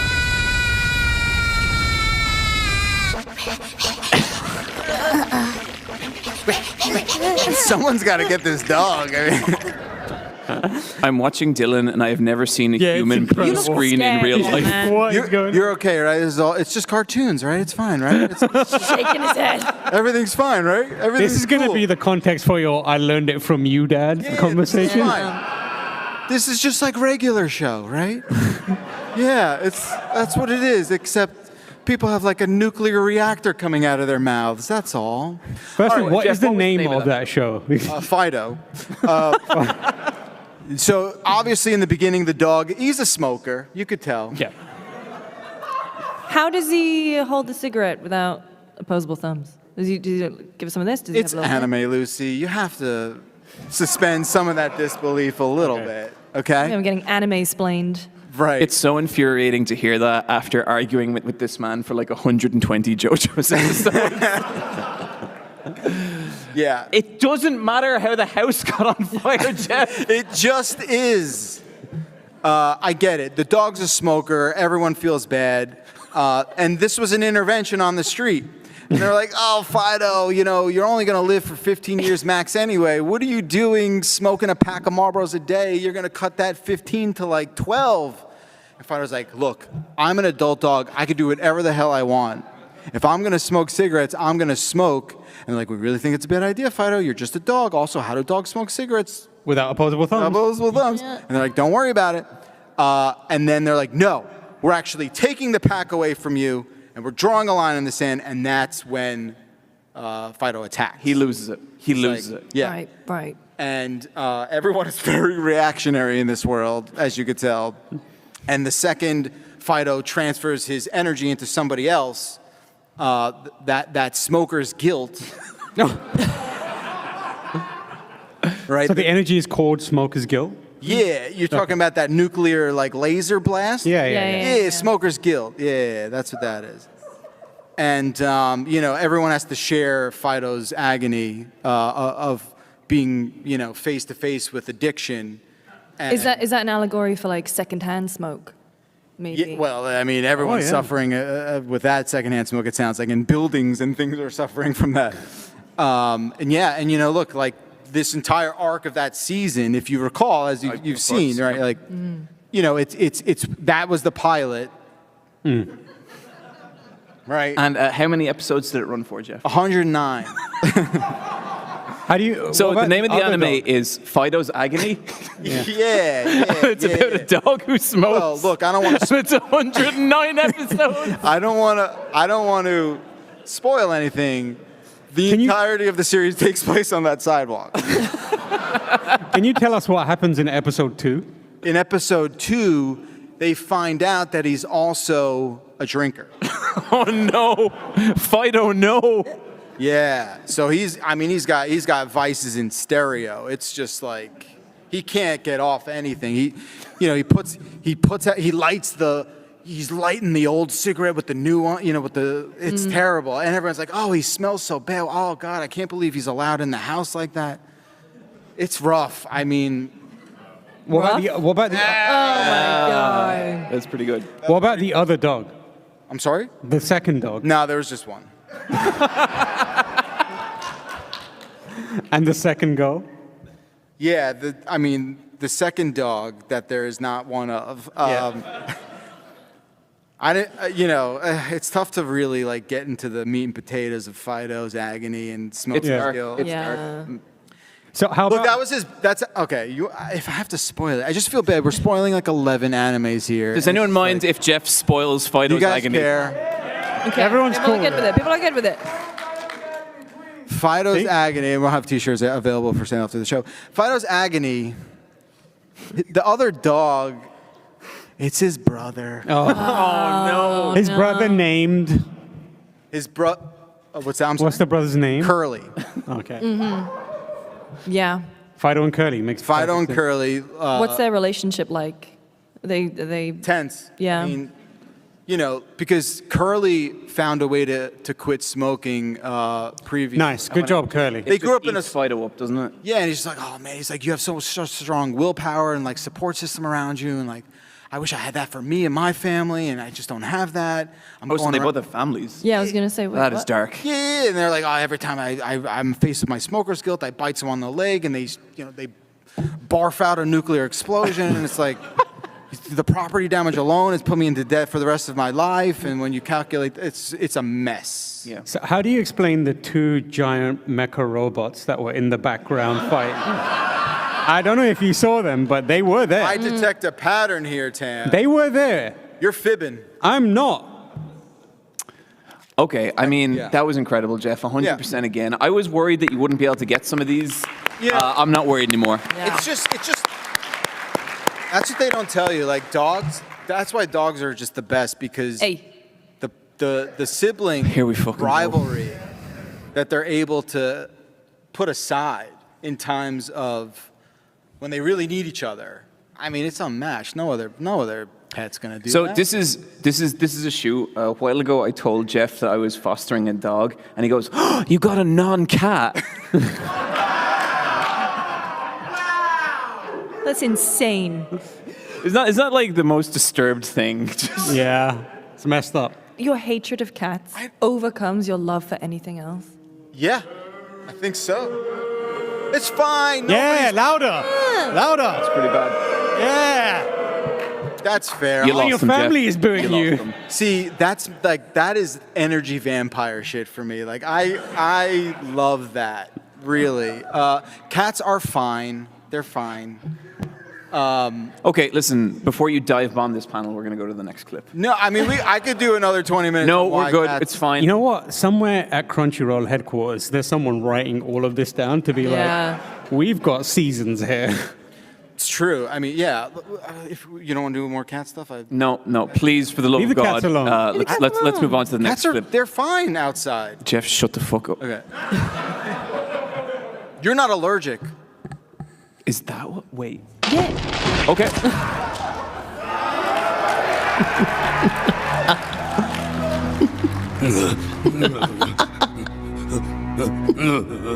am I looking at?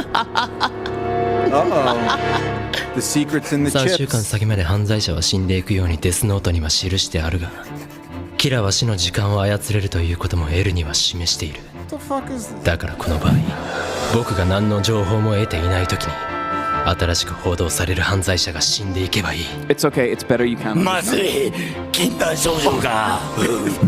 やってやるよ、L。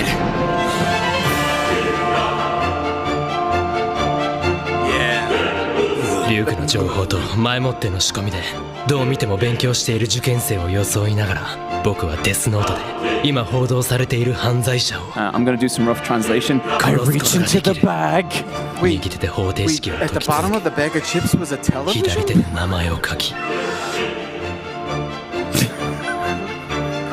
ポテチを取り食べる And I bite the chip.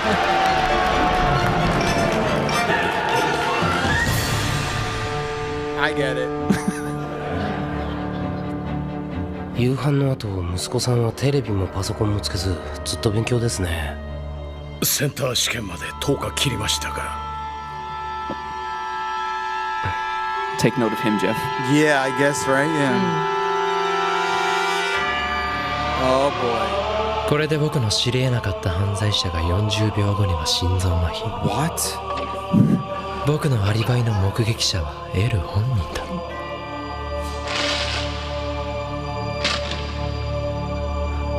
Oh, よし、もう一頑張り。 Yep. Yep.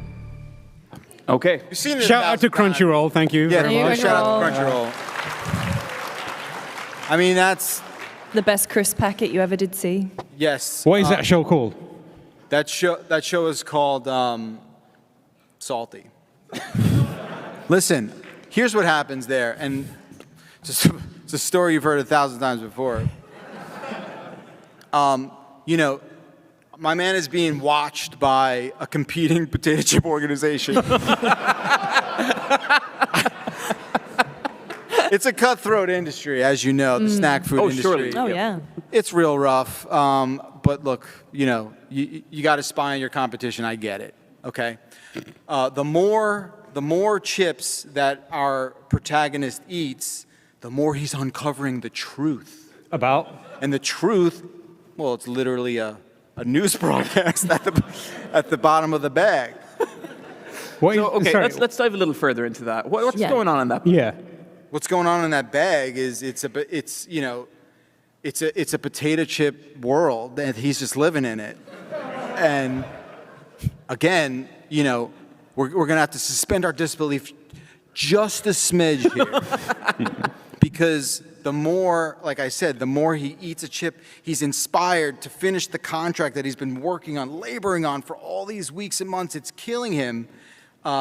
And the more he eats the chips, the more fulfilled, right? He feels more satiated. But he's also uncovering the deep, dark secrets about the company he's about to hand over, this chip company. Right. So what are the exams that he's looking at? The chip exams?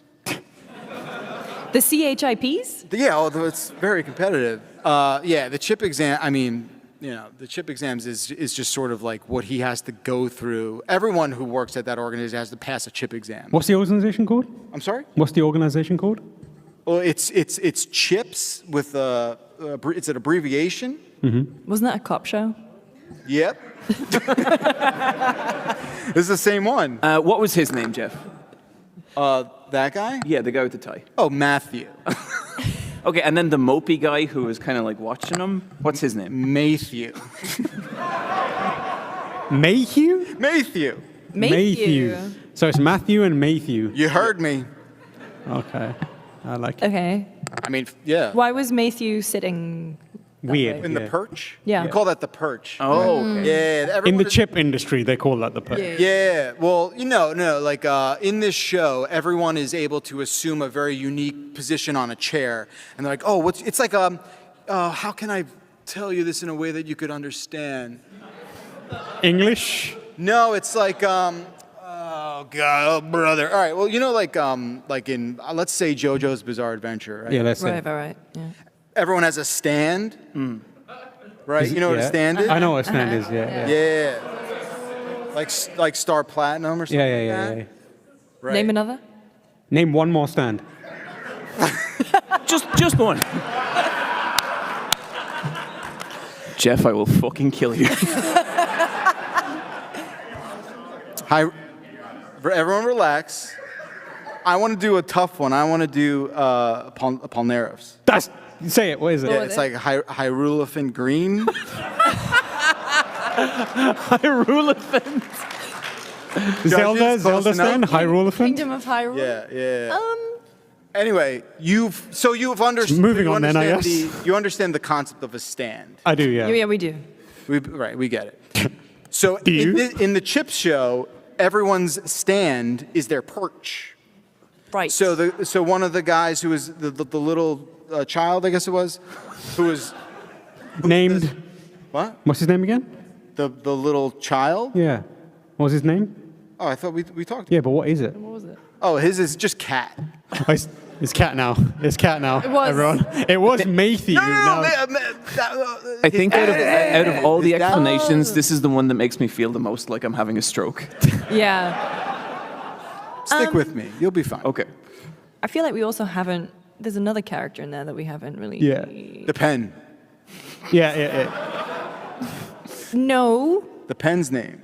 Go on. What's the pen's name? Sean Penn.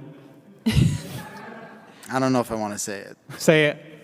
Spoilers. Bick. Now we're getting sued. Yeah. Now we're getting serious. But the other character. There was nothing else. The floor demon, Jeff. The demon. Oh, that's you're talking about the vulture thing that was like dead on the bed. Yeah. Larry. Larry the upside down vulture. Yeah. He was born that way. He was born upside down, and Larry's got his own problems. Where does he fit into the whole chip? Yeah, the chip situation. Oh, Jesus. Okay, well, so, I get it. So if you notice, Larry and Matthew are in the same room. Right. We definitely noticed that, yeah. Yeah. Seems like you might not have. No. Everyone knows that to be 100% true. So Larry and Matthew are in the same room, and Larry, the upside-down vulture, was like, oh, man, I'm the only one keeping you from buying this thing. And Matthew's he's a real piece of shit. He's been just denying him like all the food and nutrient and caretaking that he deserves because of his condition of being born in an upside down vulture. Yeah. And he's just depriving him of all these like things, and he's like, I'm not gonna give you what you need to live through the night unless I get this chip deal done. Right. Yeah. Okay. So there you go. That's the answer. I mean. Okay. Yeah. Well, Jeff, What's that called? is give it to me. 100% accurate. Does he do it? I don't know how I do it, but listen, Dylan, that was scary, right? It was a little scary. It was a little scary. All right, It wasn't that scary. Okay. Okay, I think I feel comfortable to start getting into the really difficult ones now. So what say we play the next clip? Let's go. Okay. 部長、手塚ゾーンか。相手のどんなリターンも全て自分の周囲に戻ってくるよう回転をかける手塚の奥義。彼にできることはもう何もない。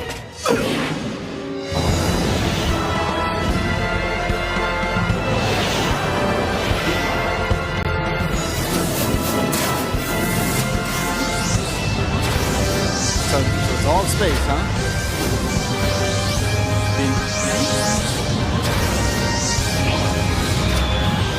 No.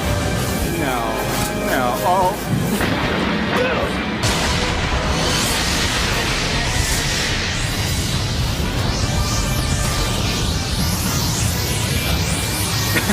Come on. What are we doing? Okay.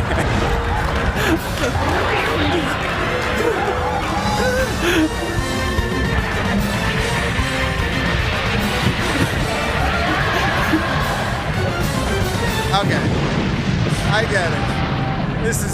If this isn't the most obvious situation. Here's my favorite part.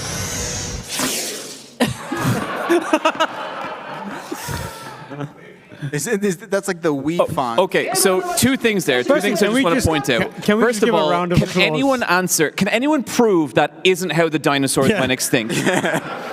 Second of all, I love how it just cuts at the end there, and in the most Times New Roman font, it just says tennis tournament. Like just in case you'd forget. I feel like we need to give anime its due and give it a round of applause because that was come on, that was beautiful. You've seen Wimbledon before, right? Yeah. Yeah. No, what we just saw was a documentary. Called? Topspin. Okay. So, look, I don't have enough. We only have 60 minutes. I don't have enough time to explain wormholes to the group. Right. Yep, and yet you will. Or string theory or anything like that. Okay. Which you could. But it occurs to me that the thing we just watched was somehow trying to articulate that in the forehand. I feel like you started this sentence and you don't know where you're going. Yeah. Lucy, I got a secret for you. Okay, so in the moment of that forehand strike, which the ball boy presumably and the coach were talking about, this is the ball boy. Yeah, you've seen a tennis match. Oh, a ball boy. Okay, yeah. What's the confusion? Have you not seen the U.S. Open, bud? I guess just I haven't watched enough tennis. I get it. Anyway, so what they're trying to, what they really get down to the core to here, is that in that tremendous forehand, yeah, all of space and time and the Big Bang happens in that, and what that means. Mm-hmm. What that means? What that means is we are so big and so small at the same time. We are. That's beautiful, Jeff. That was. It's just one of the great thinkers of our time. I'm not done. It's like the most infinitesimal, irrelevant thing, and the creation of the universe as we know it. Right. And how everything matters. And nothing matters at the same time. Yeah. Right? Thank you. Thank you. That one person. That really hit someone. That really resonated with one single person. With one individual person. Hey, if you can reach one person. Yeah. And really what this anime is all about. And if you watch the whole collection, right, they really pound it in. They really lay it in at the end. But what you're really saying, you got to appreciate the moment you're in.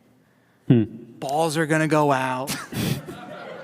Balls are going to go in. Dinosaurs are going to go extinct. You know, let's 40-40 deuce.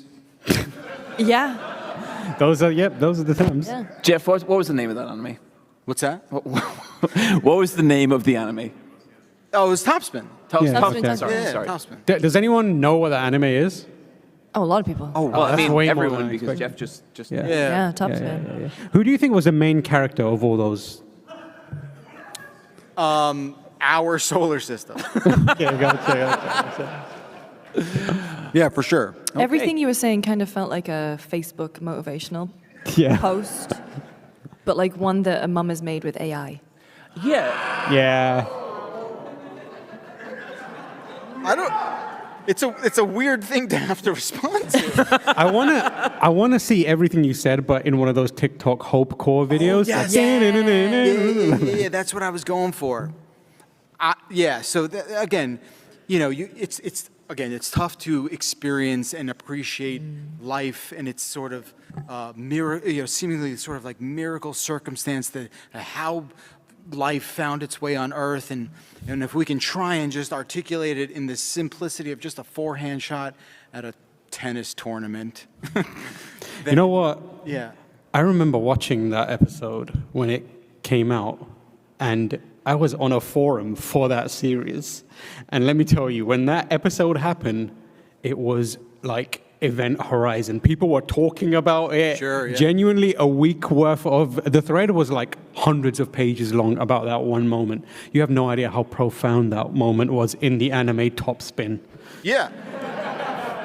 Thank you for Jeff, enforcing my point. We could do another 8 panels on just that moment, yeah. Well, I think we're going to have to move on here. So we do have 1 or 2 more clips. So did that tennis ball kill the dinosaur? Yes. Well, that's what the documentary showed. Right, the documentary, yeah. But it was like it had the power of 1,000,000 tennis balls, do you remember? Yeah. Right, that's right. They all formed the comet. You'll never look at a tennis ball the same way. Never. No, absolutely not. That's excellent. Thank you, John. What say we get this next clip going? Let's Oh, do God, it. this is a good one.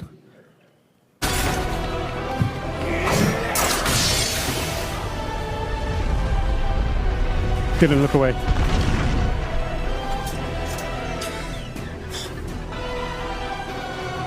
This guy.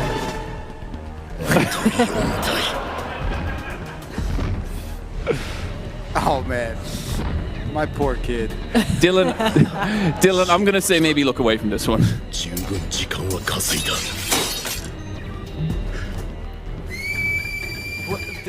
This is the worst Shadow of the Colossus I've ever seen. Okay. Something about this I kind of dig. I'm not gonna lie. Like, this is me at home. yes, tell me how tall this Titan is. こちらに近づくでもなく、ああやって歩き回ってるあたり、貴公種に違いないのだろうが。Yeah. This is horse. Yeah, that's just like the game. We're staying on track. Yeah, aggro. Oh no. Oh, I'm just as shocked as you are, bud. What?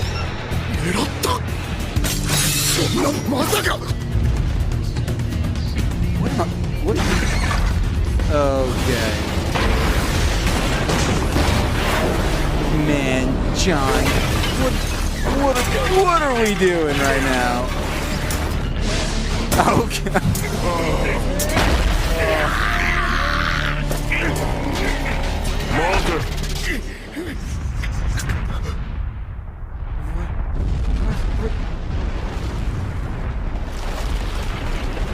Oh, he just passed gas there. He's like, sorry. Oh my God.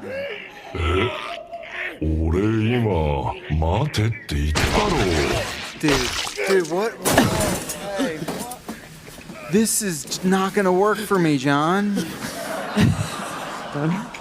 Jeff, I told you this was going to get advanced. This is even beyond my scope as an expert. Holy. Okay, well, what did you expect? What did you expect, buddy? This guy's got like Lone Star vibes from Spaceballs. Okay, we can put it there. Lone Star. Okay, Jeff. Name? No. No. I'm sorry. I forget. You can't keep using always copyrighted conflate materials. Space Yes, it wasn't. They all weren't going to be easy. Okay. Yeah. Yeah. That one's called You Can't Pick Your Friends. He's right. He's right. That is what it's called. Because in that world, nobody is allowed to pick their friends. And and his energy is just gone right now, isn't it? and our main character here, What's his name? Cameron. Okay. Cameron. Okay. Cameron, what's his surname? They don't. That's not important, and they don't tell you. You know what your naming reminds me of? When I used to be in like a high school drama class, and the kids there just had the worst imagination for names. They could not come up with. So I'd be in a play, and they'd be like, "Your character's name is," and they'd look me in the eyes and go, "David." I'm like, "Do I look like a David to you?" But that guy looked like a Cameron. Fair enough. Yeah. Like a Leon S. Kennedy, if anything. So yeah, I mean, look, he can't pick his friends, and we all can sympathize with that.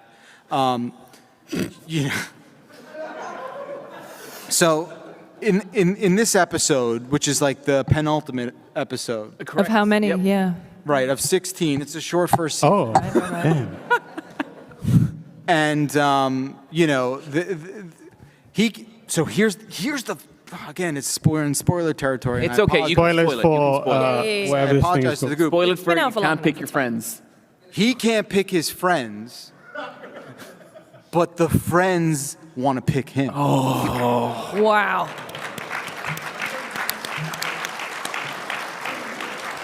And that emotional turmoil. I can't take credit.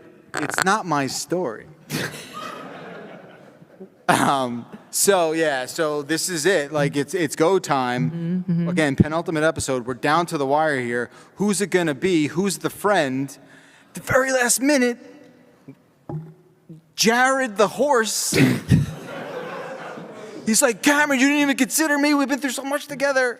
And then, Yeah, The are you talking about the monkey character? or the littler guy. No. Well, The littler big guy. the tallest one, Sal. What? What was his name? Sal. Sal. Short for Salvador. Okay. Okay. And who's the other one? Paulie Walnuts. Sopranos character. I've heard of that. No, it's not that. Okay, what's his name then? Vinny. Yeah. Vinny. Right. Yeah. So at the very last second, Jared the horse. We saw what happened to Jared the horse. That was very traumatic for Cameron. They've been through a lot together. He owes a lot to that horse. When you say a lot, do you mean like financially or like? No debts, just like the Emotionally. kinship. Okay, Kinship. okay. Yeah. They've been together since the beginning of. Choose your friends. COVID. Since they decided to buy a home together. Are they just friends or something more? They don't unpack it. Yeah. They don't unpack. They leave it to the viewer to. But there's a lot of subtext. There's some subtext, and I mean they're both on the loan, on the mortgage. Like they're both stated there. So infer from that what you will. I don't want to get into like that part of the story, but yeah. So that's what happened, and and Sal, he's like, I have an advantage. I have a height advantage over this. I'm going to be Cameron's friend at the end of this. I'm picking him as my friend. And, Cameron's just trying to, like, stay alive while they fight it out.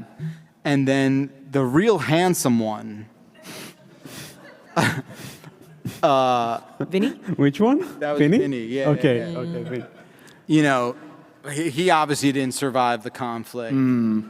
Obviously, yeah. Obviously not, and So we're in the home stretch of everyone figuring out like who gets to be Cameron's friend. What is this an allegory for again? What's that? What was the allegory for? No, there's no. This is just a story that goes nowhere. I think it's kind of like we all want to make contact with the humans around us, and it can be difficult and it can be lonely, and so sometimes you just end up fucking throwing a horse at someone and just praying that friendship Yeah. results from it. Yeah. Is my read on that scene. Yeah, I think that was in Death Stranding. Yeah, okay. Yeah. That was the final scene of Death Stranding, Yeah, wasn't it? that's what was in Death Stranding. Strands are horses that you throw across, like Iceland. Yeah, so you guys are all right as well. Like you're all As well. with your assessments as well. So it's rough. We only saw a very small snippet of that final scene in episode 15 there, but all I can say is like now that Sal, Vinny's no longer with us. Jared, obviously he's toast.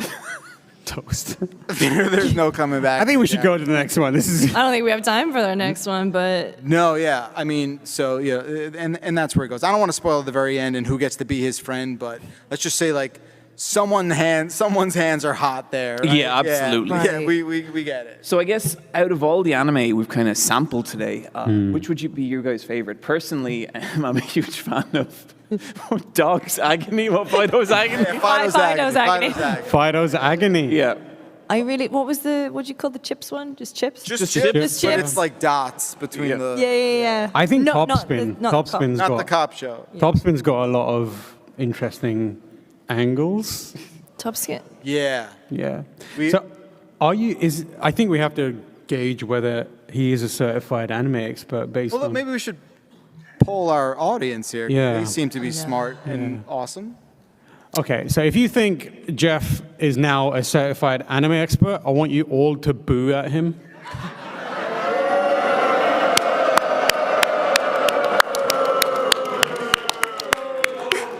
Thank you. And if you don't think he's an anime expert, I'm going to need you all to boo at him. You're a good friend, Tam. I like that.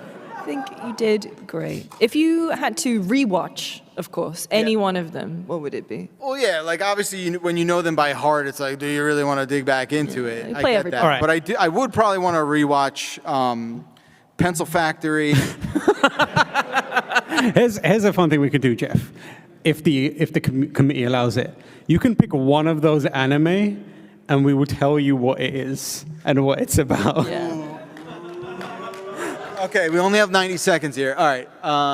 I think I really want to know the pencil stuff, just because like I know the I think you would Princeton love and that show. It's like, called that's Cromarty High, and it's just about this guy who goes to this really weird high school. It has one of my favorite gags in that there's just a robot in it, like just a student who's like a cylindrical steel robot. He looks nothing like a human, and everyone's like, that guy's pretty tough. And at some point, someone punches him, and he's like, his body's like steel, and the main character can see it's a robot. It's so good. All right, okay, but peek behind the curtain a little bit.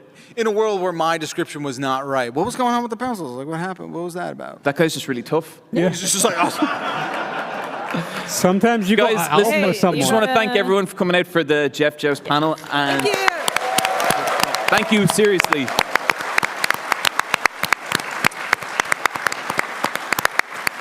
And just, whatever the future holds, guys, it's been a blast. And yeah, so thank you, everyone. Appreciate it, okay? Thanks so much, Thank you all.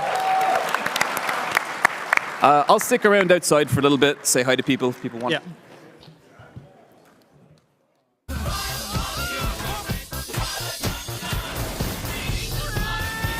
Close airlock 7.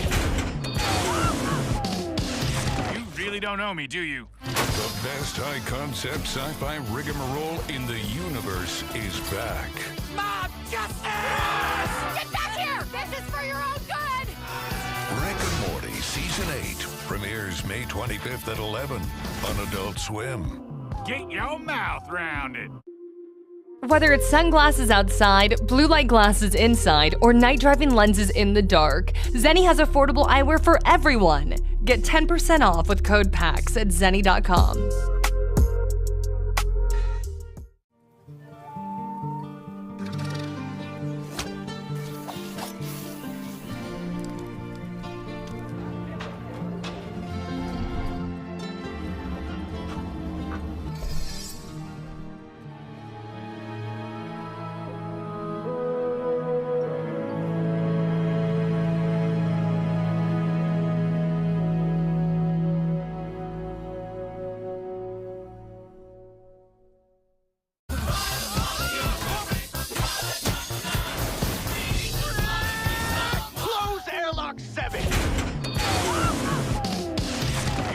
don't know me, do you? The best high-concept sci-fi rigmarole in the universe is back. Mob justice! Get back here! This is for your own good! Rick and Morty Season 8 premieres May 25th at 11 on Adult Swim. Get your mouth round it. Whether it's sunglasses outside, blue light glasses inside, or night driving lenses in the dark, Zenni has affordable eyewear for everyone. Get 10% off with code PAX at zenni.com. Techrops awake, taking on a new form. Let me do the talking. Let's rock!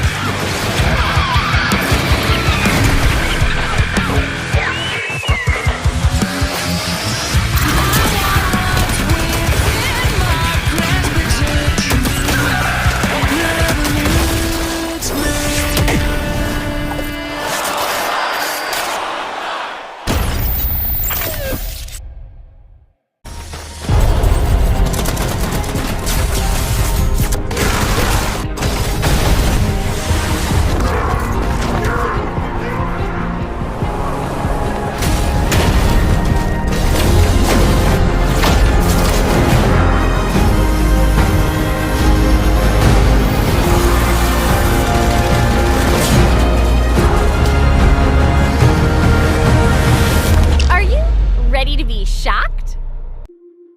Whether it's sunglasses outside, blue light glasses inside, or night driving lenses in the dark, Zenni has affordable eyewear for everyone. Get 10% off with code PAX at zenni.com.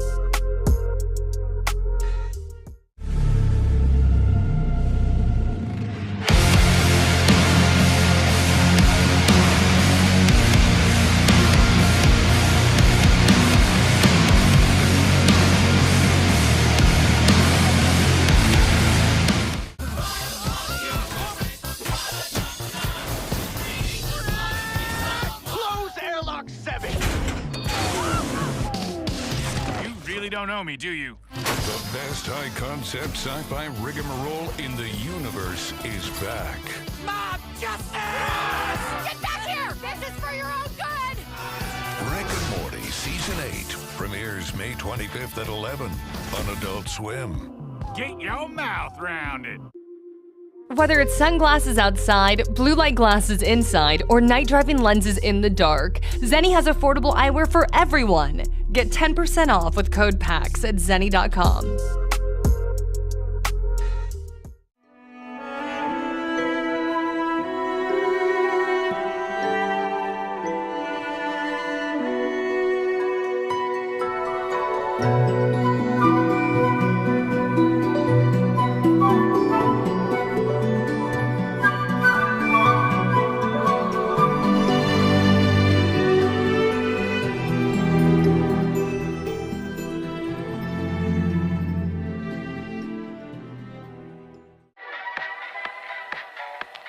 Hi, I'm your girlfriend. I can't wait for our journey ahead. I will always be by your side. You can't leave. You're mine, and I won't let you go.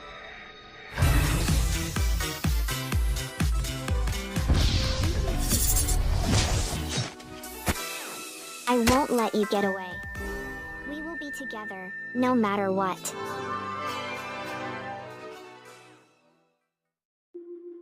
Whether it's sunglasses outside, blue light glasses inside, or night driving lenses in the dark, Zenni has affordable eyewear for everyone. Get 10% off with code PAX at zenni.com.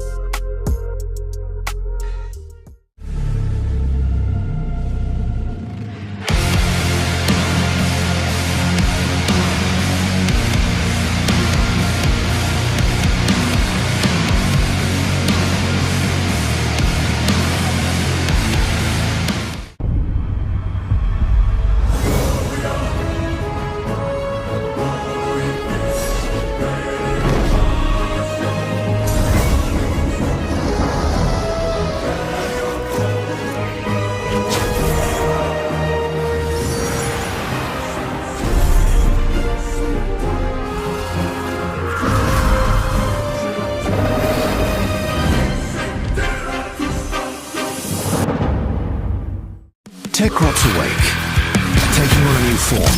Let me do the talking. Let's rock!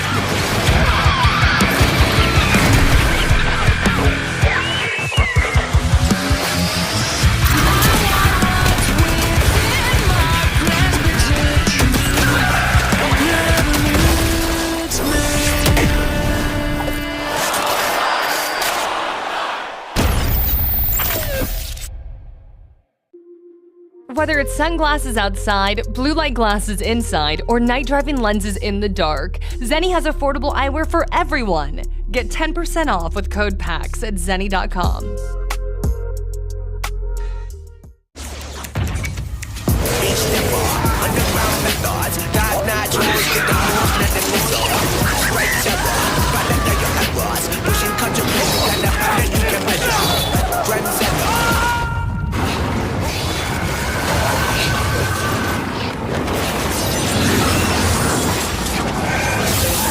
Reach your impossible with the AI-powered Legion Pro 7i, Lenovo Legion. Whether it's sunglasses outside, blue light glasses inside, or night driving lenses in the dark, Zenni has affordable eyewear for everyone. Get 10% off with code PAX at zenni.com.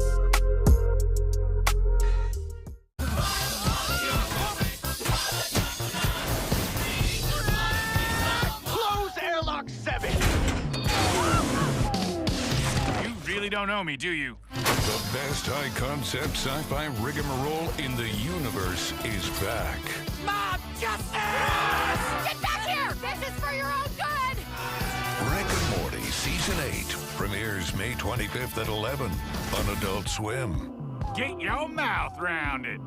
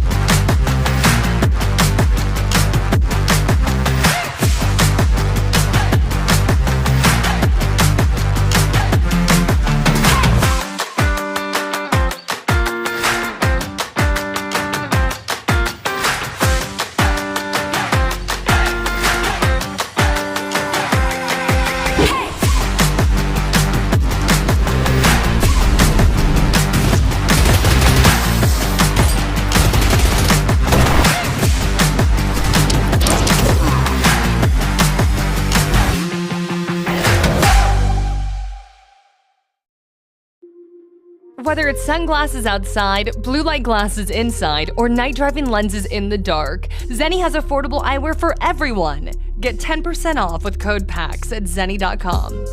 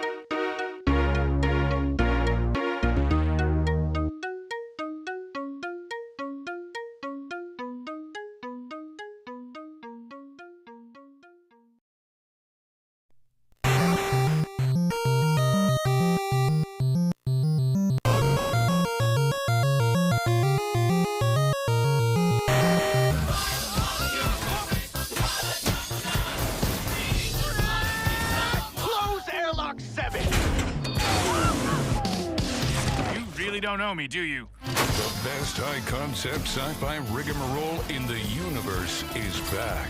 Mom, justice! Get back here! This is for your own good! Rick and Morty Season 8 premieres May 25th at 11 on Adult Swim. Get your mouth round it.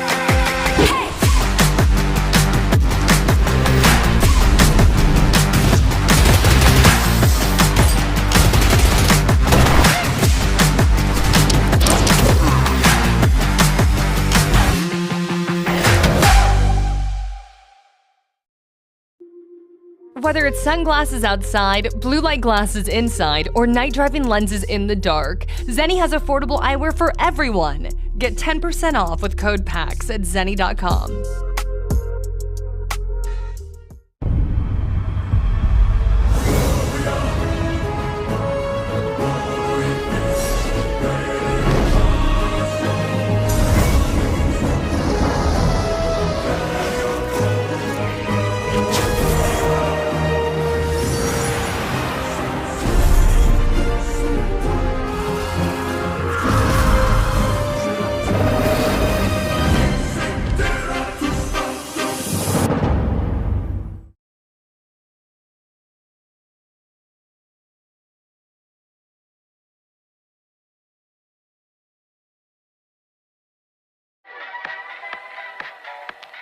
Hi, I'm your girlfriend. I can't wait for our journey ahead. I will always be by your side. You can't leave. You're mine, and I won't let you go.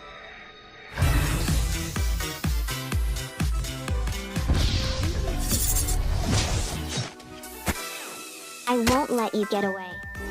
We will be together, no matter what.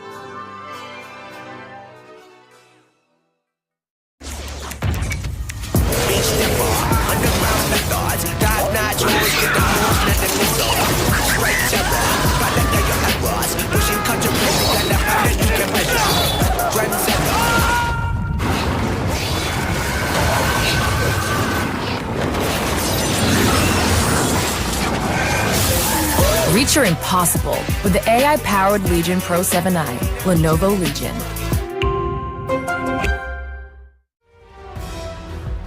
Here we go.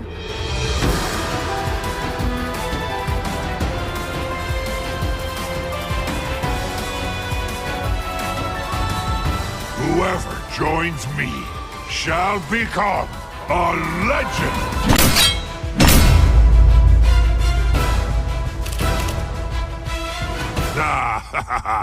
This should be fun!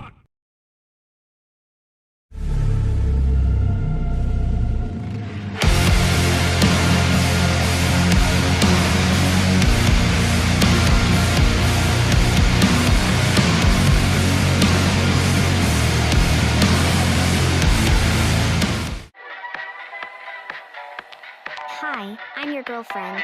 I can't wait for our journey ahead. I will always be by your side. You can't leave. You're mine, and I won't let you go.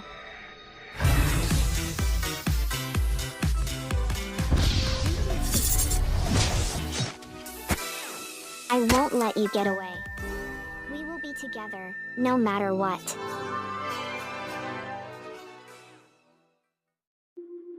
Whether it's sunglasses outside, blue light glasses inside, or night driving lenses in the dark, Zenni has affordable eyewear for everyone. Get 10% off with code PAX at zenni.com.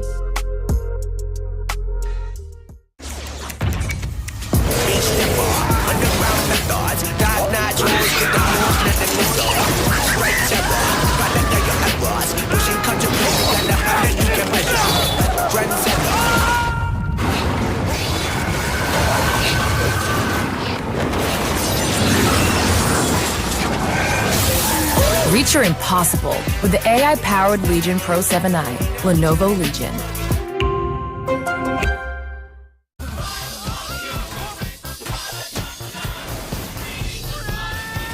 Close airlock 7!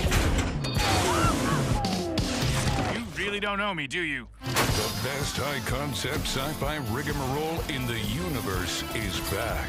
Mom, justice! Get back here! This is for your own good! Rick and Morty Season 8 premieres May 25th at 11 on Adult Swim. Get your mouth round it. Whether it's sunglasses outside, blue light glasses inside, or night driving lenses in the dark, Zenni has affordable eyewear for everyone. Get 10% off with code PAX at zenni.com.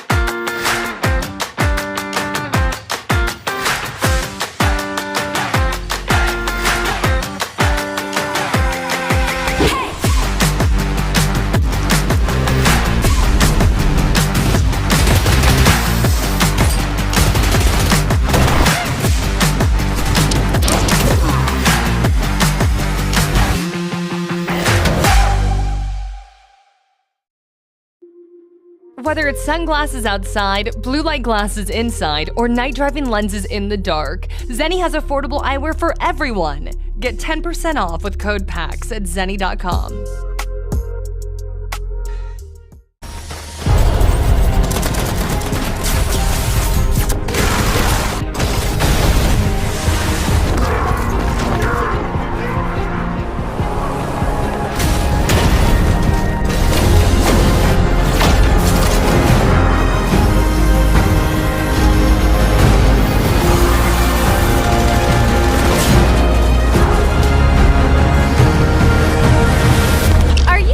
Ready to be shocked?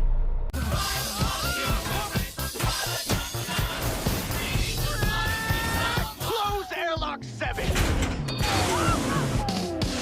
You really don't know me, do you? The best high-concept sci-fi rigmarole in the universe is back. Mom, justice! Get back here! This is for your own good! Rick and Morty Season 8 premieres May 25th at 11 on Adult Swim. Get your mouth round it. Whether it's sunglasses outside, blue light glasses inside, or night driving lenses in the dark, Zenni has affordable eyewear for everyone. Get 10% off with code PAX at zenni.com.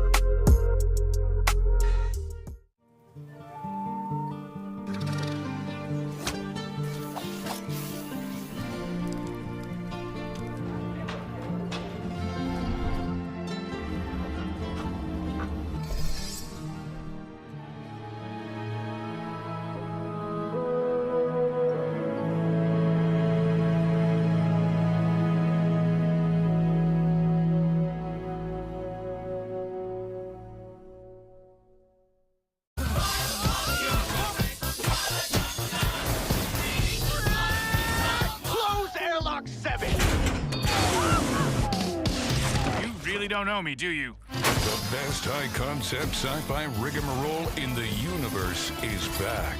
Mom, justice! Get back here! This is for your own good! Rick and Morty Season 8 premieres May 25th at 11 on Adult Swim. Get your mouth round it.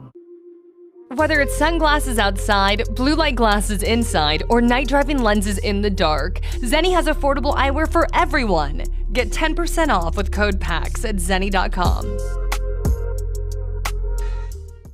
Techcrops awake, taking on a new form. Let me do the talking. Let's rock!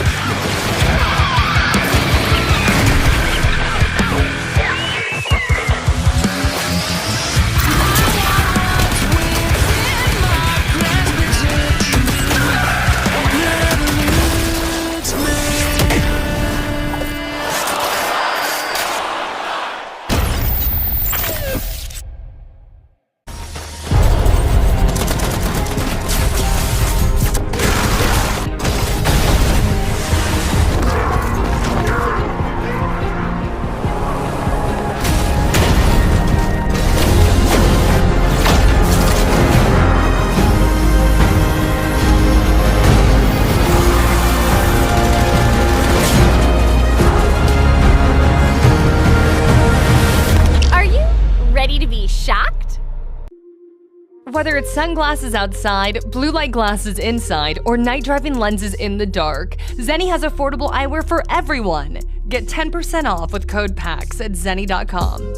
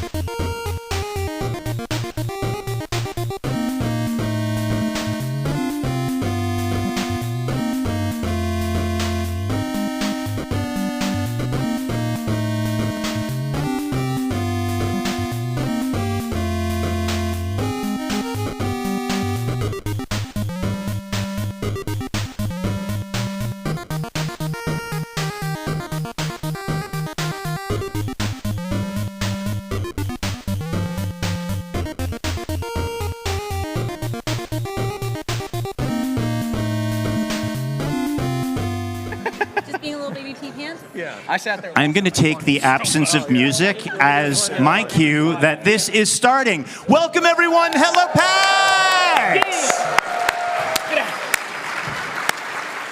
It is great to see you. We are so happy to be back here at PAX East. We've been over at the Jackbox stage, seeing a lot of you playing games all day long. We'll be here all 4 days. But of course, we couldn't wait for this event tonight. My name is Tim Sniffen. I'm one of the Jackbox directors. This is Evan Jacover. I'm curious to see if he's turned his microphone on. What? Oh, yes! Yeah. It works! We have, to catch you up quickly, we have a bunch going on. We just recently announced that we are busy making the Jackbox Party Pack 11. It's like hot off the presses. And I can tell you, tonight we will be getting a sneak peek at one of the games from that party pack. We haven't even announced it yet. You're literally the first people that are going to see it. But that's in a bit. Also, we just recently announced that we are busy making Trivia Murder Party 3, which is going to summer camp. I'm sure everything will be fine. But we are here. We're going to play 3 of our games tonight. We have our fantastic panel assembled. Give them a hand.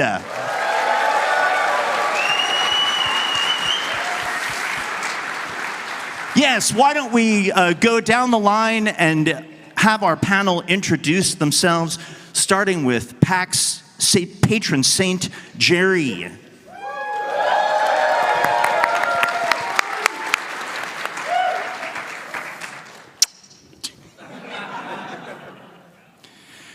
Moving further down the line, I'll do the introductions. Cartoonist, writer, performer, content creator. Before content creator was a thing, Chris Straub.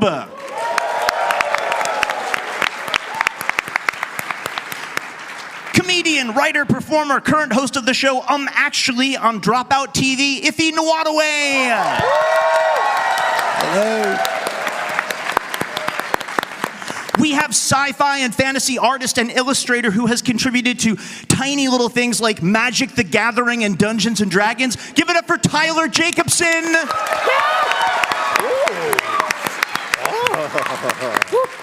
We have actor, presenter, poet, producer, hero, Anna Prosser.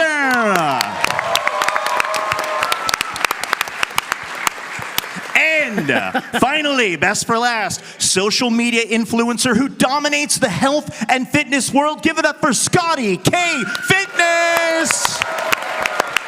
I do not belong up here. Could he bench press all of us? Probably. So let's get right into our game, shall we? Yeah, let's jump right in. We're going to play a lot of drawing games today because we have some expert and some not expert artists. And we're going to see how that all pans out. So we're going to go back in time a couple years to a game we made called Champed Up. Yeah, let me grab that. So we're going to get that started. Who here has played Champed Up before? 1, wait, I need to count for 2, 3. Did you get them all? Welcome to the Scrollaceum. These talented learn how it trainers works. are about to face off to see who's the best at creating champion Oh, they're like logged in and we are going. Unusual skills. Nice. Will the underdogs take down the heavy favorites? It's time to get champed up. Everybody clap. You could turn up the game a little bit because the music is In this first step, delightful. the trainers will be prompted to draw and name a particular type of champion character. They'll be equipped with 2 tools, a pen for drawing and a thick marker for coloring in. Once a character is drawn and named, it can be submitted. The timer's been set. Off we go. So for those of you who haven't played Jackbox games before, you are all playing along. In fact, you are going to determine who wins each of these battles. So if you get out your phones, go to jackbox.tv on your favorite browser, and put in the room code that I can't read. Can you read it? Tim's on it. Room code is EHPE. There you go. Got a tight viewing angle here. And what our panelists are doing now is they're given a prompt, something like the champion of business. And they have to draw a character that they think is the champion of business and give that character a name. So they're all working hard on that now. Let's see how they're doing. Okay. Whoa.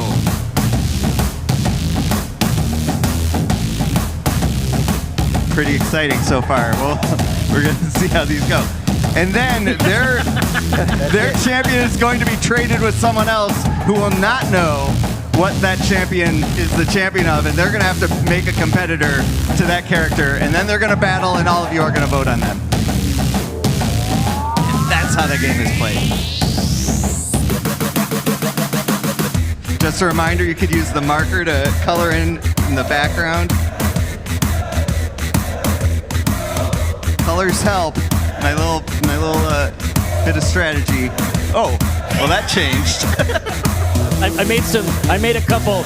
I made 2 very specific additions, and I think people will know which one. I thought it was something, and then I walked by again, and it was something else. Players need to name their character. 15 more seconds.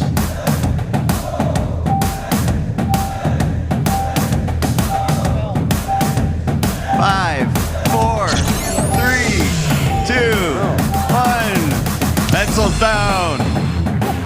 All right, now everyone needs to name their The champion. trainers are now moving on to creating a challenger. These characters will be the underdogs because their creators will see who they're competing against, but not what the contest will be. So they must analyze their opponent's unique skill set to create what they hope is a worthy challenger. Let's see the drama unfold. Challenges are at a bit of a disadvantage. You get more points if a challenger can defeat the first character. And in case you missed that intro earlier, Tyler has created illustrations for places like Magic the Gathering and Dungeons and Dragons. So we are looking for an illustration worthy of a Magic the Gathering card or the cover of the Monster Manual. We're gonna hold him to that standard. I hope he's not feeling the pressure. This might be a fun time to point out that at the end of the game, you can order a deck of cards, a pack of cards with these characters, and there is a trading card game with rules on our website that you can play with those. It is probably bigger and more popular than Magic the Gathering. That is a fair statement to make. With much better art.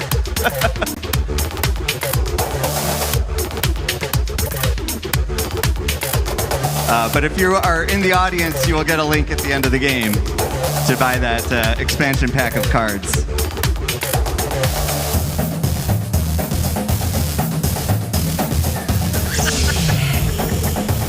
Oh, some snickering, that's always a good sign. Just so you know, panel, you got 45 seconds left to finish this character.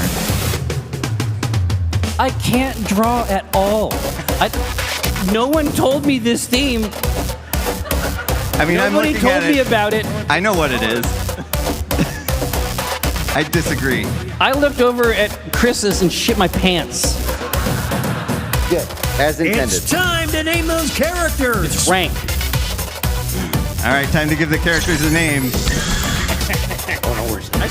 I start with the name. That's all I got. 10 seconds. 8, 7, 6.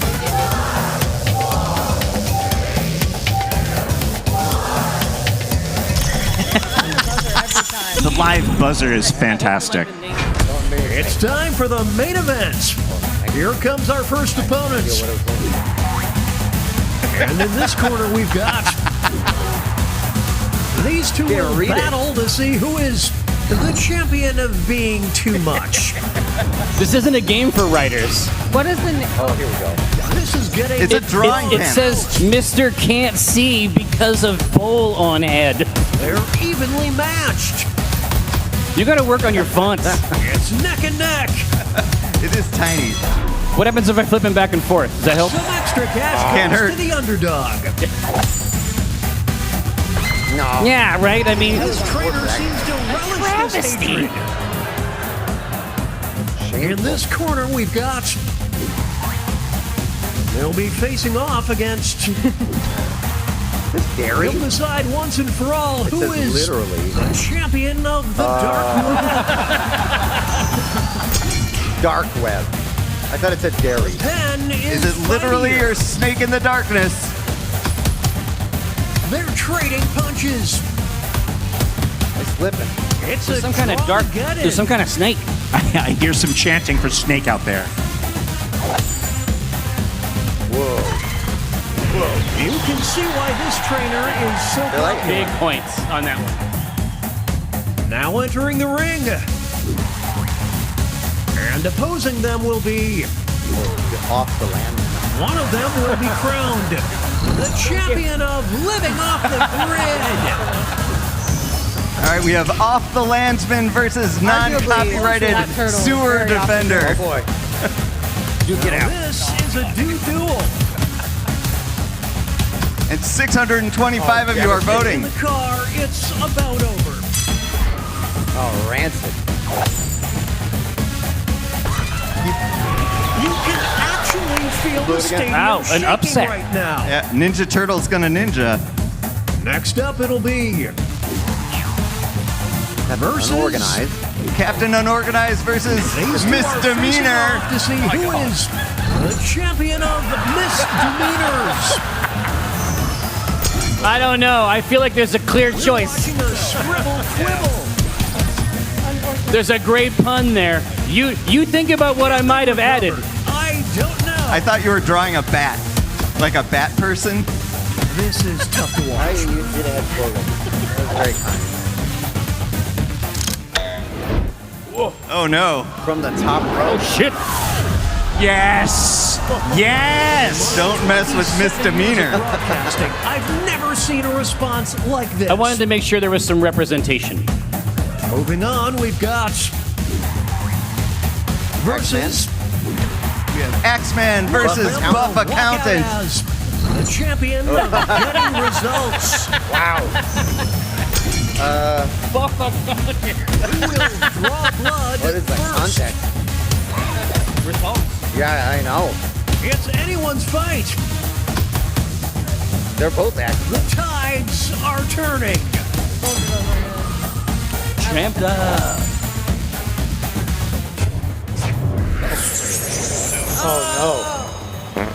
Oh Brutal. The crowd is simply going Damn, crazy Buff for this Accountant. trainer. Make way for versus Spider Frog and Spider Frogger Elite. champion of this player's secret club.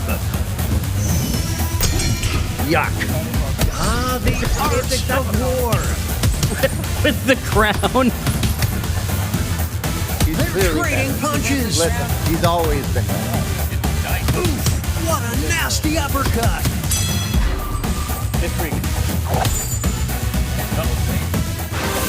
Oh no.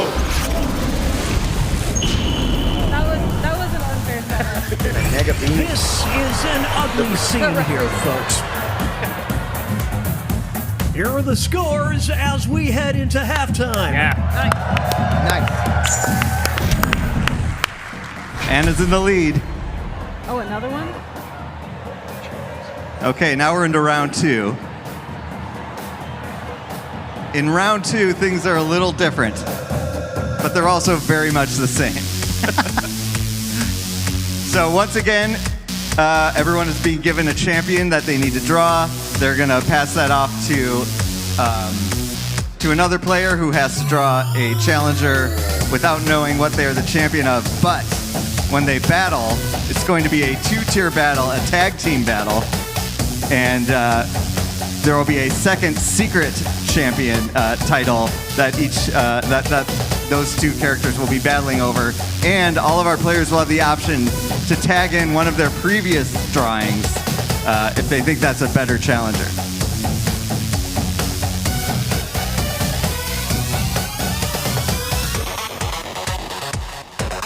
Let's take a look again. Let's see. And if you weren't logged in before, you can see you really have a chance to change the results of how these matchups go. So get logged in.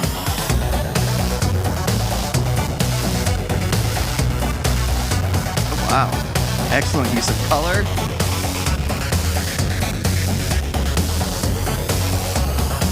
Jerry's been done writing. I was done yesterday. Yeah. 10 seconds. That's all you need to create a masterpiece.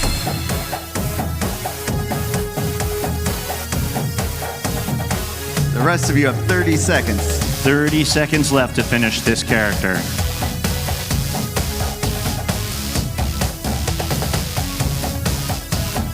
Second warning, name those characters.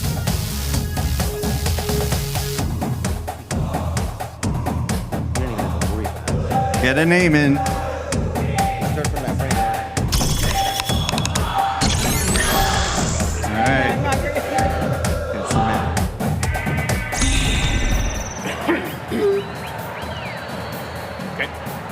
All right, the challengers have been distributed.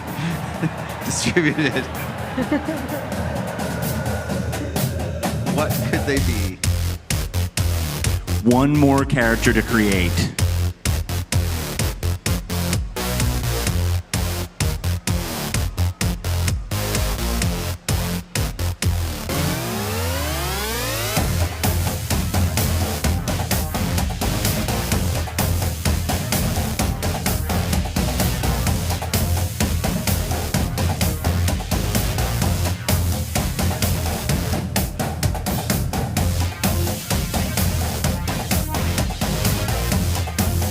I like this crowd getting into it like that. Everyone in the crowd should be, I mean, this is what we expect from Champed Up viewership. Fists in the air, throwing chair. Oh wait, I probably shouldn't encourage.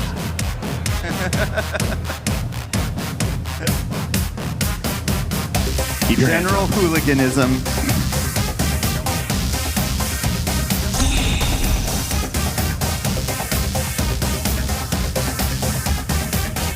Evan, did you have a favorite from round one? Favorite character?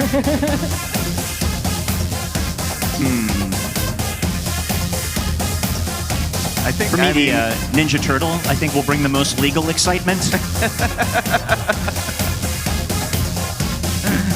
I did like the Froggier Frog. Yes.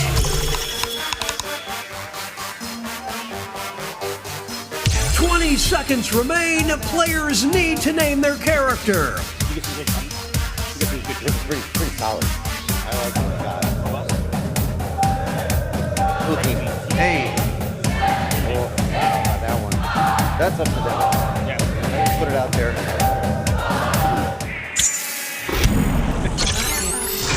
It's the second half, which means it's time for the tag teams. Each matchup will include a surprise contest where players can tag out their characters. The bonus points are doubled, and votes for both contests will be cumulative. Let's start things off with our first two fighters. Wooden lowercase t. Who is versus Resurrected Jesus. The Cave. Wow. They're evenly matched. We might get in less trouble with the copyrighted Ninja Turtle. It's not over yet. Here's the next title up for grabs. The Champion of Ancestors. He's still doing it. Keep their characters or swap out. You could tag in your previous character. Sticking with wooden lowercase t. How do you choose? Whatever that is. Can they counter? Go with the turtle. Obviously, you have to go with it. Karate. What a dynamic duo. Tag team techniques. Two new fighters enter the ring. $20 bill you found versus one of them will be extra fry in a bag of guy. Surprise. Ow. Trading punches. Is that $20 bill on fire? Oh no, that's a hand. Oh, it's too close to call.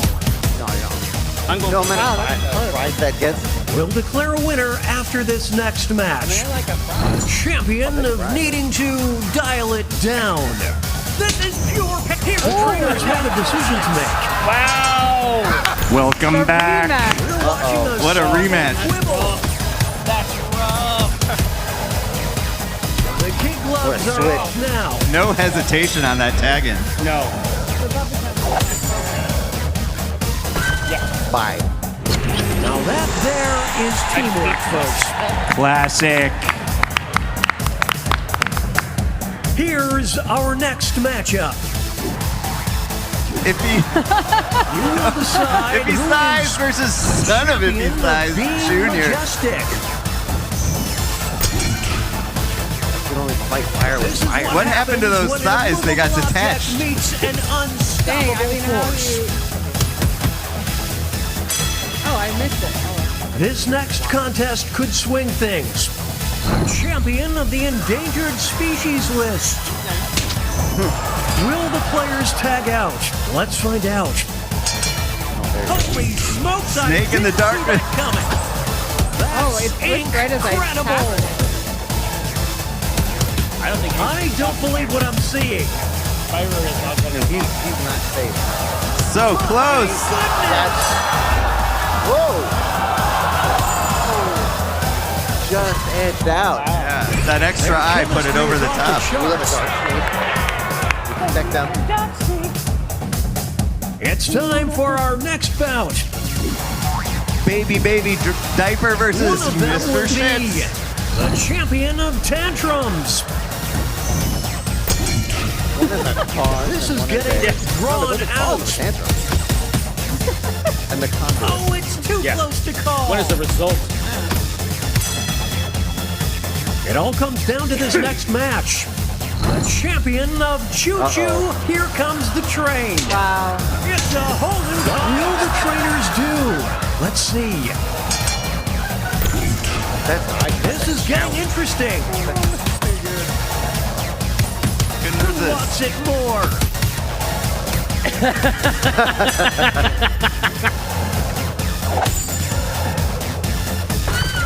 Fair. Bye. There's no I in team, kids. Only in kids. More incubation. Here are the next two fighters. One dove. Who is This is Jim champion Dark of Magic. the dark arts? Wow, I think you might come away with this one. Here we go. Yeah, I'm gonna do all the intros. It's anyone's This is fight. easy to flip. Closer than I thought. Now they'll be battling for this title. The champion of having a beautiful singing voice. That's tough. It's decision time. That's tough, actually. I'm gonna leave him Pulling in. away now. Because it ain't the other guy. They're trading punches. And I guess I know, like, Dove. Out the popcorn. I hear some shouts for Good Dove. battle. I mean, check it out. He stayed in. This, folks, is what a hero looks like. Jim Dark Magic doing it solo. Moving on. You Box will cutter with decide arms who versus is present with legs. champion of dating. No, it depends on the person. Are you an arm man or a leg man? My goodness. Here's the next contest. The champion of being afraid of commitment. Please keep them in. Here we go. They're evenly matched. Oh, shit. Okay. This is what happens when an immovable I like the way that box cutter dances. unstoppable force.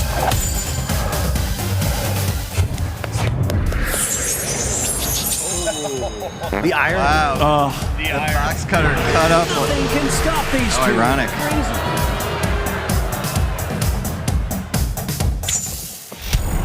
Okay, folks, that was the final match. The judges are tallying the final scores, and we have a winner! the winner. Well done. Yes. Well done. I'd like to thank Jim Dark Magic. I'm just glad to be Well, here. that's champed up. You've been champed up. It's good. All right, now we're going to switch to a game that is going to be in the Jackbox Party Pack 11.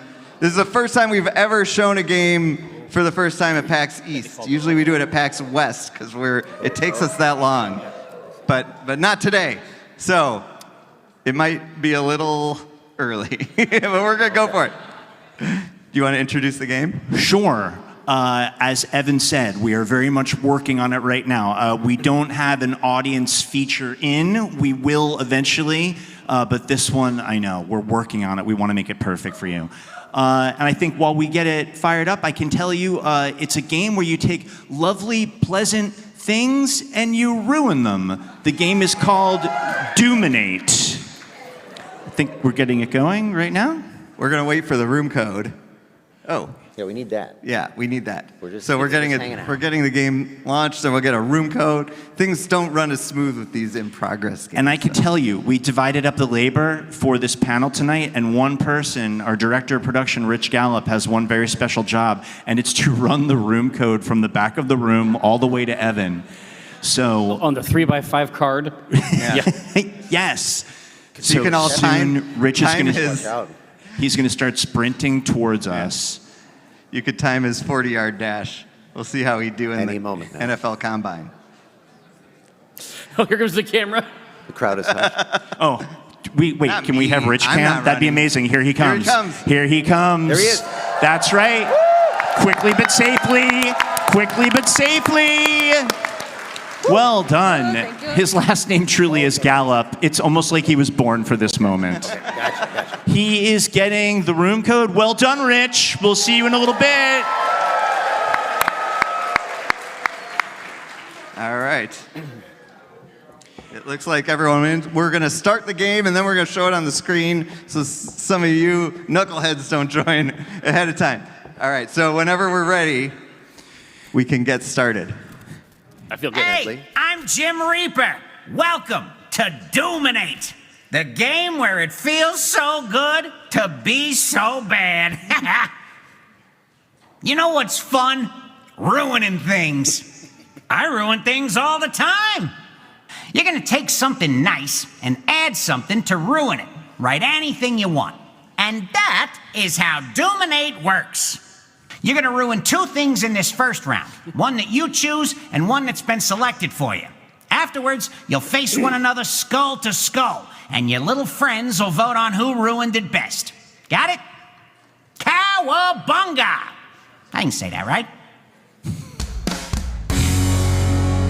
You'll see two thingies on your screen. Pick one to wreck. So what's happening right now is our panel has two different prompts to ruin. You can click back and forth between if you want, but you get something simple, lovely, and then you just make it worse. An example is a bowl of spaghetti, but it's actually human hair. Ooh, these are some Things good like ones. that. So they're You have your adding, main I know, pick, terrible. But you also have a second one that one of your little buddies picked to ruin too. Time to get messy. Remember, you're being judged on who ruined these best. Also, you know, it's a joke game, so make your buddies laugh. Or not. I don't know your friends. What's that?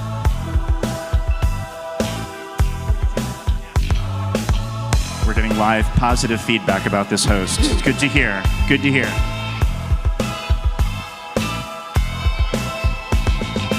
He likes his yo-yo. And I'm guessing his jaw will probably move when he talks, when the game is released. Although, who knows?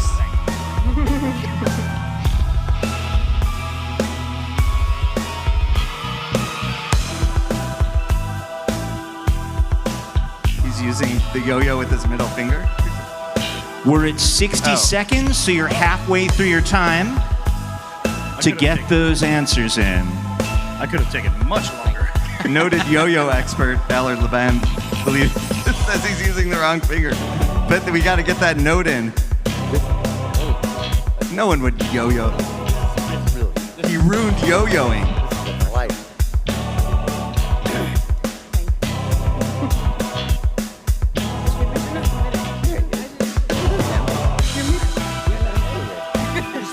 All answers are in.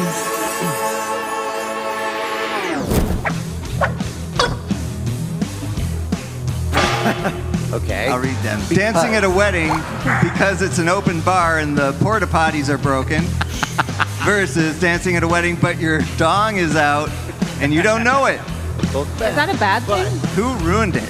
Eventually, everyone would be voting on these. Right now, our panel is voting on them. Oh, we're voting. But just out of curiosity, who would pick because it's an open bar and the porta potties are broken?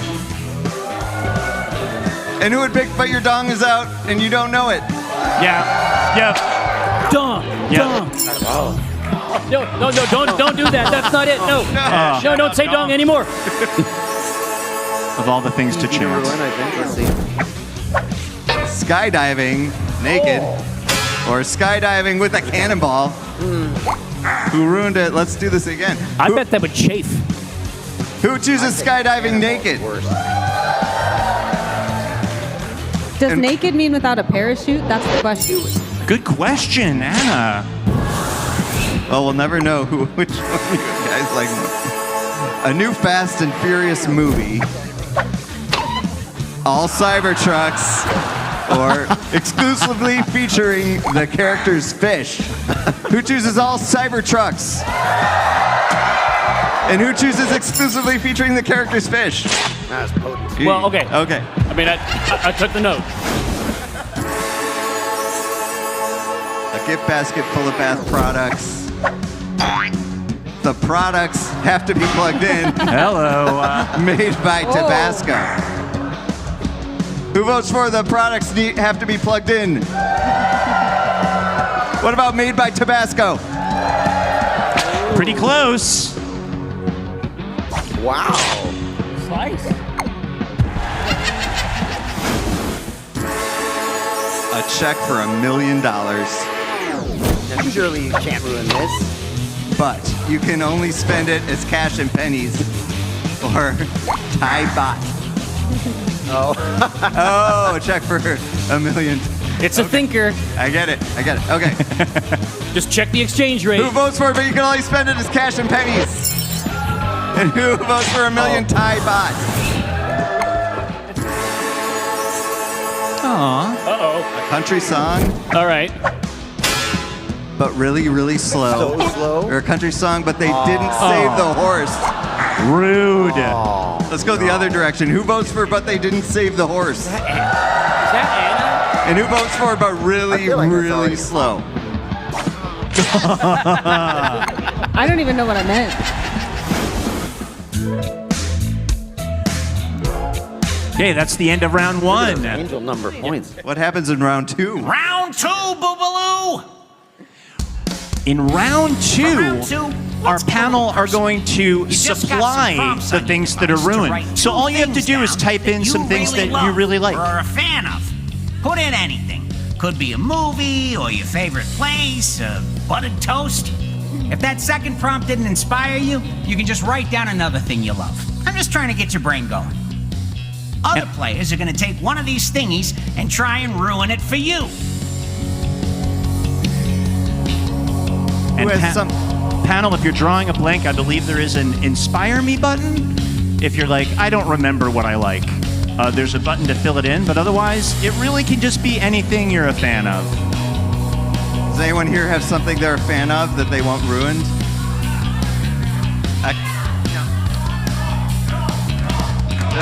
Dong! What? You got some We're dog- back on dog this fans. Dong, we're back on the dong train. Shout out dongs, dude. I thought you were chanting dog, and now I realize what you were really chanting. I'm really proud of you. I think they were saying dog dong. They weren't. They're terrible people.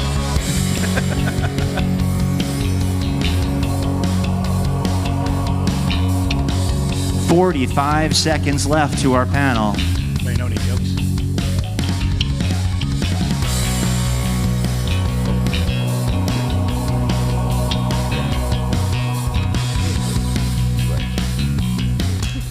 Okay, everyone's in. Now, choose one of the thingies to ruin for the player listed on your device. They have a few different topics to choose from, and our panel are making their choices.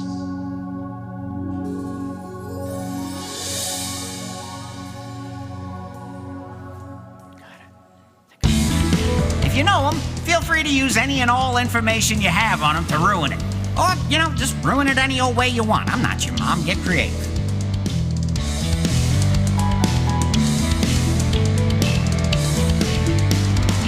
Now the panel has the topics that they've chosen. They also know who they're ruining it for. So Chris might be ruining something specifically for Jerry. We don't know. We're about to find out while they write their answers. And panel, there is a ruin for me button if you're looking at it and going, I just don't know. You do have options. This panel doesn't need a ruin. They know what they're doing. Why am I telling them this, Evan? They're professional ruiners. I'm just going with my heart. Scotty's going with his heart. This host really is a rascal. Does this host have a name yet? Yeah. You know? Yeah. Jim Reaper. Jim Reaper. It's Jim Reaper. Everyone knows that.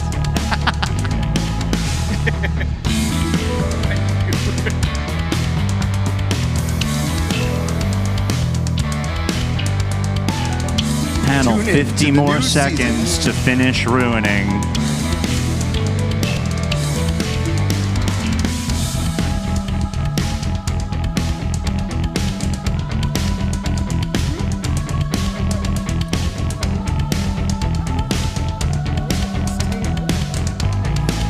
Can't ruin these fast enough.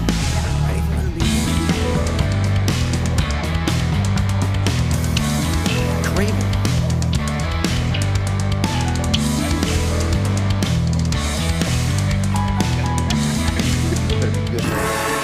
All right. Nice. Don't ruin those. Thick Hot Goths. They love you like a brother. Oh. Thick Hot Goths, the historical kind, boiling in oil. Who votes for They Love You Like a Brother? Who votes for the historical kind, boiling in oil? Wow. Oh, didn't get it. People love boiling in oil. All you can eat crab buffet. Lovely. Right, this one's mine. Let's see. But you definitely will get explosive given. diarrhea. Or in Oklahoma, famous for its crab. Oh, God. Who votes Oh, for, but you will God. definitely get They are one explosive and the same. diarrhea? Who votes for in Oklahoma? It's river crab. 2001, A Space Odyssey. I can ruin it. Let's see. Dead Sober versus, but it's this cursed year of our Lord this era. 2025. Who votes for Dead Sober? Who votes for 2025? Yeah, no, that's the one. I only watch it sober. Nothing ruined there. People watch. People watching. People watching, okay. But they get off on it, or let the people watch back. Some classic ruining, Evan. But they get off on it. But the people watch back. Yeah. I don't know. Both can happen. It's Yeah. true. Yeah. That's reasonable, I think. How can they get off on it if they're not watching back?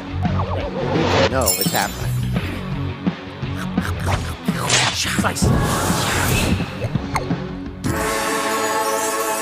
It's Smutty Lovely. Book. Except their zipper gets stuck on pee-pee and then end up hospital. Or read by your grandmother on Christmas Eve. Okay. Who votes for zipper pee-pee? Who votes for grandmother? Grandmother takes it.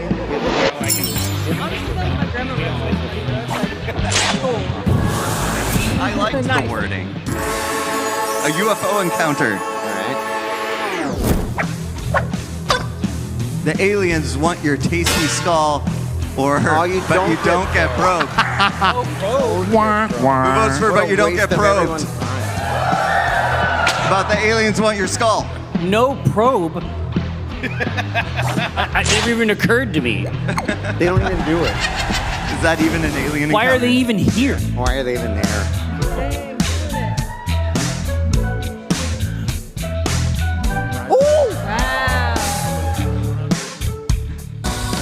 I like that all the scores are Round the the same third. number. For round 3, you're going to Unruined. receive a couple thingies that were ruined in previous rounds. You'll pick the scenario you want to unruin. Unruined. So now we're gonna take something ruined. Everyone's picking We're kind of going to something- flip the script. You're going to take something that was ruined. They're going to do their best to make it better with one final prompt. But you know what? If you want to just lean in and make it even worse, that is your right. That sounds like something Jim Reaper would do. Have we all selected? I'm not getting it.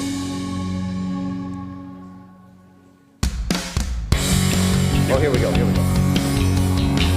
So they've chosen their prompt. Now they're doing their very best to unruin it. Somehow bring it to a You're going happy to add something conclusion. to save this disaster. Then you're going to go up against another player to see who unruined it best. Remember, you're unruining these thingies in a funny way. You're still trying to make your buddies laugh and not trying to actually fix these scenarios. Unlike our other games where you try to be as serious as possible, in this game you want to do it in a funny way. It's time. Yeah. After 10 party packs, it's time. It's time to there's let room. loose. There's room for some jokes. Yeah.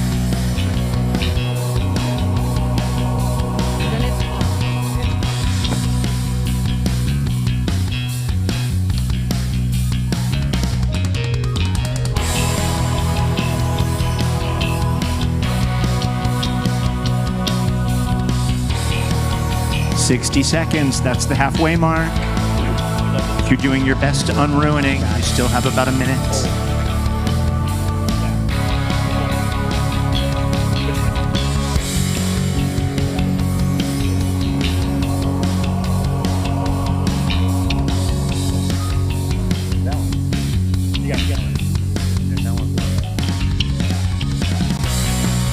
See things getting unruined.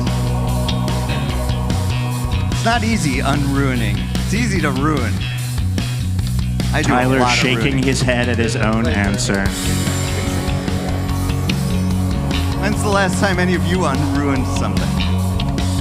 It's exhausting. 15 seconds. Here we go. Here we go. All right. Thick hot goths. How we do it? Thick hot goths. They love you like a brother. The sewing machine. They are seamstresses. Okay. Or thick hot goths. They love you like a brother because you are their brother. Sheesh. Oh, so you're loved. You have a loving. Who picks sewing machine? That's sweet. Who picks you are their brother? Kind. I'm giving it to sewing machine. Yeah, you're not mad about it. No.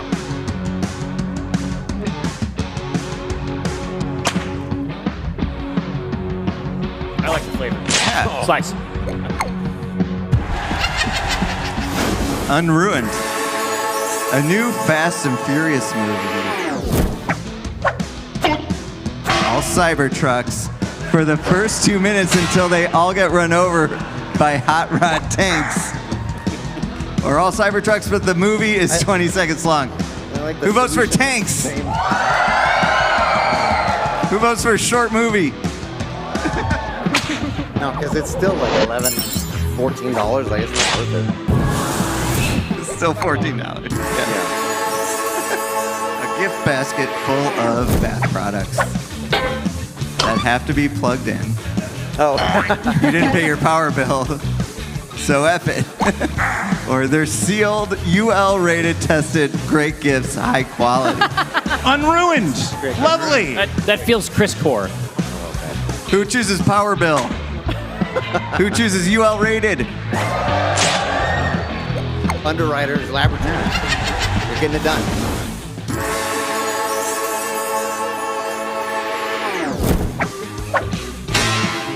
A UFO encounter, you don't get probed.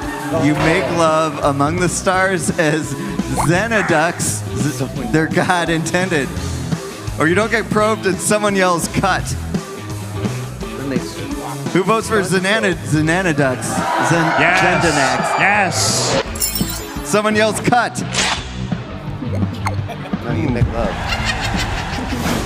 You make love. Good old people watching. People watch back consensually. But it actually works, kinda. Who chooses consensually? Smart choice.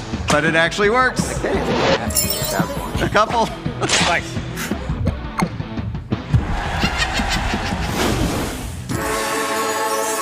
Here we go.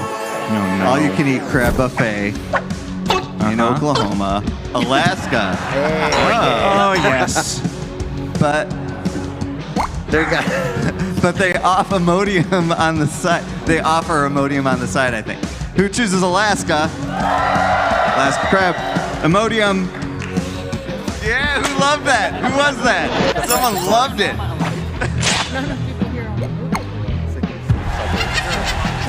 Really good. Thank goodness we put these.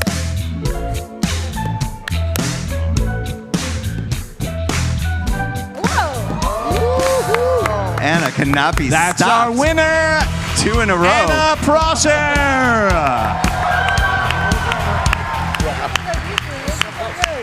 Navy blue. Consensually wins that one. Yeah, no. Consent is. All right. No, I have a lot. We have 13 minutes left. So I think we're going to try to, yeah, I see a thumbs up. We're going to try to play a little bit of TKO 2. Okay. We probably won't get through the whole thing, but we'll see what happens. So we're going to speed round this. Draw quick. Okay. This is on our panel here to be quick, terrible drawers. That is true. If the drawings go fast, we can kind of rush through it. Not to dump too much pressure on you. So we'll wait for Rich to zip up here. Oh, that's right. We're going to get another. Rich is going to run down the alleyway in a minute. And by the way, Rich. I can see that he's not ready yet, so this is a nightmare for him. They're shouting for you, Rich. He's going to. It's better than He's going to dream Dawn, about this for the rest of his life. Also, by the way, we have not formally announced Duminate, but go ahead and talk about it. If you want to tweet about it or whatever, we understand you may do that. We're ready for it, so feel free. It's going to be announced shortly, formally. Here comes Rich Gallup! Thank you. It would have been super fun to tell people they can't talk about it. Right, like that would have worked. If we hear that anyone hears about it, we know it's someone from this room who spilled the beans. I hear the TKO music. That's right. That's right. Soon we'll toss it on the screen. I am the new tournament mistress, and under my We're just going. the time of No that messing around. map has returned. All right, audience mode is back, so you can get back in. You're back in, audience. What do we have here? Oh, the code. Room code BASV. There's no time to waste. I want 3 drawings from you. So get busy using your device to create them. Begin! Draw anything at all. Need some inspiration? Hit the suggestion button. But anything quickly. That's right, panel. No We gotta pressure get to here, the but we want some sloppy drawings from our panel. This is physically hurting Tyler to have to draw this badly this fast. You're doing 3 drawings in total, so pace yourself. So far, we have 0 drawings completed. Wow.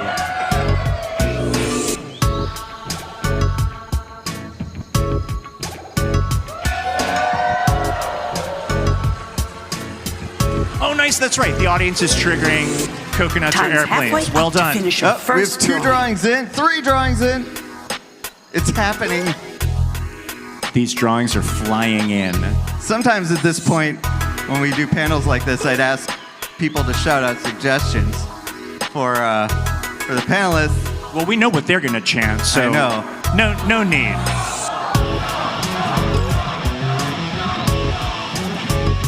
I mean, panel, if you want to play to the crowd, seems that there's one thing they want.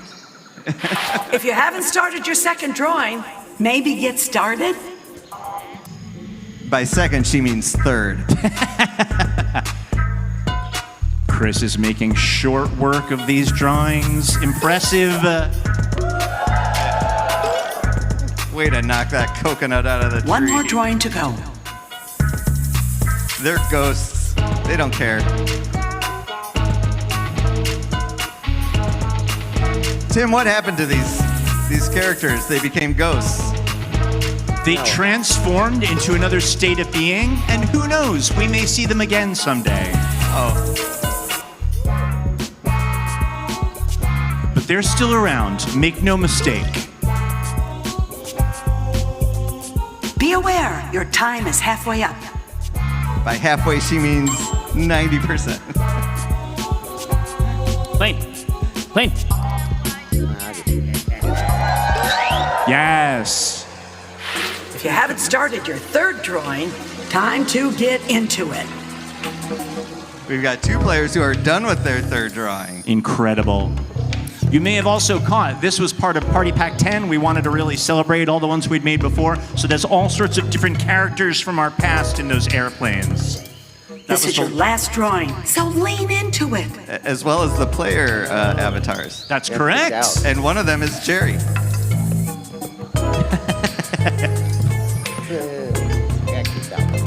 I got to dump something.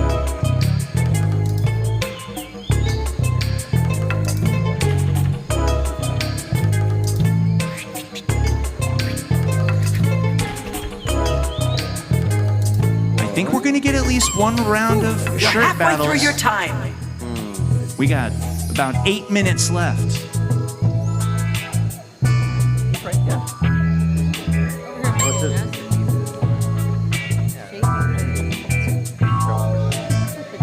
It's all on not iffy. There we go. It's time to write some phrases and slogans. At least 4 from each of you. Start writing now. These are just write whatever comes to mind. Any Once collection everyone of hits words that makes you 4, feel we alive. move on. And hit the suggestion button if you're drawing a blank.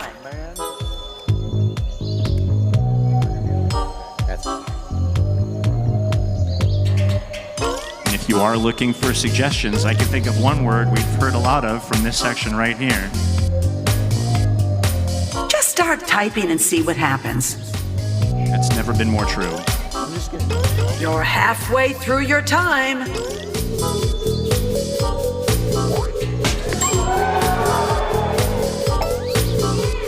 Whoa. Big number. Unfortunately, we lost Chris, so. But we got his drawings. That's the most important part, I think. Oh, anybody. 10 seconds, wrap it up.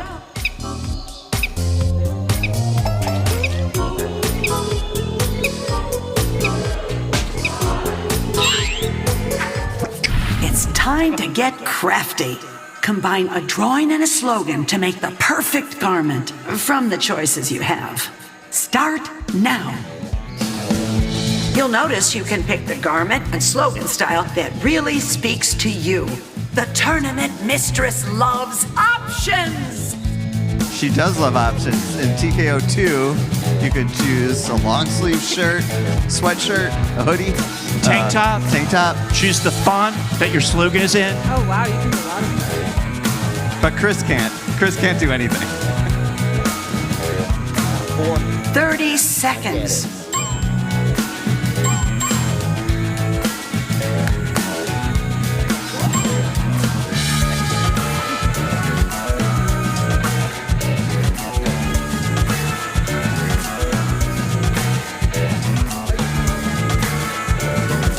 Ten more seconds. We all have that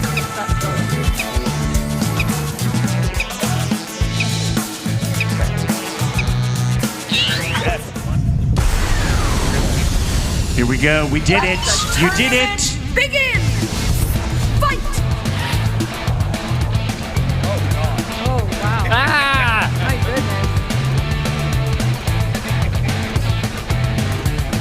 goodness. Look at the votes Yummy one pour in. says wiping, but there's nothing there. Well, that's nice.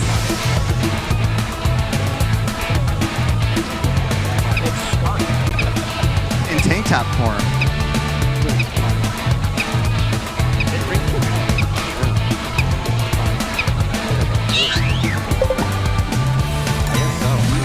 Okay. Everyone loves a butt. Tank takes it. Wow.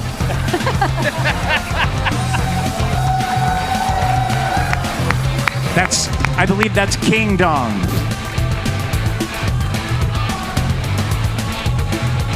You got it. If you're in the audience, you'll get a link at the end of the game to buy these shirts.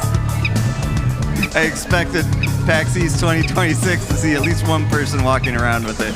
But you can order these shirts, right? Oh, yes. I'm ordering King Dong. Wow. Yeah, you can get them. That's a fact.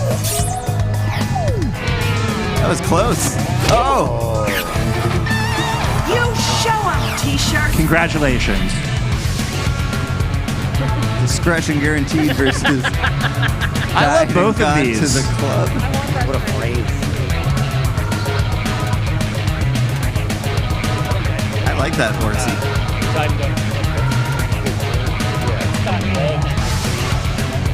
That's got to be Anna. That's a real shirt.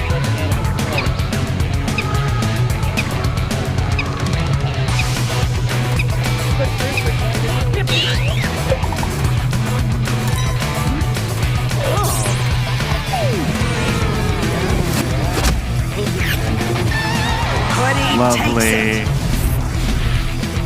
Oh, no. Oh, boy. This is a tournament. Dong.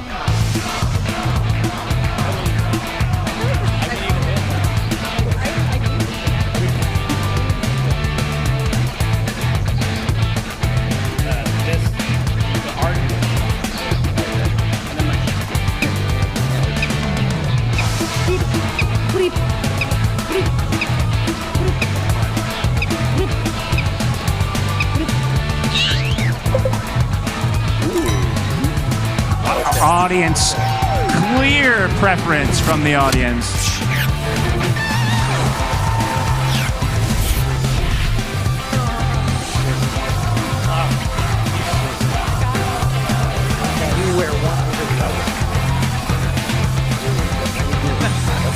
I mean, that is a gorgeous unicorn. Or horse with pink hair. Pony, pony. Pony. No, Dong. Dong, no.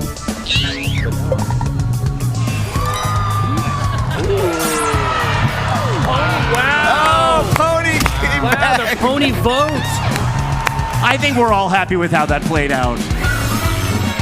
What a comeback. Bravo tournament winner. All right. Unfortunately, we are Don't get out of cozy. time. There's more to do. So we're going to call it here. But That is a good congratulations, place for the- Jerry, for winning that last round with the lovely pony. Who drew the pony? What? Who drew the pony? Yeah! Oh, I knew immediately. Horse girl confirmed. All right, well, thank you all for coming to another Jackbox at PAX Box. What do we call it now? Yeah. We have another panel on Sunday at, 2:30. Yeah, they know. Why am I here? I don't know. And hopefully we'll see you there. And we're running games for the rest of PAX East down by the food court on the first floor. So thank you to our panel, and we'll see you soon. Woo!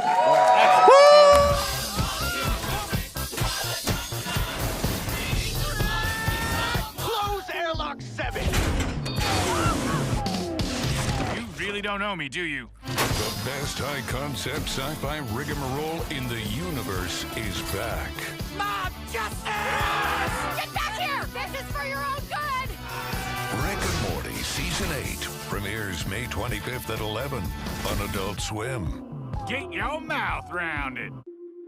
Whether it's sunglasses outside, blue light glasses inside, or night driving lenses in the dark, Zenni has affordable eyewear for everyone. Get 10% off with code PAX at zenni.com.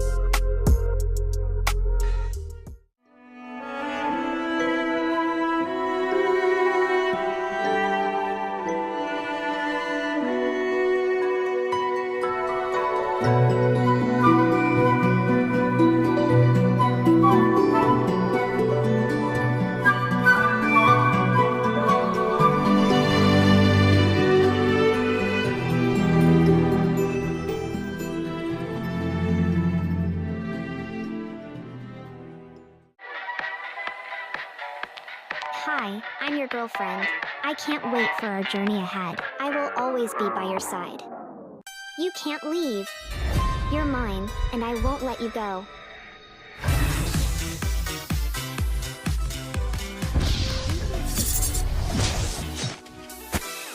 I won't let you get away. We will be together, no matter what.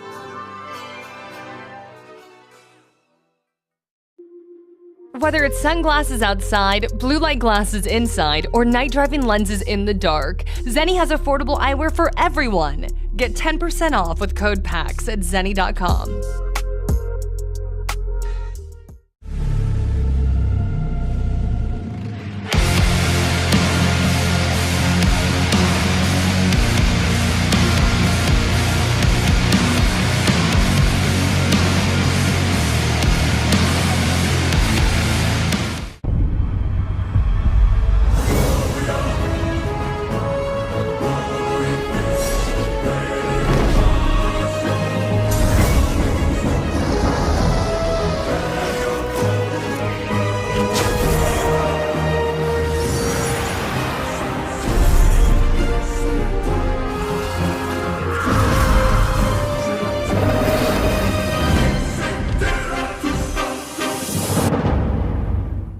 Techcrops awake, taking on a new form.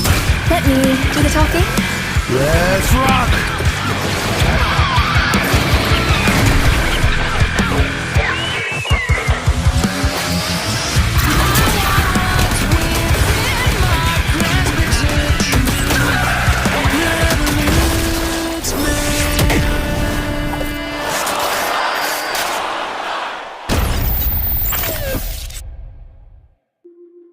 Whether it's sunglasses outside, blue light glasses inside, or night driving lenses in the dark, Zenni has affordable eyewear for everyone. Get 10% off with code PAX at zenni.com.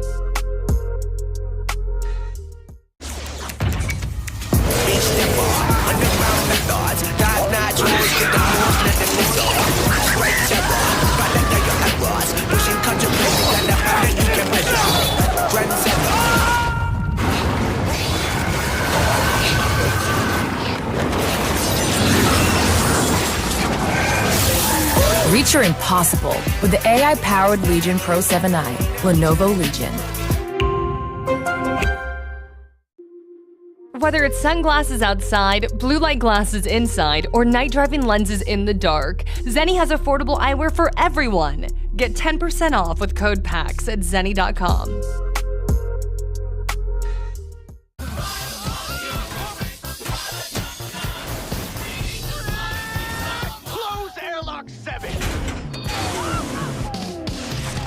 You don't know me, do you? The best high-concept sci-fi rigmarole in the universe is back.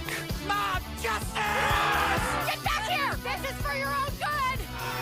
Rick and Morty Season 8 premieres May 25th at 11 on Adult Swim. Get your mouth round it.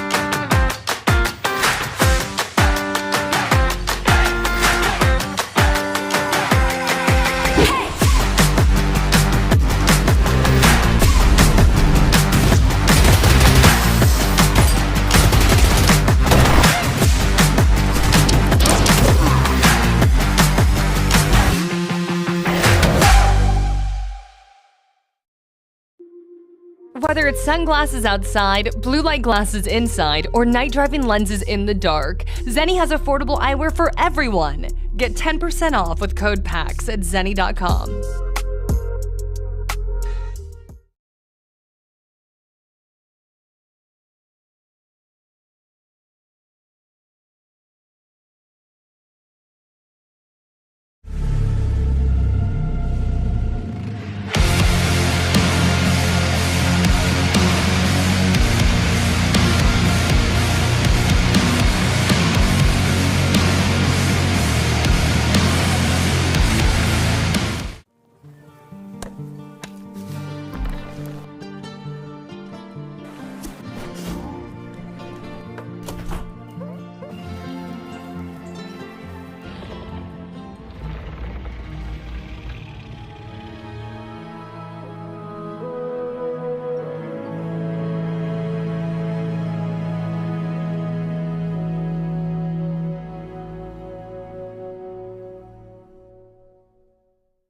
This week at PAX, the biggest things I've been looking forward to are the Dead by Daylight panel that had just happened revealing Springtrap as the new killer. And my plan for this weekend, check out the Pokemon Play Lab because I have every single pin, so I had to get this, this year's pin. New merchandise. I'm really excited to connect with a lot of indie developers and play a lot of indie games. They have a huge showcase downstairs, so I'm really excited for that. I'm most excited to go see some of the vinyls that they got down there and stuff. That's pretty cool. Vinyls are really cool artwork. I'm also big into the panels here. Later I'm going to one about what makes a video game an RPG, which should be very heated, very nuanced, and a lot of fun. Looking at the new Elden Ring. Just walking around and seeing all the vendors. I did a little bit of that yesterday. I'm doing more of it today. Just kind of like walking around, discovering stuff that like I didn't know I would love that's here. Shops, just different like things like, tabletop games, just different like indie games, things to discover.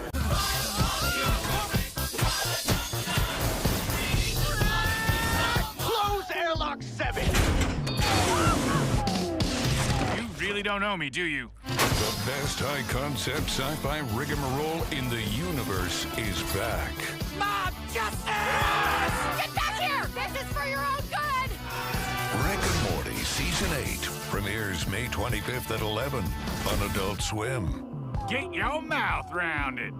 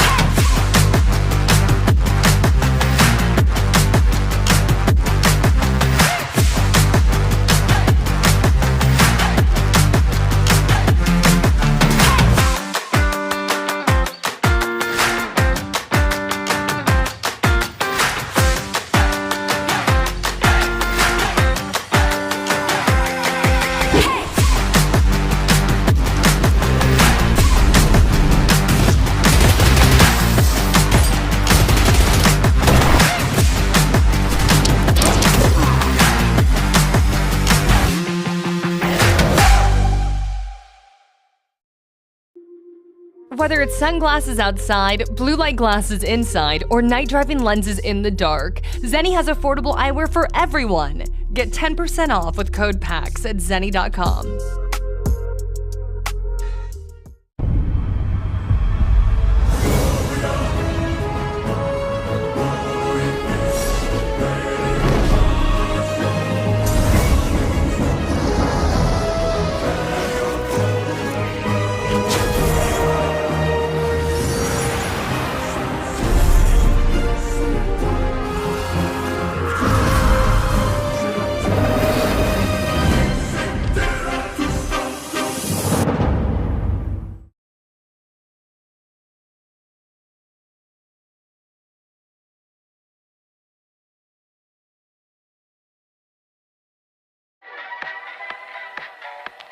Hi, I'm your girlfriend.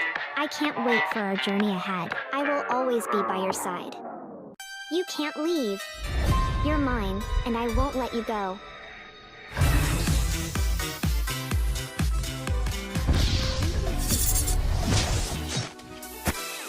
I won't let you get away.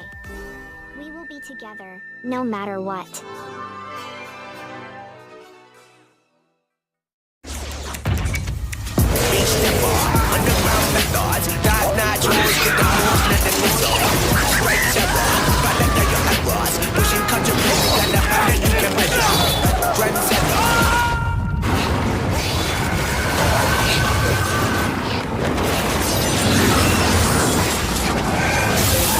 Reach your impossible with the AI-powered Legion Pro 7i, Lenovo Legion.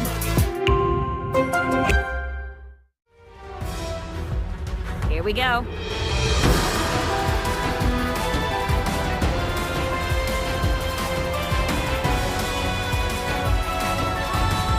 Whoever joins me shall become a legend!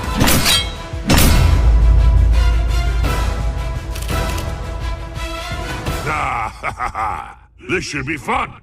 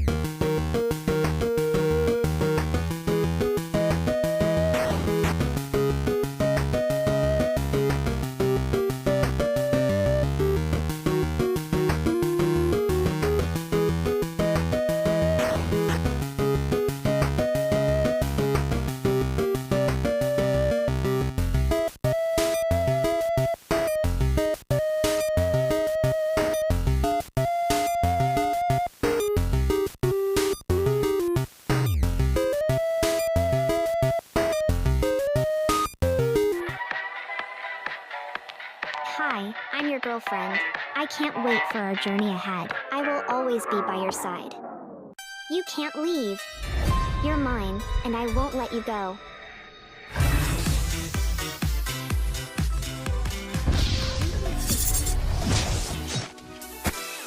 I won't let you get away. We will be together, no matter what.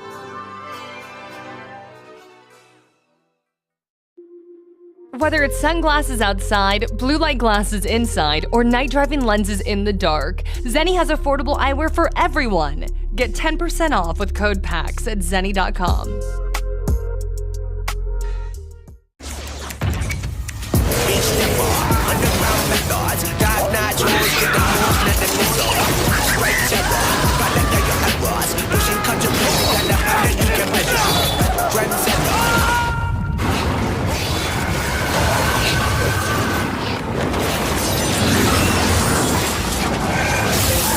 Reach your impossible with the AI-powered Legion Pro 7i, Lenovo Legion.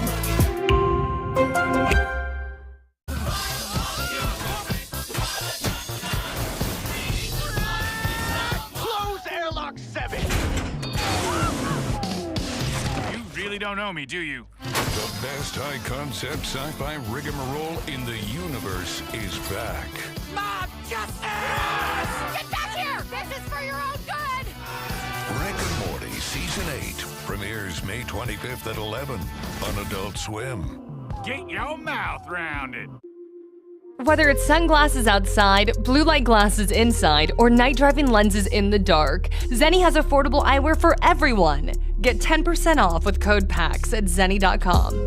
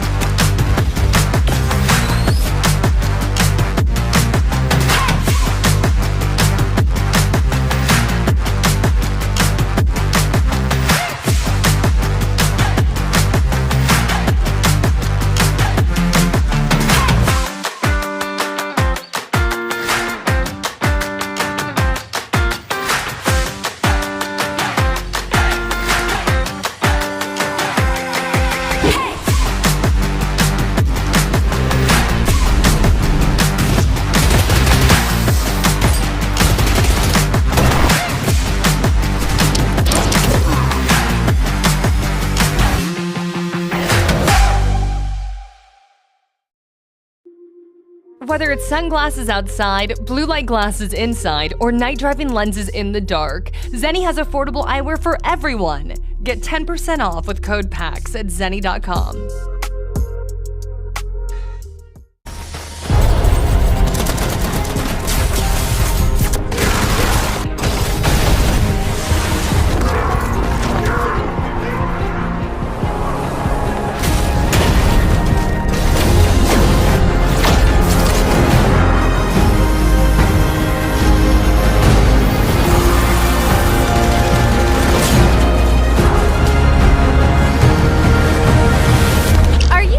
Ready to be shocked?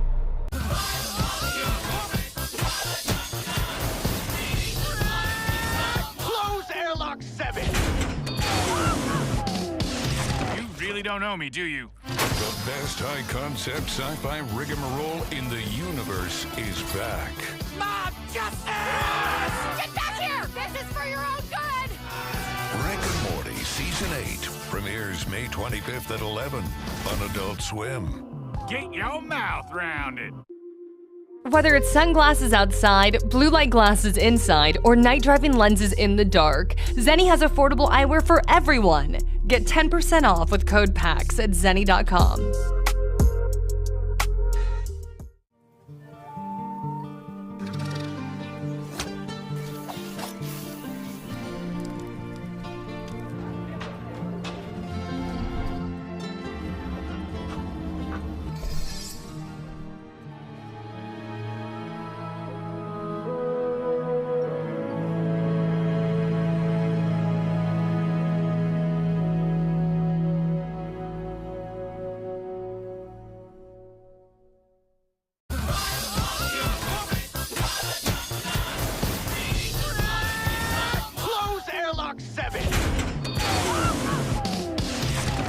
really don't know me, do you? The best high-concept sci-fi rigmarole in the universe is back.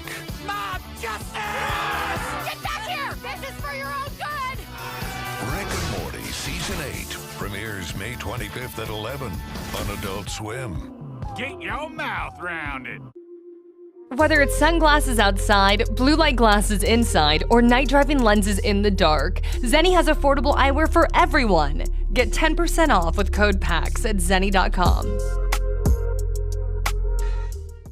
Techcrops awake, taking on a new form. Let me do the talking. Let's rock!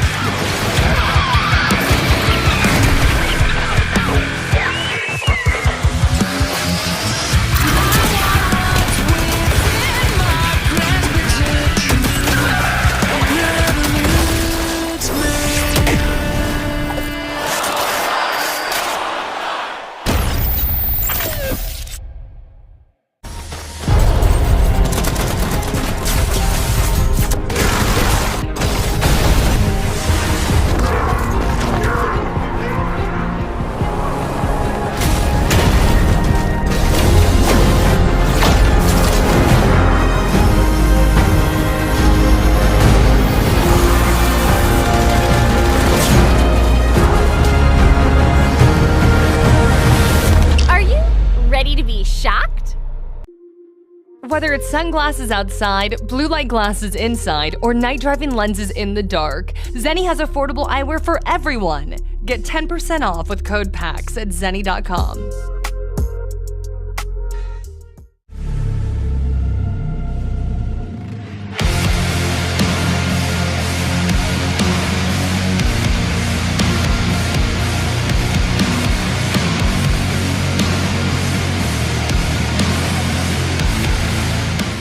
At PAX East, the game I am most excited about is Cyberlich in the PAX Rising showcase. It's a 2.5D boomer shooter, and oh my god, hand-drawn animation. So many great things here, but that's my number one. I found a room that has a bunch of cabinet games, and I found Third Strike on cabinet, so I'm gonna go play that until the cows come home. I also saw Soul Calibur up there, Virtual Cop 2, House of the Dead 2 on original hardware. It's over, actually. And that's fantastic. Yesterday I went to the Night Rain booth and I got to play Night Rain, which was awesome, and then I won. I didn't fumble for once playing Night Rain, so that felt really good. I was expecting to just go in there and then like watch the presentation, but they picked me and I was like, okay, word, okay, I'll play. I personally love a lot of the board game tournaments, so Seven Blunders or the nightly tournaments.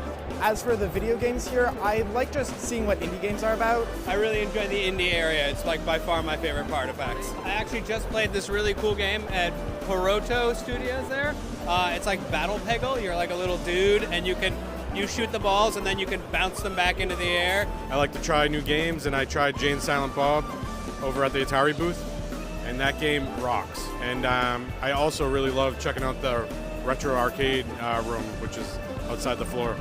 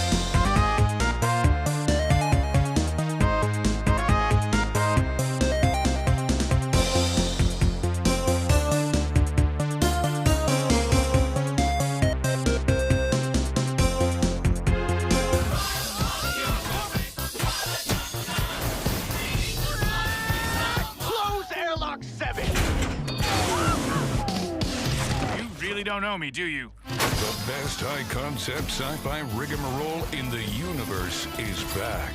Mob justice! Get back here! This is for your own good!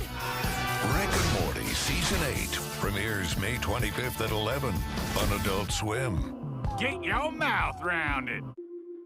Whether it's sunglasses outside, blue light glasses inside, or night driving lenses in the dark, Zenni has affordable eyewear for everyone. Get 10% off with code PAX at zenni.com.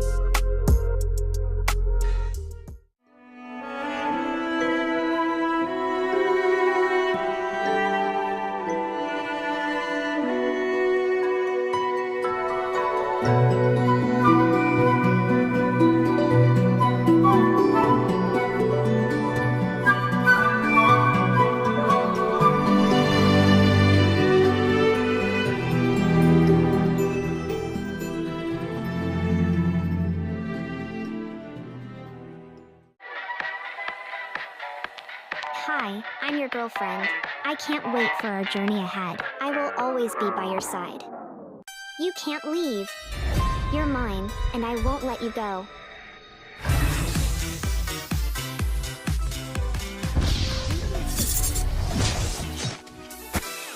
I won't let you get away. We will be together, no matter what.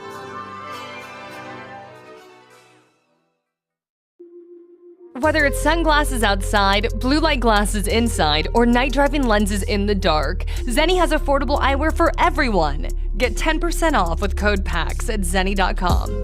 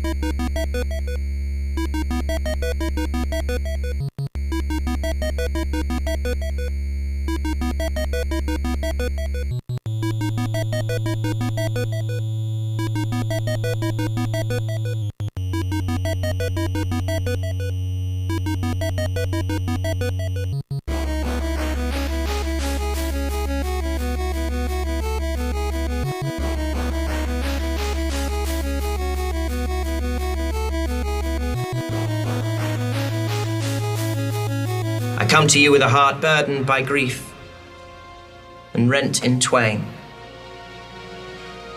Our gods are dead. And you want to know what happened to my parent? Yeah, I do. You got a lot of enemies now, I would imagine. Yeah, most of reliquary, I gather. There are things I've Now you have seen this. For what may come, you need to know. I know there's good in you. Roll me a persuasion check. It's a natural 20.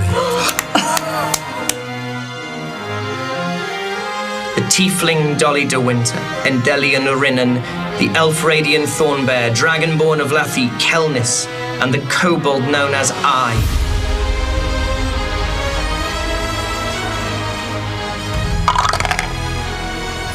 I call him a deck of many friends. Oh my god. And I reach into my pack and I pull out a spoon.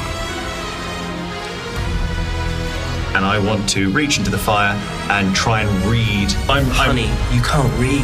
A Okay. nat 20 Oh my intelligence God. check, you learn how Alright, to come read. on, Alex, come on. That one. Why am I naked? Dead gods, a siege. We're still alive, aren't we? I'm on my third name. Your prince will watch through his many eyes as I burn his web to the ground.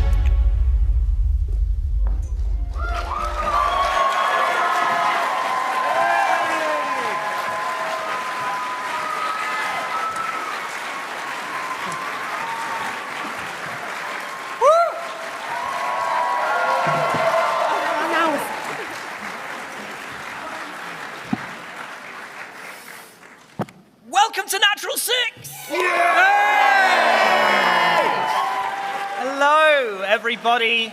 We are Natural 6. For those of you who don't know, we are a British D&D actual play, baby, and we are immensely excited to be making our not just PAX, but like US, like non actually just one city in England-ish debut here with you. Thank you so much, everyone, for having us.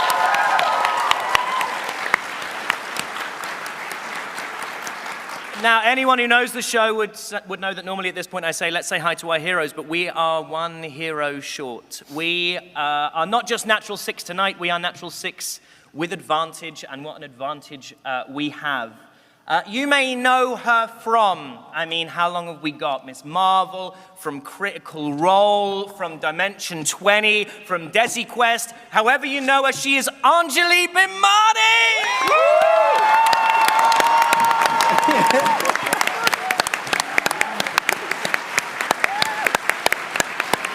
Hello, darling.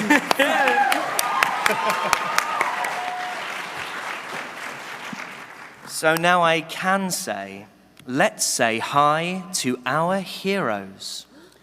Hello, I, the me, not the character, am Alex Jordan, and I, the me, not the character, am playing I, the character, not the me, the Kobold Rogue. It's as simple as that, it really is. Hello, we're sharing a microphone. I'm Eve Wilson, and I'm playing Dolly de Winter, the Tiefling Bard. Hello, I'm Anjali Bhimani, and I am playing someone. TBA. Hi, I'm Doug Cockle. I'm playing Kelnis, the Dragonborn Druid. Hi, I'm Holly, and I'm playing the human fighter, Endelian Rinnan. Hi, I'm Ben Starr, and I'm Yeah, he's amazing! and I'm just me all night. Just you and me, baby. I'm Ben Starr, and I play Radiant Thornbear, the Wood Elf Wizard.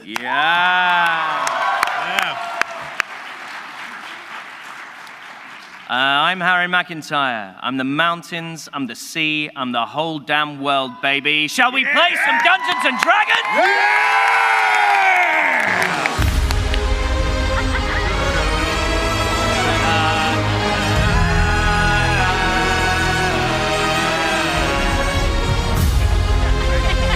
The idea of sitting here through our own credits didn't feel egotistical until here we are now sitting through our own credits.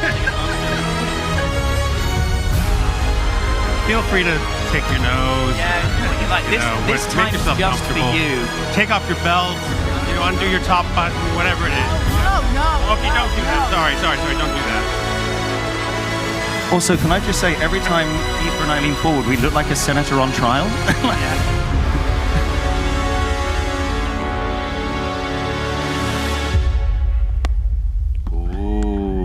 Yes. That looked good.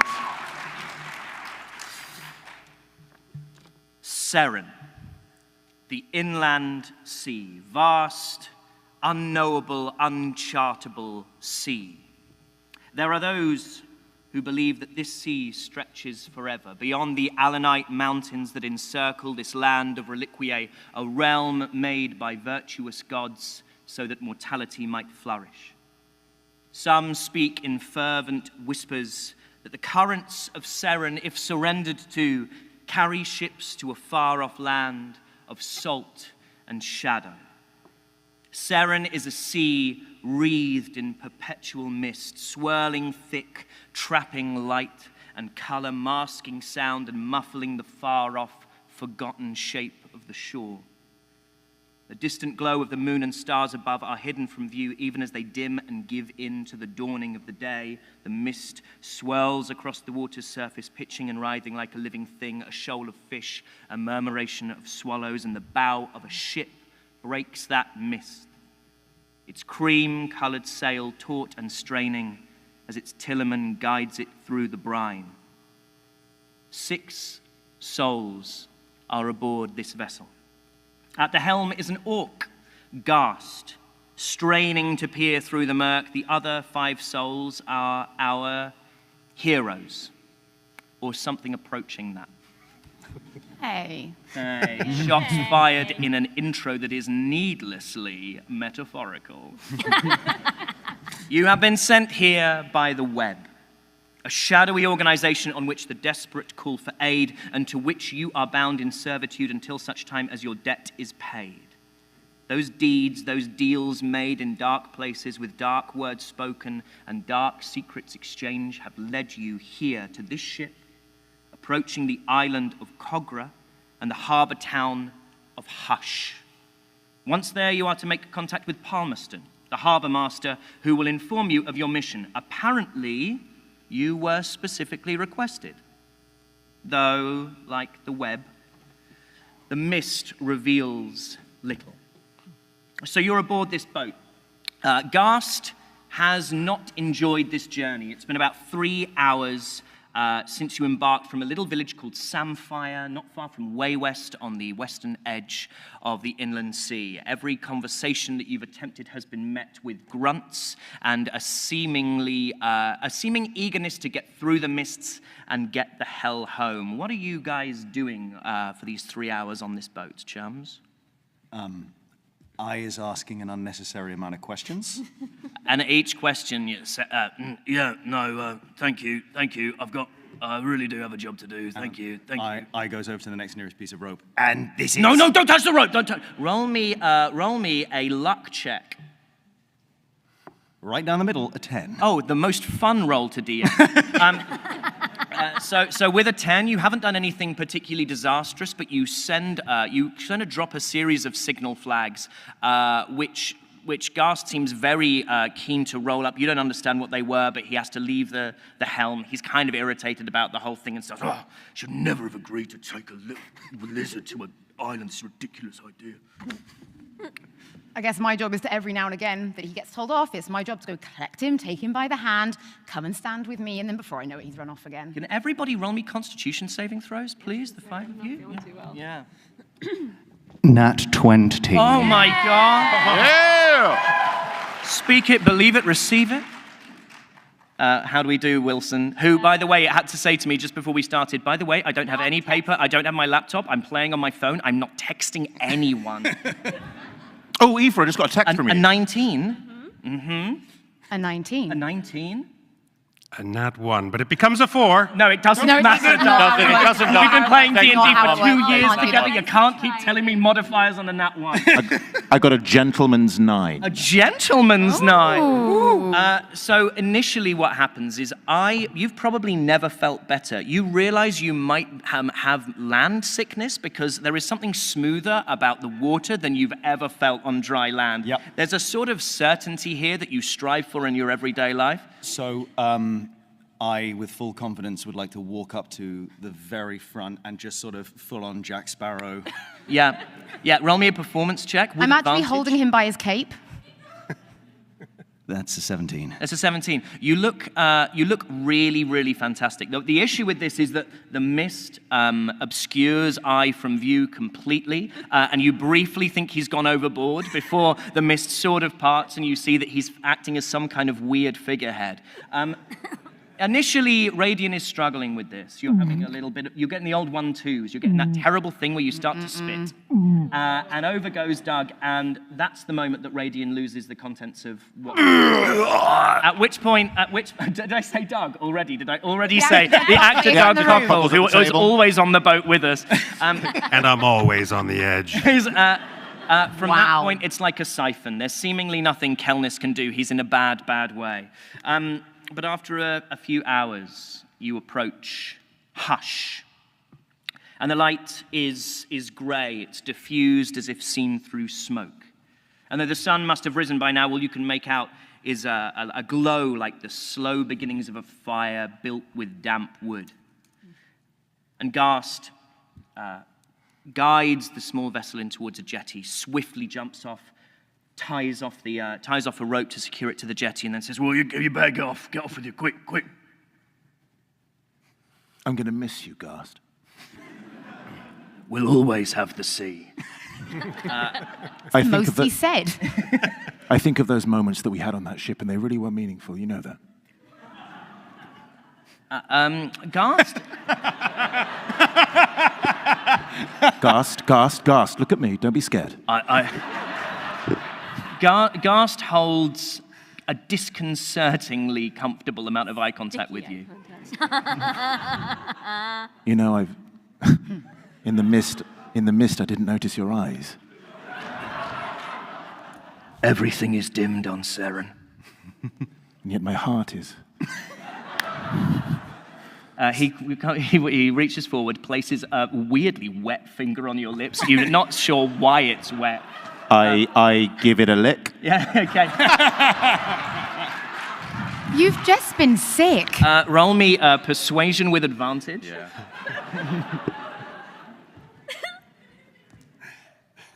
That's a 4. with advantage.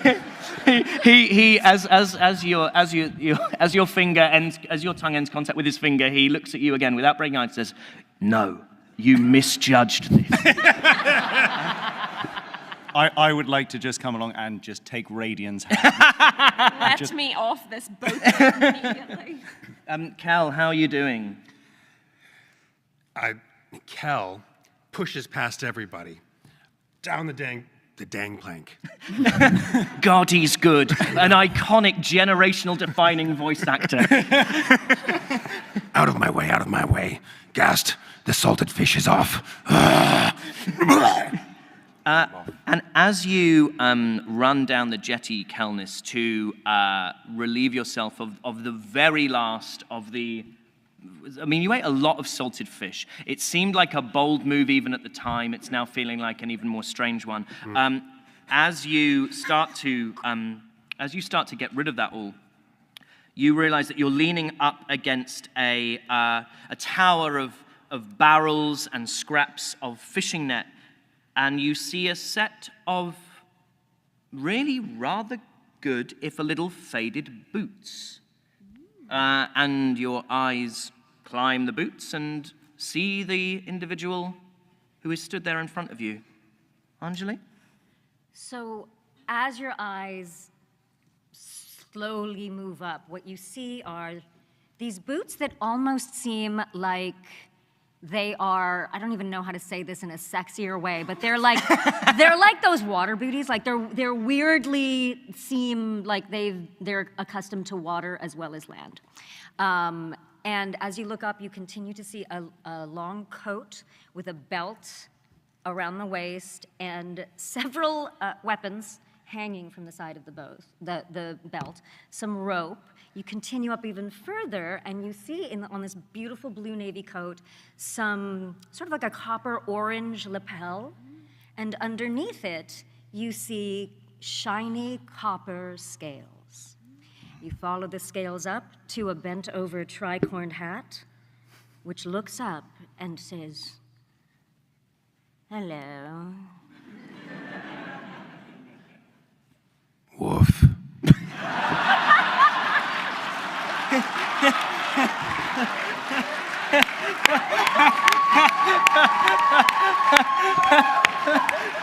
We just want to be clear, that was the Doug Cockle that was on the boat. Yeah. But what does Kelness say? What does Kel say? Yeah. Is that a legitimate question? No, the improv was marvelous. No. I walk straight up and offers his tiny little claw upward like this and bows his head. They reach out their hand like this, and you see very finely manicured sort of talons on the end of their fingers. And I takes his hand back and... Right. That's a kobold thing. That's a kobold thing. It's not weird. It's not weird. I don't think the two are mutually exclusive. Oh my god, she might be the coolest person I've ever seen in my life. By this point, Gast has kind of ushered you all off the boat. Radian and Endelian, you're making your way down as well, and you are staring. You're looking at a dragonborn, at this beautiful copper dragonborn, regally dressed, a noble bearing. Radian immediately runs up to this dragonborn and goes, "Woof." Sorry, I meant what to say is, hi. I'm Radian. I'm the leader of this Wait, gang. hold on. Pardon me? I said I'm the leader of the gang. Be quiet, didn't Dolly. discuss this. Just be quiet. I'm trying to make an impression, okay? Hi, I'm Radian. I'm the leader of this gang. Can we help you? Help me. I believe I'm here to help you. Oh. Oh, so you're the person we were meant to... Oh, Dolly's the leader of the group. Hi, Dolly de Winter. I see. Are you looking for the harbor master? I believe we are. Would that be you? No. Oh. That would be someone else. But you can follow me, and I will take you to them. Appreciate it. Nice hat. Thank you, darling. Someone who recognizes good taste. Well, I don't like to tip my own horn, but kind of. Horns? I love it. While we're on our way, do you know anywhere I could get a taco? Is this a euphemism?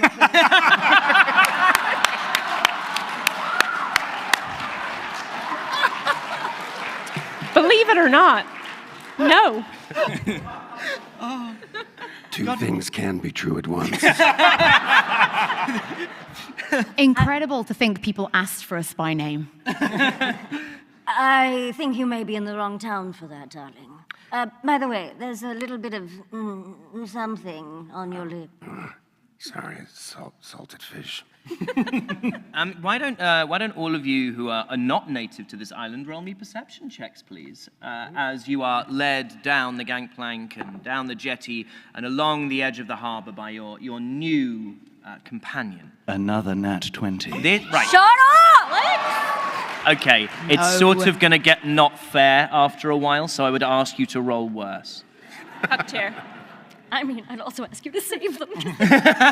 Also, these ones really... This is scene setting, Jordan, you lunatic. Stop wasting all your nat 20s. What'd you get, Wilson? 14. 14. Stunned by the beauty he has seen and the salted fish still dribbling from the side of his mouth, Kelness rolls a 12. Okay, could be worse. 16. And it is worse. It's an 11. Okay, so I'll say with a 12, with an 11, what you're kind of just taking in is that it's kind of murky here and kind of grey. This is not a particularly beautiful place, although it's sort of hard to tell with this strange diffused light that casts everything in shades of grey and shadow rather than giving any sense of season or time. The rest of you, what you would see, those with higher, is you get these... It just feels like it's decaying. The planks beneath your feet have seen better days. Everything is splintering. There are these little crooked houses with lights being sort of starting to be lit. A few people taking constitutionals, early mornings, people, hocking up from a long night of coughing from the damp air and spitting directly into the sea. And you're led up a pathway away from the town brambles and dark berries lining this path, loose stones that are sent skittering down the track behind you with each footfall disturbing yet more. And you see at the top of this little hill is a lighthouse, though there is no lamp, no light. It seems extinguished. And you are led towards another building, a large stone house at the base of this lighthouse. And it's the antithesis of everything you've seen so far. It looks homely. It looks like it was made by masons of great quality, and it looks as if money has been spent on its maintenance. It has the feeling of a welcoming place of rest, and it's towards this building that you are being led. Listen, I'm no house expert, but that house looks very well made. Yes. Yes, it is. And you see a glimmer of something in her eyes that you can't... it seems like her guard may have fallen down for just a second. Hey, did your guard just fall down just then? Darling, my guard is nowhere near here. I can take care of myself. You know, I'm so sorry. We didn't catch your name before. Thank you for asking. My name is Dasha. Let's have Endelian and Kelness roll history checks, please. Nat 20. Yeah. Y'all She's gonna have to very change your well-traveled. name. What'd you get? Nat 20. This is how you welcome people to our country. Thank you, America. You're a beautiful, beautiful place. What is going on? You're all related. Every single damn one of you. The name Dasha, I will say, rings a bell for both of you. Endelian, yours has come more from study and your time as a youngster. You would have studied names of prominent families and bloodlines. And while Dasha isn't necessarily a name you specifically know the individual, you've seen it come up quite often in dragonborn bloodlines of repute. It's a sort of quite revered name, and it's often given to eldest daughters of particularly prominent households. And Kelness, with your experience, not just of the world at large, but certainly dragonborn life, you identify that very same thing, that Dasha is a name that implies a level of breeding and sophistication. Well, with a name like that, the dress sense certainly matches. Thank you. My Are you dear. familiar with the etymology of my name? My dear, I think I am. What will you call your dear, darling? Still so much salted fish. So Dasha, you lead them towards this building, and there's this beautiful door with polished brass hinges, a great door knocker in the shape of an anchor.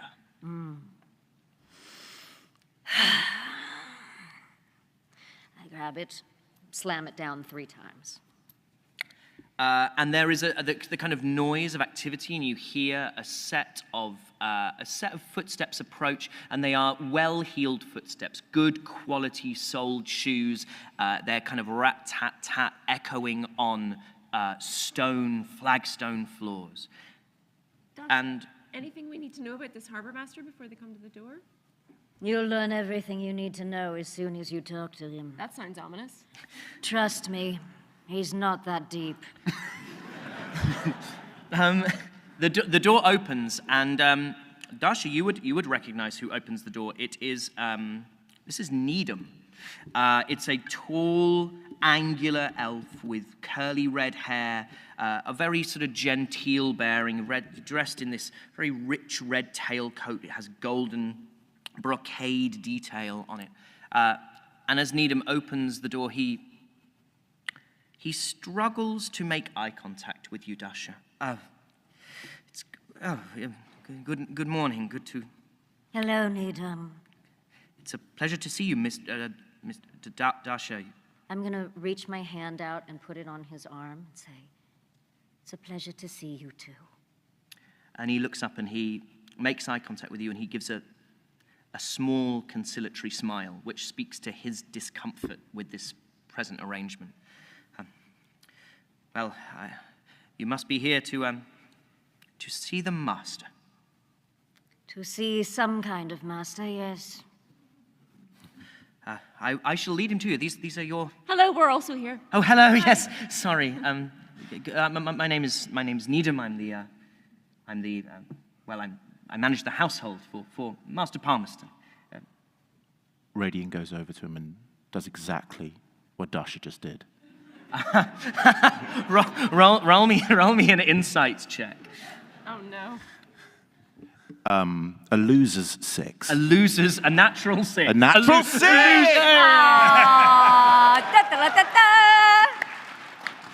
He really relishes intimate contact from someone who he's just met. It went well and it was a good choice.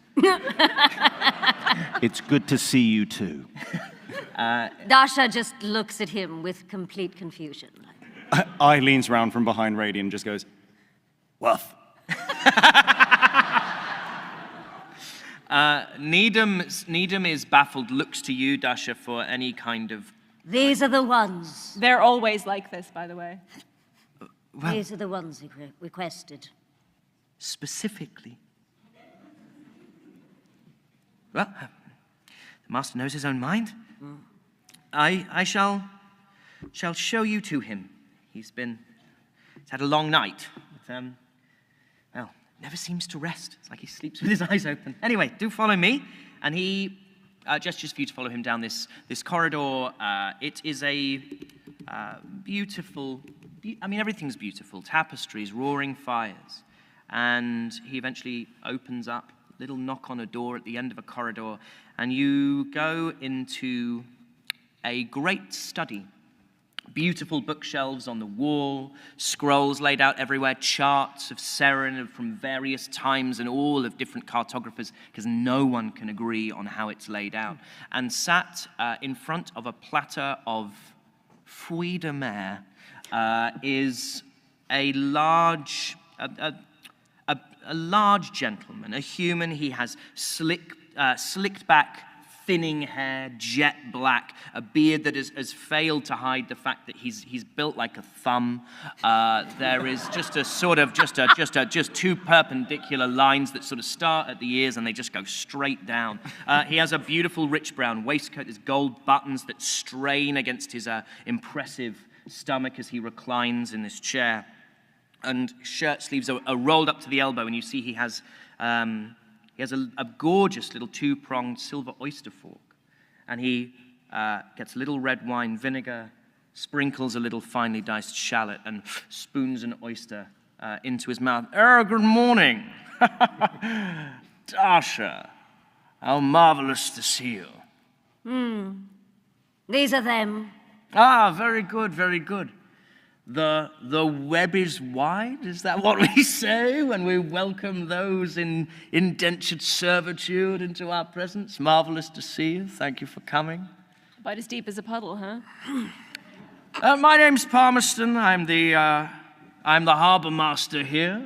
And he sort of pauses as if you should be impressed by that. You look more like a thumb than I thought you would. I was expecting more of a human-looking person, but you just look like a human thumb. Dasha just looks down, and the little smirk crosses her face. Roll me an insight check, Radiant.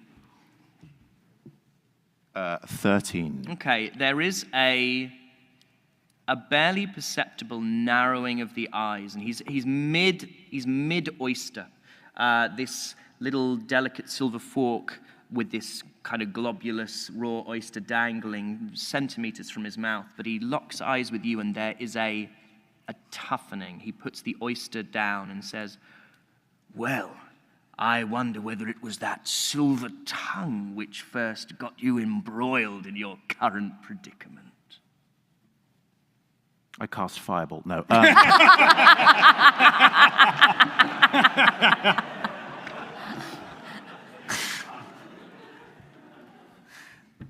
I suppose you want to know why you're here. What can we help you with? Well, we've had rather a bit of trouble with the fishing lanes, you see. I can't imagine you pass much traffic on the sea on your way in from way west. And it's true, you passed nothing. No vessels going towards the shore, no vessels accompanying you on your journey. He explains that there's a ship called the Mistbound, a pirate ship which has been attacking smaller vessels. And it's resulted essentially in Hush having no trade. And he says, I need you to deal with that little problem. There's a captain, calls himself Red Crowley. He's he's in charge of the vessel. I want his head. Do you mean that in a metaphorical sense? Because we've had trouble with that before. No, I do not mean that in a metaphorical sense. I would like it to be removed from his shoulders and brought to me in as large a shell as you can possibly carry. And he sort of gestures with his little oyster fork. I don't think we can does it with that. I'm sure you have ways. He moves towards you, and he sort of runs a finger down the side of your face. As he does so, I looks and studies his thumb, then looks at him and goes, He says, tell me, have you been aboard a ship before, my small friend? Yes, I has just had my first experience, and I has to say I is pretty good at it. Well, hardly surprising, of course, with your background. I does not understand what this means. He looks kind of back, he says, they can't drown. They can't drown, can they? Good luck. What is a drown? Gosh, I've never had to explain that to anybody before. Death by water. Sounds fun. No, far from it. Pretty sure you can, though. Well, that's why we wanted you see. Good omen. I asked them for one with a kobold, a chapter with a kobold, a little gang. There aren't many of you around, are there? We is few, but we only needs one. Yes. Terribly hard to track down. This is how we likes it. I'd like to roll, if you allow me, roll a perception check to see exactly what this is shady shit. I don't know how to explain it any differently. I'm like, whatever's going on here, I don't like it, and this little guy is little. Okay, yep. Oh God, my glasses. I can't see shit. Oh no, that is not a thing. that is bad. Oh, it's a 10 now, but it was a 4. He is looking at like someone would look at a rare piece of artwork or a rare animal. There is a lack of sort of mortal-to-mortal compassion in the eyes, but you don't detect anything deeply sinister. She's just staring right at him, and her hand moves to her belt. And as you start to move your hand towards your belt, his eyes with surprising sharpness and speed move directly to your hand. I think you'll want to hear your involvement, Dasha. I'm listening. It's been a long time since you were at sea, wouldn't you say? It has. Ready to be back behind the tiller, are we? Behind the... I'm offering you a commission. Take these fine people aboard your noble vessel, track down Crowley, and then, as I said, the head of the large shell. You want me to take them on our ship? Well, I assume you'd rather take them on yours than anybody else's. I would. Then be my guest. Don't say I'm not good to you. And goes back to the oysters. She looks down. What's the catch? Well, I suppose the catch is you could be killed. Also, you have met us, right? Well, it would be just like an average Tuesday around here, wouldn't it? There's the adventurous spirit. Good breeding. And he, Right, well, off you go. Can I have one of your oysters? You cannot. Hear me out. Do you have any more information for us? I'm going to challenge you to a thumb war. For one of your oysters, sir. Roll me persuasion. Anyone want to use the help action? Absolutely not. Like to see how this goes. They want to see a thumb war. Nope. Not encouraging misbehavior. Okay. What was I rolling? Persuasion. It's a 15. Okay. He stands up and walks towards you. This guy is massive. Like, it's not until he stands that you realize that he's like one of the broadest, tallest humans you've ever seen. May I ask, how did you get so big? He says, fine living and a lot of thumb wars. And you see this guy's thumb is maybe 3 or 4 times longer than every other digit on his hand. He's got a thumb like a fucking praying mantis. It's like absolutely insane. Oh, I can't unsee it. Can you roll me a contested dexterity? You can roll me athletics or acrobatics, actually. At this point, I really, really don't. I do want to provide the help action. Don't help him. Don't help him. I look over to Dasha and I say, don't worry, I got this. Never mind, I'm not interested anymore. Can I do it in the tower? Yes. The tower, in the tower. Okay. Let's just imagine we have a musical sting for this. Deeply cursed. This is cursed as hell. Deeply cursed. It's Dun, a dun, skull. dun. For the thumb war. Athletics. Or acrobatics. Which you are famous for. I am. 16. You make a good start. You've thumb warred before. You engage it in a sort of much like a chess player. There are set sort of defenses. There are these dances that one goes through. It's almost like watching a great artist at work. The thumb darts back and forth, urging Palmerston to attack so that you can riposte, counter, and then this great fucking thumb slams down on yours. It is immovable. It is like a neutron star. It is dense and powerful and terrible. He rolled an 18. And I look at him and say, I respect you, giant thumb man. 1, 2, 3, 4. I win the thumb war. And he gestures for you to leave his presence. Can I request a sleight of hand check to have nicked one of the oysters while he was distracted? Oh yeah, with advantage. That's hella fun. Yeah. It is a 4, but with advantage. But with advantage, yep. Oh wow. But I get to turn that into a 10. Yeah. And then I get to add my plus 11, so it's a 21. You get 1 oyster. I puts it in my pocket. Your pocket is immediately the wettest it's ever been. God. So he gestures for you to leave, and Needham shows you to the door and gives again a little conciliatory smile to you, Dash, and he says, I'm glad for the chance you have to be out on the water again. The sea never forgets. Thank you, Needham. You need not worry about anything. You know that. I need him not. I didn't like it much either, to be honest. Look, they can't all be winners. We love you anyway. Yeah, absolutely.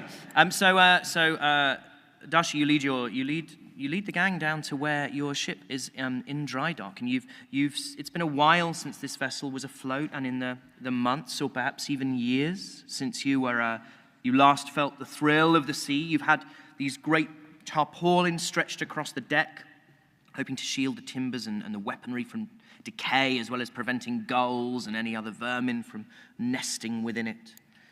Hello, old friend. And you watch as she peels back these tarpaulins, and I mean, what does it look like? What's it like, this ship? So, it is very clearly a ship that belonged to a family with loads of money. It's gorgeous. The carving on it, the art carved in the wood, the wood itself, everything about it, it just looks regal, except there is the decay of disuse. You know, there are definitely barnacles on parts of the boat. There's even a little bit of, like, you can see mold on the sides. And she still runs her hands across it like it is the finest rosewood piano, like it is the most beautiful thing you have ever seen. Yeah. And what you see on deck, chums, is essentially there are sort of some different positions you can take as we prepare to get this boat back in the water and then head out into Seren. There are 2 harpoon guns, one on either side. And there are these other sort of ballistas which look to have these chains loaded in them. And these are for the purposes of demasting, taking down rigging. And then there is a little crow's nest, which offers a vantage point from the top of the deck. Where would people like to position themselves on this boat? And of course, there is the glamour position of taking the tiller. I go in search of the galley. Fantastic, thank you. Great. Roll me an investigation check. 9. Anything that would have been of use and anything that would have been edible has long since decayed. Not to a point where not even you would think it was edible and delicious. Damn. She's been on her own for a very long time. The boat, or are you referring to yourself? The boat. Do I look like someone who is alone for a very long time? Kel, don't answer that. It's a trap. Kel, don't answer that. No. Thank Is that right? Is that the right answer? It was a 50-50, Kel. So you make ready? Yes. So I make ready, and did you want to say something? Well, I was just going to say, in this conversation, I has gone up to the tiller, and he is struggling to see if he could see over. Yeah. You could see through the gaps in the sort of the spokes, but you realize that as soon as it started moving, you would essentially be watching a very bad flick book and sort of seeing one in every 3 relevant, if you like, frames of the sea ahead. Okay. I think maybe this one is not for me. Would you like to have a better vantage point, my friend? I likes the way you thinks. Up you go. I is already on the way. And he really is. So quickly, like you would not believe. I mean, I click my boots. Oh, you click your boots of speed to double speed to double my speed. And by the time you are halfway through your sentence, I am already flying. There's something like delight, but you can't, like, this does not, she's a little bit of a sourpuss. So, like, but there's something like delight that passes across her face, like, this is, he feels like a little kid. I love this energy. And as his voice gets quieter up the rigging, you hear, He really did, looks like a thumb. And you set sail. One last thing, you did, as you all boarded the boat, you did see some writing in a language that you may or may not be able to read, depending on what languages you can read. But it seems to be in kind of slightly worn copper paint. What language would this... It would be in Draconic. Okay, so does anyone other than Kel... because I can't read. I can't read. Does anyone other than Kel speak Draconic? No. No. So, for Kel's benefit, what does it say? It says the darkness. I just got a chill down my spine. I don't know why. I have that effect on people. Okay, so you push off. And you set sail. You use oars at first to edge yourselves away from the jetty and into the harbor. And then, as you near the open water, Dasha gives the order to unfurl the sails. And right before she does that, apologies to your ears, you hear her do this.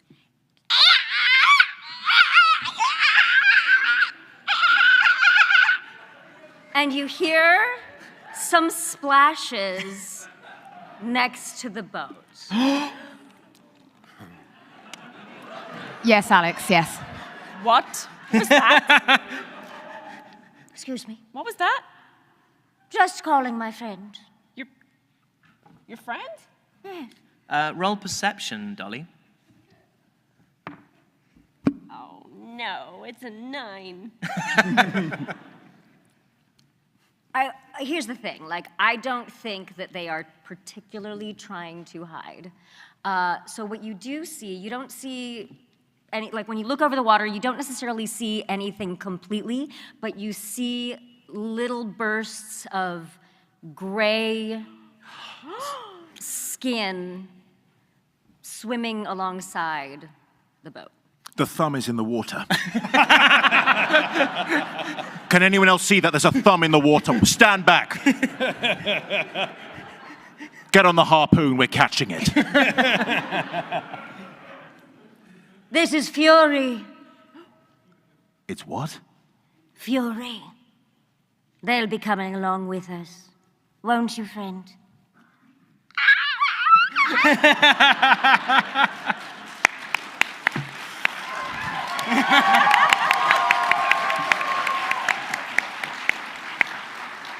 So wow, with, Kelness, it looks like Hank's got some competition. With Fury dipping in and out of the water next to you, the sails are unfurled and you pass by the edge of the cove and the canvas strains in the wind and it carries you away from Segra, away from Hush, and into the mists. How are you going to go about finding this boat? That's a great question. Can I make some kind of a check? Because I've been around for a long enough time in Hush, and I definitely know of this boat, I'm assuming, of absolutely. this story about what's happening to people. Why don't you roll me history with advantage? I have 900 dice and I can't see it. I can't see any of them, it's so dark. All right. Oh no, that was cocked though. Yeah, that was cocked, so that doesn't count. And also, you have advantage. Nope, oh my nope, nope, nope. That one would have counted. In fact, Can we do that? Can we just keep rolling? I don't like Yeah, it let's anymore. keep going. This is weird. Oh, it's cocked. Oh, no, that We one. get no, it, no. she's new, but come on. What was this check? It is history. Okay, it's a 14. 14. So you would know that the Mistbound tends to prey on vessels which are either small or seem in some way vulnerable. It would be unusual for them to attack a sort of a fully manned vessel with some kind of genuine capability to defend itself.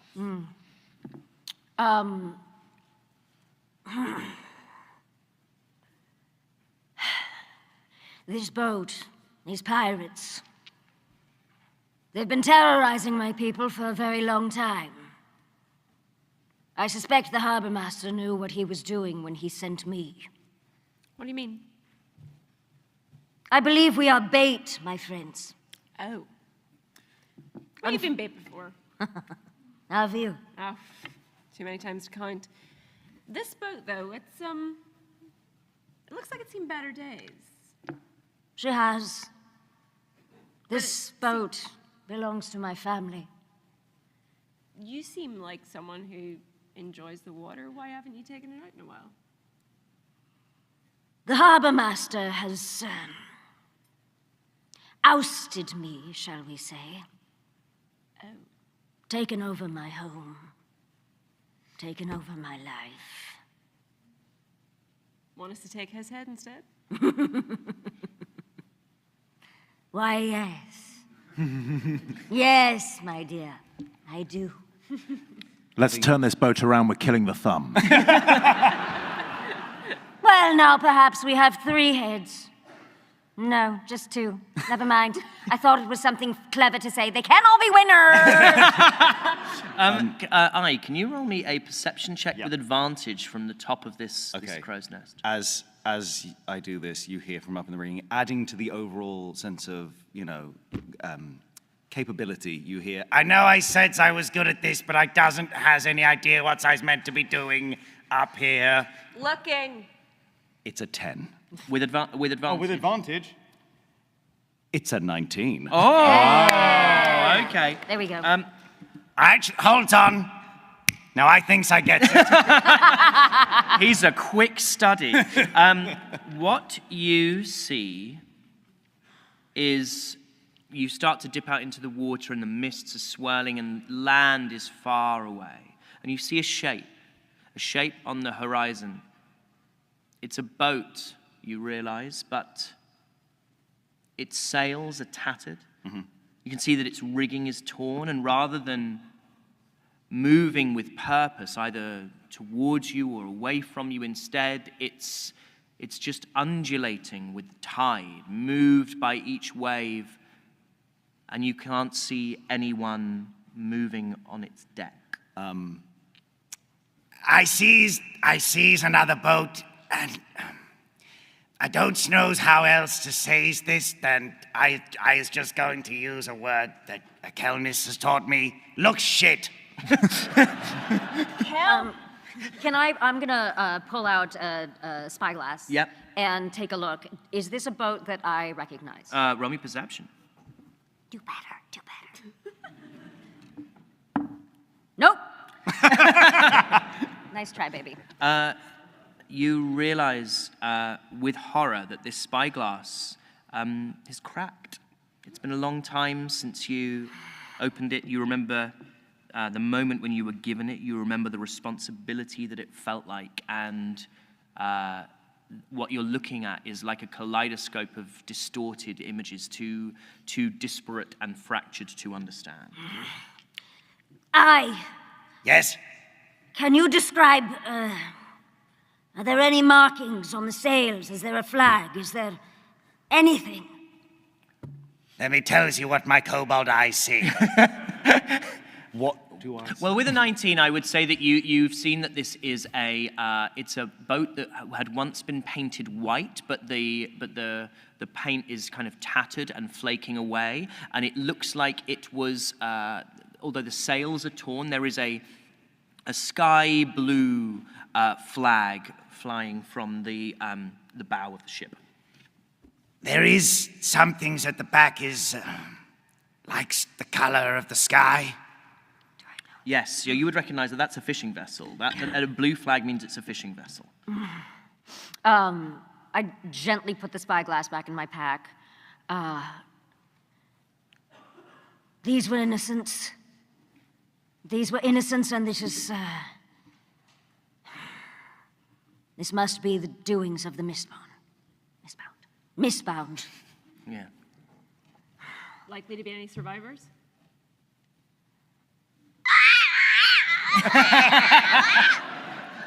And breaking the surface of the water, you see a dolphin. With that little smile that dolphins do. And as she talks to it, it swims away. Mm-hmm. I would like for Fury to kind of head over, do a circle, and then tell me what they see. Yep, absolutely. Can you roll me a perception for Fury? Can someone else do it again? My cool character's rolling so shit. That fell out of my hand, but it's still an 8. And it's plus something awesome. Yeah. Because it has my perception, right? So Yes. it is 14. It's a 14. So off Fury goes, and you see this dolphin breaking the surface of the water, and it kind of circumnavigates the ship, and then skips back through the water, and you hear a which is the same. Done. Thank you very much. I'm sorry, Thanks Harry. very much. Harry, what did we hear? We hear. Well, okay, mine was. Mine was more like a record scratch. It was like a... We hear a slightly asthmatic dolphin. We can all do weird stuff. What you understand this to mean from Fury is that there is a dwarf that looks to be more alive than the rest of them, is what Fury says. Okay. Full disclosure, I don't know much about boats, all right? So, but if there is somewhere that I can, like a rope ladder or something else, great. Absolutely. So without even thinking about it, you see her kind of fly over the side of the ship, go down on the ropes, and what you may not have noticed from before on Fury is that there's a sort of harness on Fury's, like wrapped around Fury, and she hops on and doesn't so much ride them like a horse as water skis. Amazing, amazing. Should I ask you to make an animal handling check? Probably. I don't care, and you've not been rolling well enough for me to do it. Thank you. So it's my baby. It's your baby. They're not gonna knock me They're off. They're gonna symbiotic. catch me.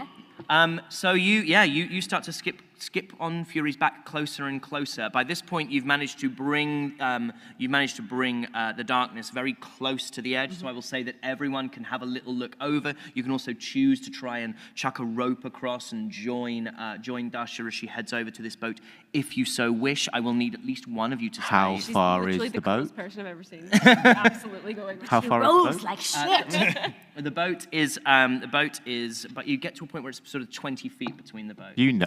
No, it's 15 feet. Yeah. No. I'm just gonna misty step all the way over, baby. Yeah, great. So you misty step across, and Dolly also heads across. And Dasha, you're the first one up there, and you see this scene which is just of destruction.